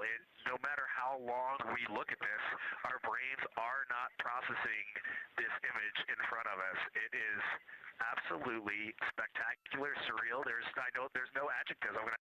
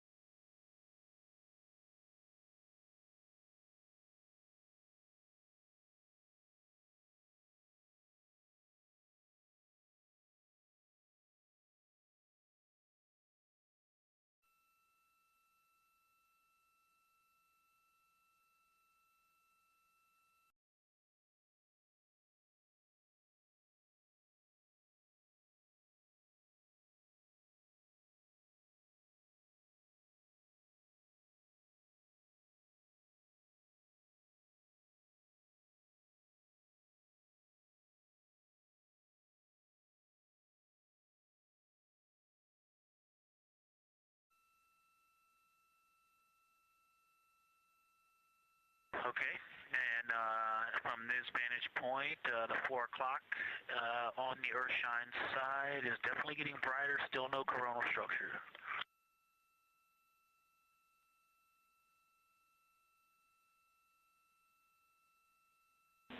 Houston copies.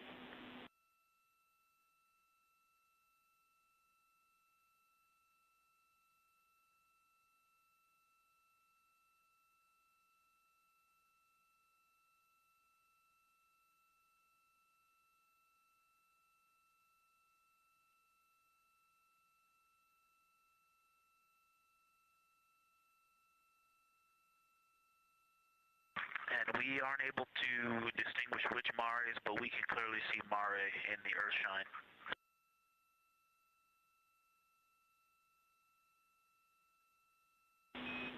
We copy.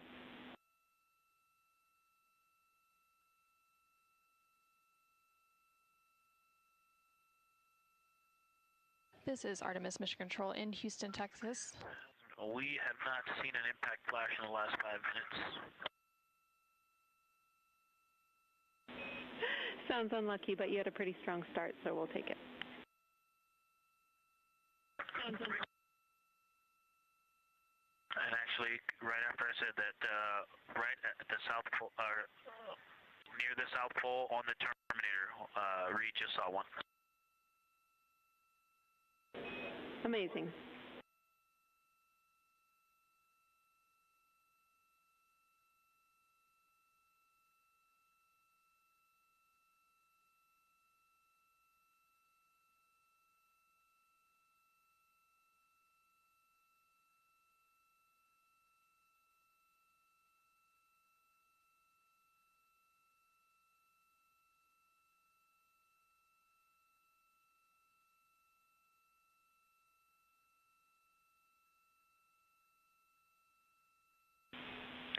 Integrity Science, and as you look around our solar system neighborhood, you should see Saturn setting behind the moon right now.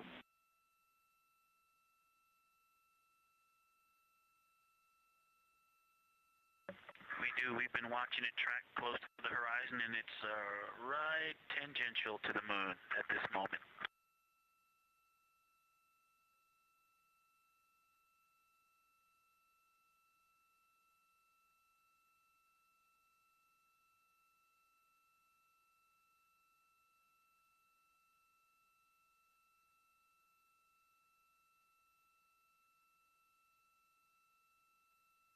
This is Artemis Mission Control in Houston, Texas. We are currently 5 days, 2 hours, and 44 minutes into the Artemis II mission, and we have about 11 minutes remaining in the eclipse at the latter half of the lunar flyby that the Artemis II crew is experiencing on board the Orion spacecraft. We've received several different call downs from the crew and questions up from the science officer here in Mission Control. One of the things that they said that they were able to see is Mars off in the distance, and then the science team also confirmed that they should be seeing Saturn setting behind the moon. They've also acknowledged seeing several different impact flashes, and these are flashes of lights from meteorites striking the surface of the moon. They've also mentioned the solar corona, which is the sun's outermost atmosphere. Here in Mission Control Houston, the Orbit 1 and Orbit 2 teams have officially completed their handover. So the Orbit 2 team is now leading here in Mission Control, and that is being led by Flight Director Diane Daly, and the Capcom here in Mission Control will be Tess Caswell. And you can see there on your screen on the right-hand side is the Flight Director console, and Diane Daly is in the far right of that screen, and Tess Caswell, the Capcom or capsule communicator, is in the far left hand of that screen.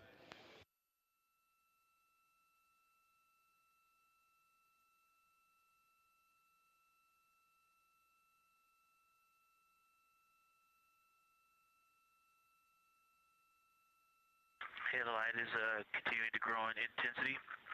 At about the 4 o'clock position on the, about the 8 o'clock position on the Earthshine side, Saturn has set. Mars is tracking towards the moon's horizon.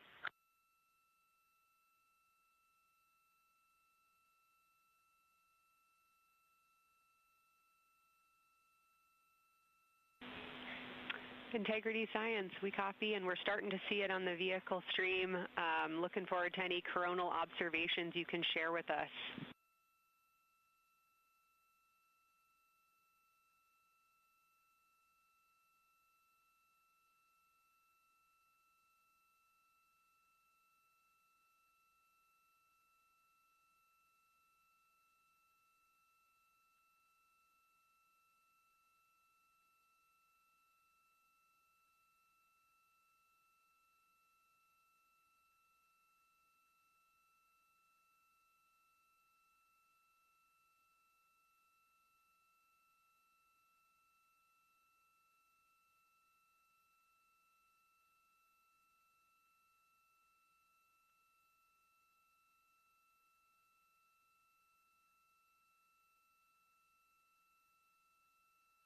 This is Artemis Mission Control. That view you're seeing on your screen is coming from the solar array wing cameras outside of the Orion spacecraft.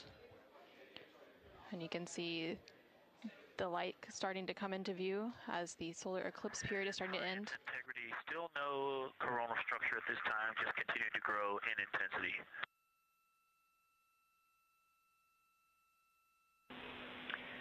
Copy, Victor, and reminder, you still should have several minutes before the eclipse classes need to go on, and we can send you up a reminder when you're getting close to take your eyes away from the D5 viewfinder, but you should be good for several more minutes.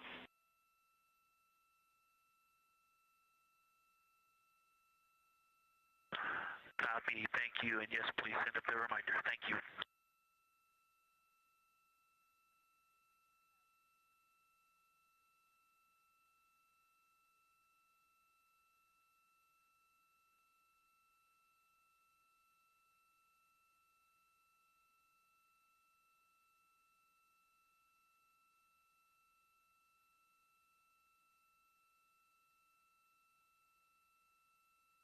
Okay, we all think we're starting to see something. I believe the most popular term is baby hair.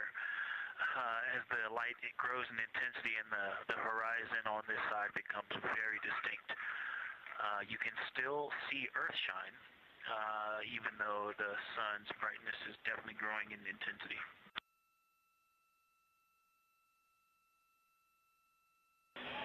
Love the description, Victor. I'm sure as the next couple minutes progress, more of those structures will continue to pop out.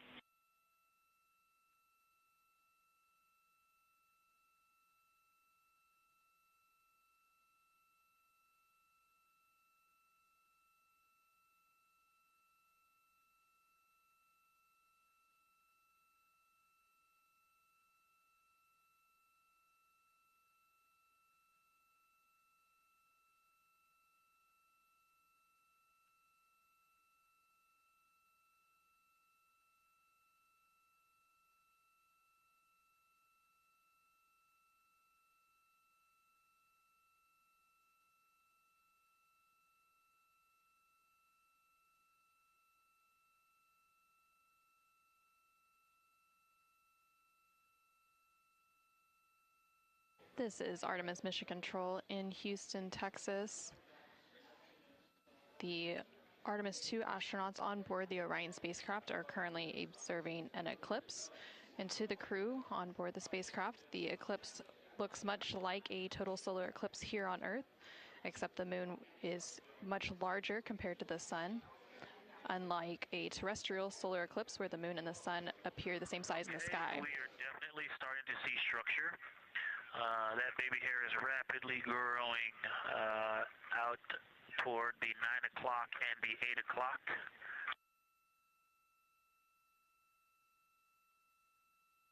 It's almost as if it were reaching out for Venus or for the Earth.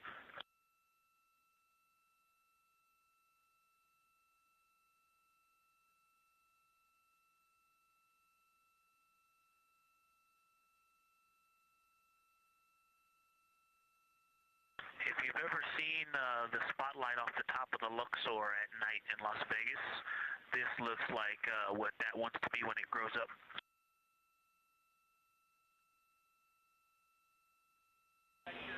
Integrity Science, glad to hear you're following your training of tell it like you see it.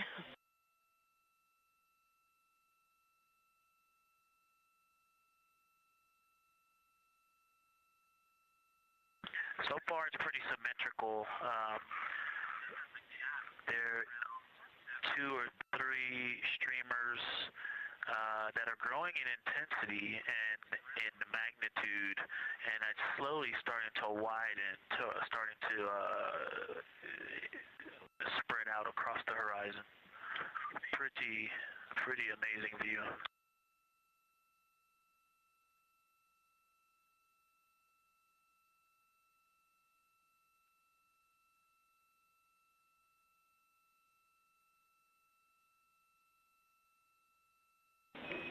And Integrity Houston, Great words. Reminder for you, we are approaching the brightness level at which you should no longer be using the viewfinder on the D5.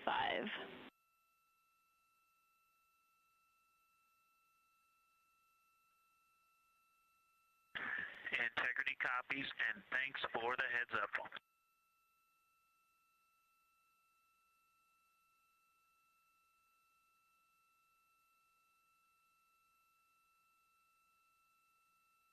This is Artemis Mission Control. And I think we're seeing some directionality. Some of it is going in different directions because it appears to be moving and combining and recombining as it it's pointing in different directions, and some of it appears to be going like down toward the south pole of the moon, but it's and then coming back together and going out towards Venus and the Earth.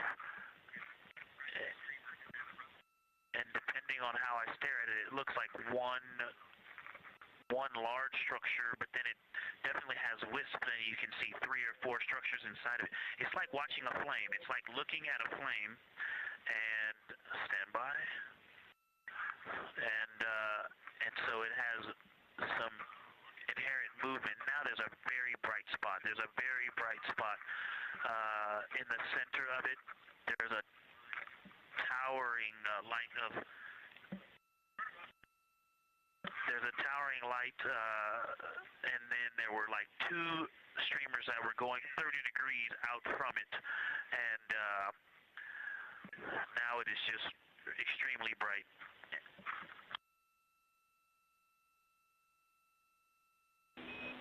Houston, copies all. Get a little warm.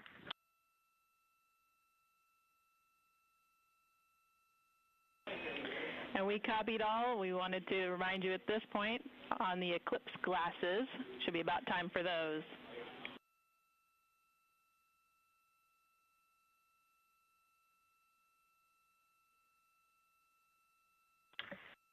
Houston, we copy all. We are in eclipse glasses. That was an absolutely spectacular, magnificent experience. Thanks for the report. We sure wish we were there with you.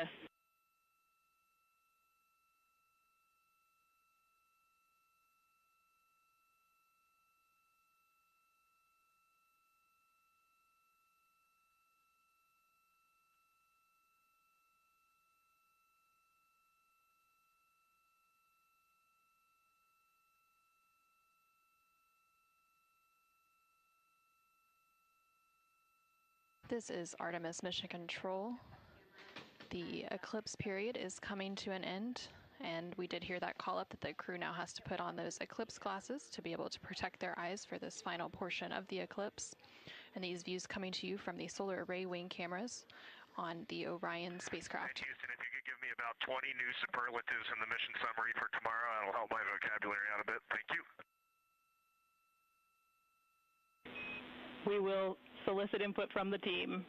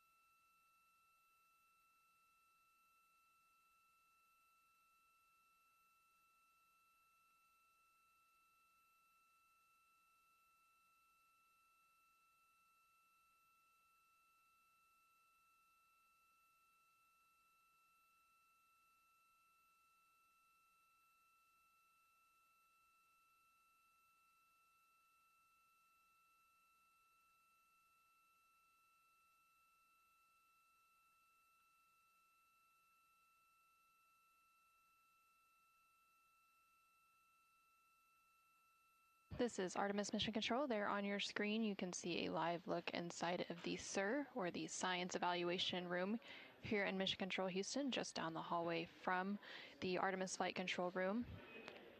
Integrity Houston, back with you after a data rate change.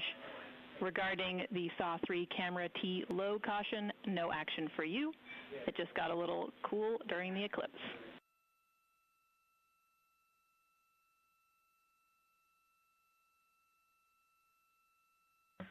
Okay, we copy, and if you didn't copy my request for the mission summary to add about 20 new superlatives to help my vocabulary, I would appreciate it.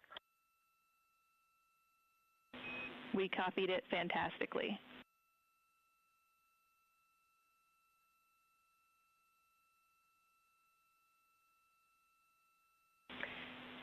And Integrity Science, this is basically wrapping up your fly-by-day observations. I can't say enough how much science we've already learned and how much inspiration you've provided to our entire team, the lunar science community, and the entire world with what you were able to bring today. You really brought the moon closer for us today, and we cannot say thank you enough. And Science signing off, and can't wait to talk to you tomorrow morning.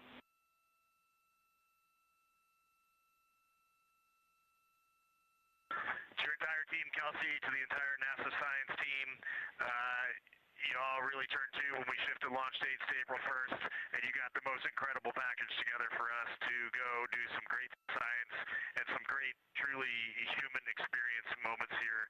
And we were well prepared, and we appreciate all of you. And this is what we do best when we all come together and work as a team. So you all knocked it out of the park. Thank you for giving us this opportunity.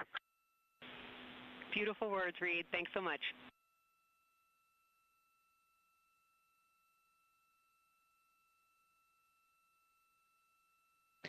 And this is Artemis Mission Control. The lunar flyby observation period is starting to come to a close following that eclipse. And there on your screen you can see a look into the Science Evaluation Room, or the SIR, which is embedded within Mission Control to provide science input. And they provided that input throughout the live flyby operations today. They also have a back room called the Science Mission Operations Room that processes data, evaluates imagery, and supports rapid analysis. And then, of course, we have the science officer on console here in the Artemis Flight Control Room, which you can see a view there on the bottom right-hand corner of your screen. The science officer throughout the flyby operations today has been Kelsey Young, who is the Artemis Science Flight Operations Lead. And then to her left is Angela Garcia, who will be the science officer taking over for Orbit 2.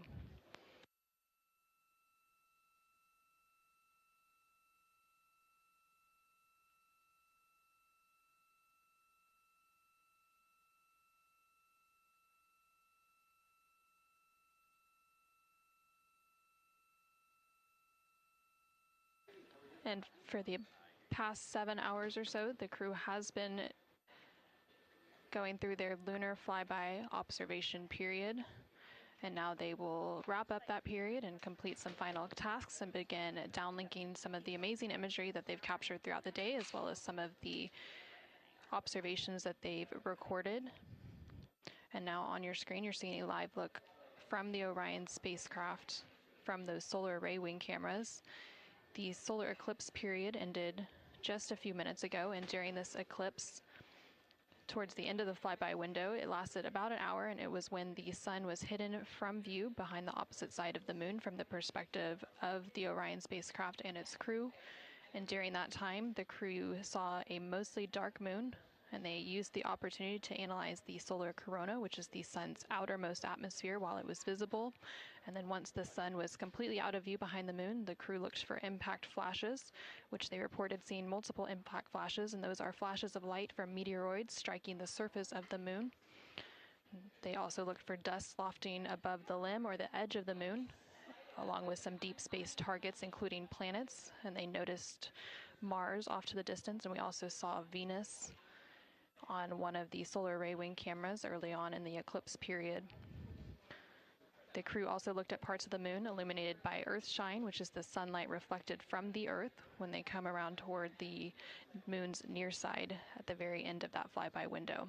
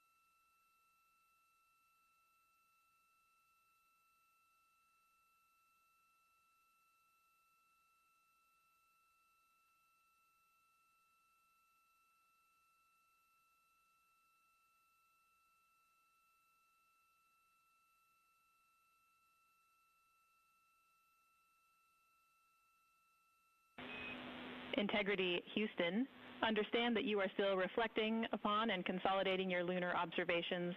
At your convenience, I have 2 items related to the upcoming VIP event.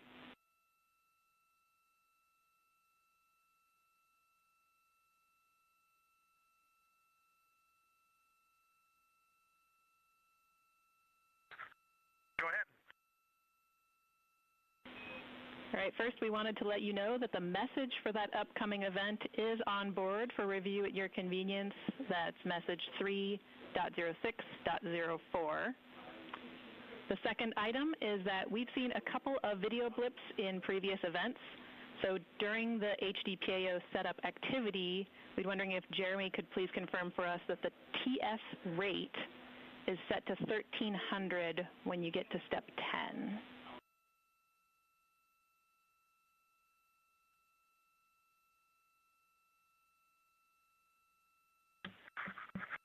Okay, Jenny. Yeah, we're pretty sure we've been in 1300 for all the PAO events. We've been tracking that when we swap between the HHP and the D5. We copy, Jeremy. Thanks. And for the record, the phenomenal Jenny has gone on to her next appointment of the day, and you've now got Tess with you.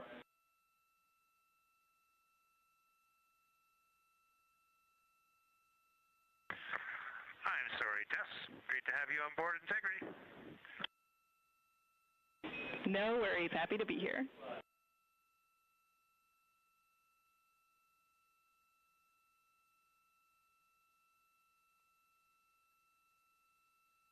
This is Artemis Mission Control. We heard some communication there between the Capcom or capsule communicator here in Mission Control, which for Orbit 2 is Tess Caswell, and the CSA or Canadian Space Agency astronaut on board the Orion spacecraft, Jeremy Hansen. They were discussing an upcoming public affairs event. And Integrity, 3-minute warning for the maneuver back to bias tail to sun.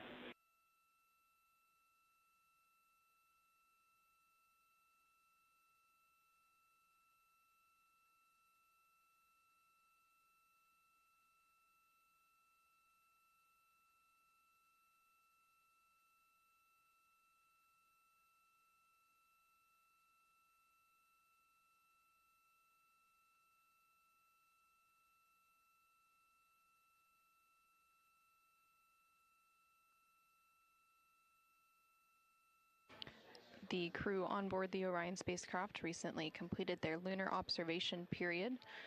It was an approximately 7-hour period of time in which they were focused on several different targets identified by the science team here on the ground that they studied and prepared for ahead of time. And then they also were referencing a lunar targeting package that was uplinked about a day ago with those final targets. Now they are completing some post-lunar flyby activities, so they're working to clean up their observations that they've made and also working to downlink some of the photos that they've taken throughout the day. The science team here on the ground will then work to get as much data as they can overnight, and then there will be a post-flyby conference tomorrow after the crew wakes up. And that's not a debrief, but a science data collection to capture their nuanced experience while they're still in the field and the experience is still fresh. And then, of course, there will also be a public affairs downlink event later in the day.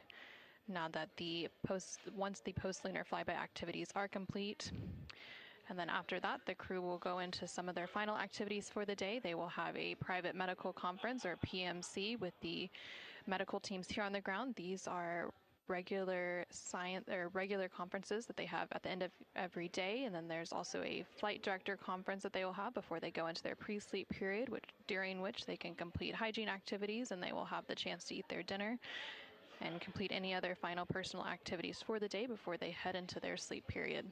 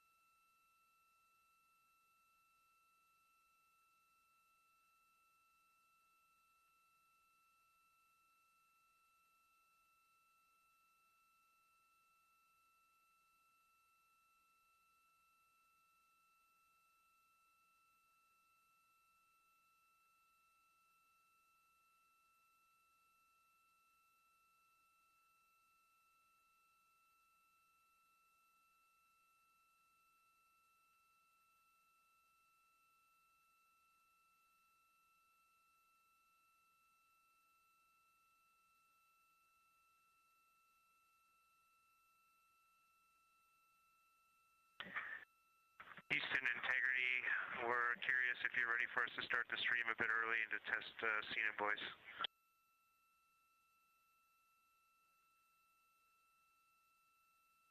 Checking.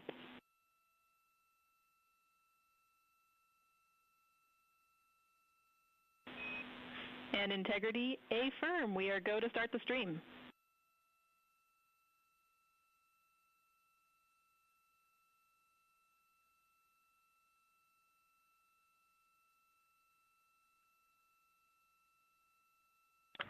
Okay, Houston, the stream has started.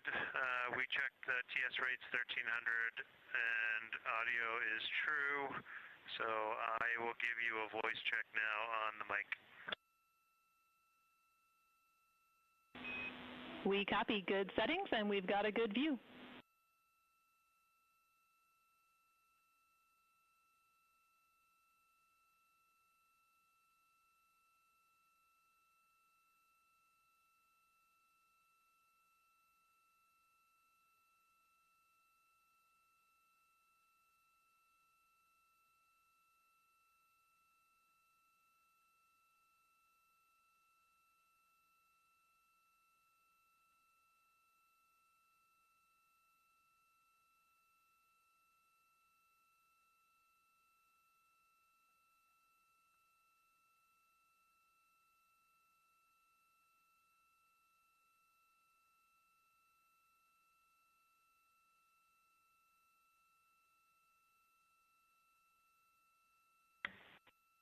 Test, I sent an audio check down on the handheld mic. Did you get it? Sorry for the delay, Jeremy. We were talking that a bit, but it was a bit broken, so please repeat for us.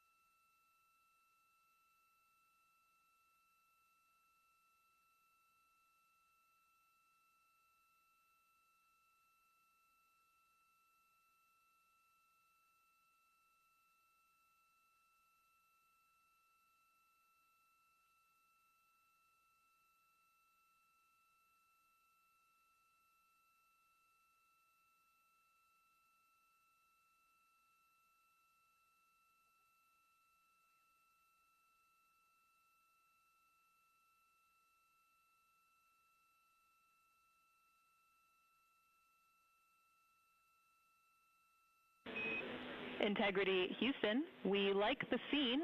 At your convenience, we'll take a 10 count with Jeremy in frame.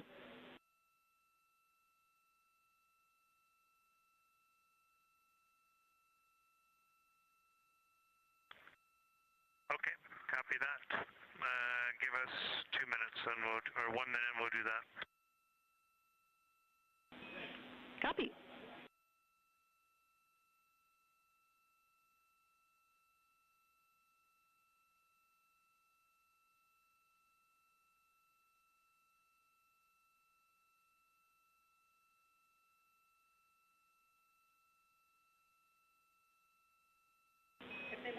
Great voice check and good words. We like the scene.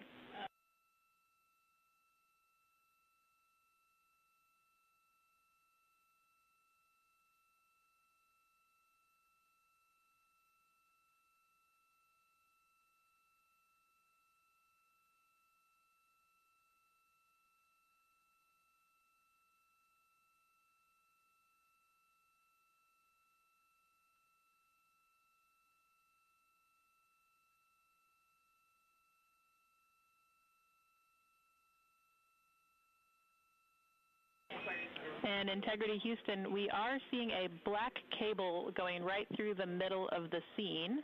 At your convenience, if you would please move that, PAO would appreciate it.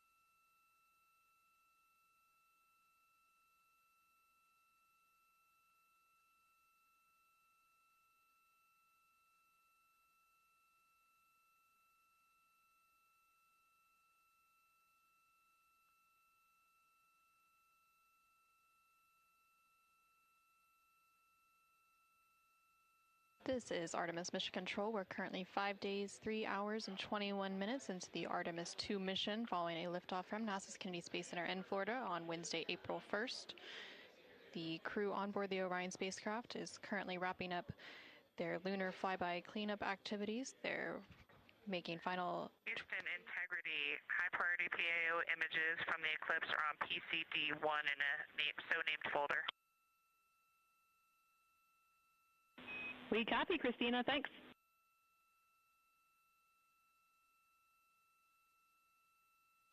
And NASA astronaut Christina Koch there calling down to the ground regarding some public affairs imagery that was captured during the lunar flyby activities.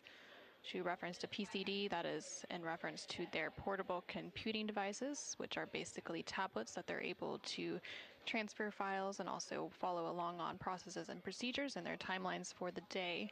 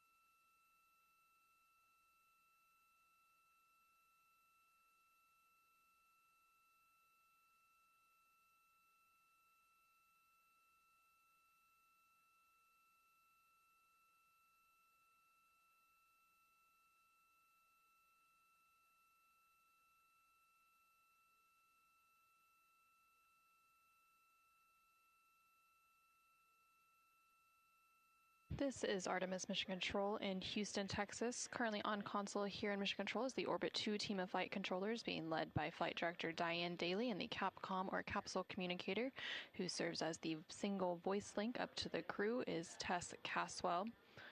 The crew on board the Orion spacecraft recently wrapped up their lunar flyby observation period, and now they are completing some cleanup activities and transferring some data and files down to the ground following that lunar flyby.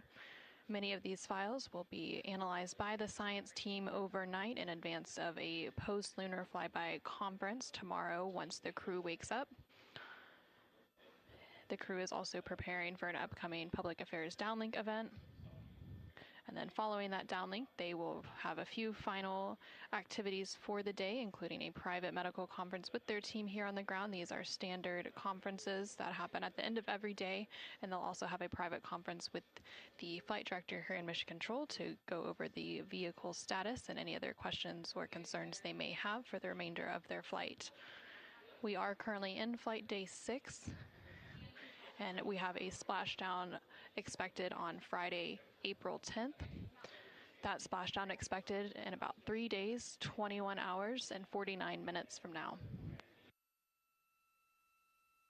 During the lunar flyby, and as part of Artemis II, it marked the first time in more than 50 years that humans were able to observe the moon directly and provided a critical opportunity to practice how lunar science will be conducted during future Artemis missions. The moon preserves a near-continuous record of solar system history that has been erased on Earth, and with no atmosphere, weather, or plate tectonics, the lunar surface retains evidence of ancient impacts, volcanism, and solar activity that scientists can study today. Studying the moon helps scientists understand how planets formed and evolved, how the moon influenced Earth's history, and how the early sun shaped conditions across the inner solar system. The moon also serves as a unique platform for studying the broader universe. The science on Artemis is designed around questions best answered by humans working on context and adaptability. Currently on your screen, you're seeing a look at the Artemis real-time orbit website. You can access this website at any time throughout the mission at nasa.gov/trackartemis. It provides updates on the velocity as well as the distance from Earth and the distance from the moon of the Orion spacecraft and its crew. The crew currently on board the Orion spacecraft includes NASA astronaut Reid Wiseman, who is the commander for the mission, NASA astronaut Victor Glover, who is the pilot, alongside the 2 mission specialists, who are Christina Koch and Jeremy Hansen of the Canadian Space Agency. Currently, the Orion spacecraft is about 250,000 miles away from the Earth, and that distance now will continue to close down ahead of that splashdown on April 10th. And they are now about 8,100 miles away from the moon, and that distance will continue to increase as they are now in the return leg of their journey.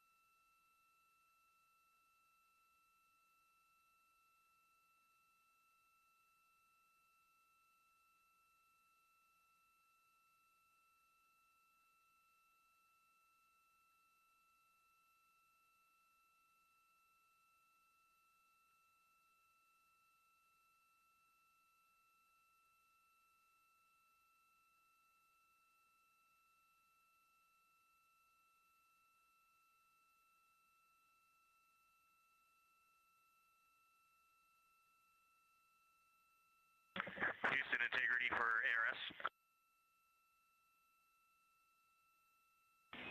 Go ahead, Integrity.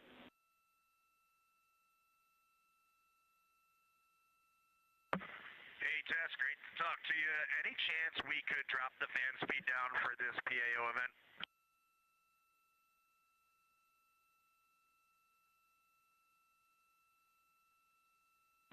We will put that in work. Great to be talking to you, too.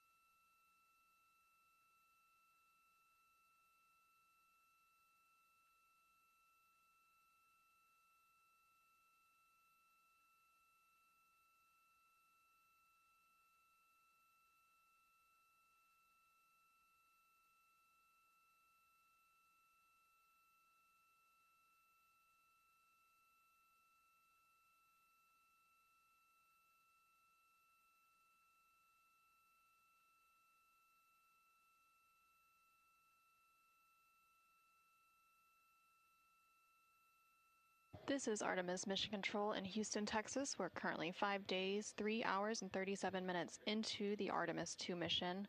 The crew on board the Orion spacecraft has recently concluded their lunar observation period during the lunar flyby.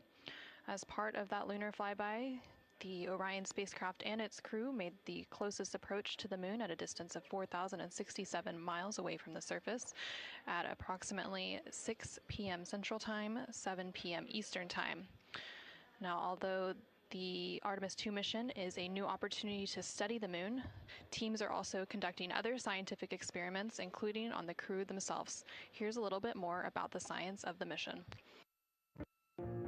Artemis II is our return of humans to the moon, flying around the moon on board Orion. But along with that, we're doing a lot of great science. One of the exciting things about the Artemis missions to the moon is that science is actually a fundamental pillar of why we explore, why we're going, what we're doing in Artemis. I think it's incredibly exciting that not only are we testing the vehicle, but we're testing science on board. Science where the astronauts are conducting experiments, science riding along with the astronauts. We have astronauts looking outside the window and really observing the lunar surface. It will help us understand the deep space environment. It will help us understand how that environment affects our astronauts, our systems, and life in general. So deep space is a challenge for us because you have to leave Earth's protective magnetic field. Here in low Earth orbit, the crew members are protected from some of the harmful radiation. Going to the moon, they'll no longer be protected, so they'll have a higher radiation exposure. Much like Artemis I, we have so many radiation sensors and detectors that are inside the capsule so that we can fully understand and appreciate the radiation environment for protecting our astronauts. In my hand here, I'm holding a tissue chip model. This is the exact design that it's going to be flying alongside the astronauts. We'll be collecting samples from each of the crew members, and we can make these organ chips out of the astronauts themselves. So every crew member will have their own avatar on board, and then upon return, we can evaluate that deep space radiation environment and what that compares to the astronaut themselves. Not only are they going to help change the course of medicine for the astronauts, but revolutionizing that on Earth as well. We're looking at sleep, we're looking at team dynamics, we're looking at how you interact with the environment. We're also looking at the immune system, so what are the biomarkers? We're using saliva as a method to study hormones and different things in your body that may change during a mission like this. And then finally, how do we function after microgravity, being close to the moon, then returning to Earth. Which will ultimately help us achieve our goal of getting humans to Mars. And then on top of that, we have an opportunity to look at the moon from deep space on the far side for the first time in over 50 years. Having human eyeballs and brains back around the moon is going to unlock a new generation of lunar science discovery. The human eyeball is capable of taking in so much data in just a split second. They'll be able to tackle impact history, volcanic history. They'll be able to look at how the albedo, or kind of the shade and hue of the moon and the color of the moon, can tell us something about how that terrain evolved over time. We're integrating science in ways that have never been integrated into human exploration before. We have a front room mission control flight controller position called the science officer. We have a brand new science back room where it's basically our brain trust of lunar scientists and geologists supporting the crews of the future. And Artemis II will allow us to really test how this works so that future missions are really set up for success.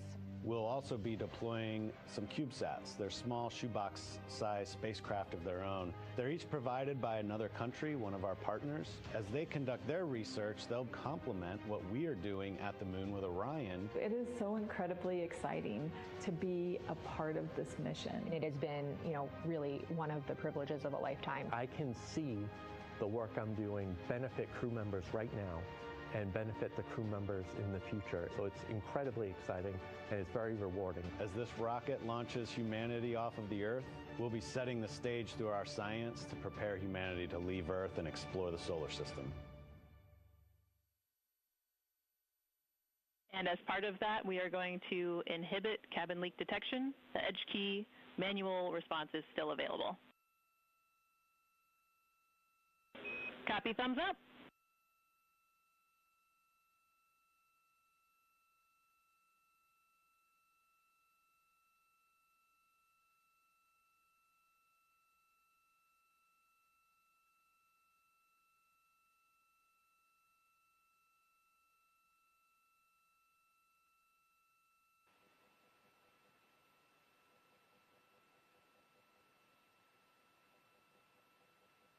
This is Artemis Mission Control. Again, we're hearing some communication between the ground here and the Artemis Flight Control Room in Houston, Texas, specifically the Capcom or Capsule Communicator, who for Orbit 2 is Tess Caswell, and the crew on board the Orion spacecraft, that spacecraft named Integrity by its crew.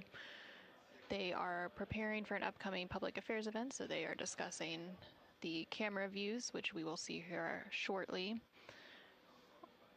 There on your screen on the left-hand side, you can see the Artemis Real-Time Orbit website, or ARO.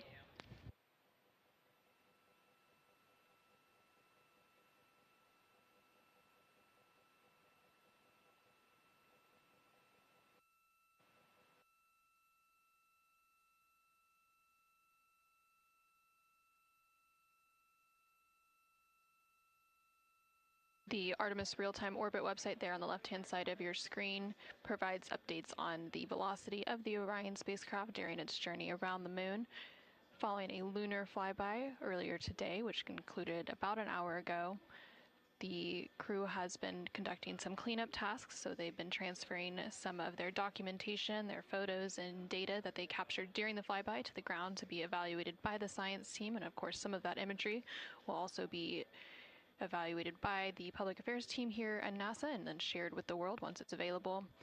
The crew will also have a post-lunar flyby conference with the science team tomorrow following their sleep period to go over some of their observations while it's still fresh and at the top of their mind.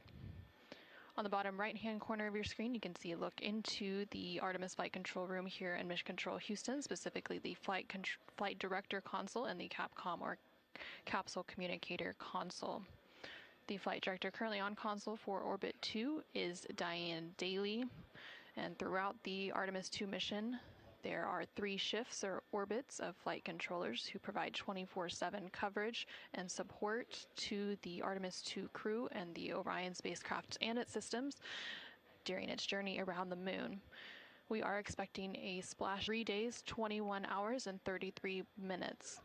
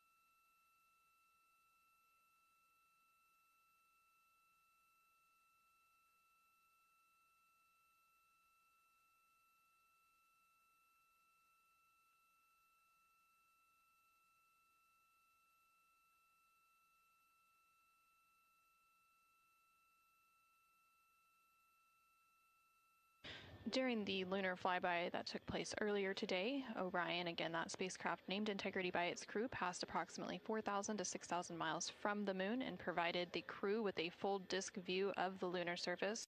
And from that higher vantage point, much farther than Apollo's lunar orbits on average, the astronauts were able to observe both poles and large-scale geological features in a single view.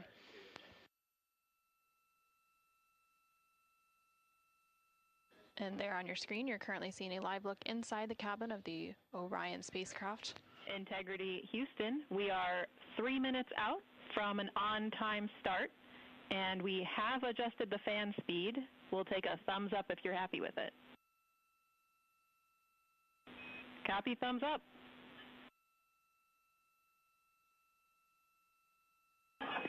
Superlative thumbs up.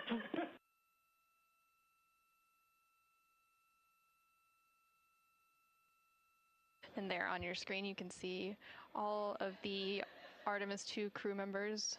CSA astronaut Jeremy Hansen just floated out of view behind the camera, but you can still see NASA astronaut Reid Wiseman, NASA astronaut Christina Koch, and NASA astronaut Victor Glover as they prepare for an upcoming public affairs downlink event, which is scheduled to take place in just a couple minutes from now. And there, floating back onto the screen, is CSA or Canadian Space Agency astronaut Jeremy Hansen.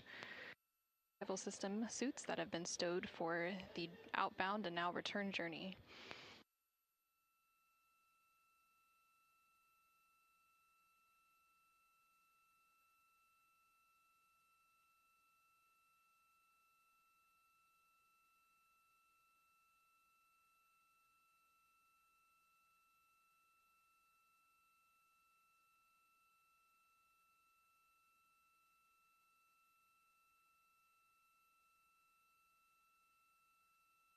Shortly after the completion of these couple of public affairs downlink events, the crew will begin winding down for their day, and they will have the opportunity to eat dinner. Some of the items on their menu today for dinner include chicken with corn and black beans, sweet and sour pork, rice pilaf, spicy green beans, citrus fruit salad, and maple cream cookies.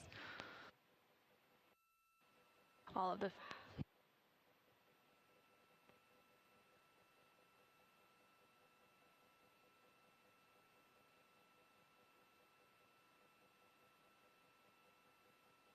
And now we will go ahead and stand by for that public affairs event beginning in just about a minute.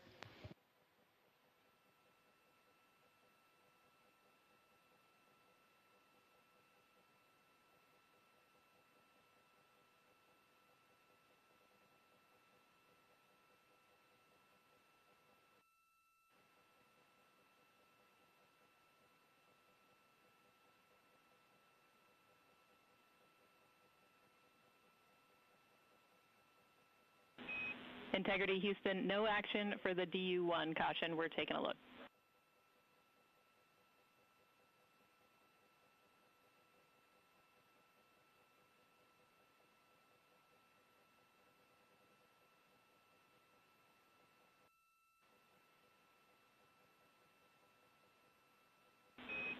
Integrity, this is Houston. Are you ready for the event?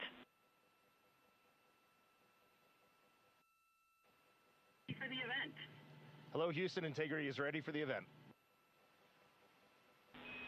Administrator Isaacman, this is Mission Control Houston. Please call Integrity for a voice check. Integrity, Jared Isaacman, comm check.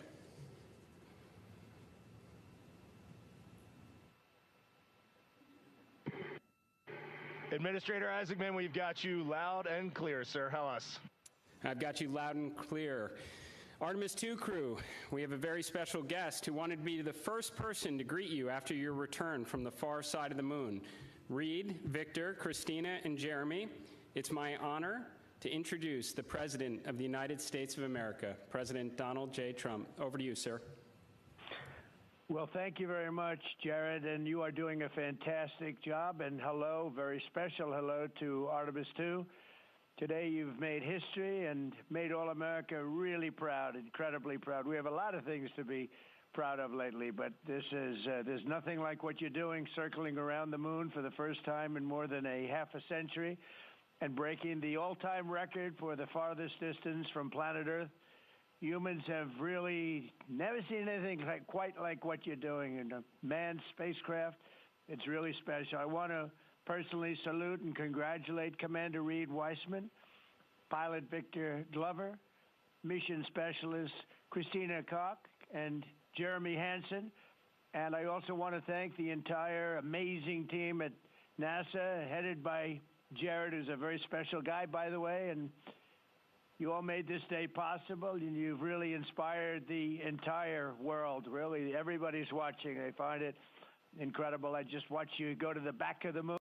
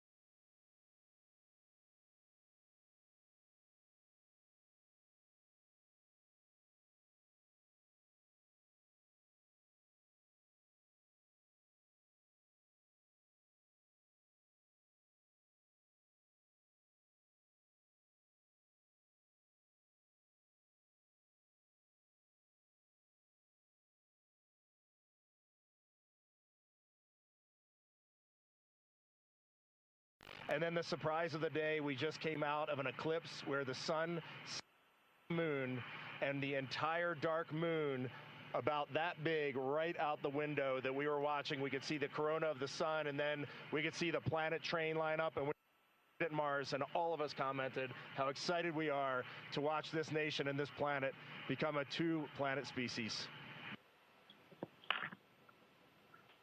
That is fantastic. You know, I had a decision to make in my first term, and the decision is, what are we going to do at NASA? Are we going to have it be revived, or are we going to close it down? And I had very little hesitation, and it's really great to have somebody like Jared involved, because he really makes it much easier for me. But it was not even a question in my own mind. We've spent what we had to do, and then, of course, we have Space Force, and Space Force is very much related to what you're doing, and that was my baby. That was a very important one, and it'll turn out to be truly one of the most important, I believe, decisions I've ever made. So we're very proud of Space Force, and we're very proud of all of you. Does anybody else have anything to say? A lot of people listening.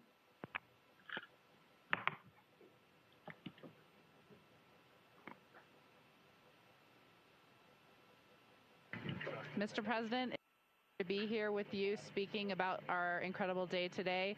I think one of the biggest highlights was coming back from the far side of the moon and having the first glimpses of planet Earth again after being out of communication for about 45 minutes. It really just reminds you what a special place we have and how important it is for our nation to lead and not follow in exploring deep space.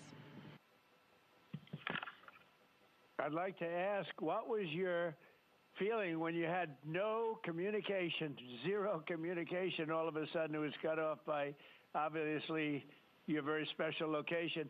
What was your feeling when you had no communication? A little bit different, perhaps. President, it was cool. I said a little prayer, but then I had to keep rolling. I was actually recording scientific observations of the far side of the moon. You know, that is actually the time when we were the farthest and the closest to the moon, and so we were really able to make some of our most detailed observations of the far side of the moon up close. And so we were busy up here working really hard, and I must say it was actually quite nice. Did you see a difference, a big difference, between the far side of the moon and the near side of the moon? Was there a difference in feel or difference in look? What did you see?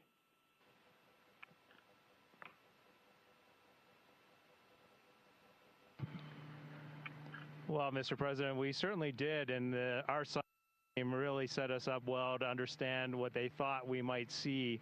And the gravitational pull of the Earth has had a profound effect on the near side of the moon, changing all those dark mares, those dark patches of the moon you see from Earth.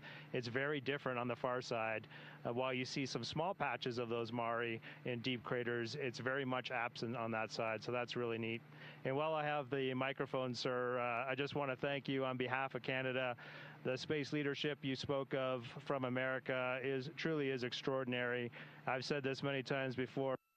A nation that leads like that and creates and sets big goals for humanity that brings other countries along with it is truly incredible. And I know that's a very intentional, not a necessary decision, intentional decision to lead by example and to allow other countries like Canada to share our gifts and help you achieve these mutually beneficial goals, like establishing a presence on the moon and eventually going to Mars.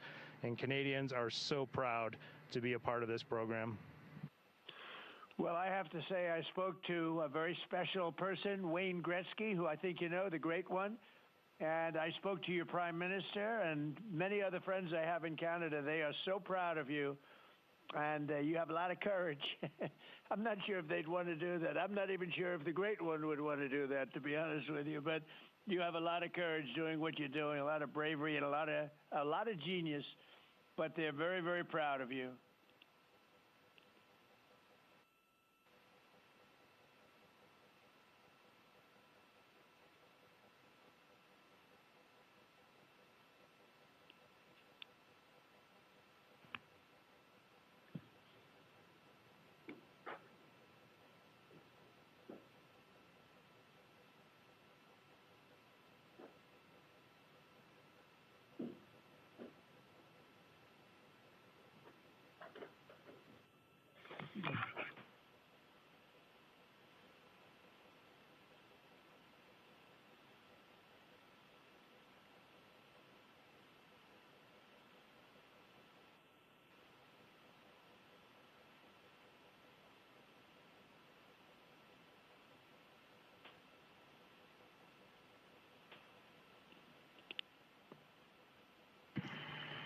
Administrator Alex, I'm going to just get a quick comm check, make sure you guys are still on the line and we didn't have a handover.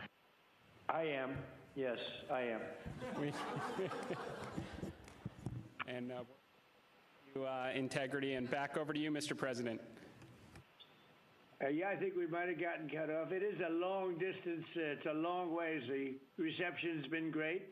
There's a little bit of about a 9-second delay, but no, I just had a statement for, I don't know what you heard, but I was just saying they're very proud of your brilliant person from Canada on the ship. And Wayne Gretzky is a great friend of mine, and he's very proud of him. And the Prime Minister I spoke to, they're very, very honored that you have a courageous person from Canada. You have a lot of courageous people from Canada, so it was very nice. I'm not sure if you heard me say that, but it was very nice.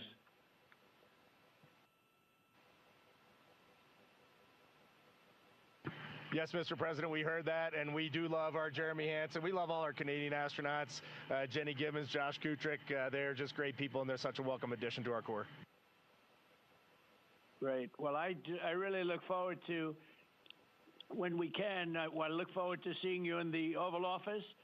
I'll ask Jared to bring you over, and I'll ask for your autograph, because I don't really ask for autographs much, but you deserve that. You really are something. Everybody's talking about this. And I look forward to having you in the Oval Office at the White House, and we will celebrate your incredible achievements and triumphs. This is big. This is really big stuff. The whole world is talking about it. And if you have the time, I will certainly find the time. I've been pretty busy also, as you know, but I will absolutely find the time, and we'll get together, and I'm going to be giving you a big salute on behalf of the American people and beyond that.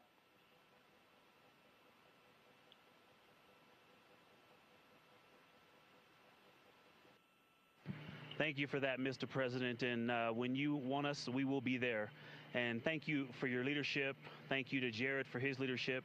Really, thank you for taking the time out today to visit NASA. It's really special for us, but it's really special for the team on the ground. A whole team of people all around the world pulled this off, and we just want to say thank you to all of you for this. It is the thrill and honor of a lifetime to have been on this journey. Today was amazing, but this is the American people and the Canadian people, and we're so grateful to you all. Thank you very much.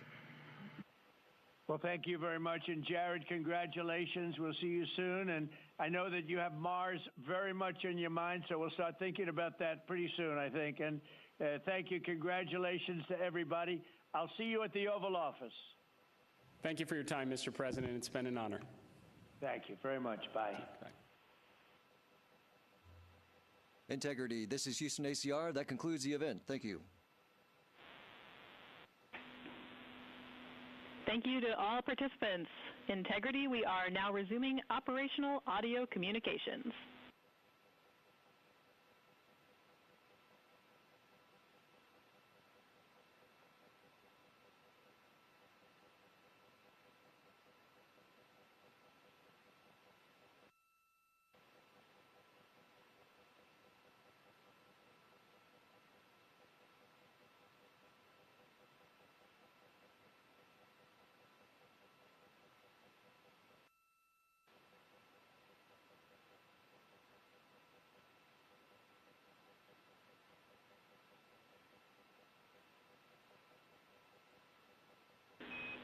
Integrity Houston, great job on the event. Just a heads up, we are on track to start the next event on time at 4:15.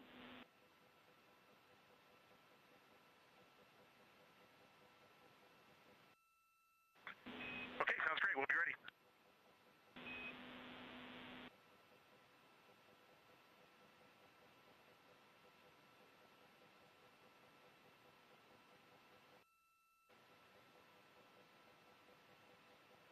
This is Artemis Mission Control in Houston, Texas. We just had that public affairs event with President Donald Trump and the crew on board the Orion spacecraft.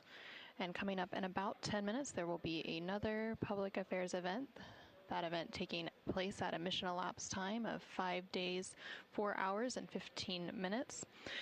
Currently on your screen, you're seeing a look at the Artemis Real-Time Orbit website, which provides updates on the velocity as well as the distance of the Orion spacecraft from both Earth and the Moon.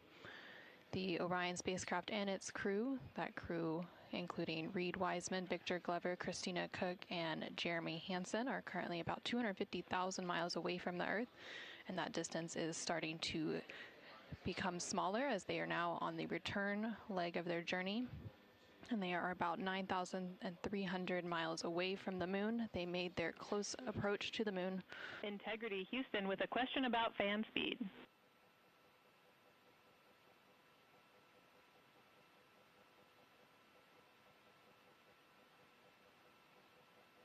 Go ahead. Hey, Reid, we were wondering if this adjusted fan speed is something that you would like to keep going forward, or if it was just a specific change request for the events this evening.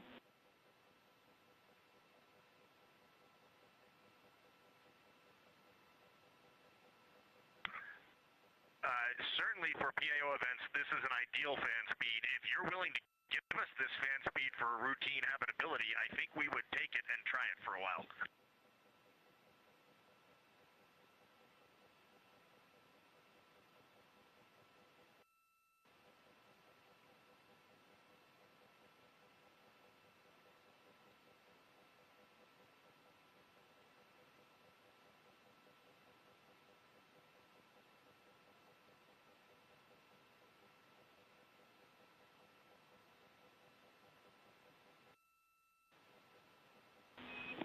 And Reid, we are able to support keeping the fan speed in this config. Happy to keep it here to collect data.